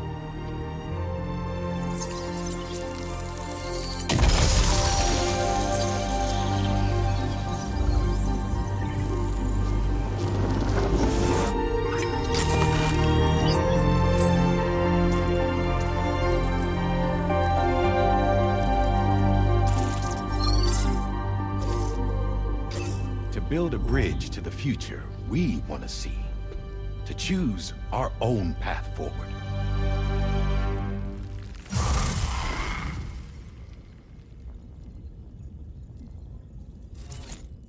Until moments ago, each of you was trapped in an elaborate illusion created by the President. Yeah, we were. What took you so long? Our former president has been hiding on board from the start, in what I call the Shadow Cabinet. You knew about this? APAS has been monitoring us for some time. I believe the deception was necessary to avoid discovery. But I'm sorry for keeping you all in the dark. I needed to make sure Drawbridge successfully connected the continents without raising suspicion or attracting APAS's attention. This was the best idea I could come up with. To put away my body for a while. Stop being Die Hardman. Become a ghost. Named Charlie instead.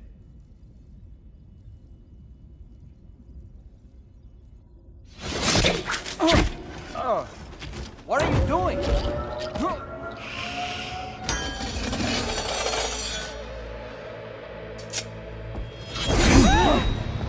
Damn it, stop! Get back, you fools! That's not me!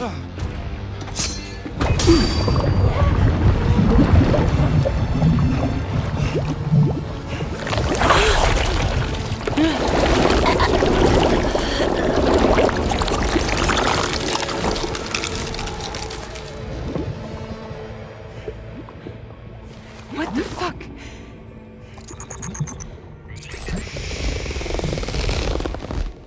Higgs.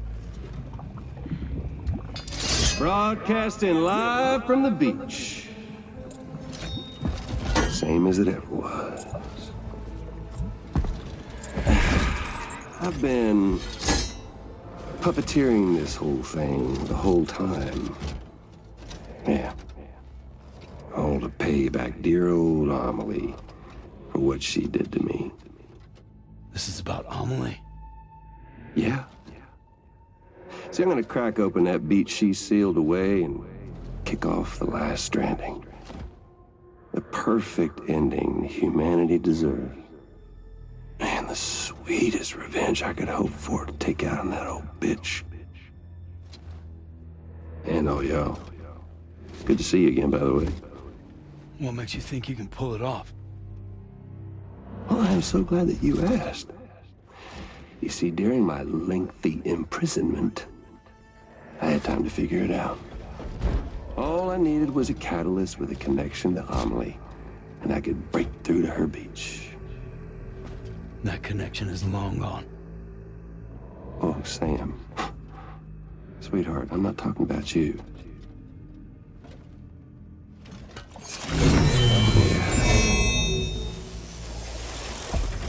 This is the catalyst that I've been searching for. Brand new extinction entity. Still in the dark, huh? Your genes lined up beautifully. God damn, man. She's your daughter. What?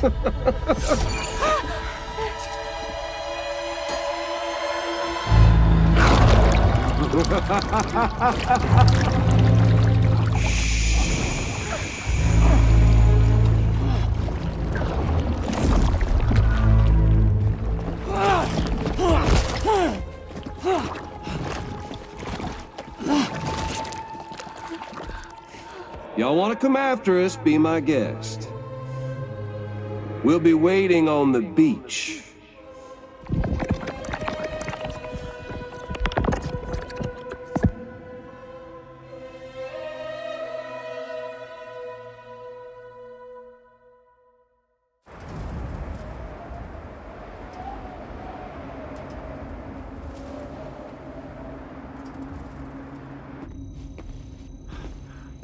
Are we sure that tomorrow is okay?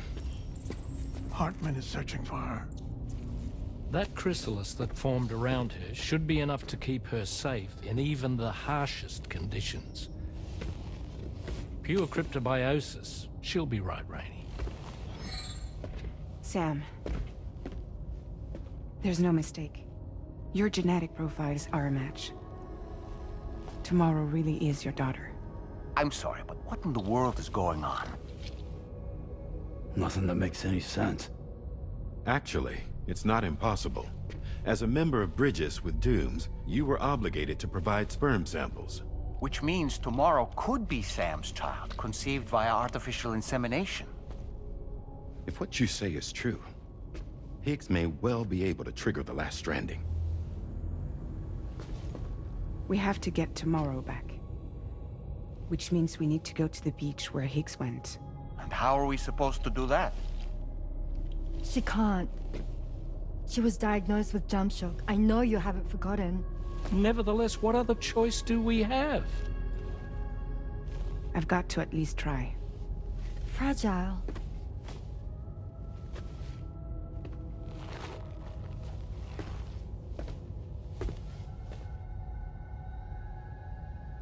We're taking the ship to the beach.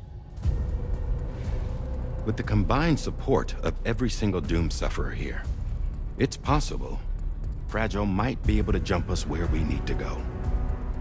Administering shock. Stand clear.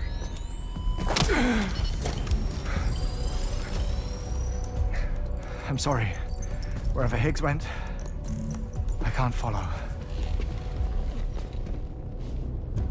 He must have been operating out of his own beach, using his car to assume control of vessels in our world, in the same manner that I have.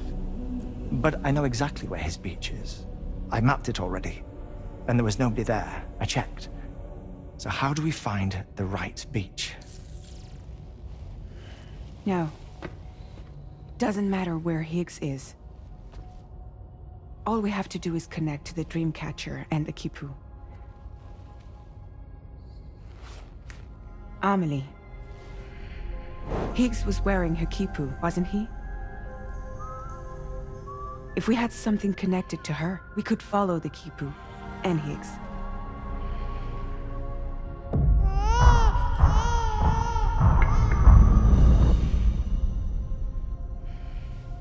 Tarman, can you take us to Sam's shelter? I'll prepare the ship. Sit tight in your quarters.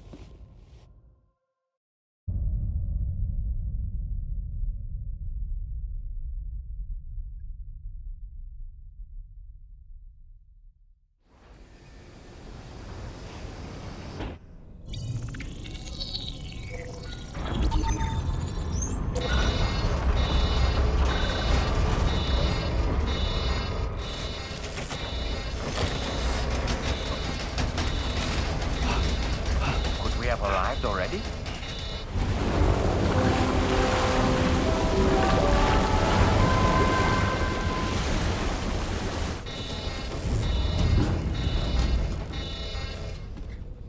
No, something's wrong. A problem with the Magellan, perhaps?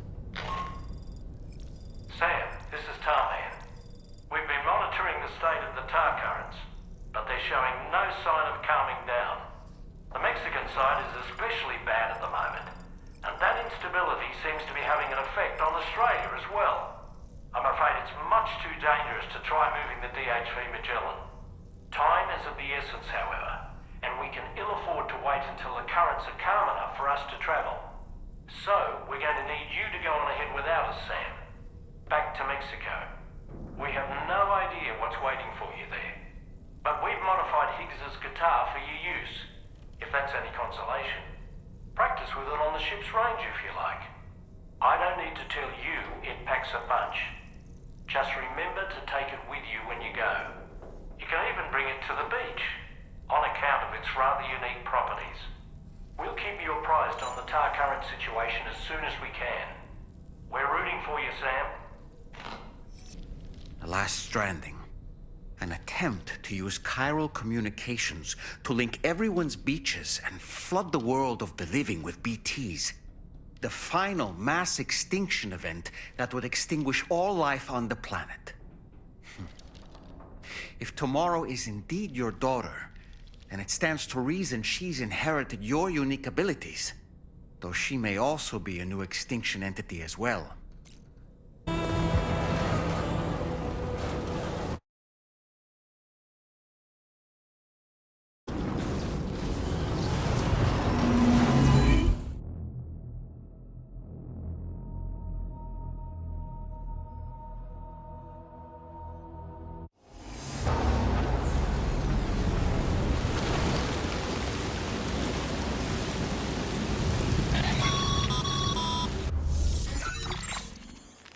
Sam, we've got some updates on the disturbances in the tar currents. The point of greatest instability appears to be not too far from the site you linked up at the very beginning of your journey, in the vicinity of Ciudad Nudo del Norte. Corallium levels are well outside the normal range, and I'm willing to bet there's something of interest to be found there. For instance, we've also received reports of a giant shadow. I've marked the location on your map. Proceed there as soon as you can. And Sam, be advised that the anomaly is growing larger. Left unchecked, it's unclear what wider impact this might have. We also won't be able to travel to the beach until the issue is resolved. You're the only one we can turn to. Get moving and sort this out.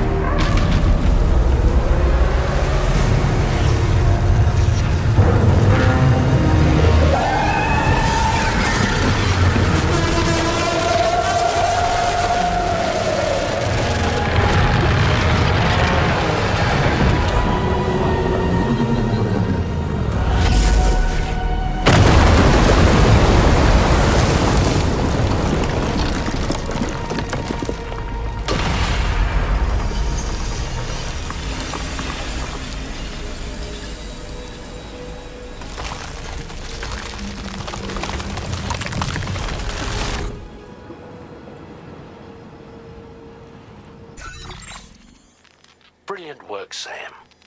On a different subject, about APAS 4000. We used the drawbridge Cupid and had a go at digging through the relevant records. Our search yielded an explanation as to how they managed to construct their servers on the beach. They mathematically predicted a point where the tar currents intersected with the beach and dispatched cargo ships with the necessary materials along this route. We also acquired the data for the special propulsion system needed to make the trip. Now rest assured, we've already begun the work of retrofitting this system to the DHV Magellan's own components. Once we're finished, we'll have the ability to travel to and from any beach we please.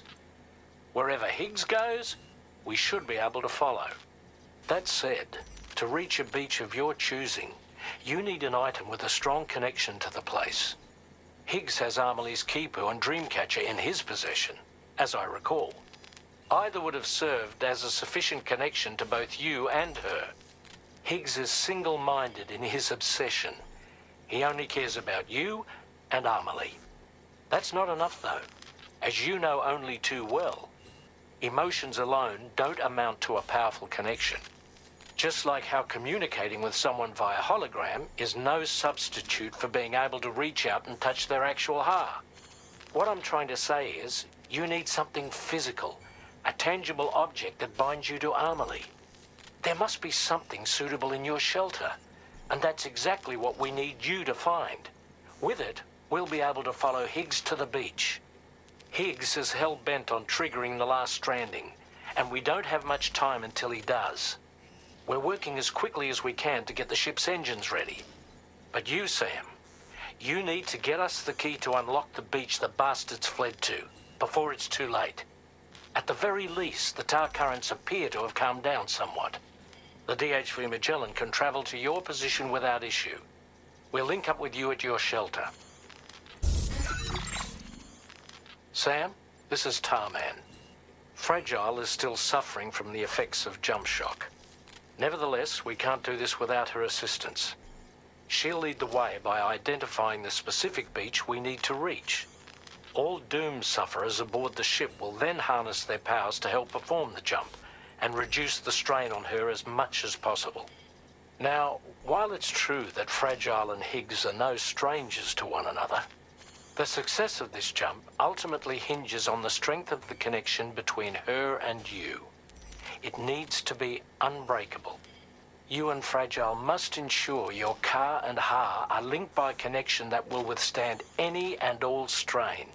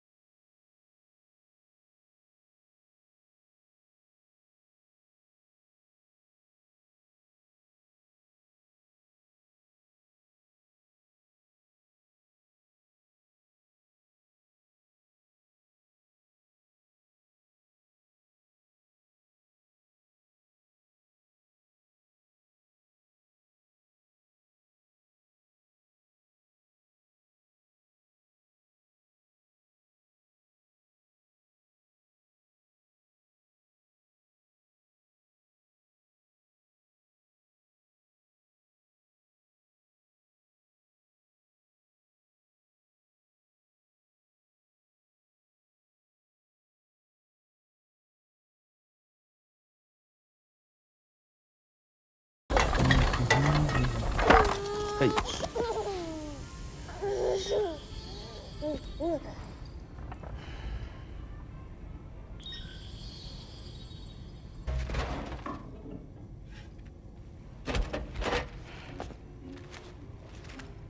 That belongs to you, doesn't it? I doubt that it held any meaning for Amelie. Is that? It's Bridget, or Amelie.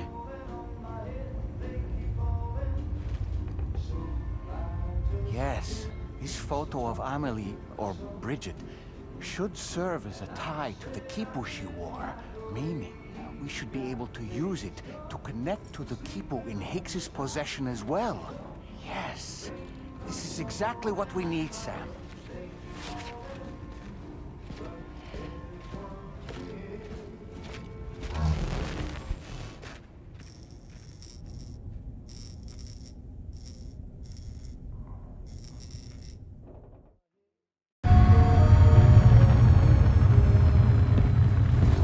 Sam, with what you've found, we should be able to determine which beach Higgs ran off to. Hurry back to the ship. It's time we took the fight to Higgs.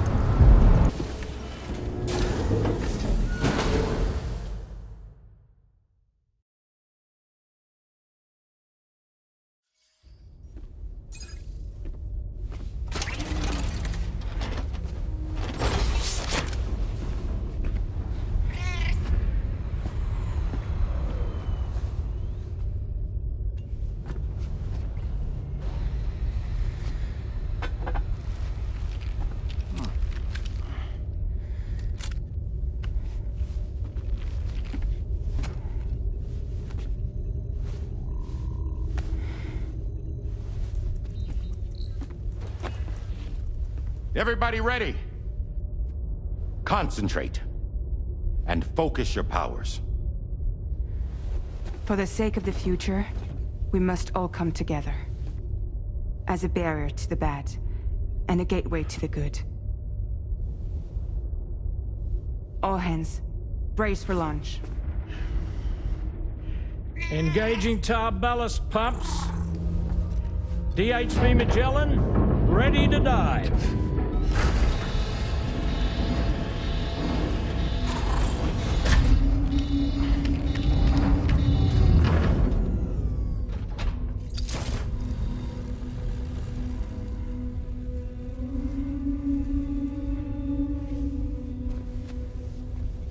There was a time when I would shatter at every hater's soul,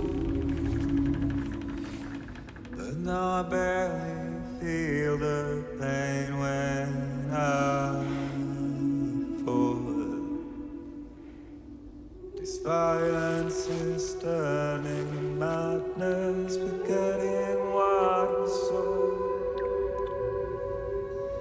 I tell you all that men are breaking, but you don't know.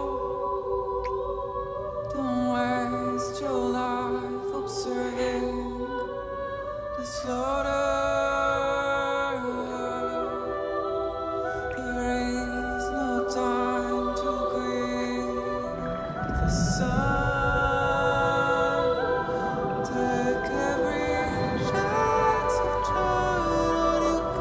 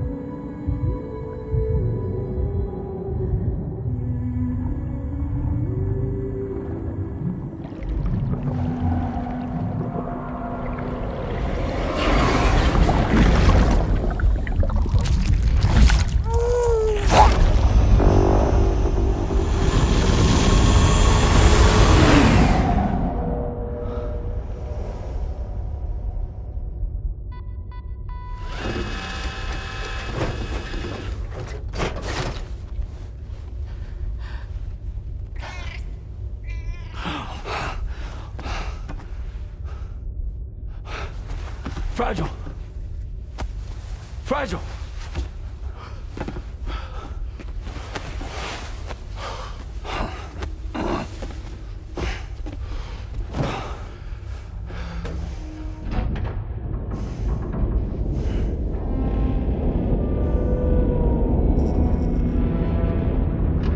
Discharging tar ballast tanks.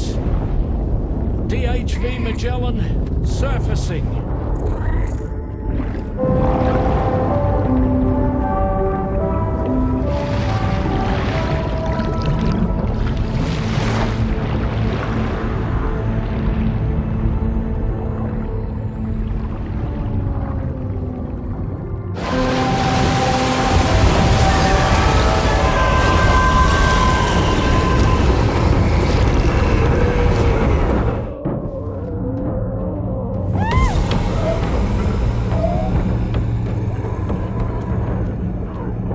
Airborne, on the double.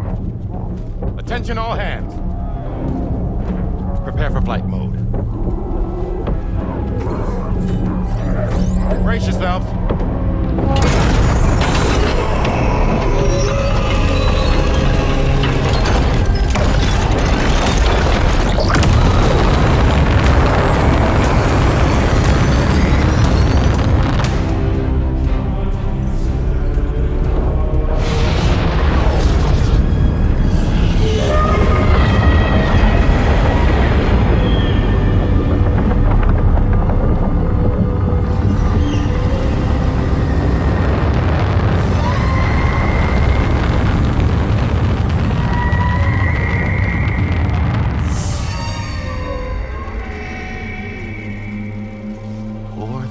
Souls stranded in this place, bound to A-Pass to create this singular beach.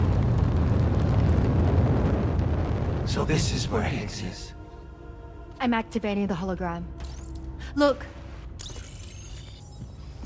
Zooming in. Tomorrow. Multiple BTs approaching.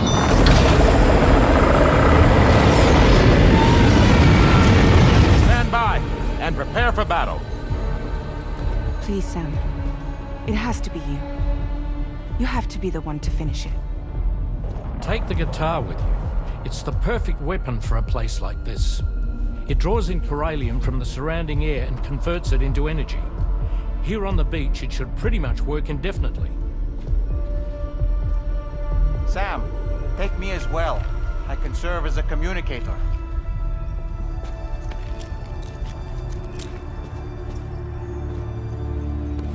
We'll take care of things here. Get to it, Sam.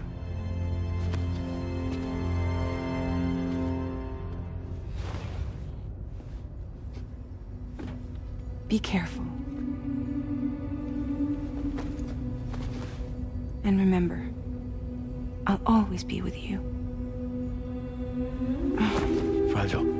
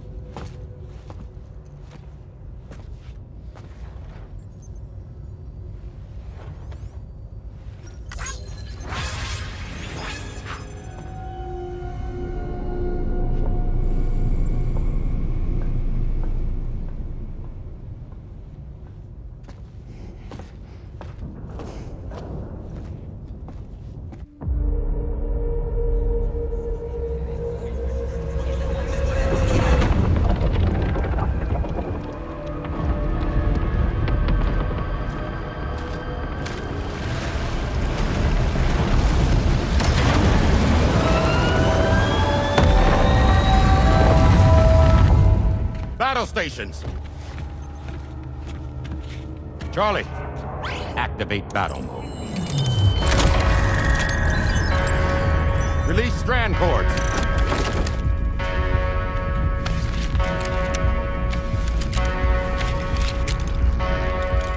Deploy cannons.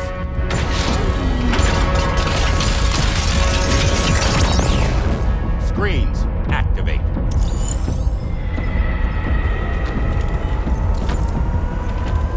Okay. Ready to give them hell?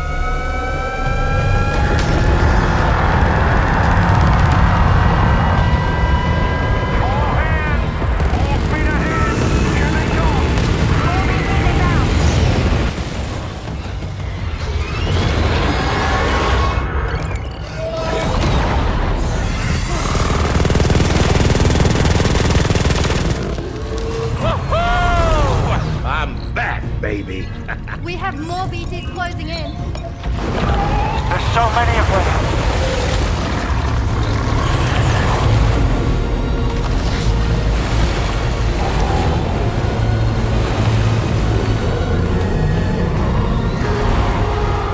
Super giant BTs below.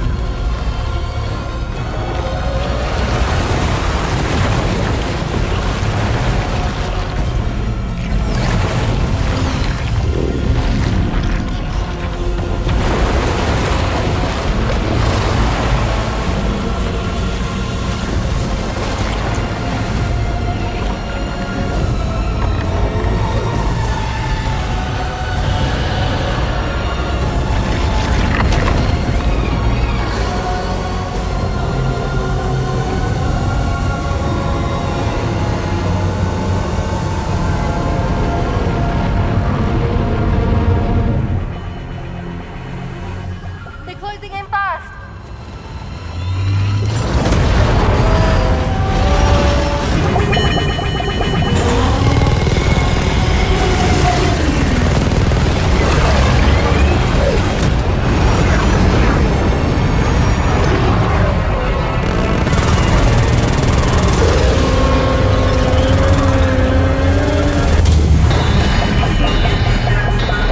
Controls unresponsive.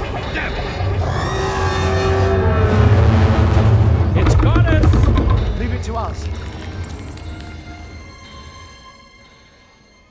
Can you handle it? Quickly, we need to take out its head.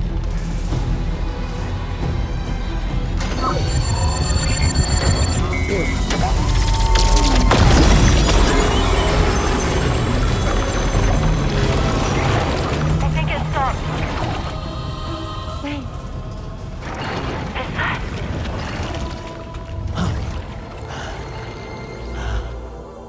Dead man. That's right. Everyone, hold on tight.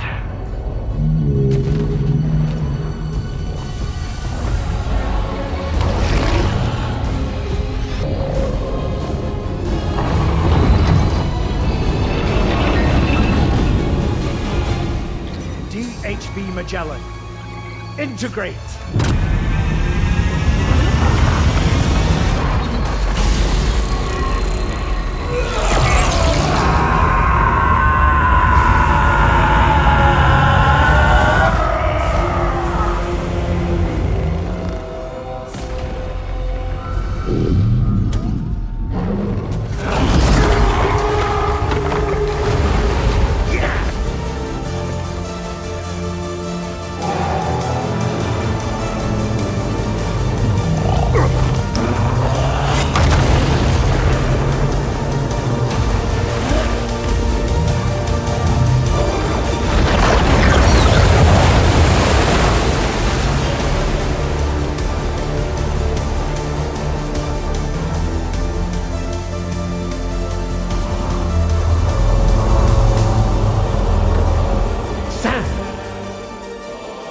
You dead man. None other, my friend. I've managed to take control of this thing with my car. He is, in essence, serving as the bridge between the entity and our ship. So you can leave the fighting to us. Get moving, Sam.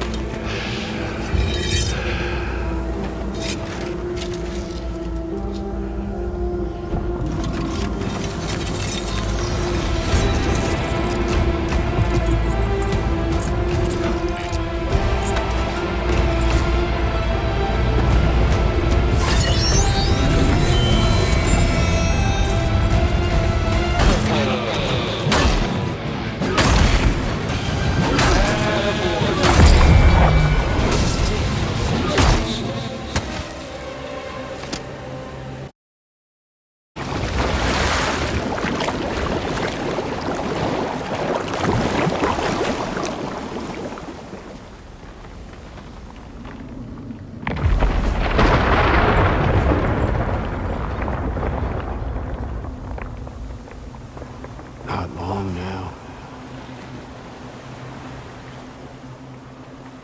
You're too late, Sam.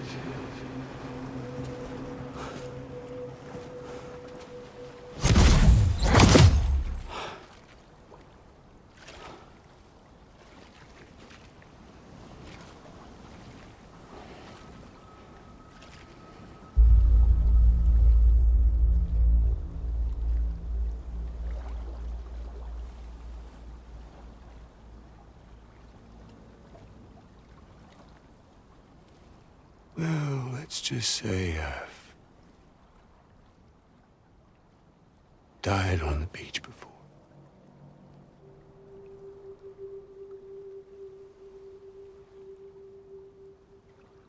You of all people should understand.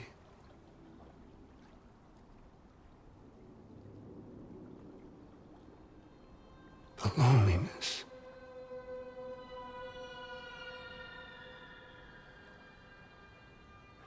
Tens of thousands of years just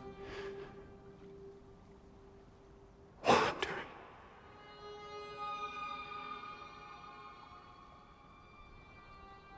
Without you. Fragile. Normally. Anyone.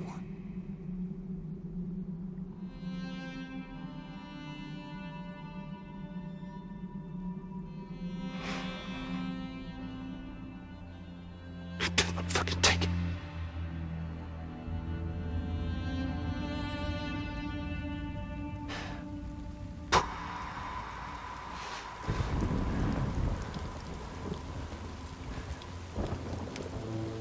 Just when I finally had embraced oblivion,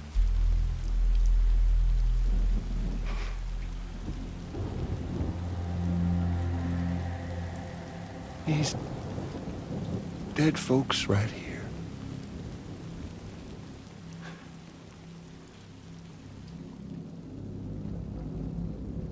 Up and called me back.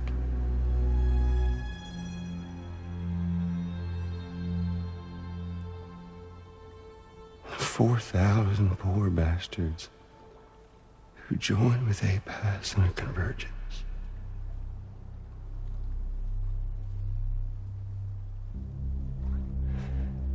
To them, I was another ghost. Just another lingering soul.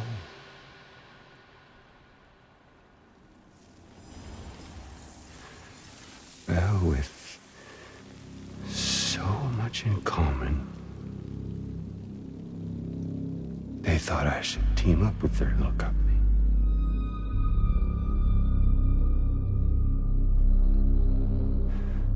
And me being me, I played along. All the while.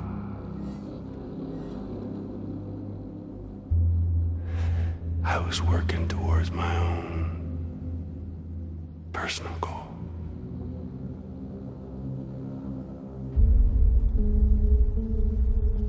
No, I get it. Is that really what you want? Oh, yeah.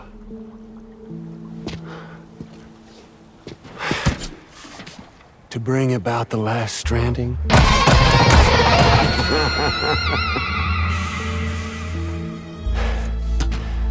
But for real this time.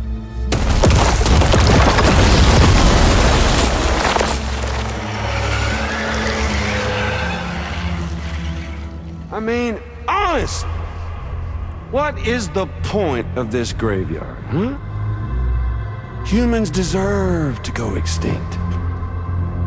To be forgotten. What do you say? One last dance on top of their old bones?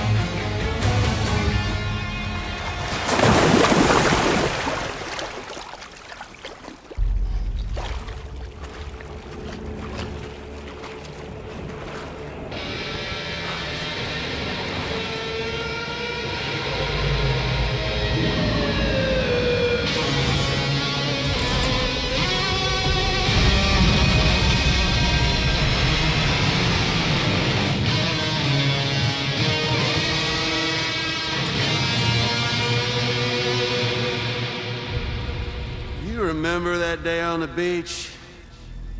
When my guiding light betrayed me.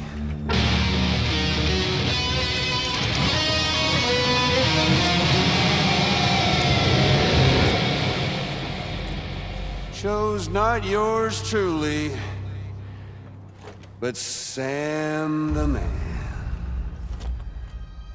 Well, that girl was meant to be mine.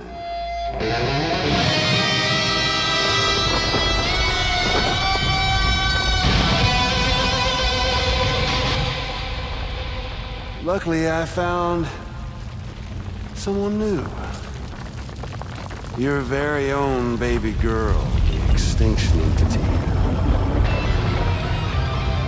I am truly grateful. I got to savor this revenge against you twice over.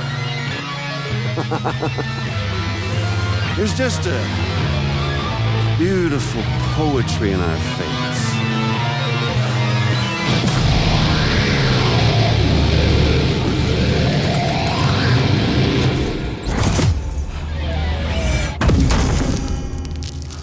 See that? The last stranding is finally upon us. Victory is mine. That girl ain't got no choice to accept what's happening. Up close and personal. That old familiar feeling. Kept you waiting, huh? You and me. It ain't over yet. I want to hear you play.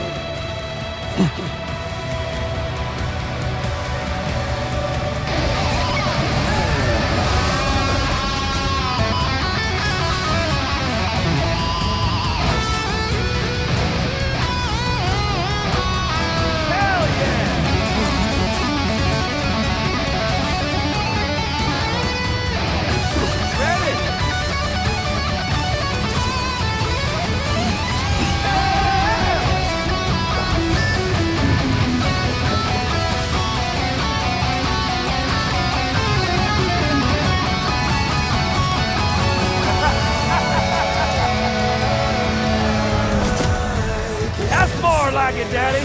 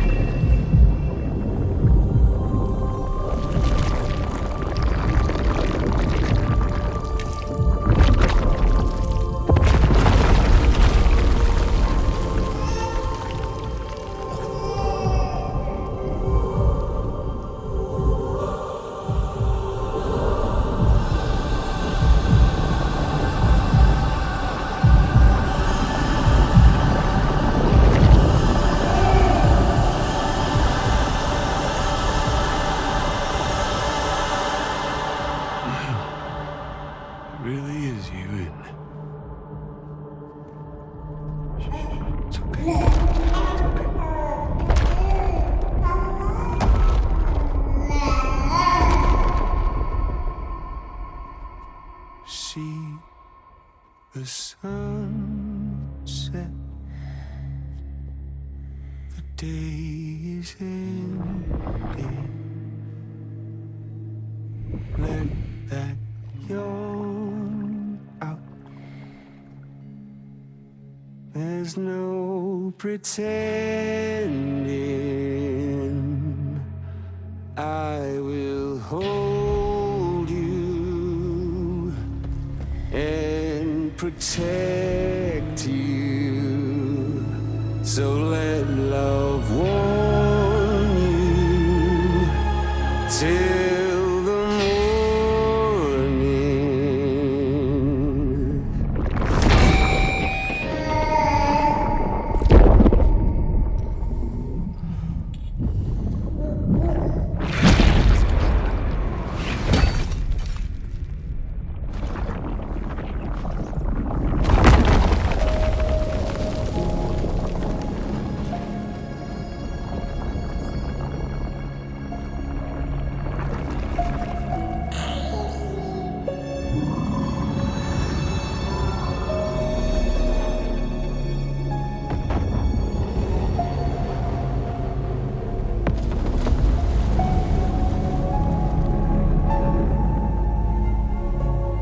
Lou?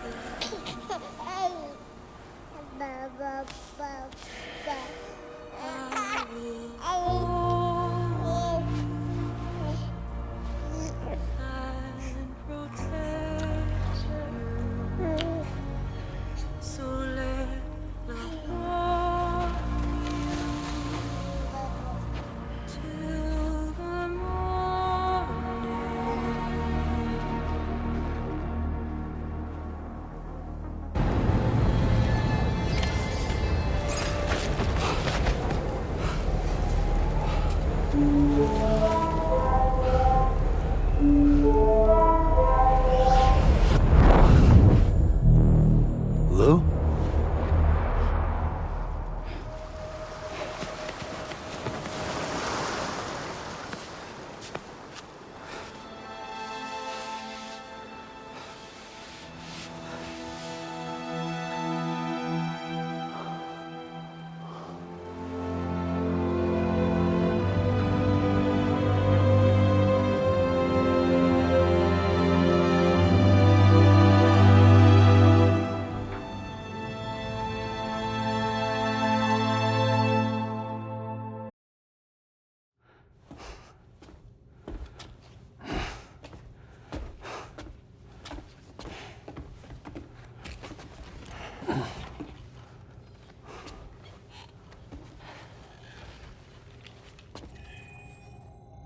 You alright?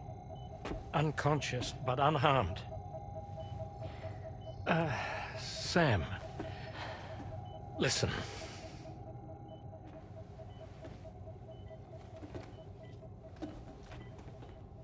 Fragile?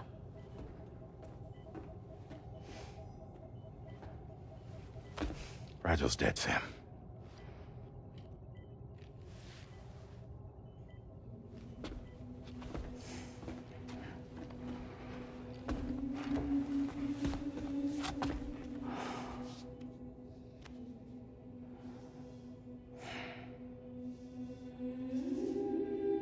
Truth is, she's been dead for some time.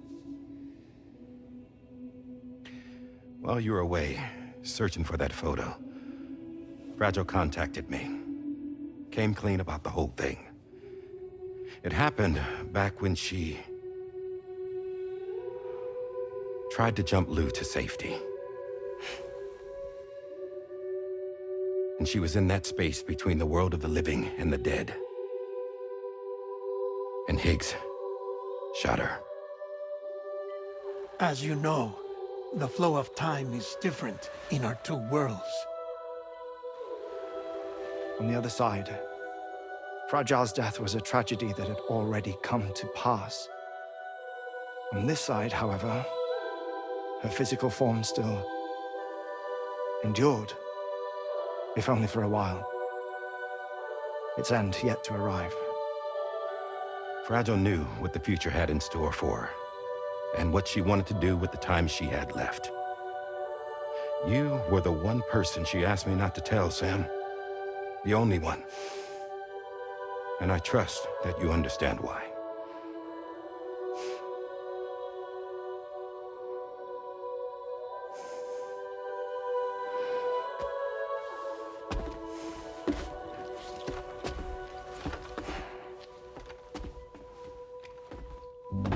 I'm sorry, Sam.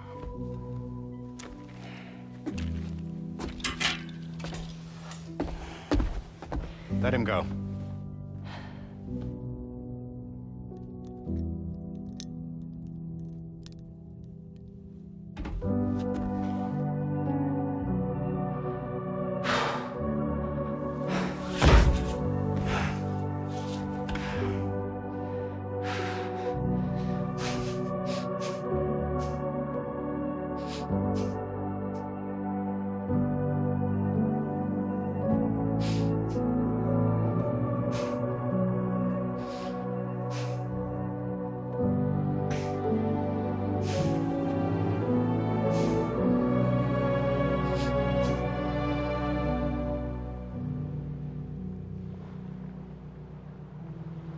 Sam, there's something I haven't told you.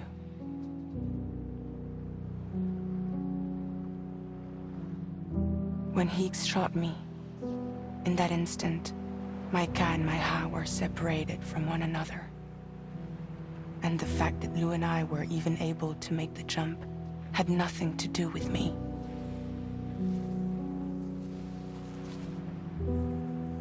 It was Lou. Lou connected us to those poor lost souls.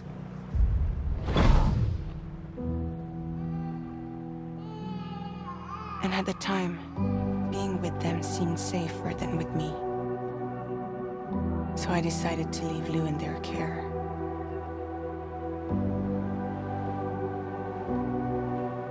But afterwards, Sam, when you came and found me, I'd lost all memory of what I'd done. The only thing I knew for certain was that I was already dead. And that what little time I had left, I wanted to spend traveling with you. It wasn't until the moment we arrived at Apas's beach that I finally remembered. About Lou, about the jump, about everything that had happened. It's my fault that you never got to watch Lou grow up. Me, who stole all those precious years. I'm so sorry, Sam. I can't give you back the time you've lost. But promise me you'll make the most of your future. With Lou.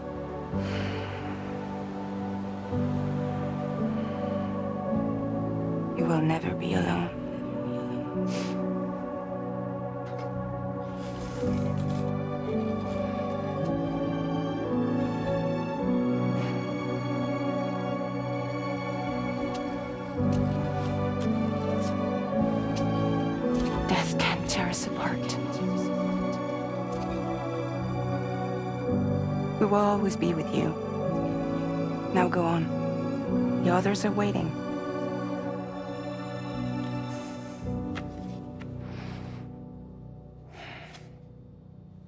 Wait!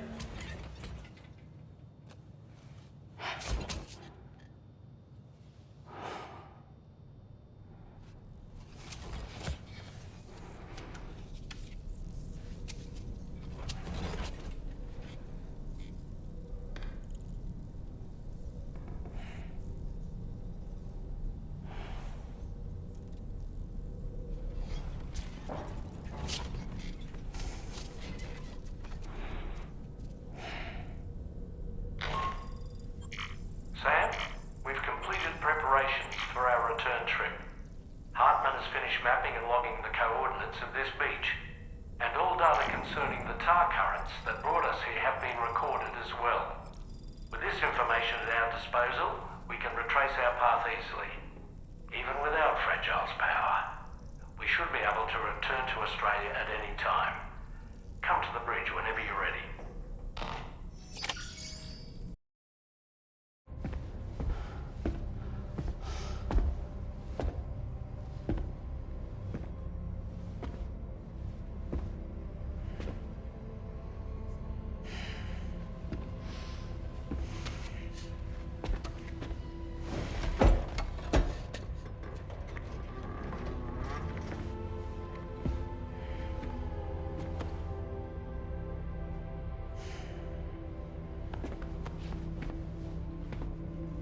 All squared away? We're gonna need everyone's power to make this work. Attention all hands. It's time for us to go home.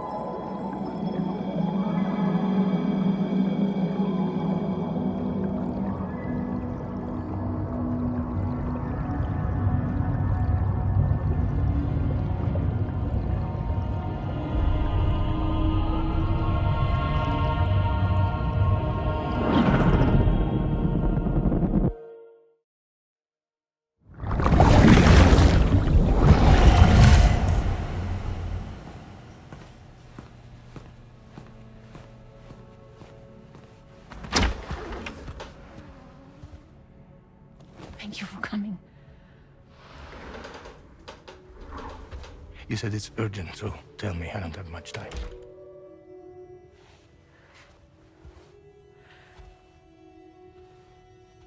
They're after my child. They won't live for themselves. Bridges has plans, and everything hinges on using Lou as a sacrificial BB.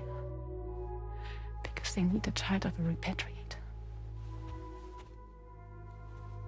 But I won't let them have my baby.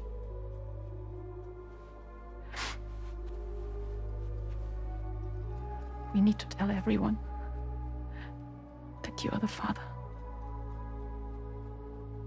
But I'm not. I wouldn't stop playing with me. Please. Neil. Please. Help me keep Lou safe.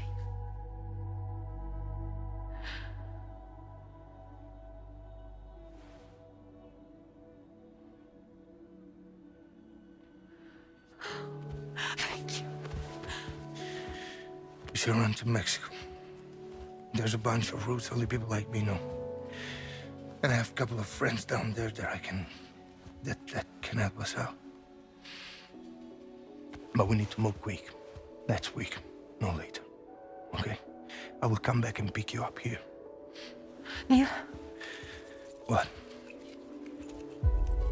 contains everything. I want you to hold on to it for me.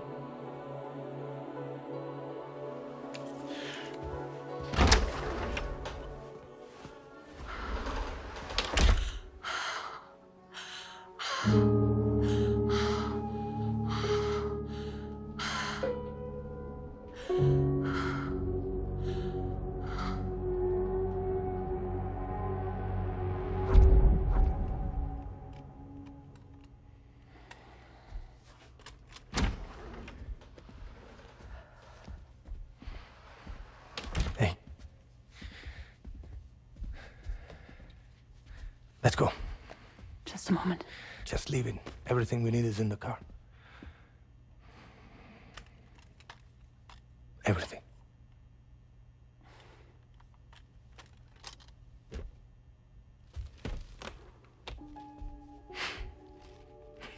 Just to make it more romantic.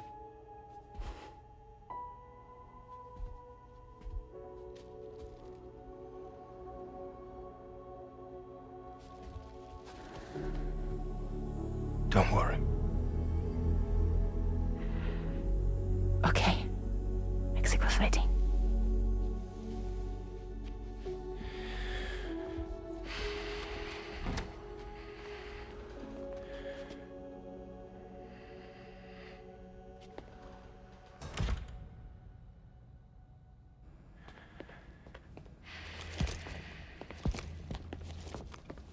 He's a patient of mine.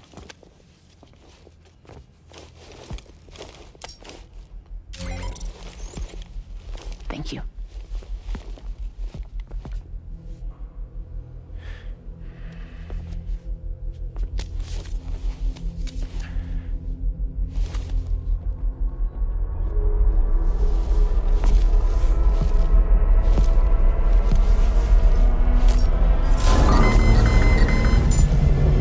Let me double check. Should work.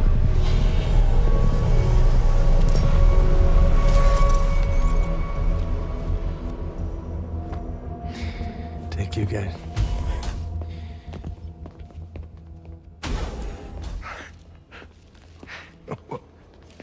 That's impressive.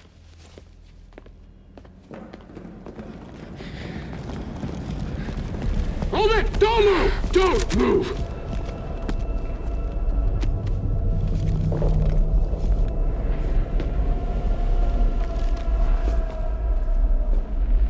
You had to know. We'd never let you leave. You're carrying the child of a repatriate, after all. A test subject of incalculable value. Gun! Put it down! Put it down! No. You're wrong, because that's my child. So back the fuck off. Back off!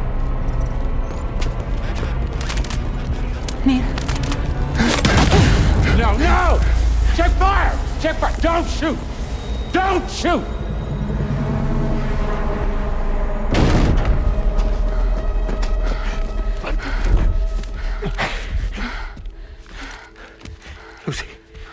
Lucy. Hey. Oh, fuck. Neil.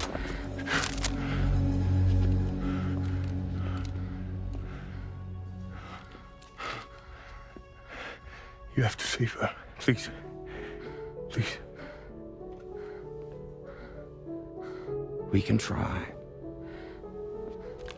But there's going to be conditions. This child is invaluable to us. You have to agree to let us take it. She'll survive. She'll survive. Give me your word. I give you my word, Neil. I give you my word.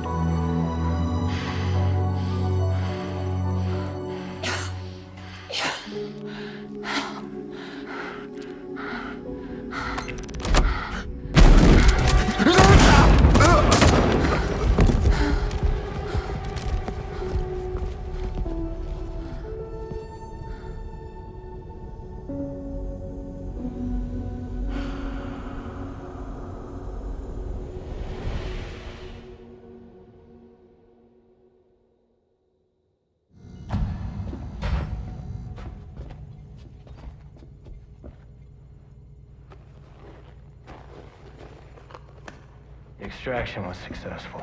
BB-00 was transferred to a sterilized pod and sent to a separate facility. Ready to proceed with corpse disposal. 1 male, 1 female. Impossible. What the hell? How long has it been like this? He's already succumbed to necrosis. What the hell?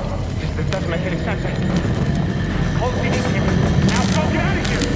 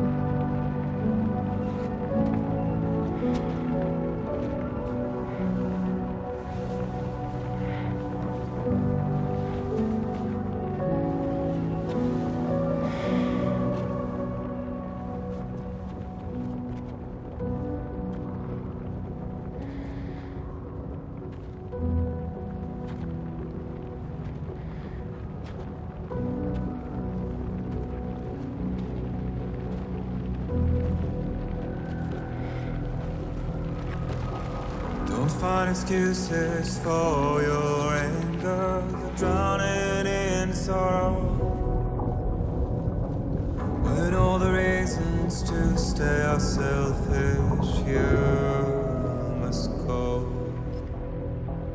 I'll show you out this burden is hiding the meaning of it all. How beautiful this life can be. You don't have to grow. Don't waste your life respecting the rulers. There is no time you need to run. Take every chance and try all you can find. Any love or any time. Go catch the light and shine it all around. It's all we have to survive this world. Don't think of all you have to leave behind.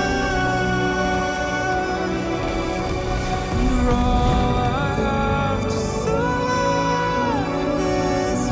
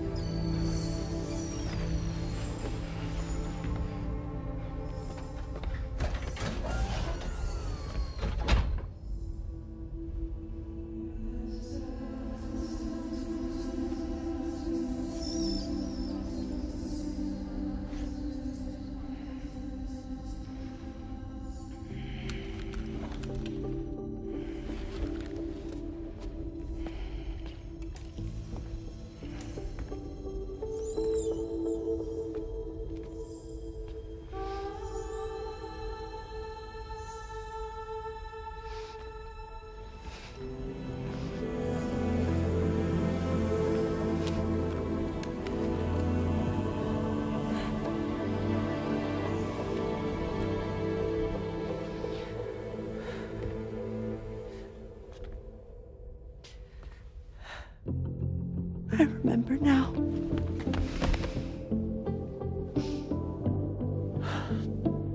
The journey the two of us went on together. You and me, Sam. No.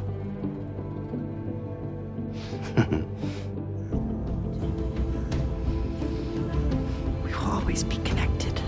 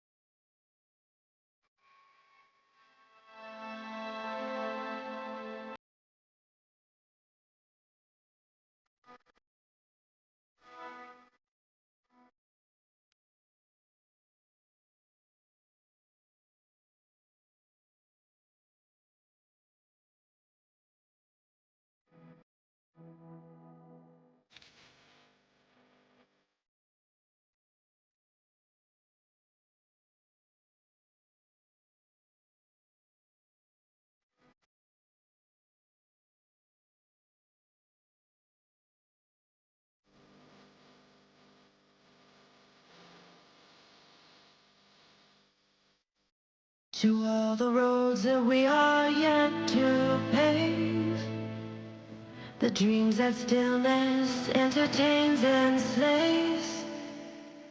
Now if my love for you won't make you stay, I don't know what will. You will never leave a trace where you won't. If the only path you take's the one you're told, walk away, I'll find you. So far away you'll reach you.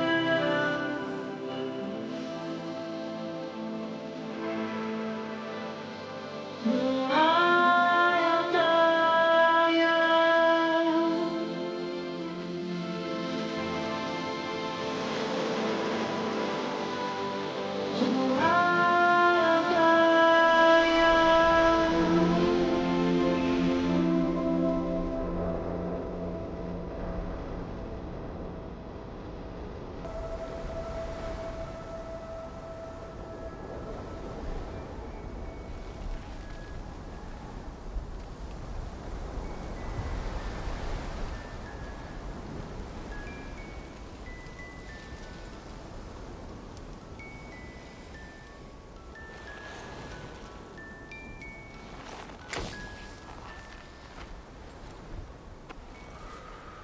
Me, I've always loved porters.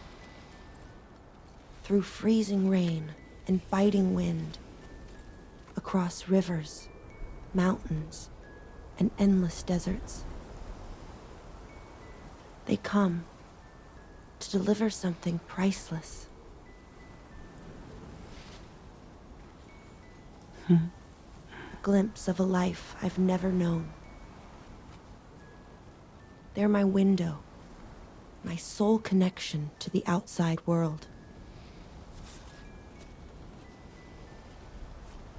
And I know they'll be back again today.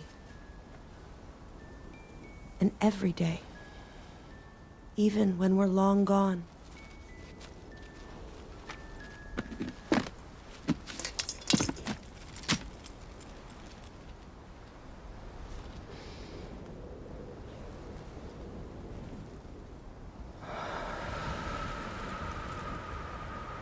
Death can't tear us apart.